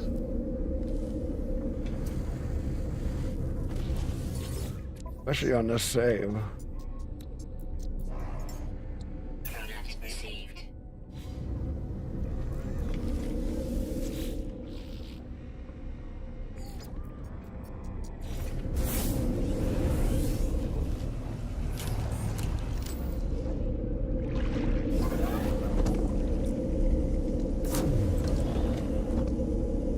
Oh.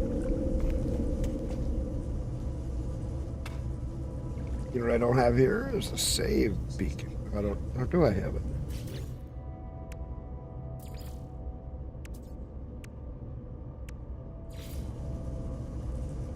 I do not. Let's put that guy right there.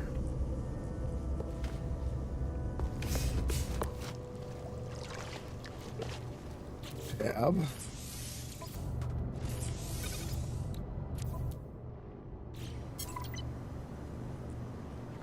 Should have another base computer archives.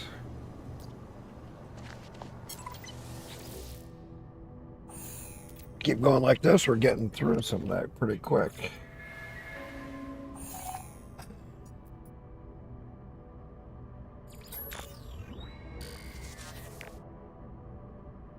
We're getting a lot of stuff unlocked.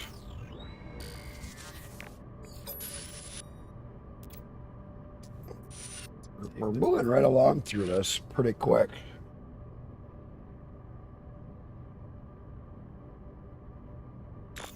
Additional data, reconstruct logs, blueprints, reassemble, prepare for download.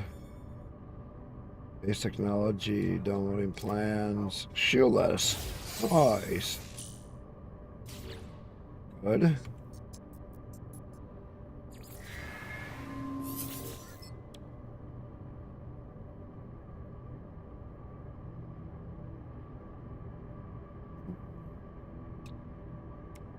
Go E. Technology installed. There we go. Good. Computer archives.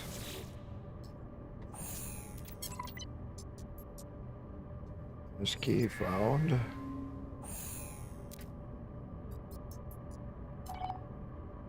Yep.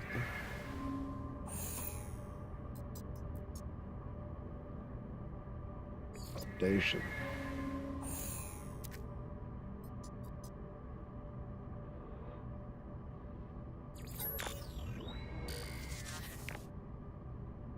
Oh. We got now data recovered 61%. New data available. Search the archives. Funds working fast. Some is fading sun. Set up camp up foothills. Heard lecture. Keep the cool out every morning. Perhaps other trailers. Show one day. Search construction. Extraction. East lighting. Nice.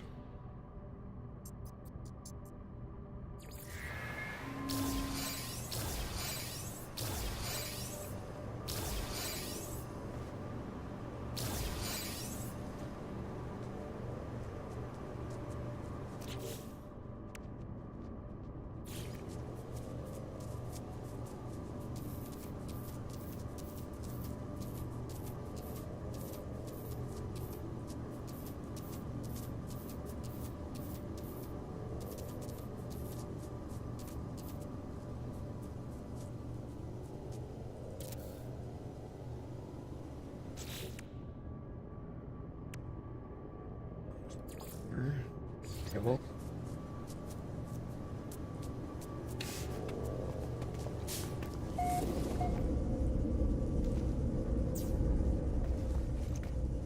Oh.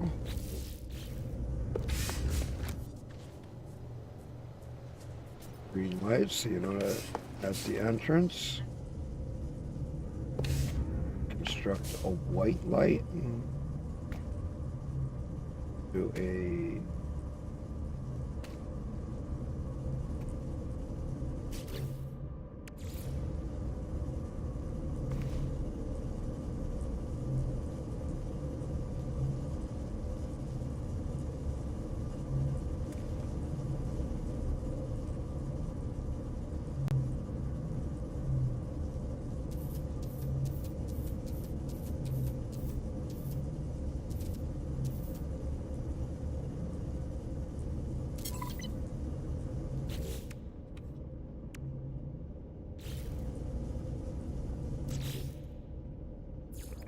there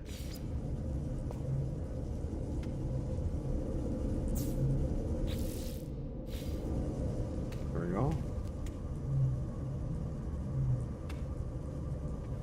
Got that done.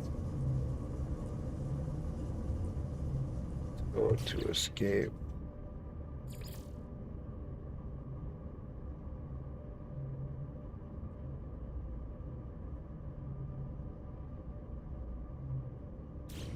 "21 words. I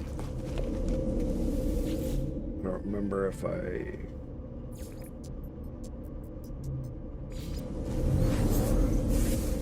got all the words from up here. I think I did, but I may have to jump. I think I got a ball here.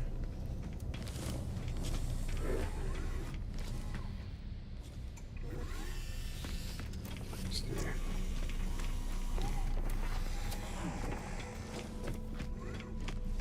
May have to jump.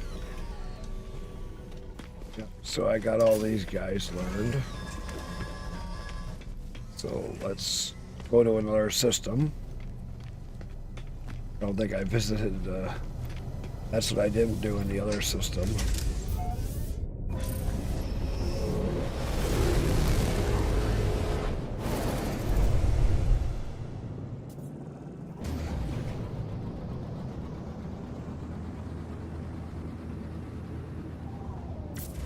And I went to,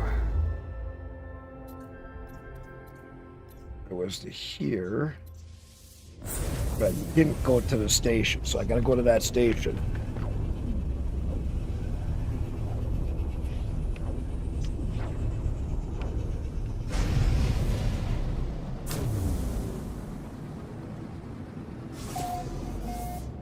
I go to the station. Because then I can learn the words from these guys.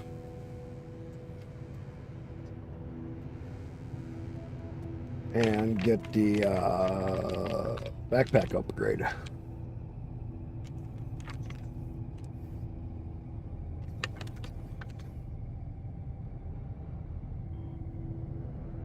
Oh.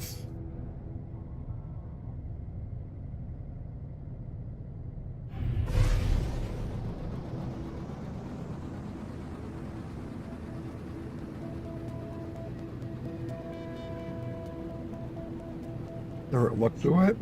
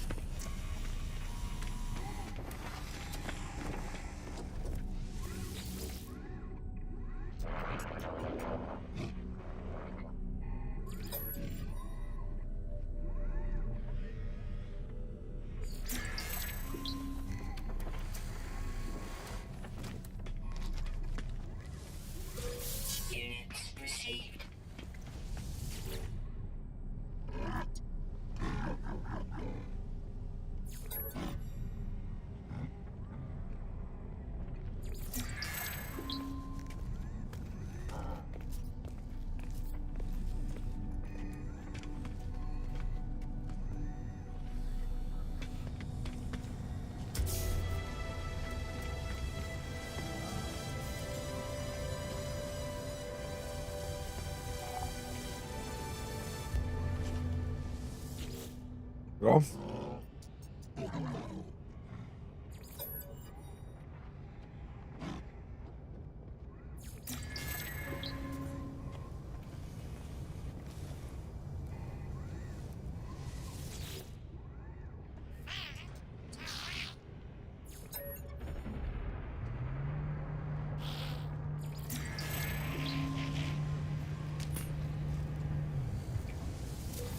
Units received.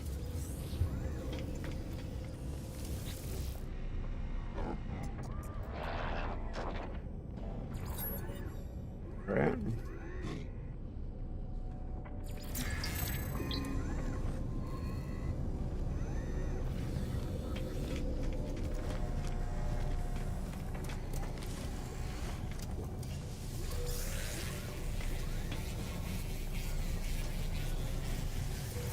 Units received.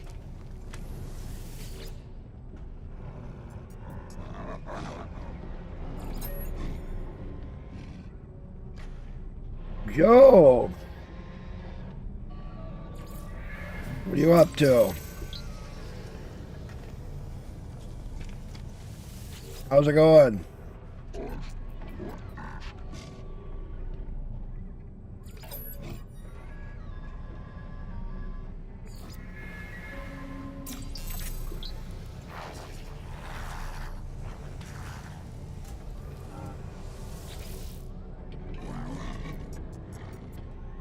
What are you up to today?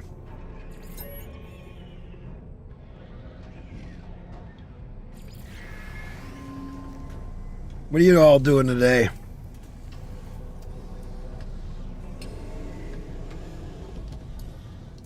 Oh, when I was gonna call? I would need your phone number again. I don't think I still have it. Let me see.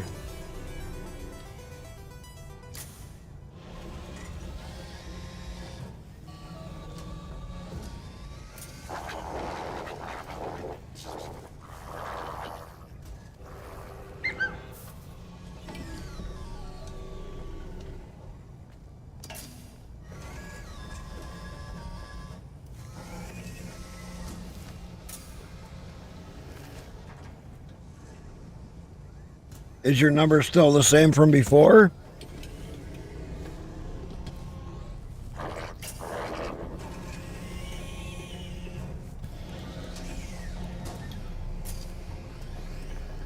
don't want to say anything over the air without knowing for sure. Huh?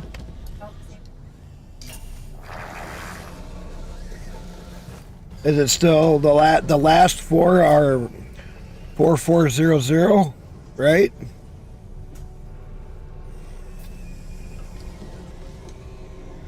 Is that right? The last four numbers are 4400. The last four.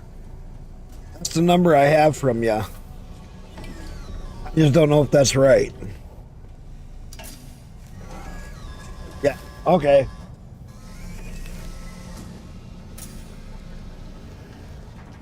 I just don't know what I can call you.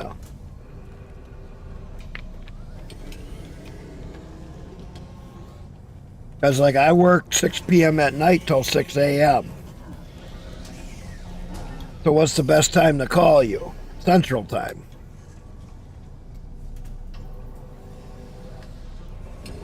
Monday night through Thursday right now. Been working full Thursday nights. So it's been wearing me out.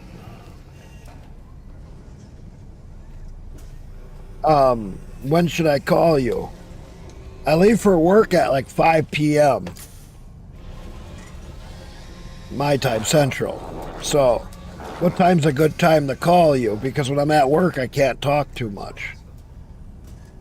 Usually not at all. Because we have bad service.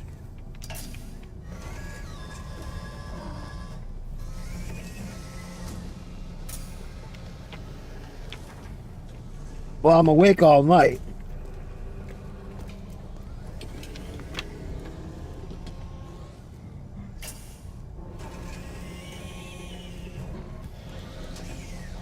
So what I'll do is later today when I wake up, before I go to work, I'll call you.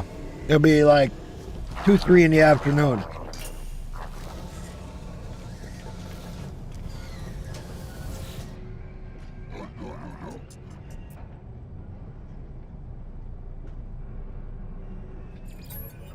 Tomorrow, later today. That's when I'll be able to get you a call when I'm not. Because I'll stream. I'll be streaming until like 6 a.m. 7 a.m. Then I go to bed. Then I wake up 2, 3 in the afternoon. When I get up, I can call you.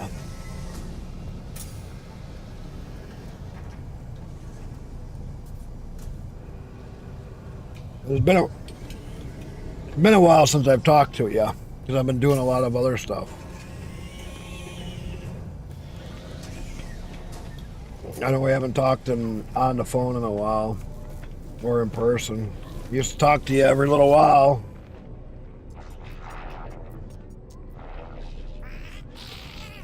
Well, see, I work 12-hour night shifts and that really sucks.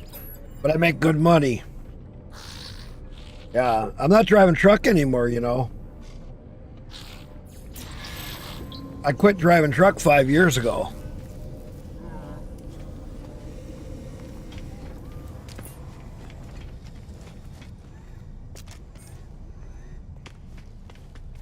I literally quit because like when I came down and seen you that time, I was driving truck and swung in by you for that day.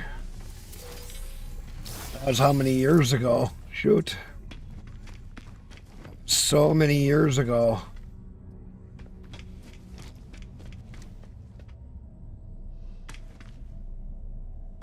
I make more money now than when I was driving truck, at least for my last job.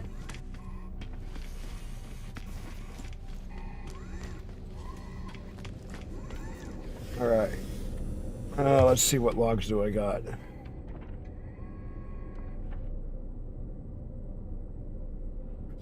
Additional data, so let me go down to my base.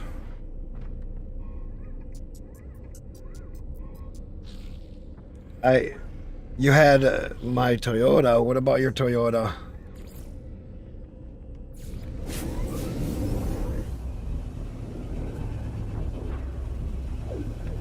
What about your Toyota? I still have a little Toyota pickup truck.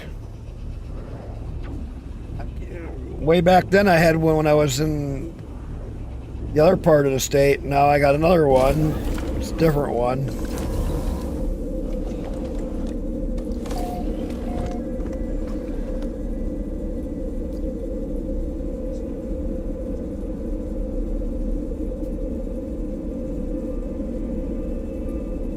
Yeah, with a black Toyota. Yeah.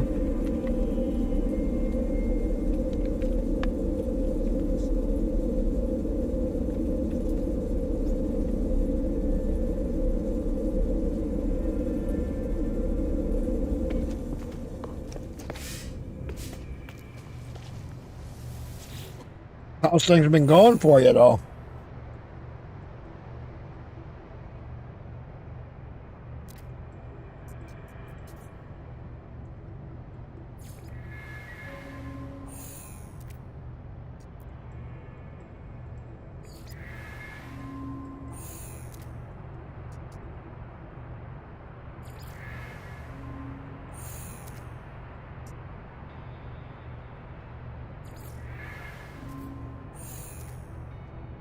Man.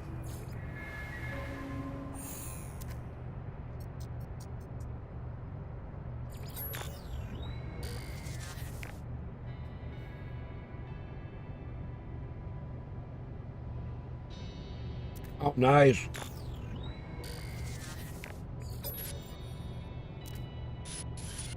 Big house, small house? What kind of house?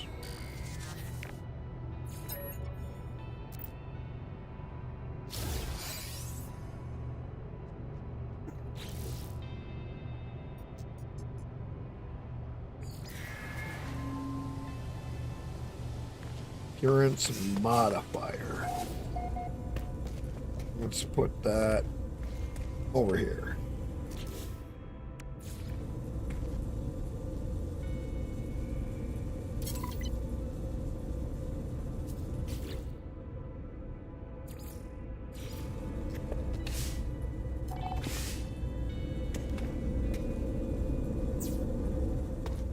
There we go.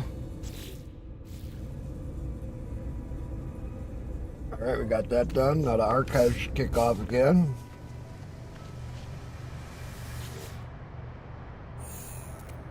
There we go. 40 by 60. Come on.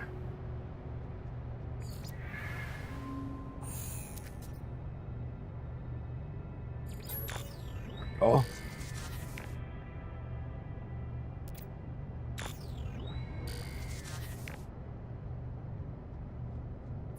Search the archives. Give me something. There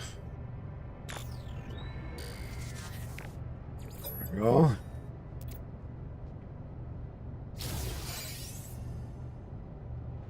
Any paraffin. That's gonna hold me up for a little bit.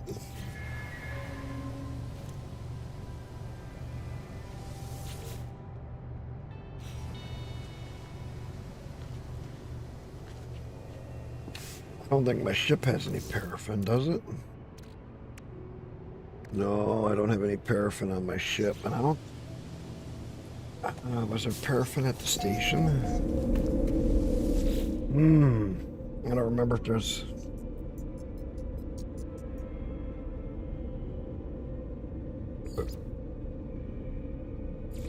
Let's go there.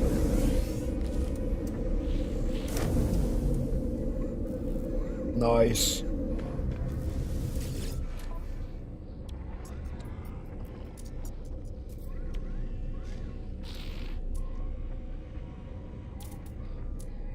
Phosphorus here.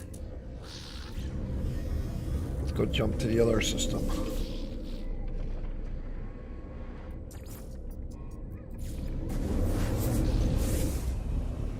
That's cool.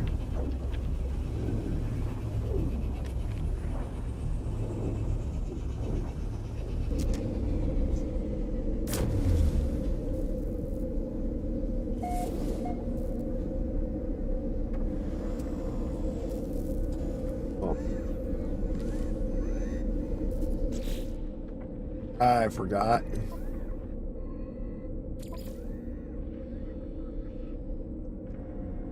Oh.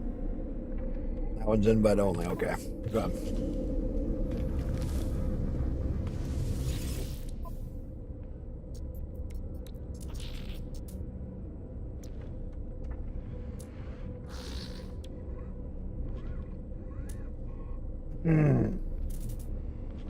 There ain't any here either.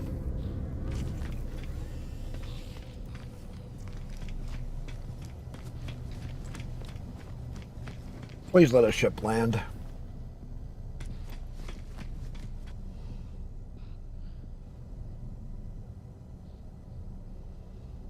Please let a ship land that has some.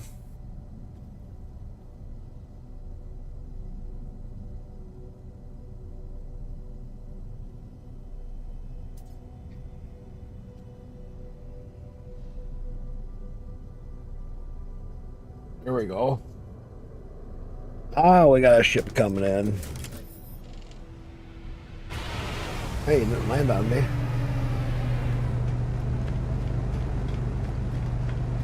Should appear right there. Please have paraffin.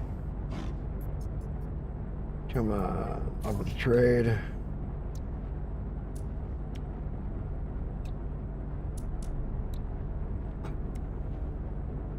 Ammonia, salt, dioxide, uranium, good stuff, but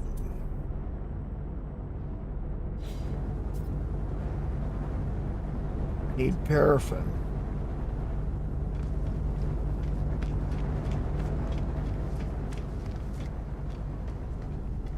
Come on, get a couple of you guys to land.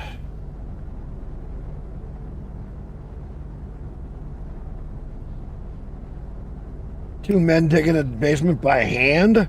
Oh, God. You guys gonna concrete block it, or are you gonna pour it out with, have somebody come in and pour it out?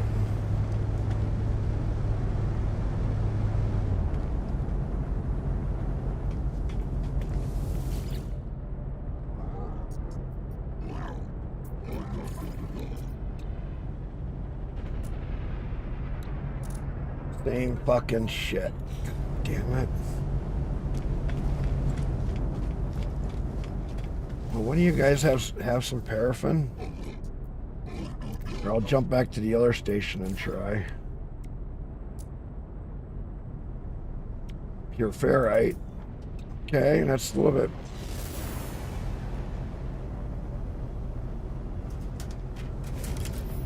Something different. Let's see if you got something different. Come on. Give me something different.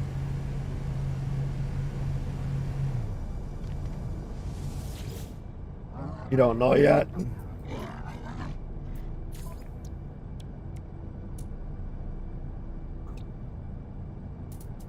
Oh man. You guys all suck. Ooh, ooh, ooh, what do you got? Another one right there. He just took off. He just took off. Fuckers are fast. One of those two assholes probably had what I needed.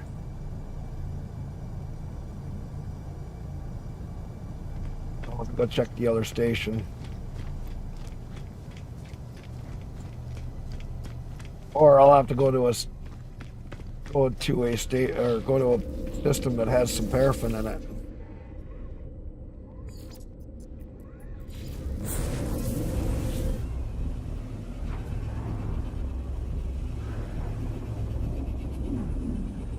You making an underground house, or you making an above ground house? Down there, the only thing I would live in.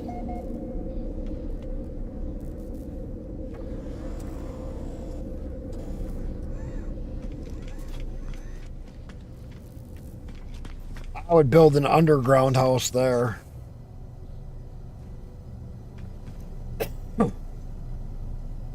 Just because of where it is. Too frickin' hot.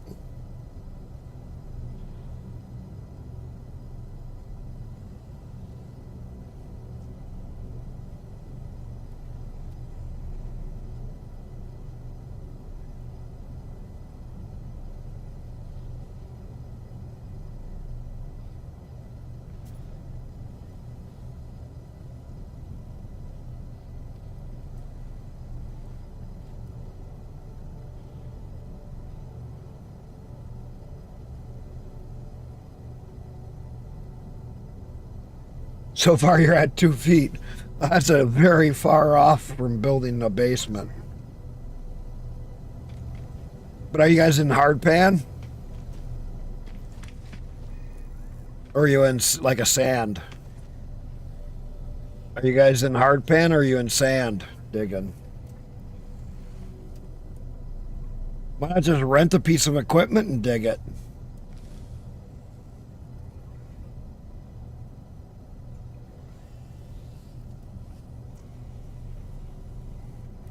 Just go rent like a small backhoe and just fucking dig it in one afternoon. That way you get it done. The main house is the last project. Ouch.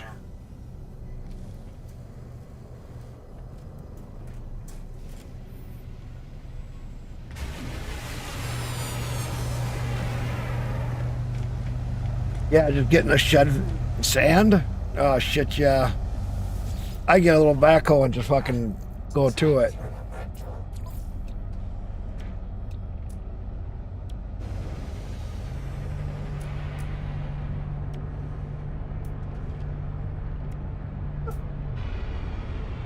I just don't have.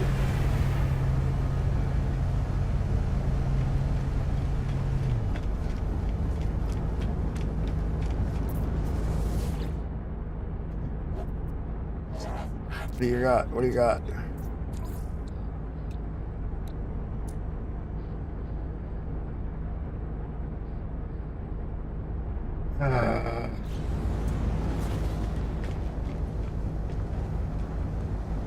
over there.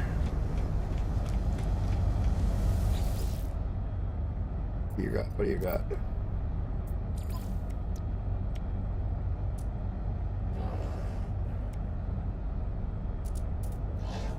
And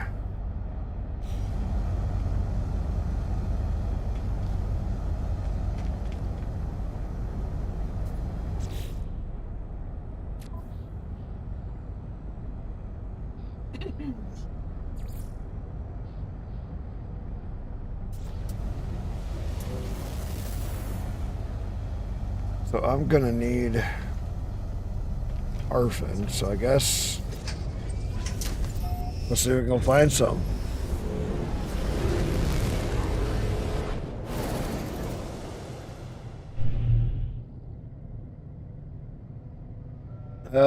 Cheaper to rent by the week or buy?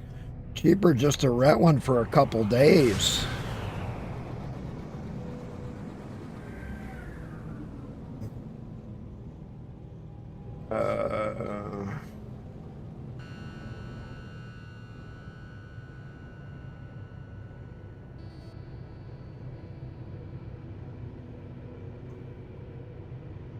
Oh, my Paradise Planet has it. Okay. I didn't realize it had paraffin on it.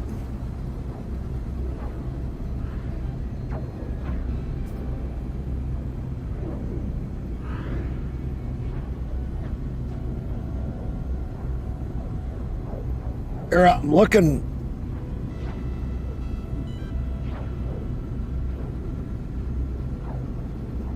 Why did you just look up the price?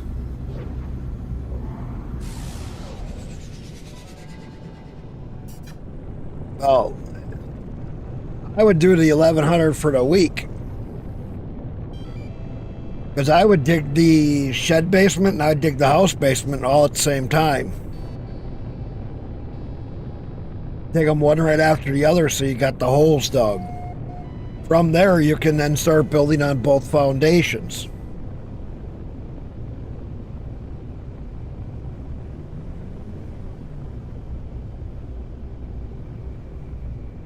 Get what I'm saying?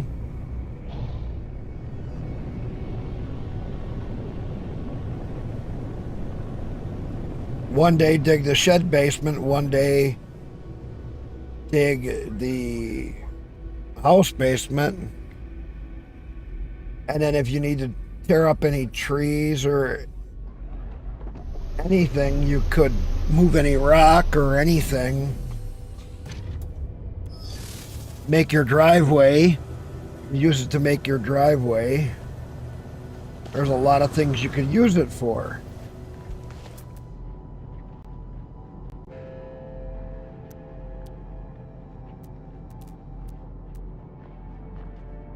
Silver.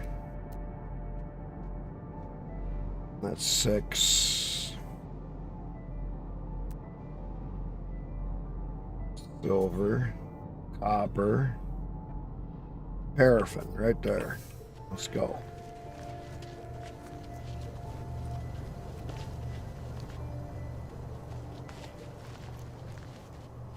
What heavy equipment do you have? Because you may not need to rent something if you have the right heavy equipment.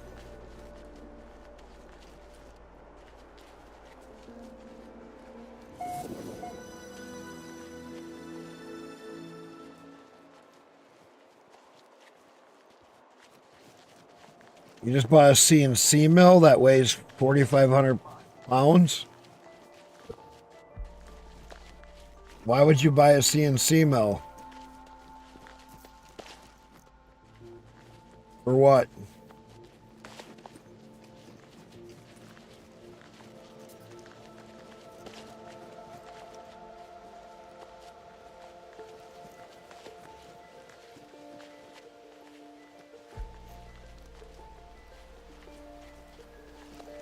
What are you going to do with it?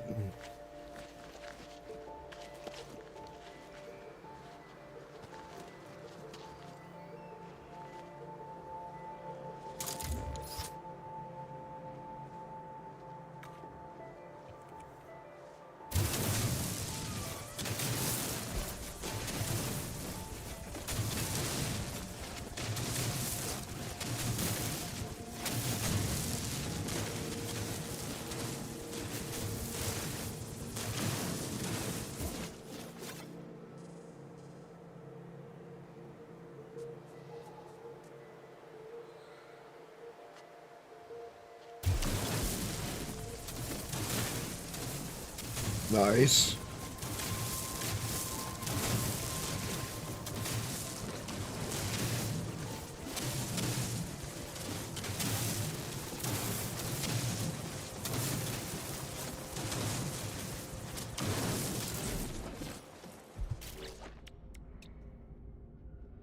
Multi-tool.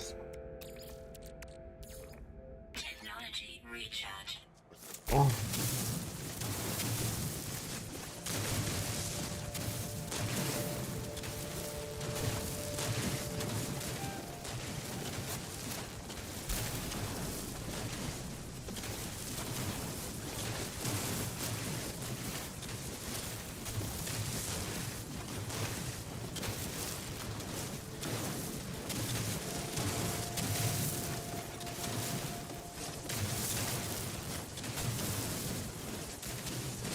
Don't you wish you had a laser that could dig like this?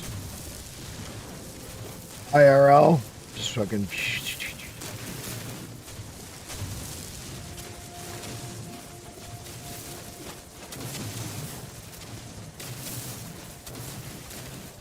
What heavy equipment do you have?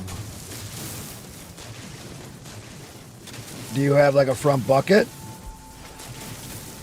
Like a tractor with a front bucket or anything? You could dig the basement if you're in sand with that. Make a ramp going down and dig it out with that and not even have to rent anything and just pay for the fuel then. Which would make it a lot easier.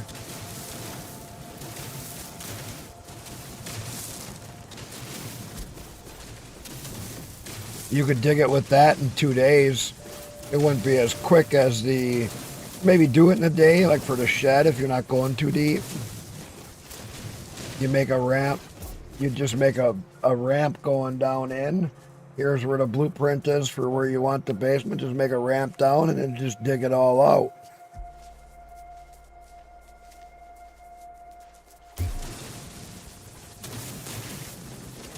That way, when you dig the ramp going down, put the dirt on each side. Just keep pushing it so that way you can just push the ramp back in.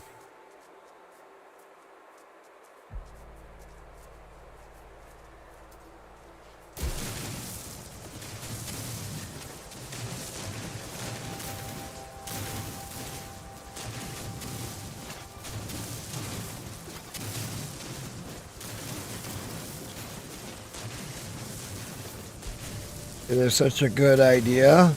Nobody could pass that up.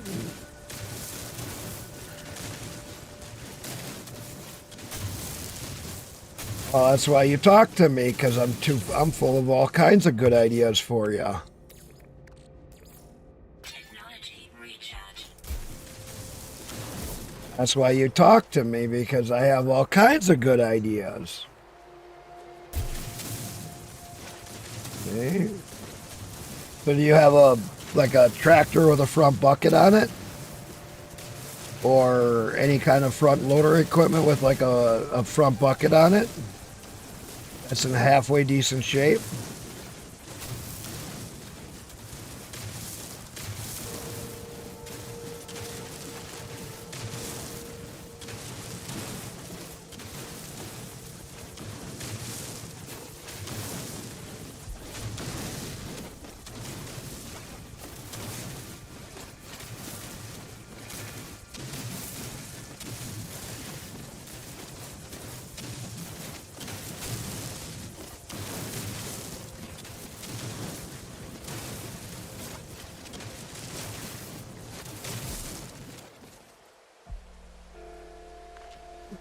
Go back.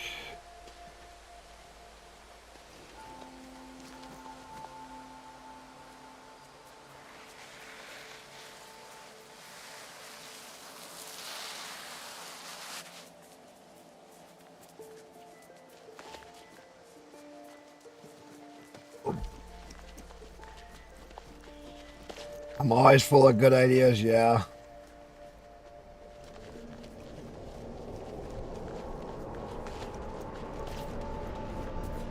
At least I try to be.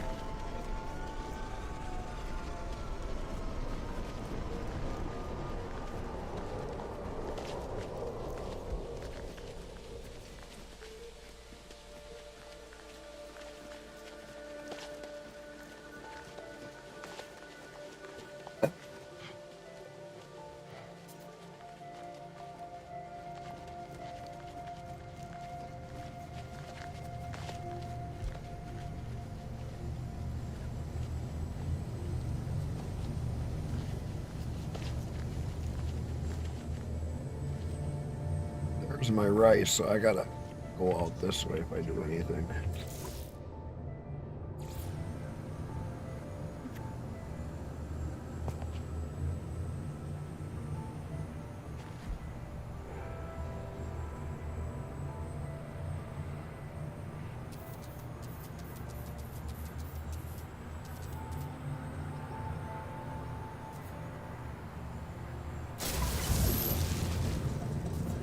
Ooh, that almost took that out.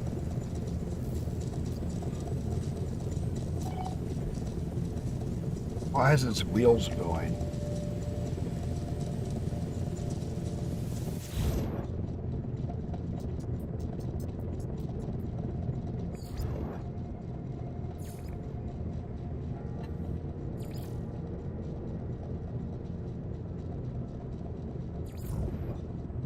Dark red and blue.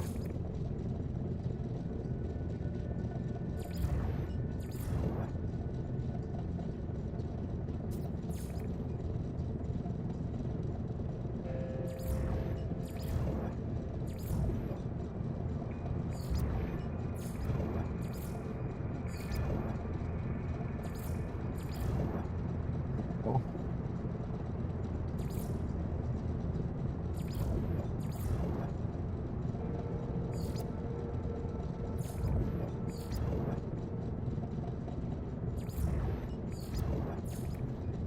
There we go.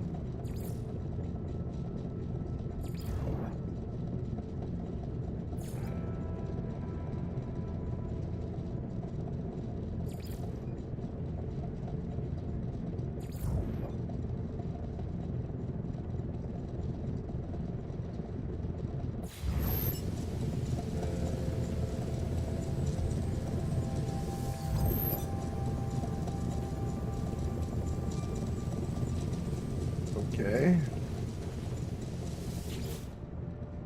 See now what they got.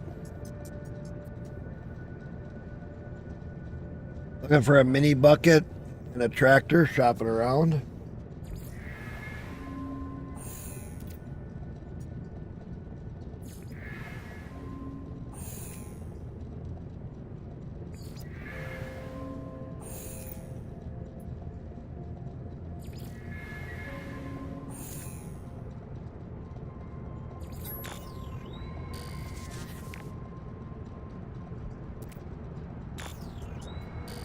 That's cool.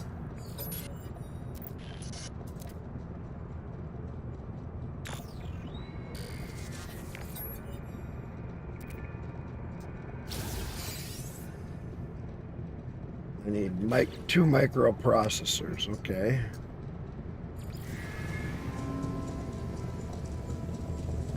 Landing pad, if I can sneak that in here somewhere. I almost took out my wheat plant. All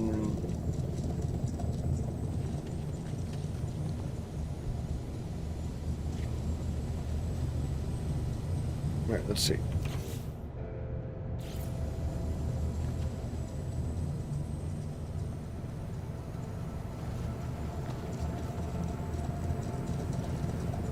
Metal plating and microprocessors, so.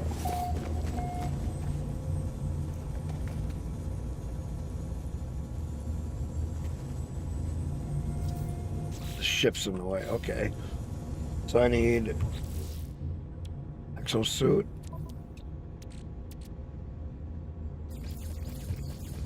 Make some more metal plating, and then I need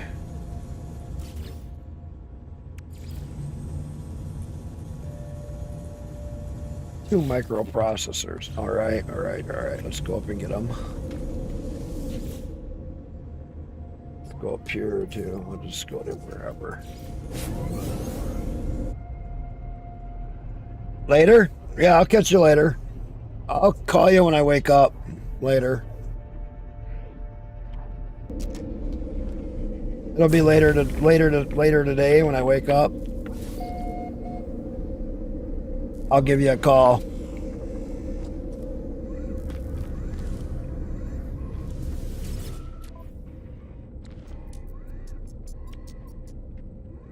Product received.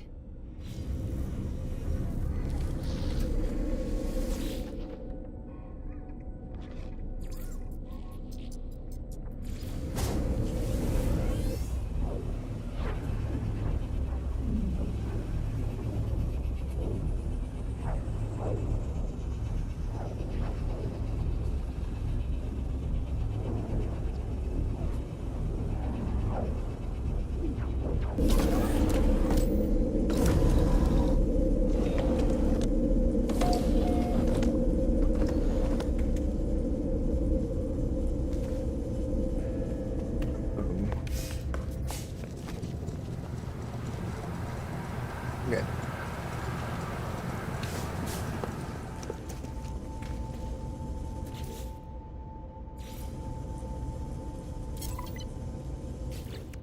There we go.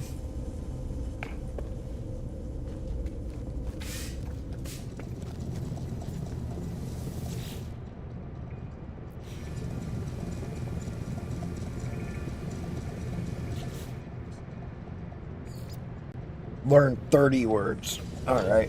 I'm gonna run to the bathroom quick again. Oh my god, am I peeing myself all the time? I need to drink a soda.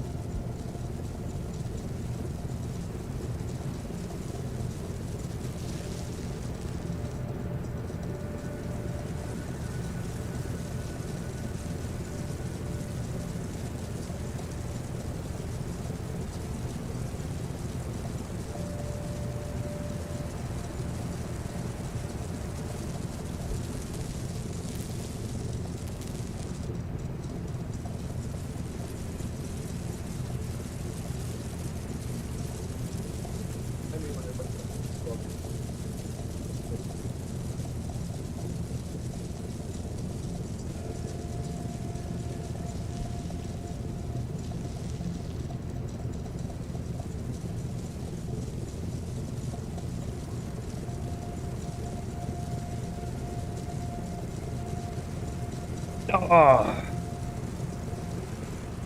All right. So I gotta learn. I don't know. I gotta learn 30 words. Let's go to the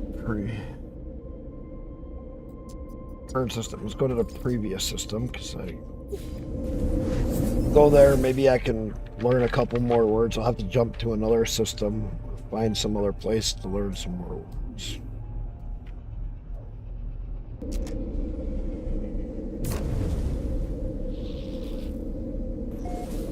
I don't remember how many I got left here.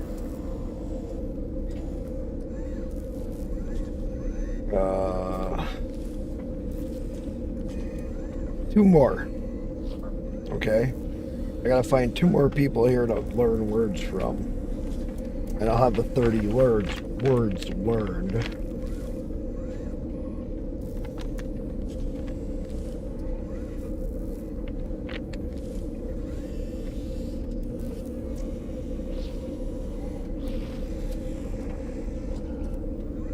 I don't think there are two more here.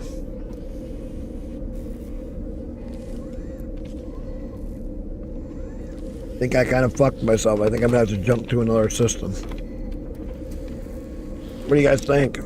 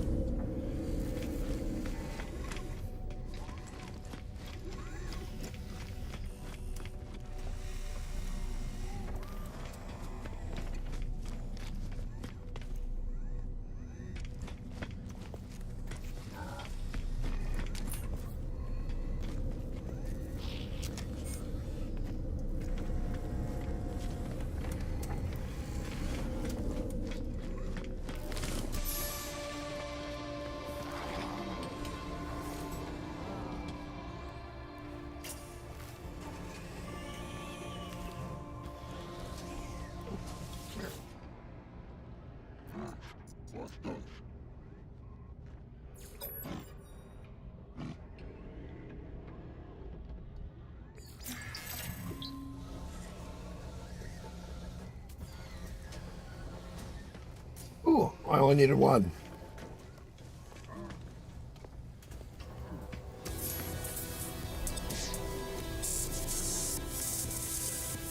30 words. There we go. That was 28. Maybe it was 29 I had.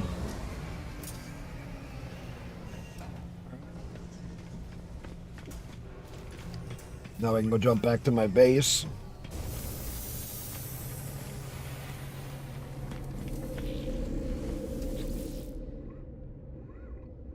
There we go. Jump back. So what else is everybody doing? Anybody else in here got anything else they want to talk about? Why are you begging? I have nothing else. I ain't got anything else. I gave you a little piece of jerky. Didn't I?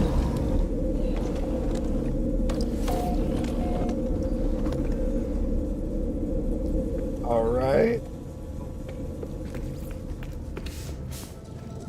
Go to the base computer.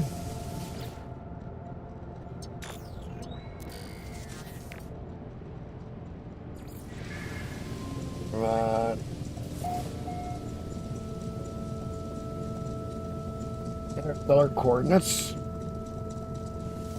Right. Received. Okay, let's go up to the station so it's cheaper. Take off.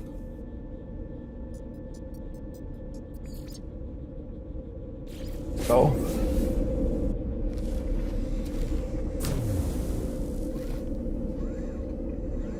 All right. Let's see what my log says.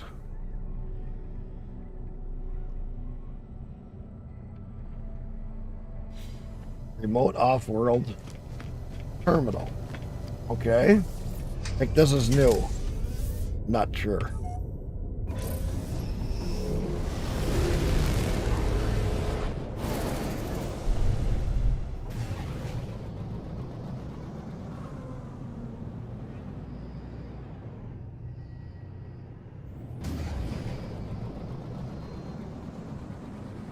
That's a Paradise base. So let's go to M.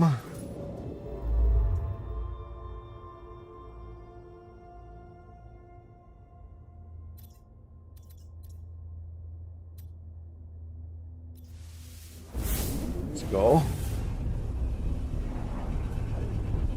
First thing I'll do is land at the station, because that'll give me another station.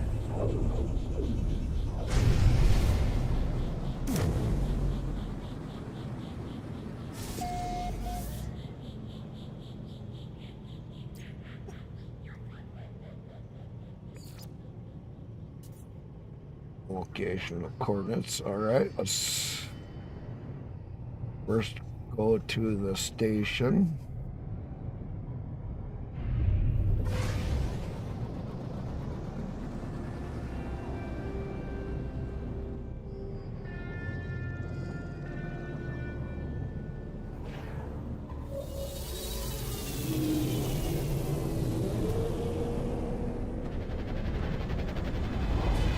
Really set foot in here.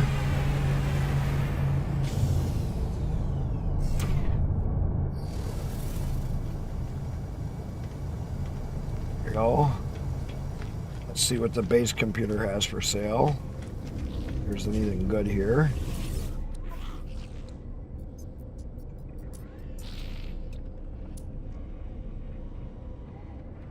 Copper. Okay.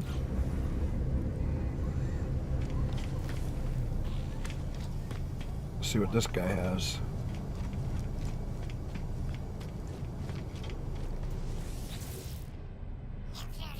Start getting to where I can start buying resources. That would be kind of cool.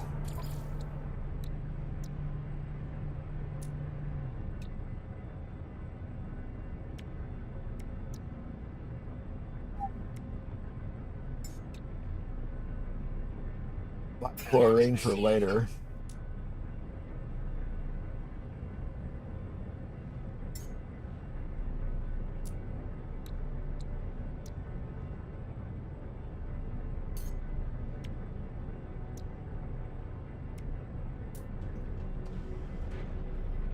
That's it for now. Let's go find what else up with this computer. Not sure. Don't remember this.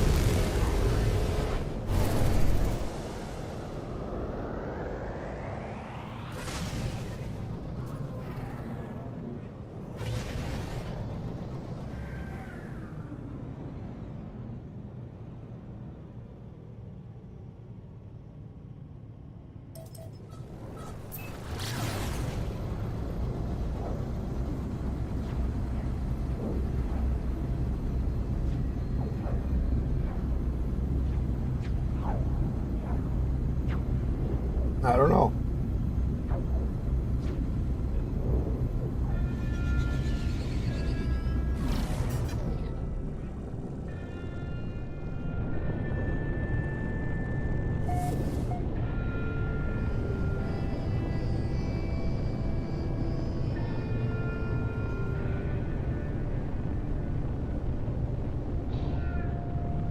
Let's see.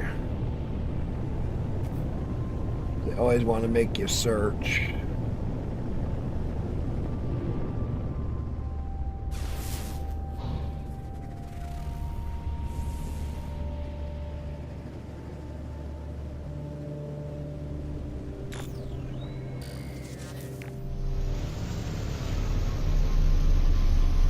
This is right next to it, so.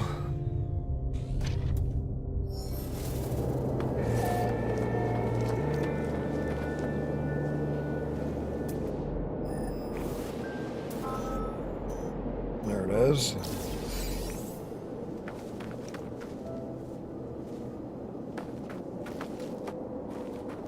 Most toxic environment. I thought I had it.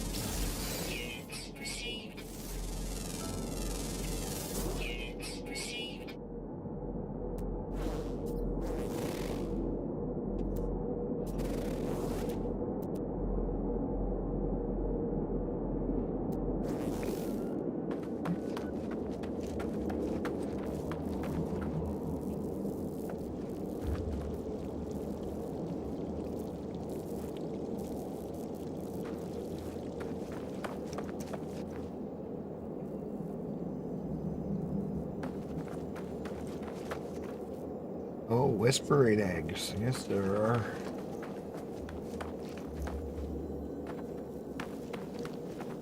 A couple of them here.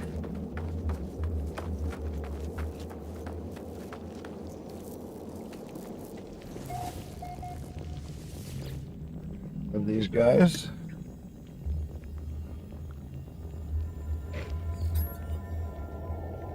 Let's see.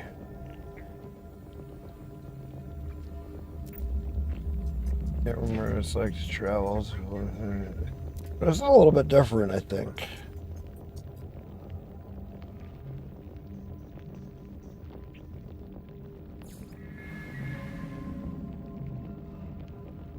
A piece of technology. Life support module.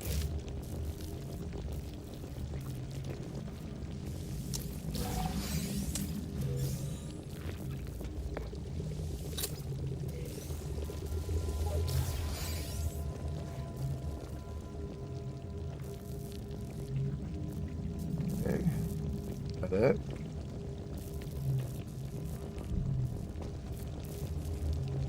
Them two, I got that. All right, all right.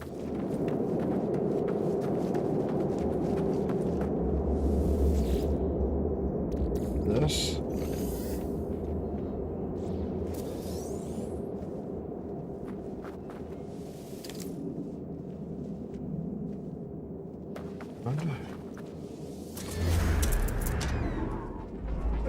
reader. There we go. Navigational data.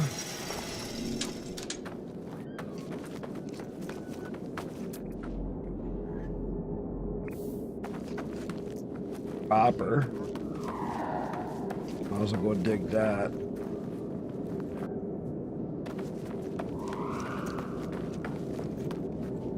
Protection falling.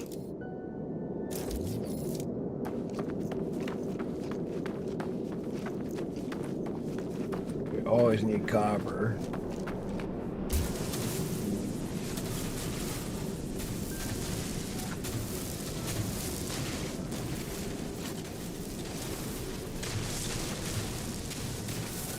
So, anybody else want to talk about anything? So many people in here hiding out. It's nice to talk about something. Talk religion, talk politics, talk whatever. Not big on religion, but whatever. Each to their own. We talk whatever. Keep an open channel. Keep an open chat for people too.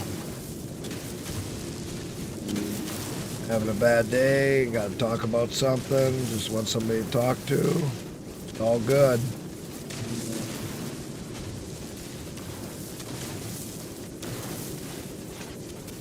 Just never know.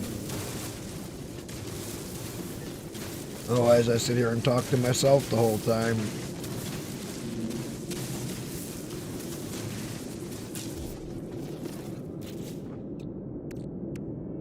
Multi-tool. Let's reload it. Technology recharge.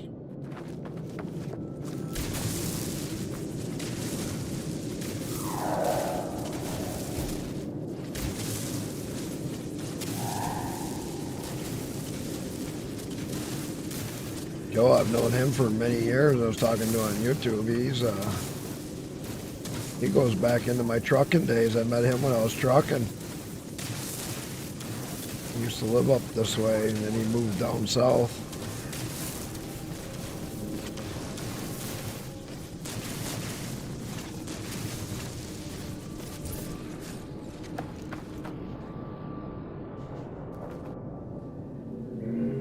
There's an unidentified.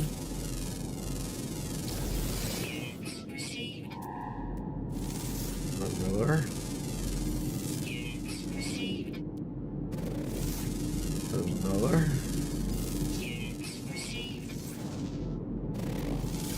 There's another. Another.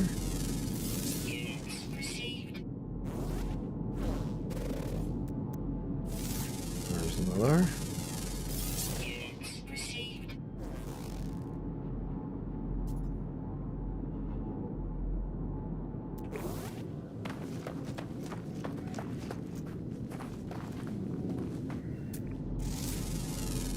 Here. What's unidentified right here?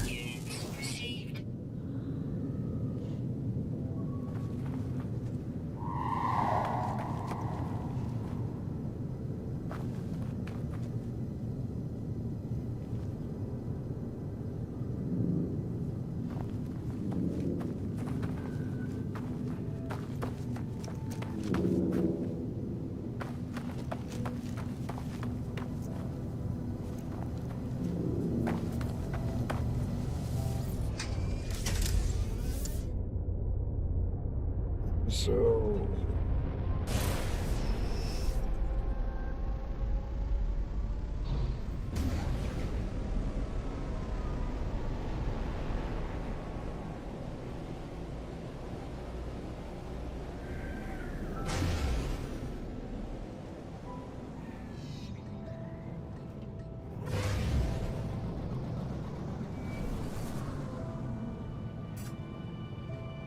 that.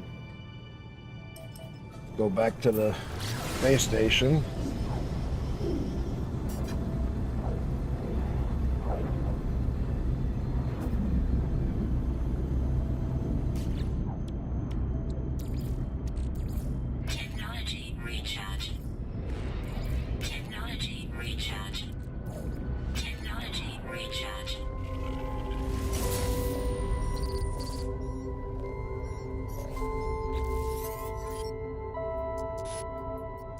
Oh, this is that. Yeah.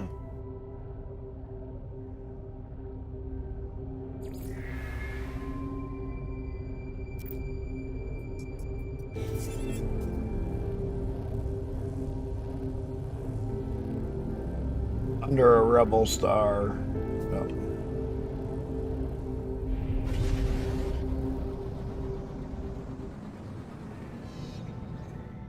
It starts the pirate stuff if I want to do it. Which has its own stuff that you got to deal with.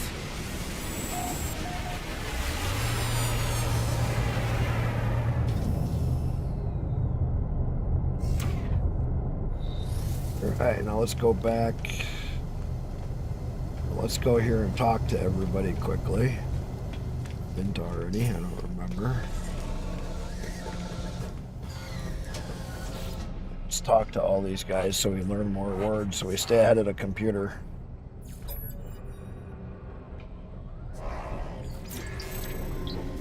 Pose. Alright, alright. Where's the next victim?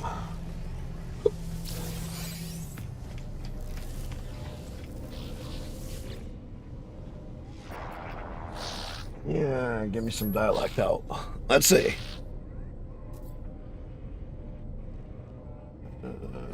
Friendship symbol. Got.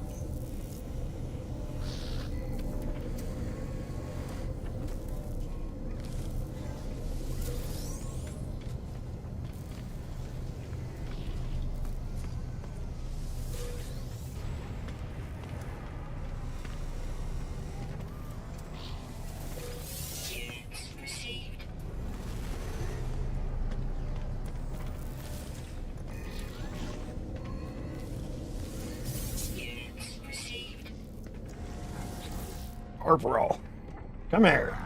I gotta talk to you.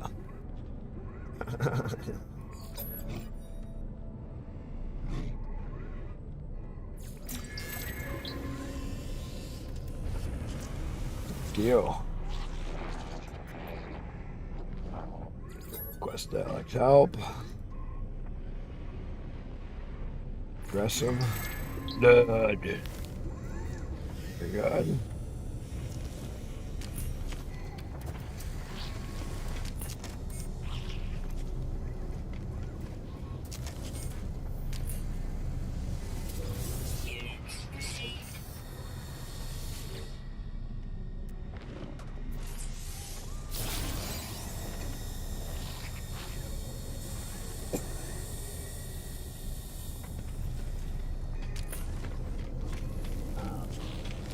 What modules do I have on my? What do I got? I got photon cannon, so I could use a better photon cannon.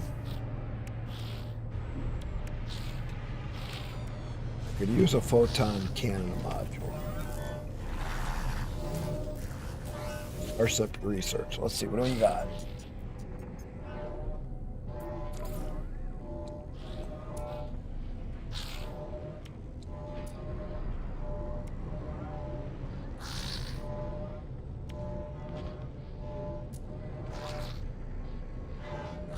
Hyperdrive module.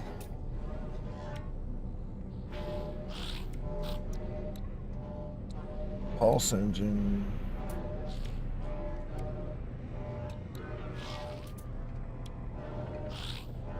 He doesn't have any of the weapon ones.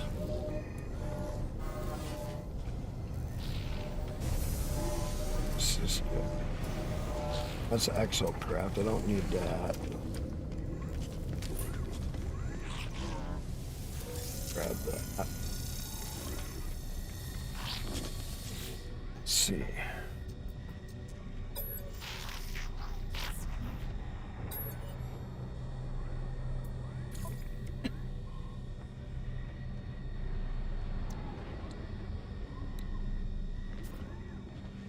Movement. I'm just under for the inventory.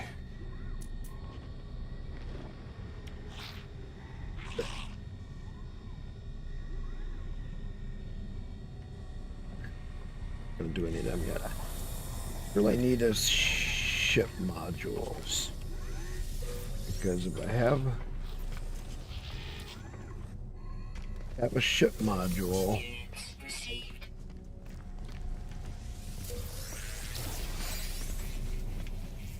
I could maybe take out ships easier. And if I can take out ships easier,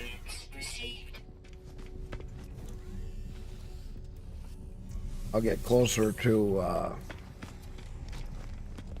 come here, little guy. I need your dialect. I need you to teach me a word.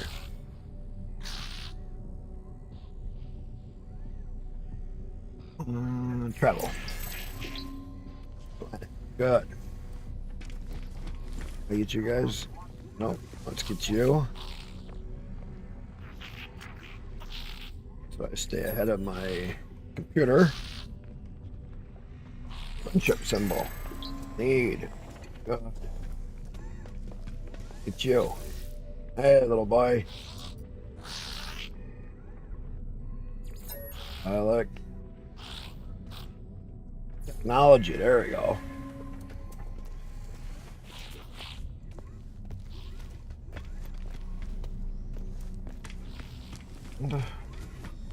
I get him.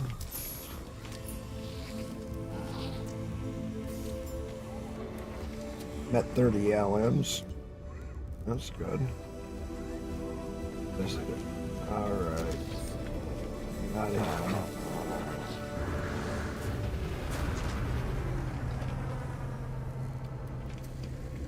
What was I gonna do? What was I gonna do?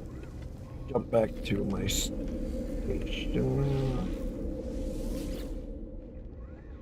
Or to my base.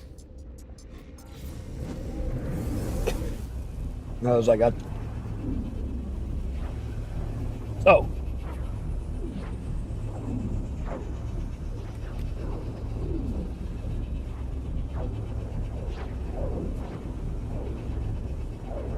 Up there to learn the words before I do that, and then I gotta do the other stuff with the other mission.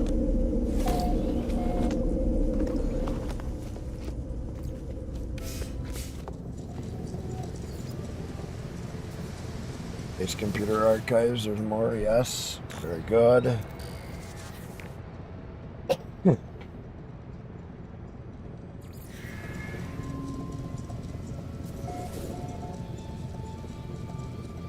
They're stellar coordinates. Okay.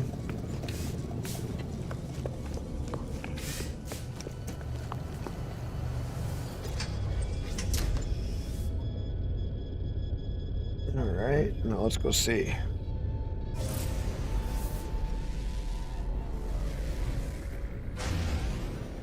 Go.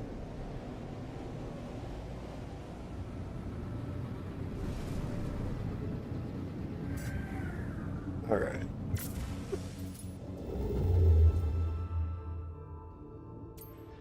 I have that there.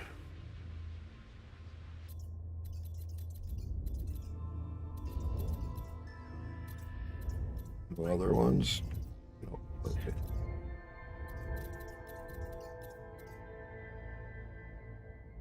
So I have, okay.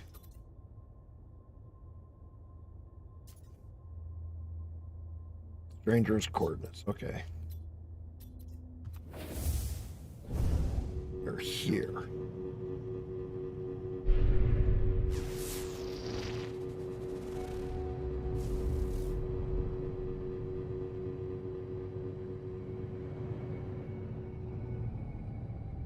Where's the stranger's coordinate? That's my base.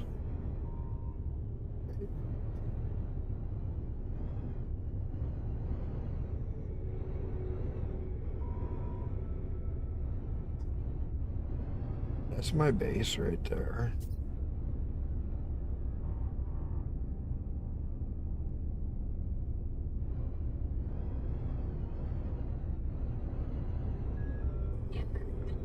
Stuff up this way.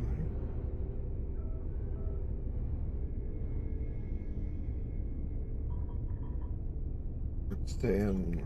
Let me do.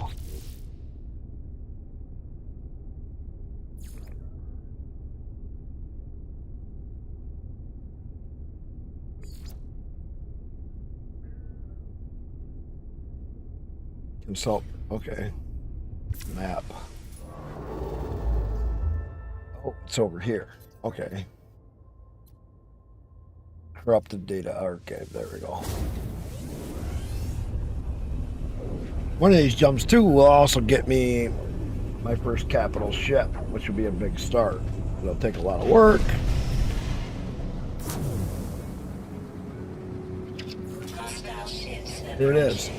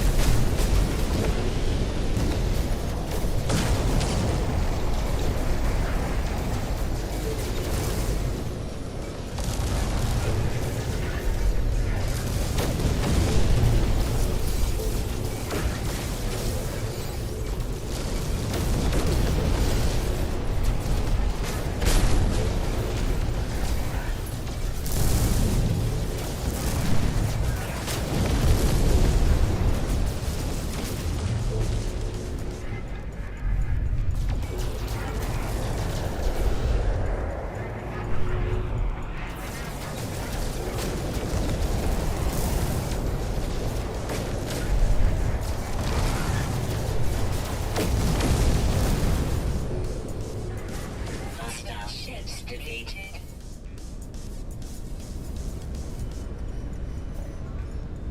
Okay, so I'll get my first capital ship. Yes.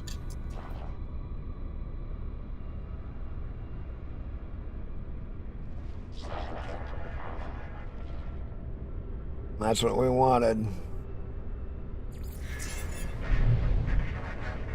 Alert. Navigational data received. Okay, it's just a little square boxy guy. But let's see what it is. I guess it really don't matter right now. Better to have a capital ship than no capital ship, right? Let's see, what is this? Probably C class? Yeah. Just a C class, but hey. It's a capital ship. Something we don't have right now. So.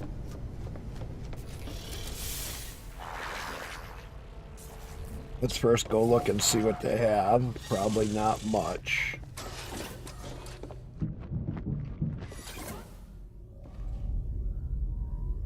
Storage container, really? And nothing out there. All right. Well, I guess it's better to have a capital ship than no capital ship.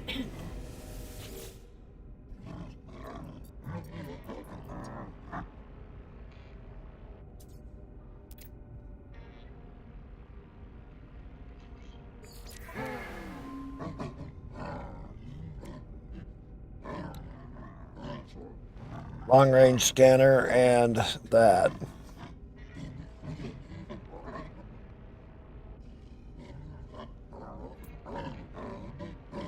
What do you guys think? Claim it? Fuck it. We'll just take it. None of you guys are talking anyway. Everybody's sleeping.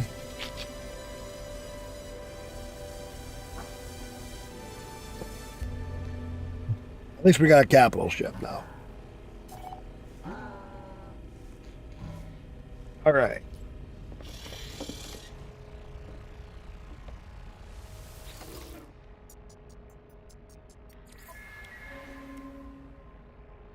Item received.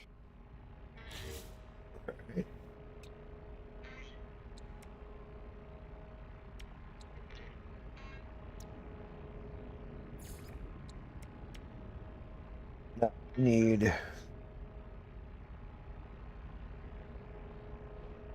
we have a command room and chamber room. We have a trade room. Finer room.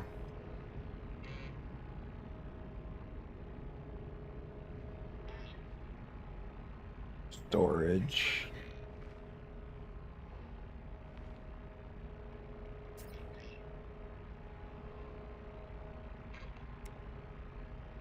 Teleporter chamber. Yes. There we go. So.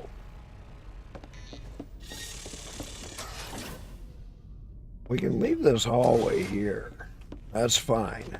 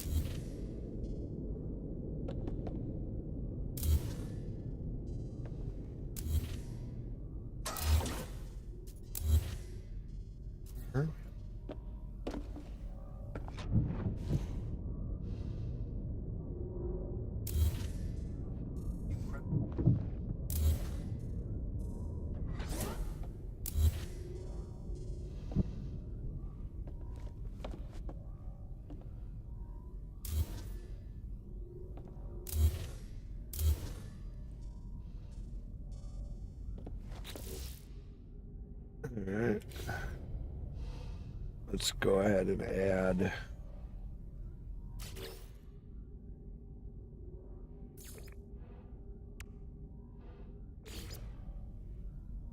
I need antimatter and amino chamber. Alright. Let's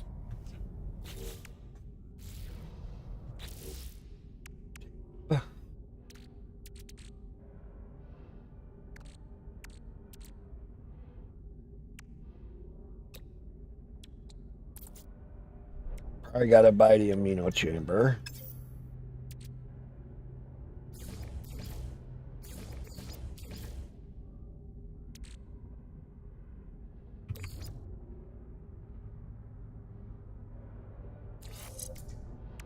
Alright.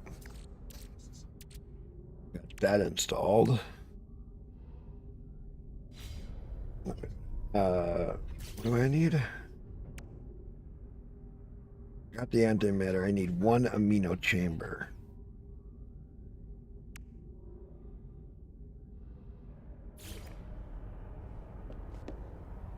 Let's see if I put one, two of them, and then two microprocessors.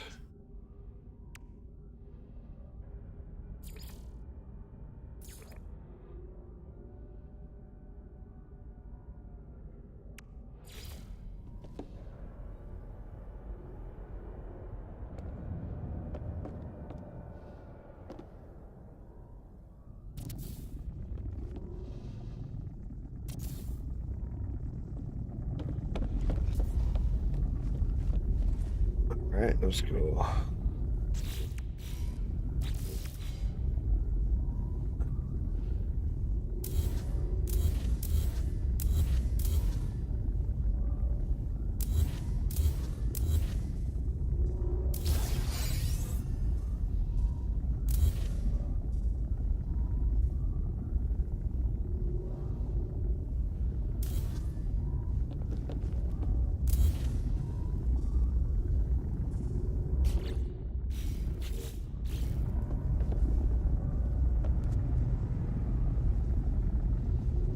All right.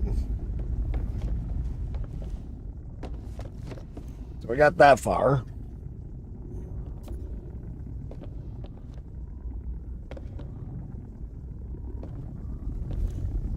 We got the refiners and storage, so we can store stuff in here now.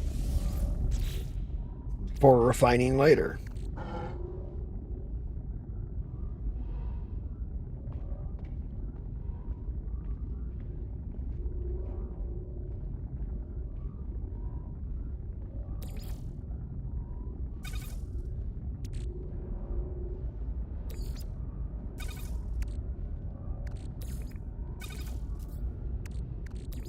We can start stacking some stuff up here.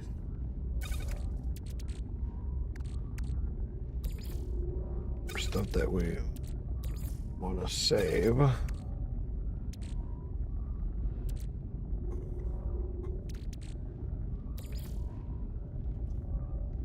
Half the oxygen, because I know we use oxygen. I think I take chlorine and oxygen and make more chlorine, actually. I think that's the ones we need.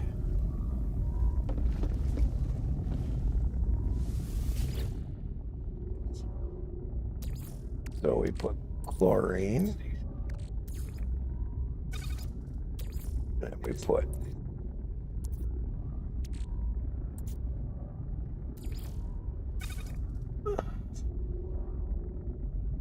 yeah, because that makes it do this. And I go begin. And I'll take that 700 and turn it into 4,000. Now we'll start making some money.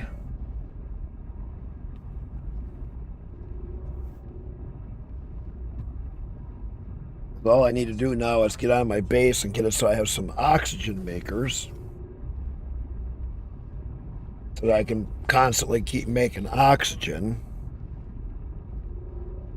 And with these two refiners, I can actually take and make a bunch of chlorine and sell it.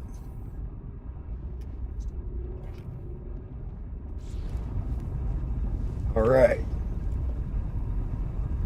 Got that going. I got 2 places for missions. Now I just got to get some frigates. And then I need what for my...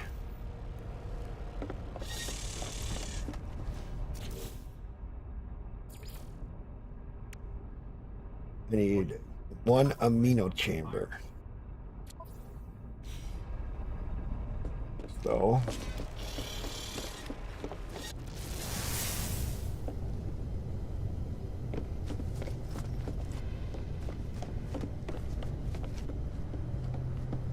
in a amino chamber. Not my ship. And that's not my ship, so it must be on... Oh, there it is. Well, I'll be damned. We got our carrier.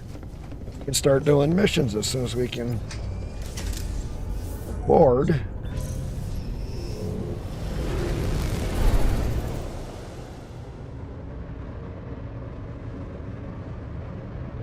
To buy some ships. All right. What missions do we got?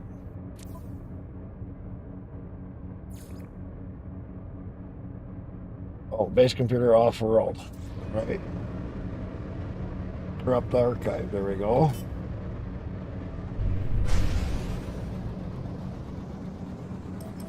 Go do that. If we can get more oxygen, we can keep multiplying the chlorine. Need to get a shit ton of oxygen.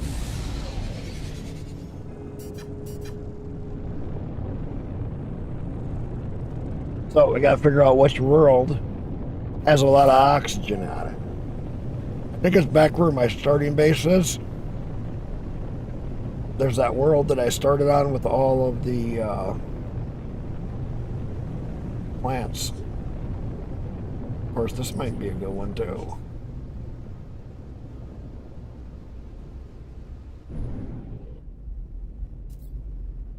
Oh, this is one of those fucked up worlds.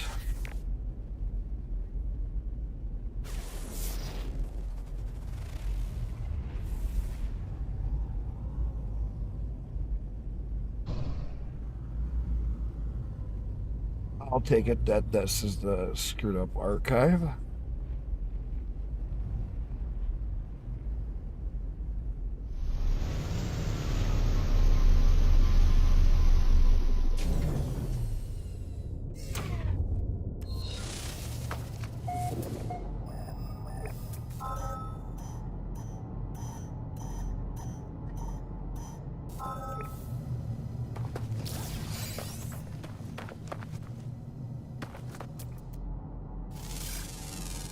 some of this weird shit. Units received. Units received. Units received.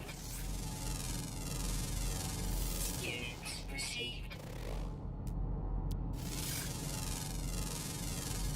Units received. What's that?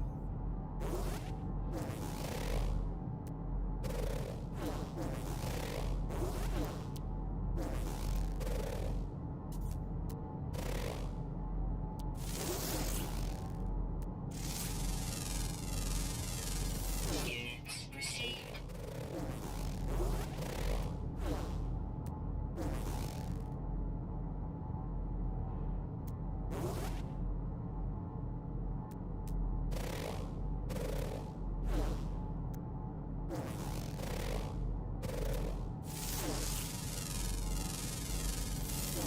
Units received. Units received.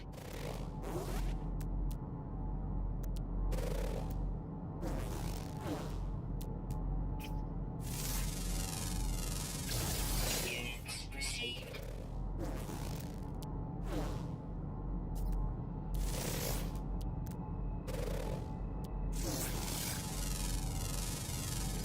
Units received.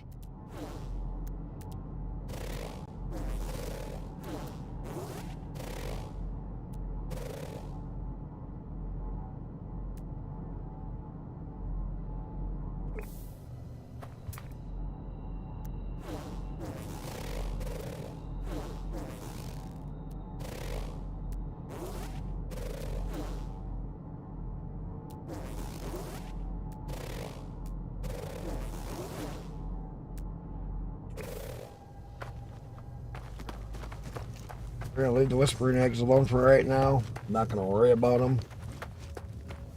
They're more of a pain in the ass. We'll go see what we can collect off this planet. What's the fucking door? There's-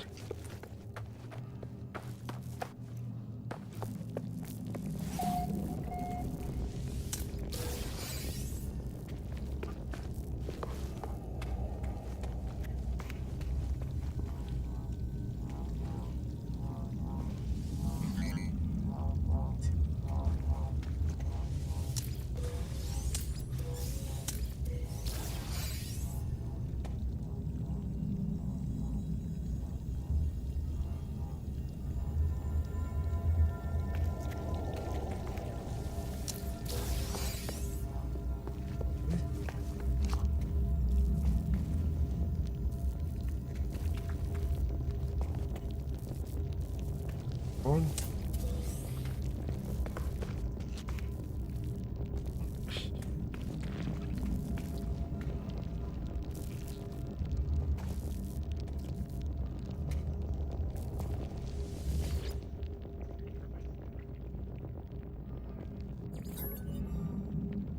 Alright. What does this one give us?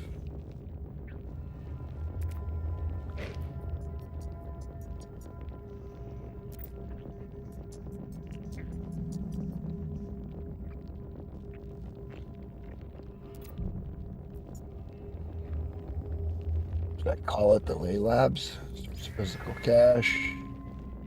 Or record this also left the technology behind. Come on, to be something good. Mining beam module. There we go. Nice.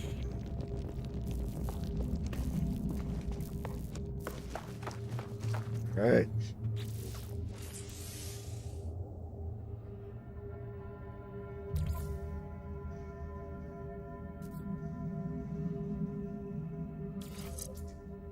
Go. Let's go see what we got. Them guys give oxygen. Here we go. This is the planet I needed. These guys give a lot of oxygen.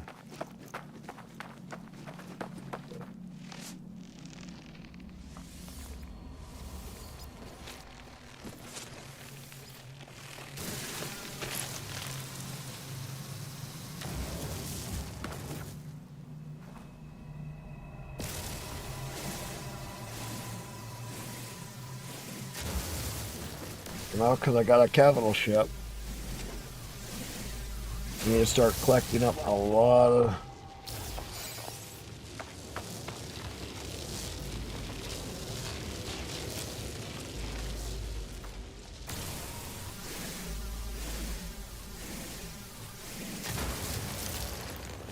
We'll start collecting up a lot of material.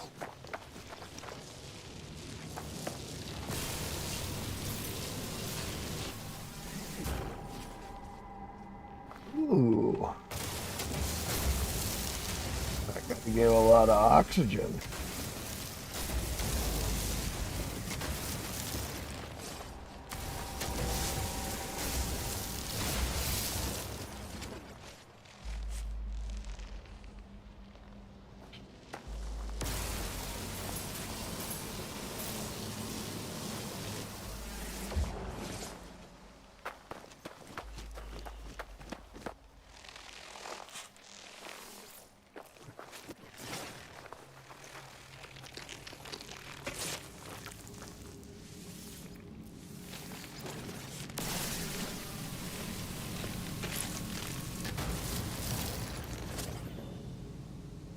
This is what we need.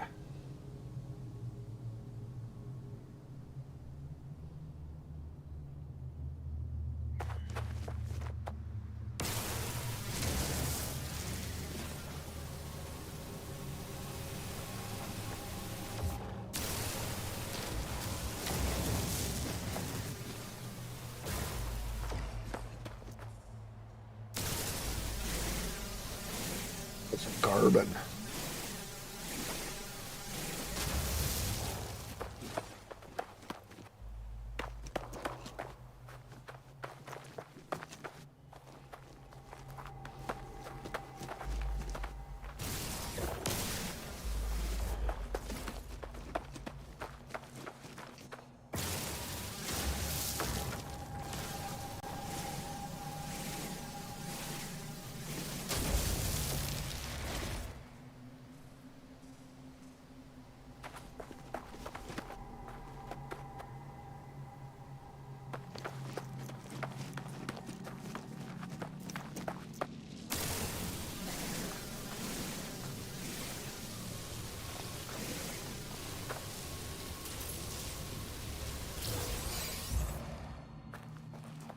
Core.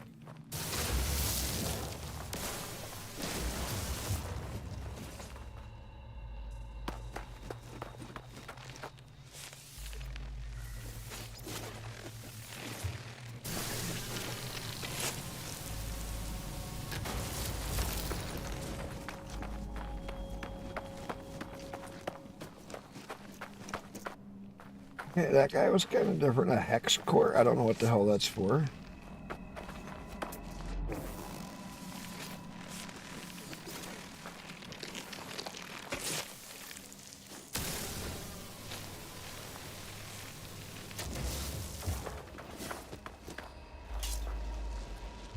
Depleted. Technology recharge.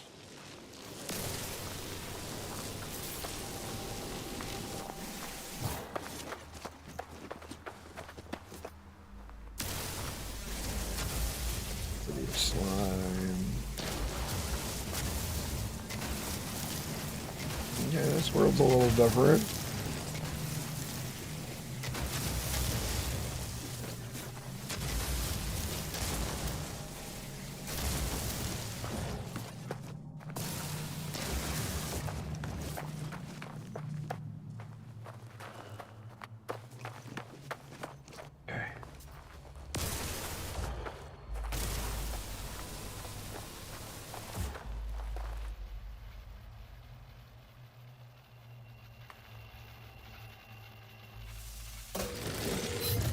An electric cube. Okay.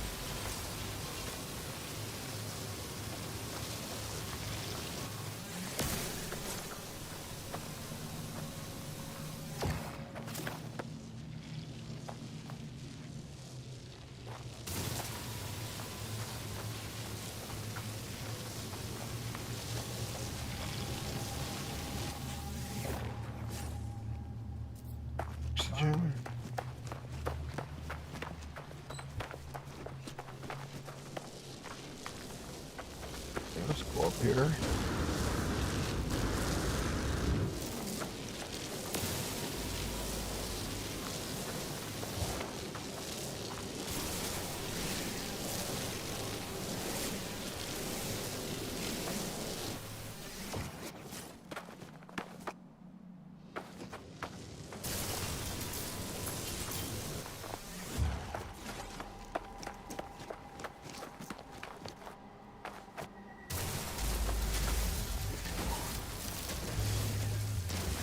Getting a ton of oxygen like on the other planet, so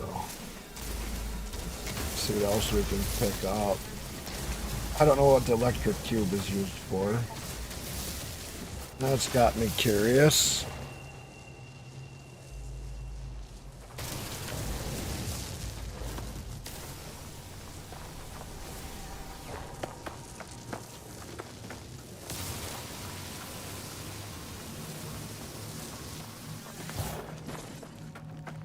Here's another electric cube.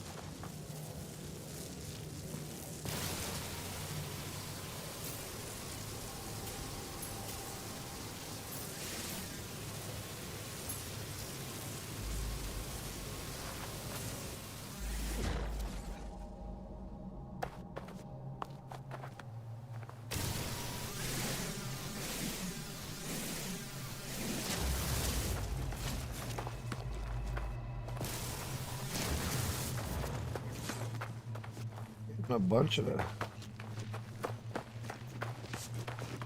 green cube.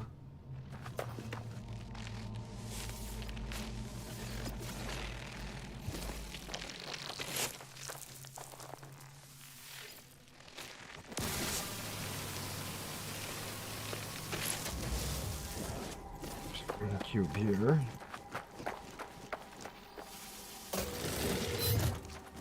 Green cube over here. I don't know what those green cubes are for. Does anybody else?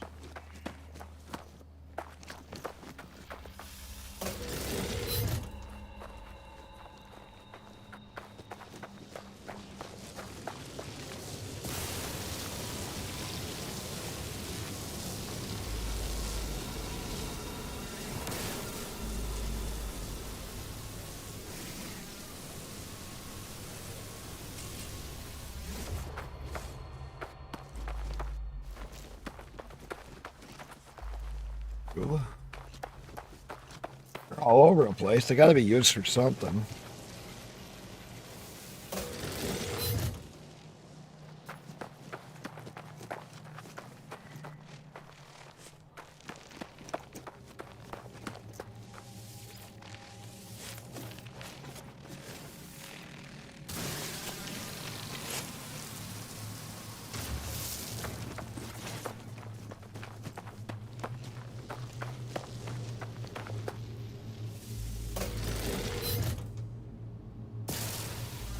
Cobalt and silver. Then.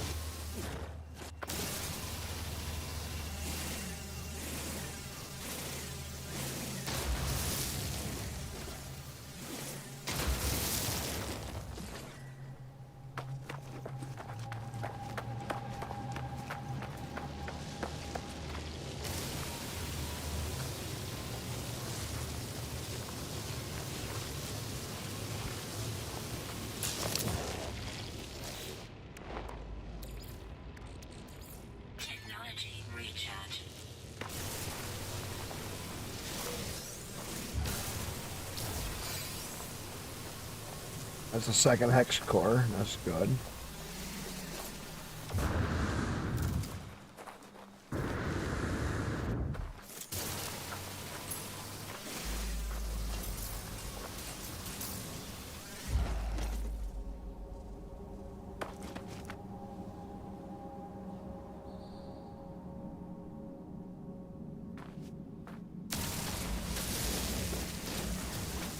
Click the flow of this.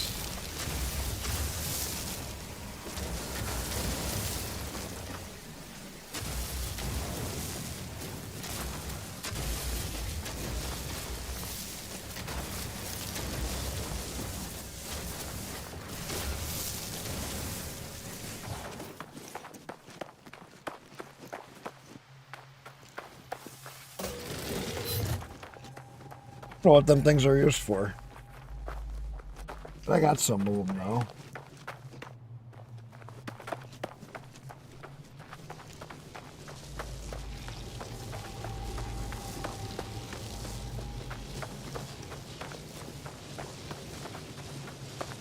Go ahead back to my ship.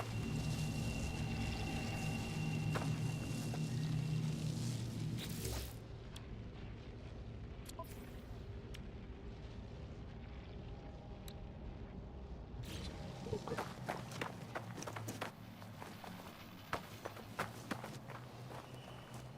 Oh, I wonder what's in the cave. Saw that. Now I'm curious of what's in this cave.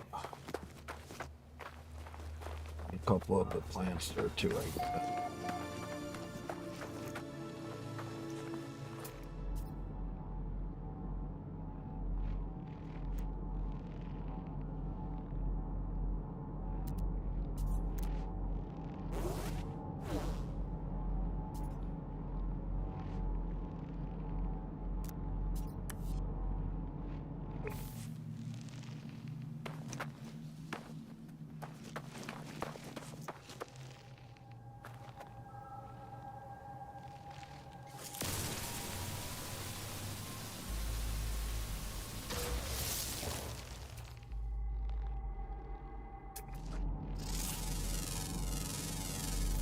Units received.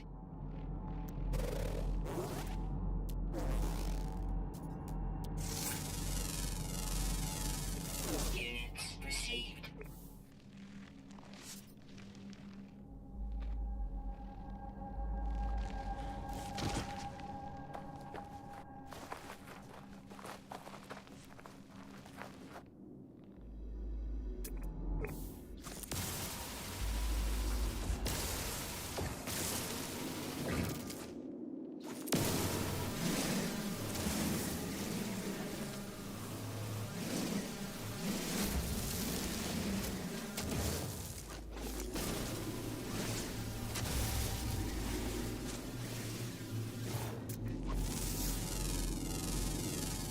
Units received.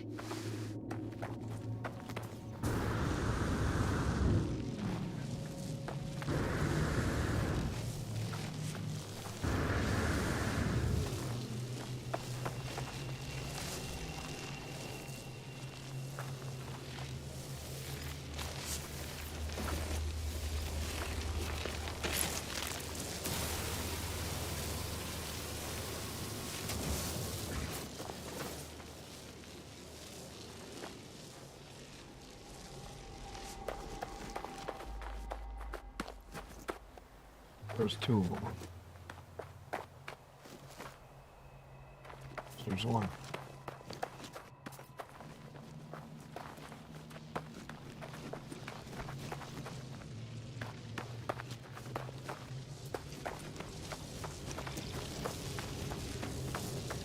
I don't know what half this stuff is used for.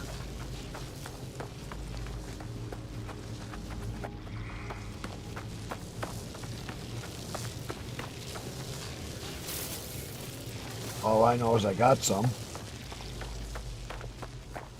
Put it on my ship.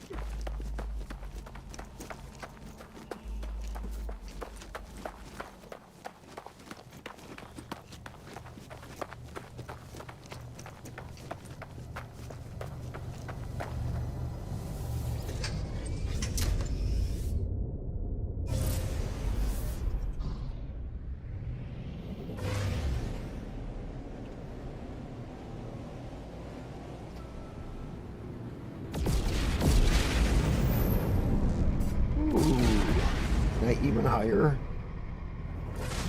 1.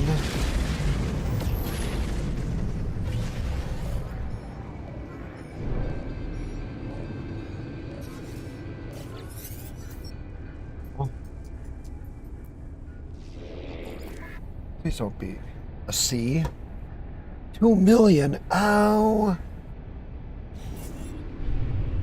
You're way too fucking expensive.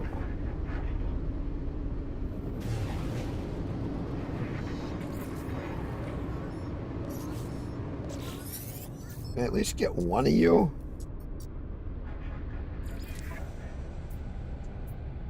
S-Class. Jesus fuck me.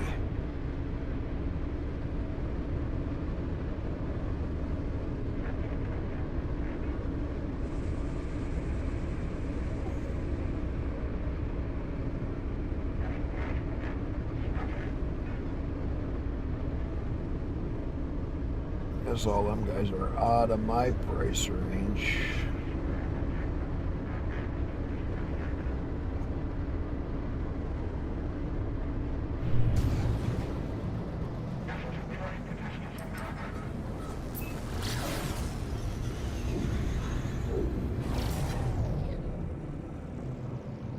Incoming, miss. Oh well. I guess I missed out on something.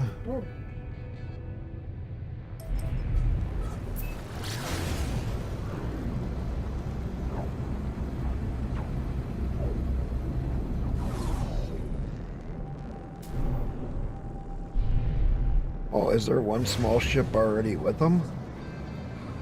If there is...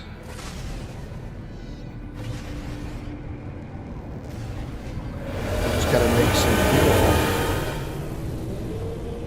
Can at least get a ship starting missions. Start earning me something.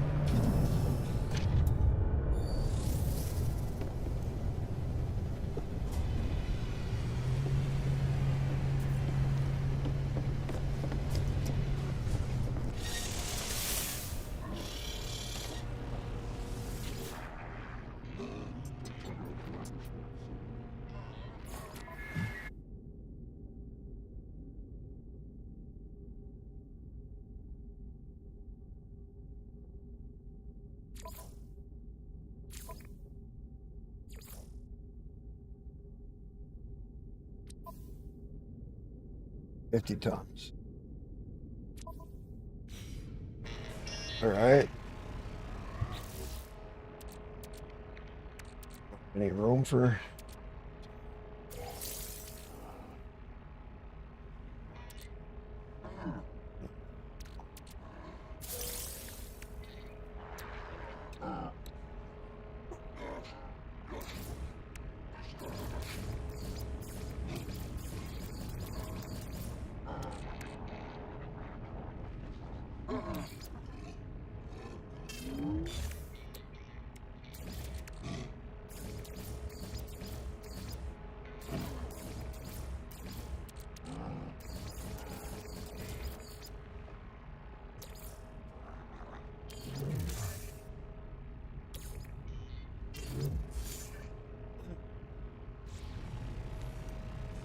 Now I can send him out on missions to start. There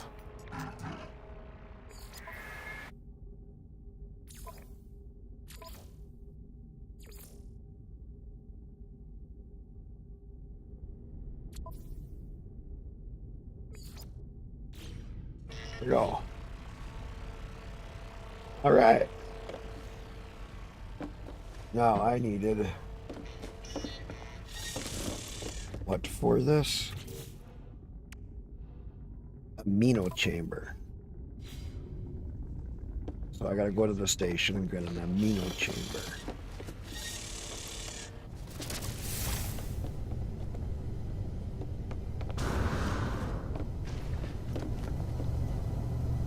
Need an amino chamber, so let's go to here, to X, freighter, there's chlorine, freighter, that freighter,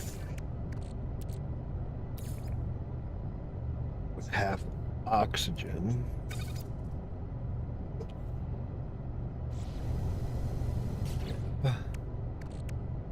exosuit. I want this half a box.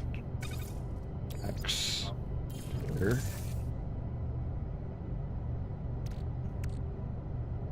X. Raider. X. Raider. X. Raider. Hex core. I don't know what a hex core is used for, so we'll put that there.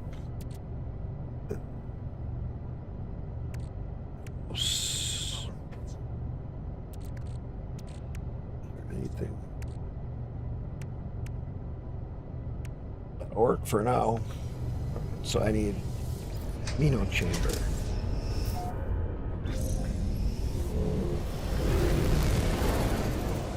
Let's go to the station.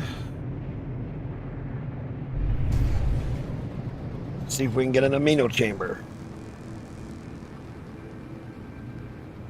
Oh God, it's already almost 7 o'clock in the morning. I'm gonna have to get to bed. I am definitely gonna have to get to bed.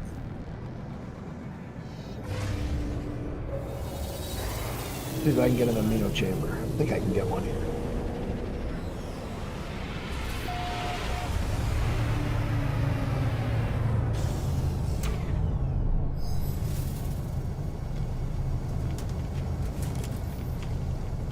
Please have an amino chamber. One. Just need one.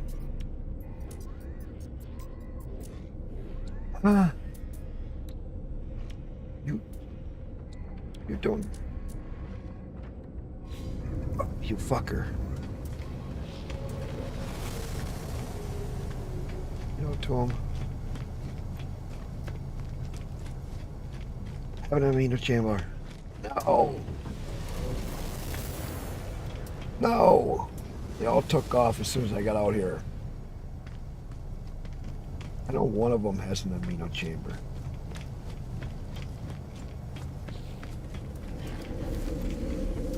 Saw it. Current system. Let's work for the Ron shop. Hope you have an amino chamber. Now that I got more than one station to jump to, I can check for different stuff.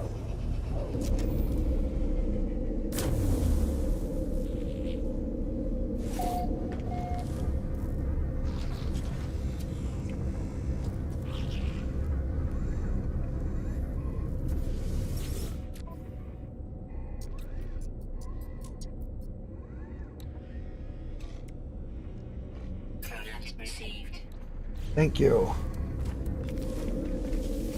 Let's jump to my ship. Good. We'll have the teleporter, which will make it so much easier to jump around.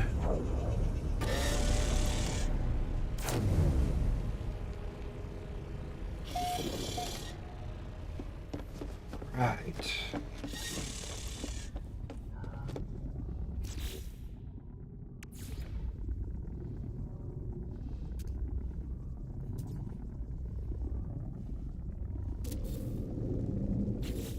Go.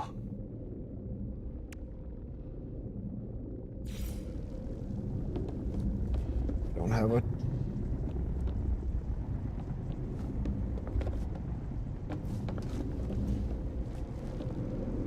I'm missing 2 microprocessors. All right, let's go get them.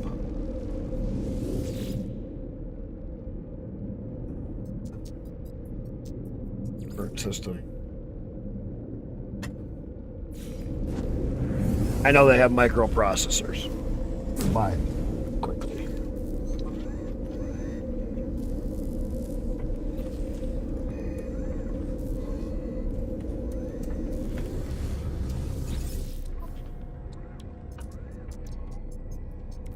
Product received. Go. Look at my ship. Go.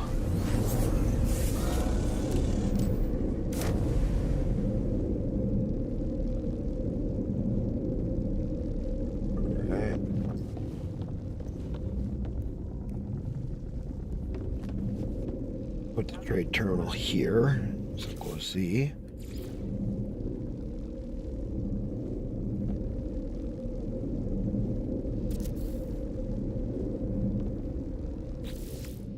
There.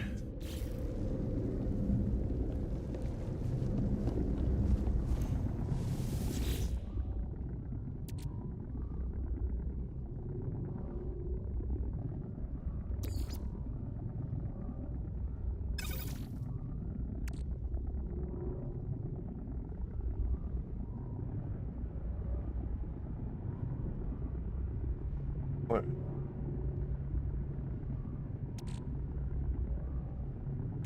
Let's go add.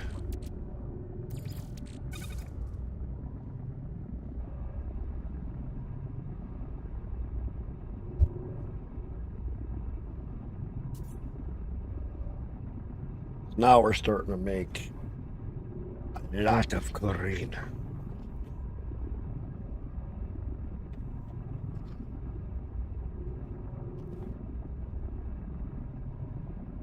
Which is really good.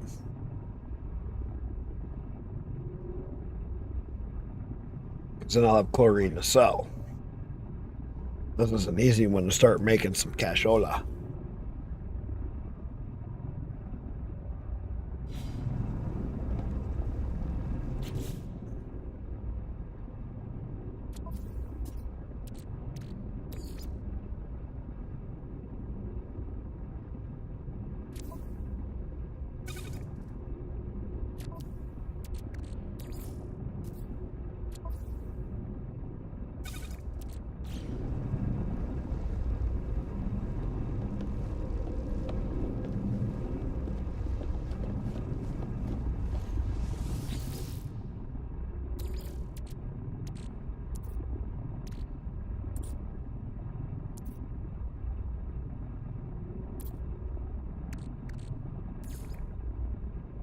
Oxygen.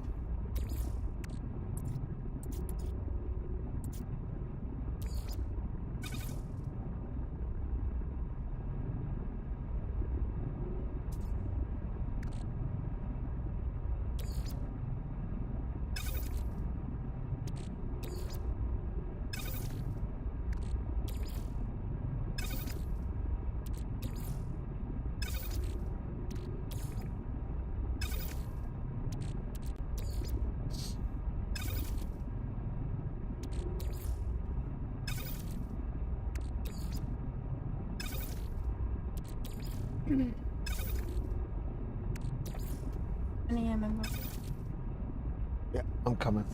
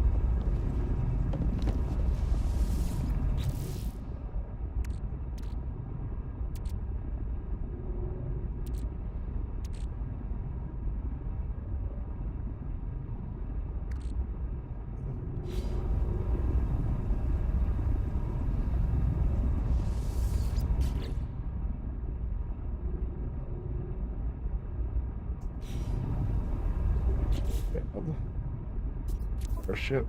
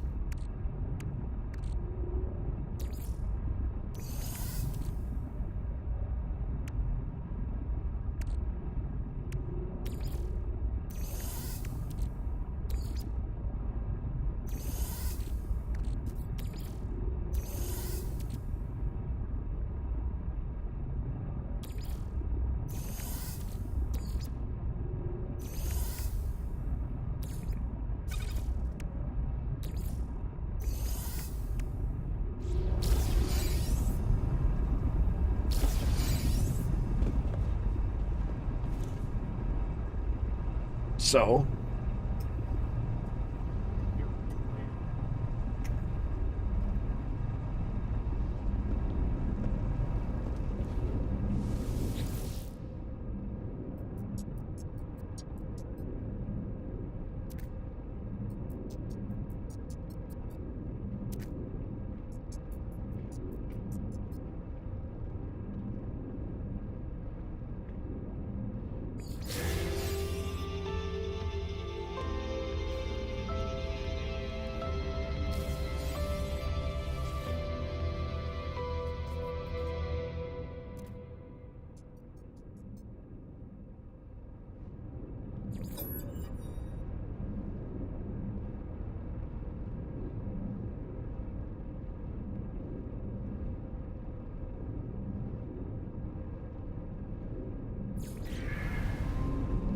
right.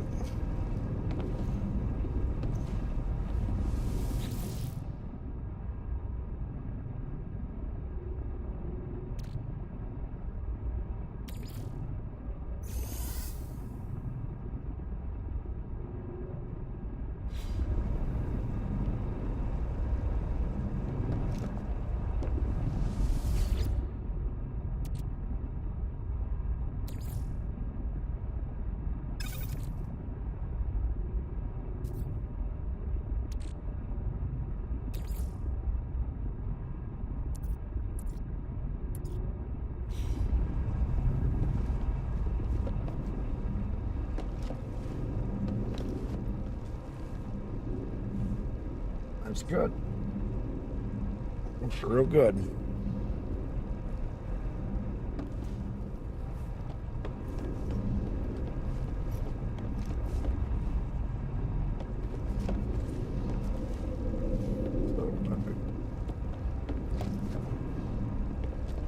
Trade terminal here.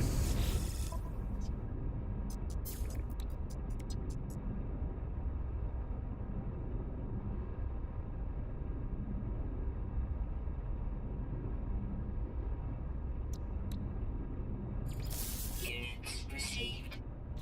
There we go. Now we just gotta keep getting oxygen.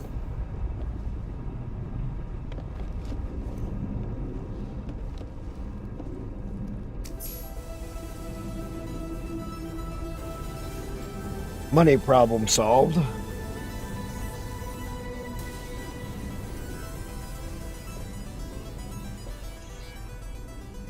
But on that note, we come over.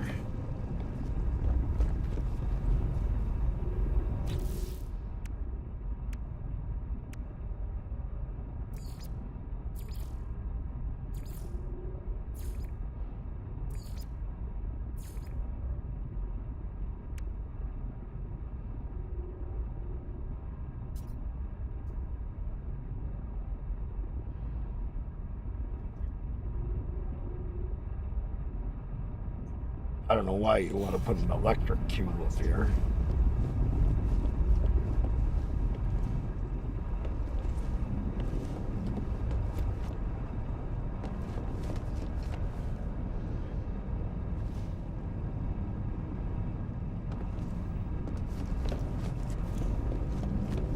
Yeah, that's weird.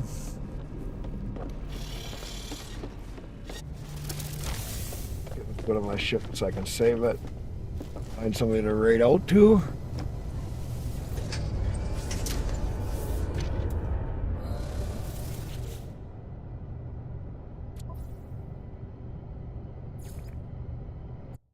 There we go.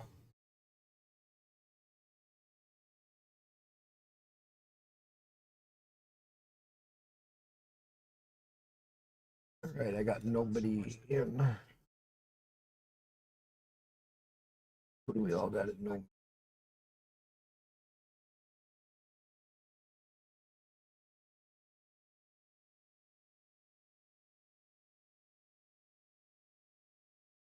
Australian guy.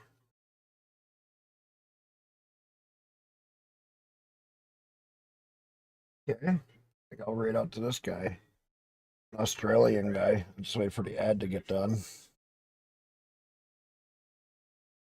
New Super Fluff Brow Mousse, Maybelline, New York.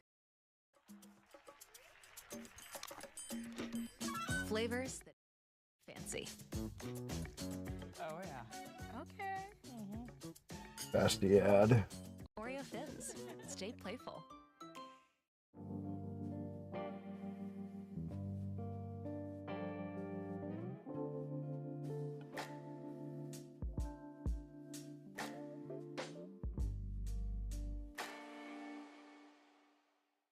I had to say that out loud. I had to say that out loud for it to actually click. Thanks for the follow. I appreciate it. Welcome in. I'm playing 9-year-old games again. You know me. I almost never play games when they first come out. I never play games on release.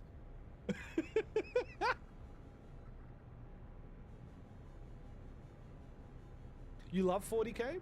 Like I never got into it in like as in like the actual like model painting, like the models and figurines, like playing the actual tabletop game. I never got into that, but the lore and the story and all that kind of stuff. I'm gonna read out to that sounds him. really cool. I've always read little bits of it, bits of story and stuff here or there. I've watched. And I gotta get to YouTube bed. videos that explain some of the lore, and like I find that kind of stuff fascinating. I find that stuff we go. really cool. I feel like I would really enjoy like 40K like books, and I've been listening to audiobooks lately. The end of my stream. I've been listening to Damn, baby.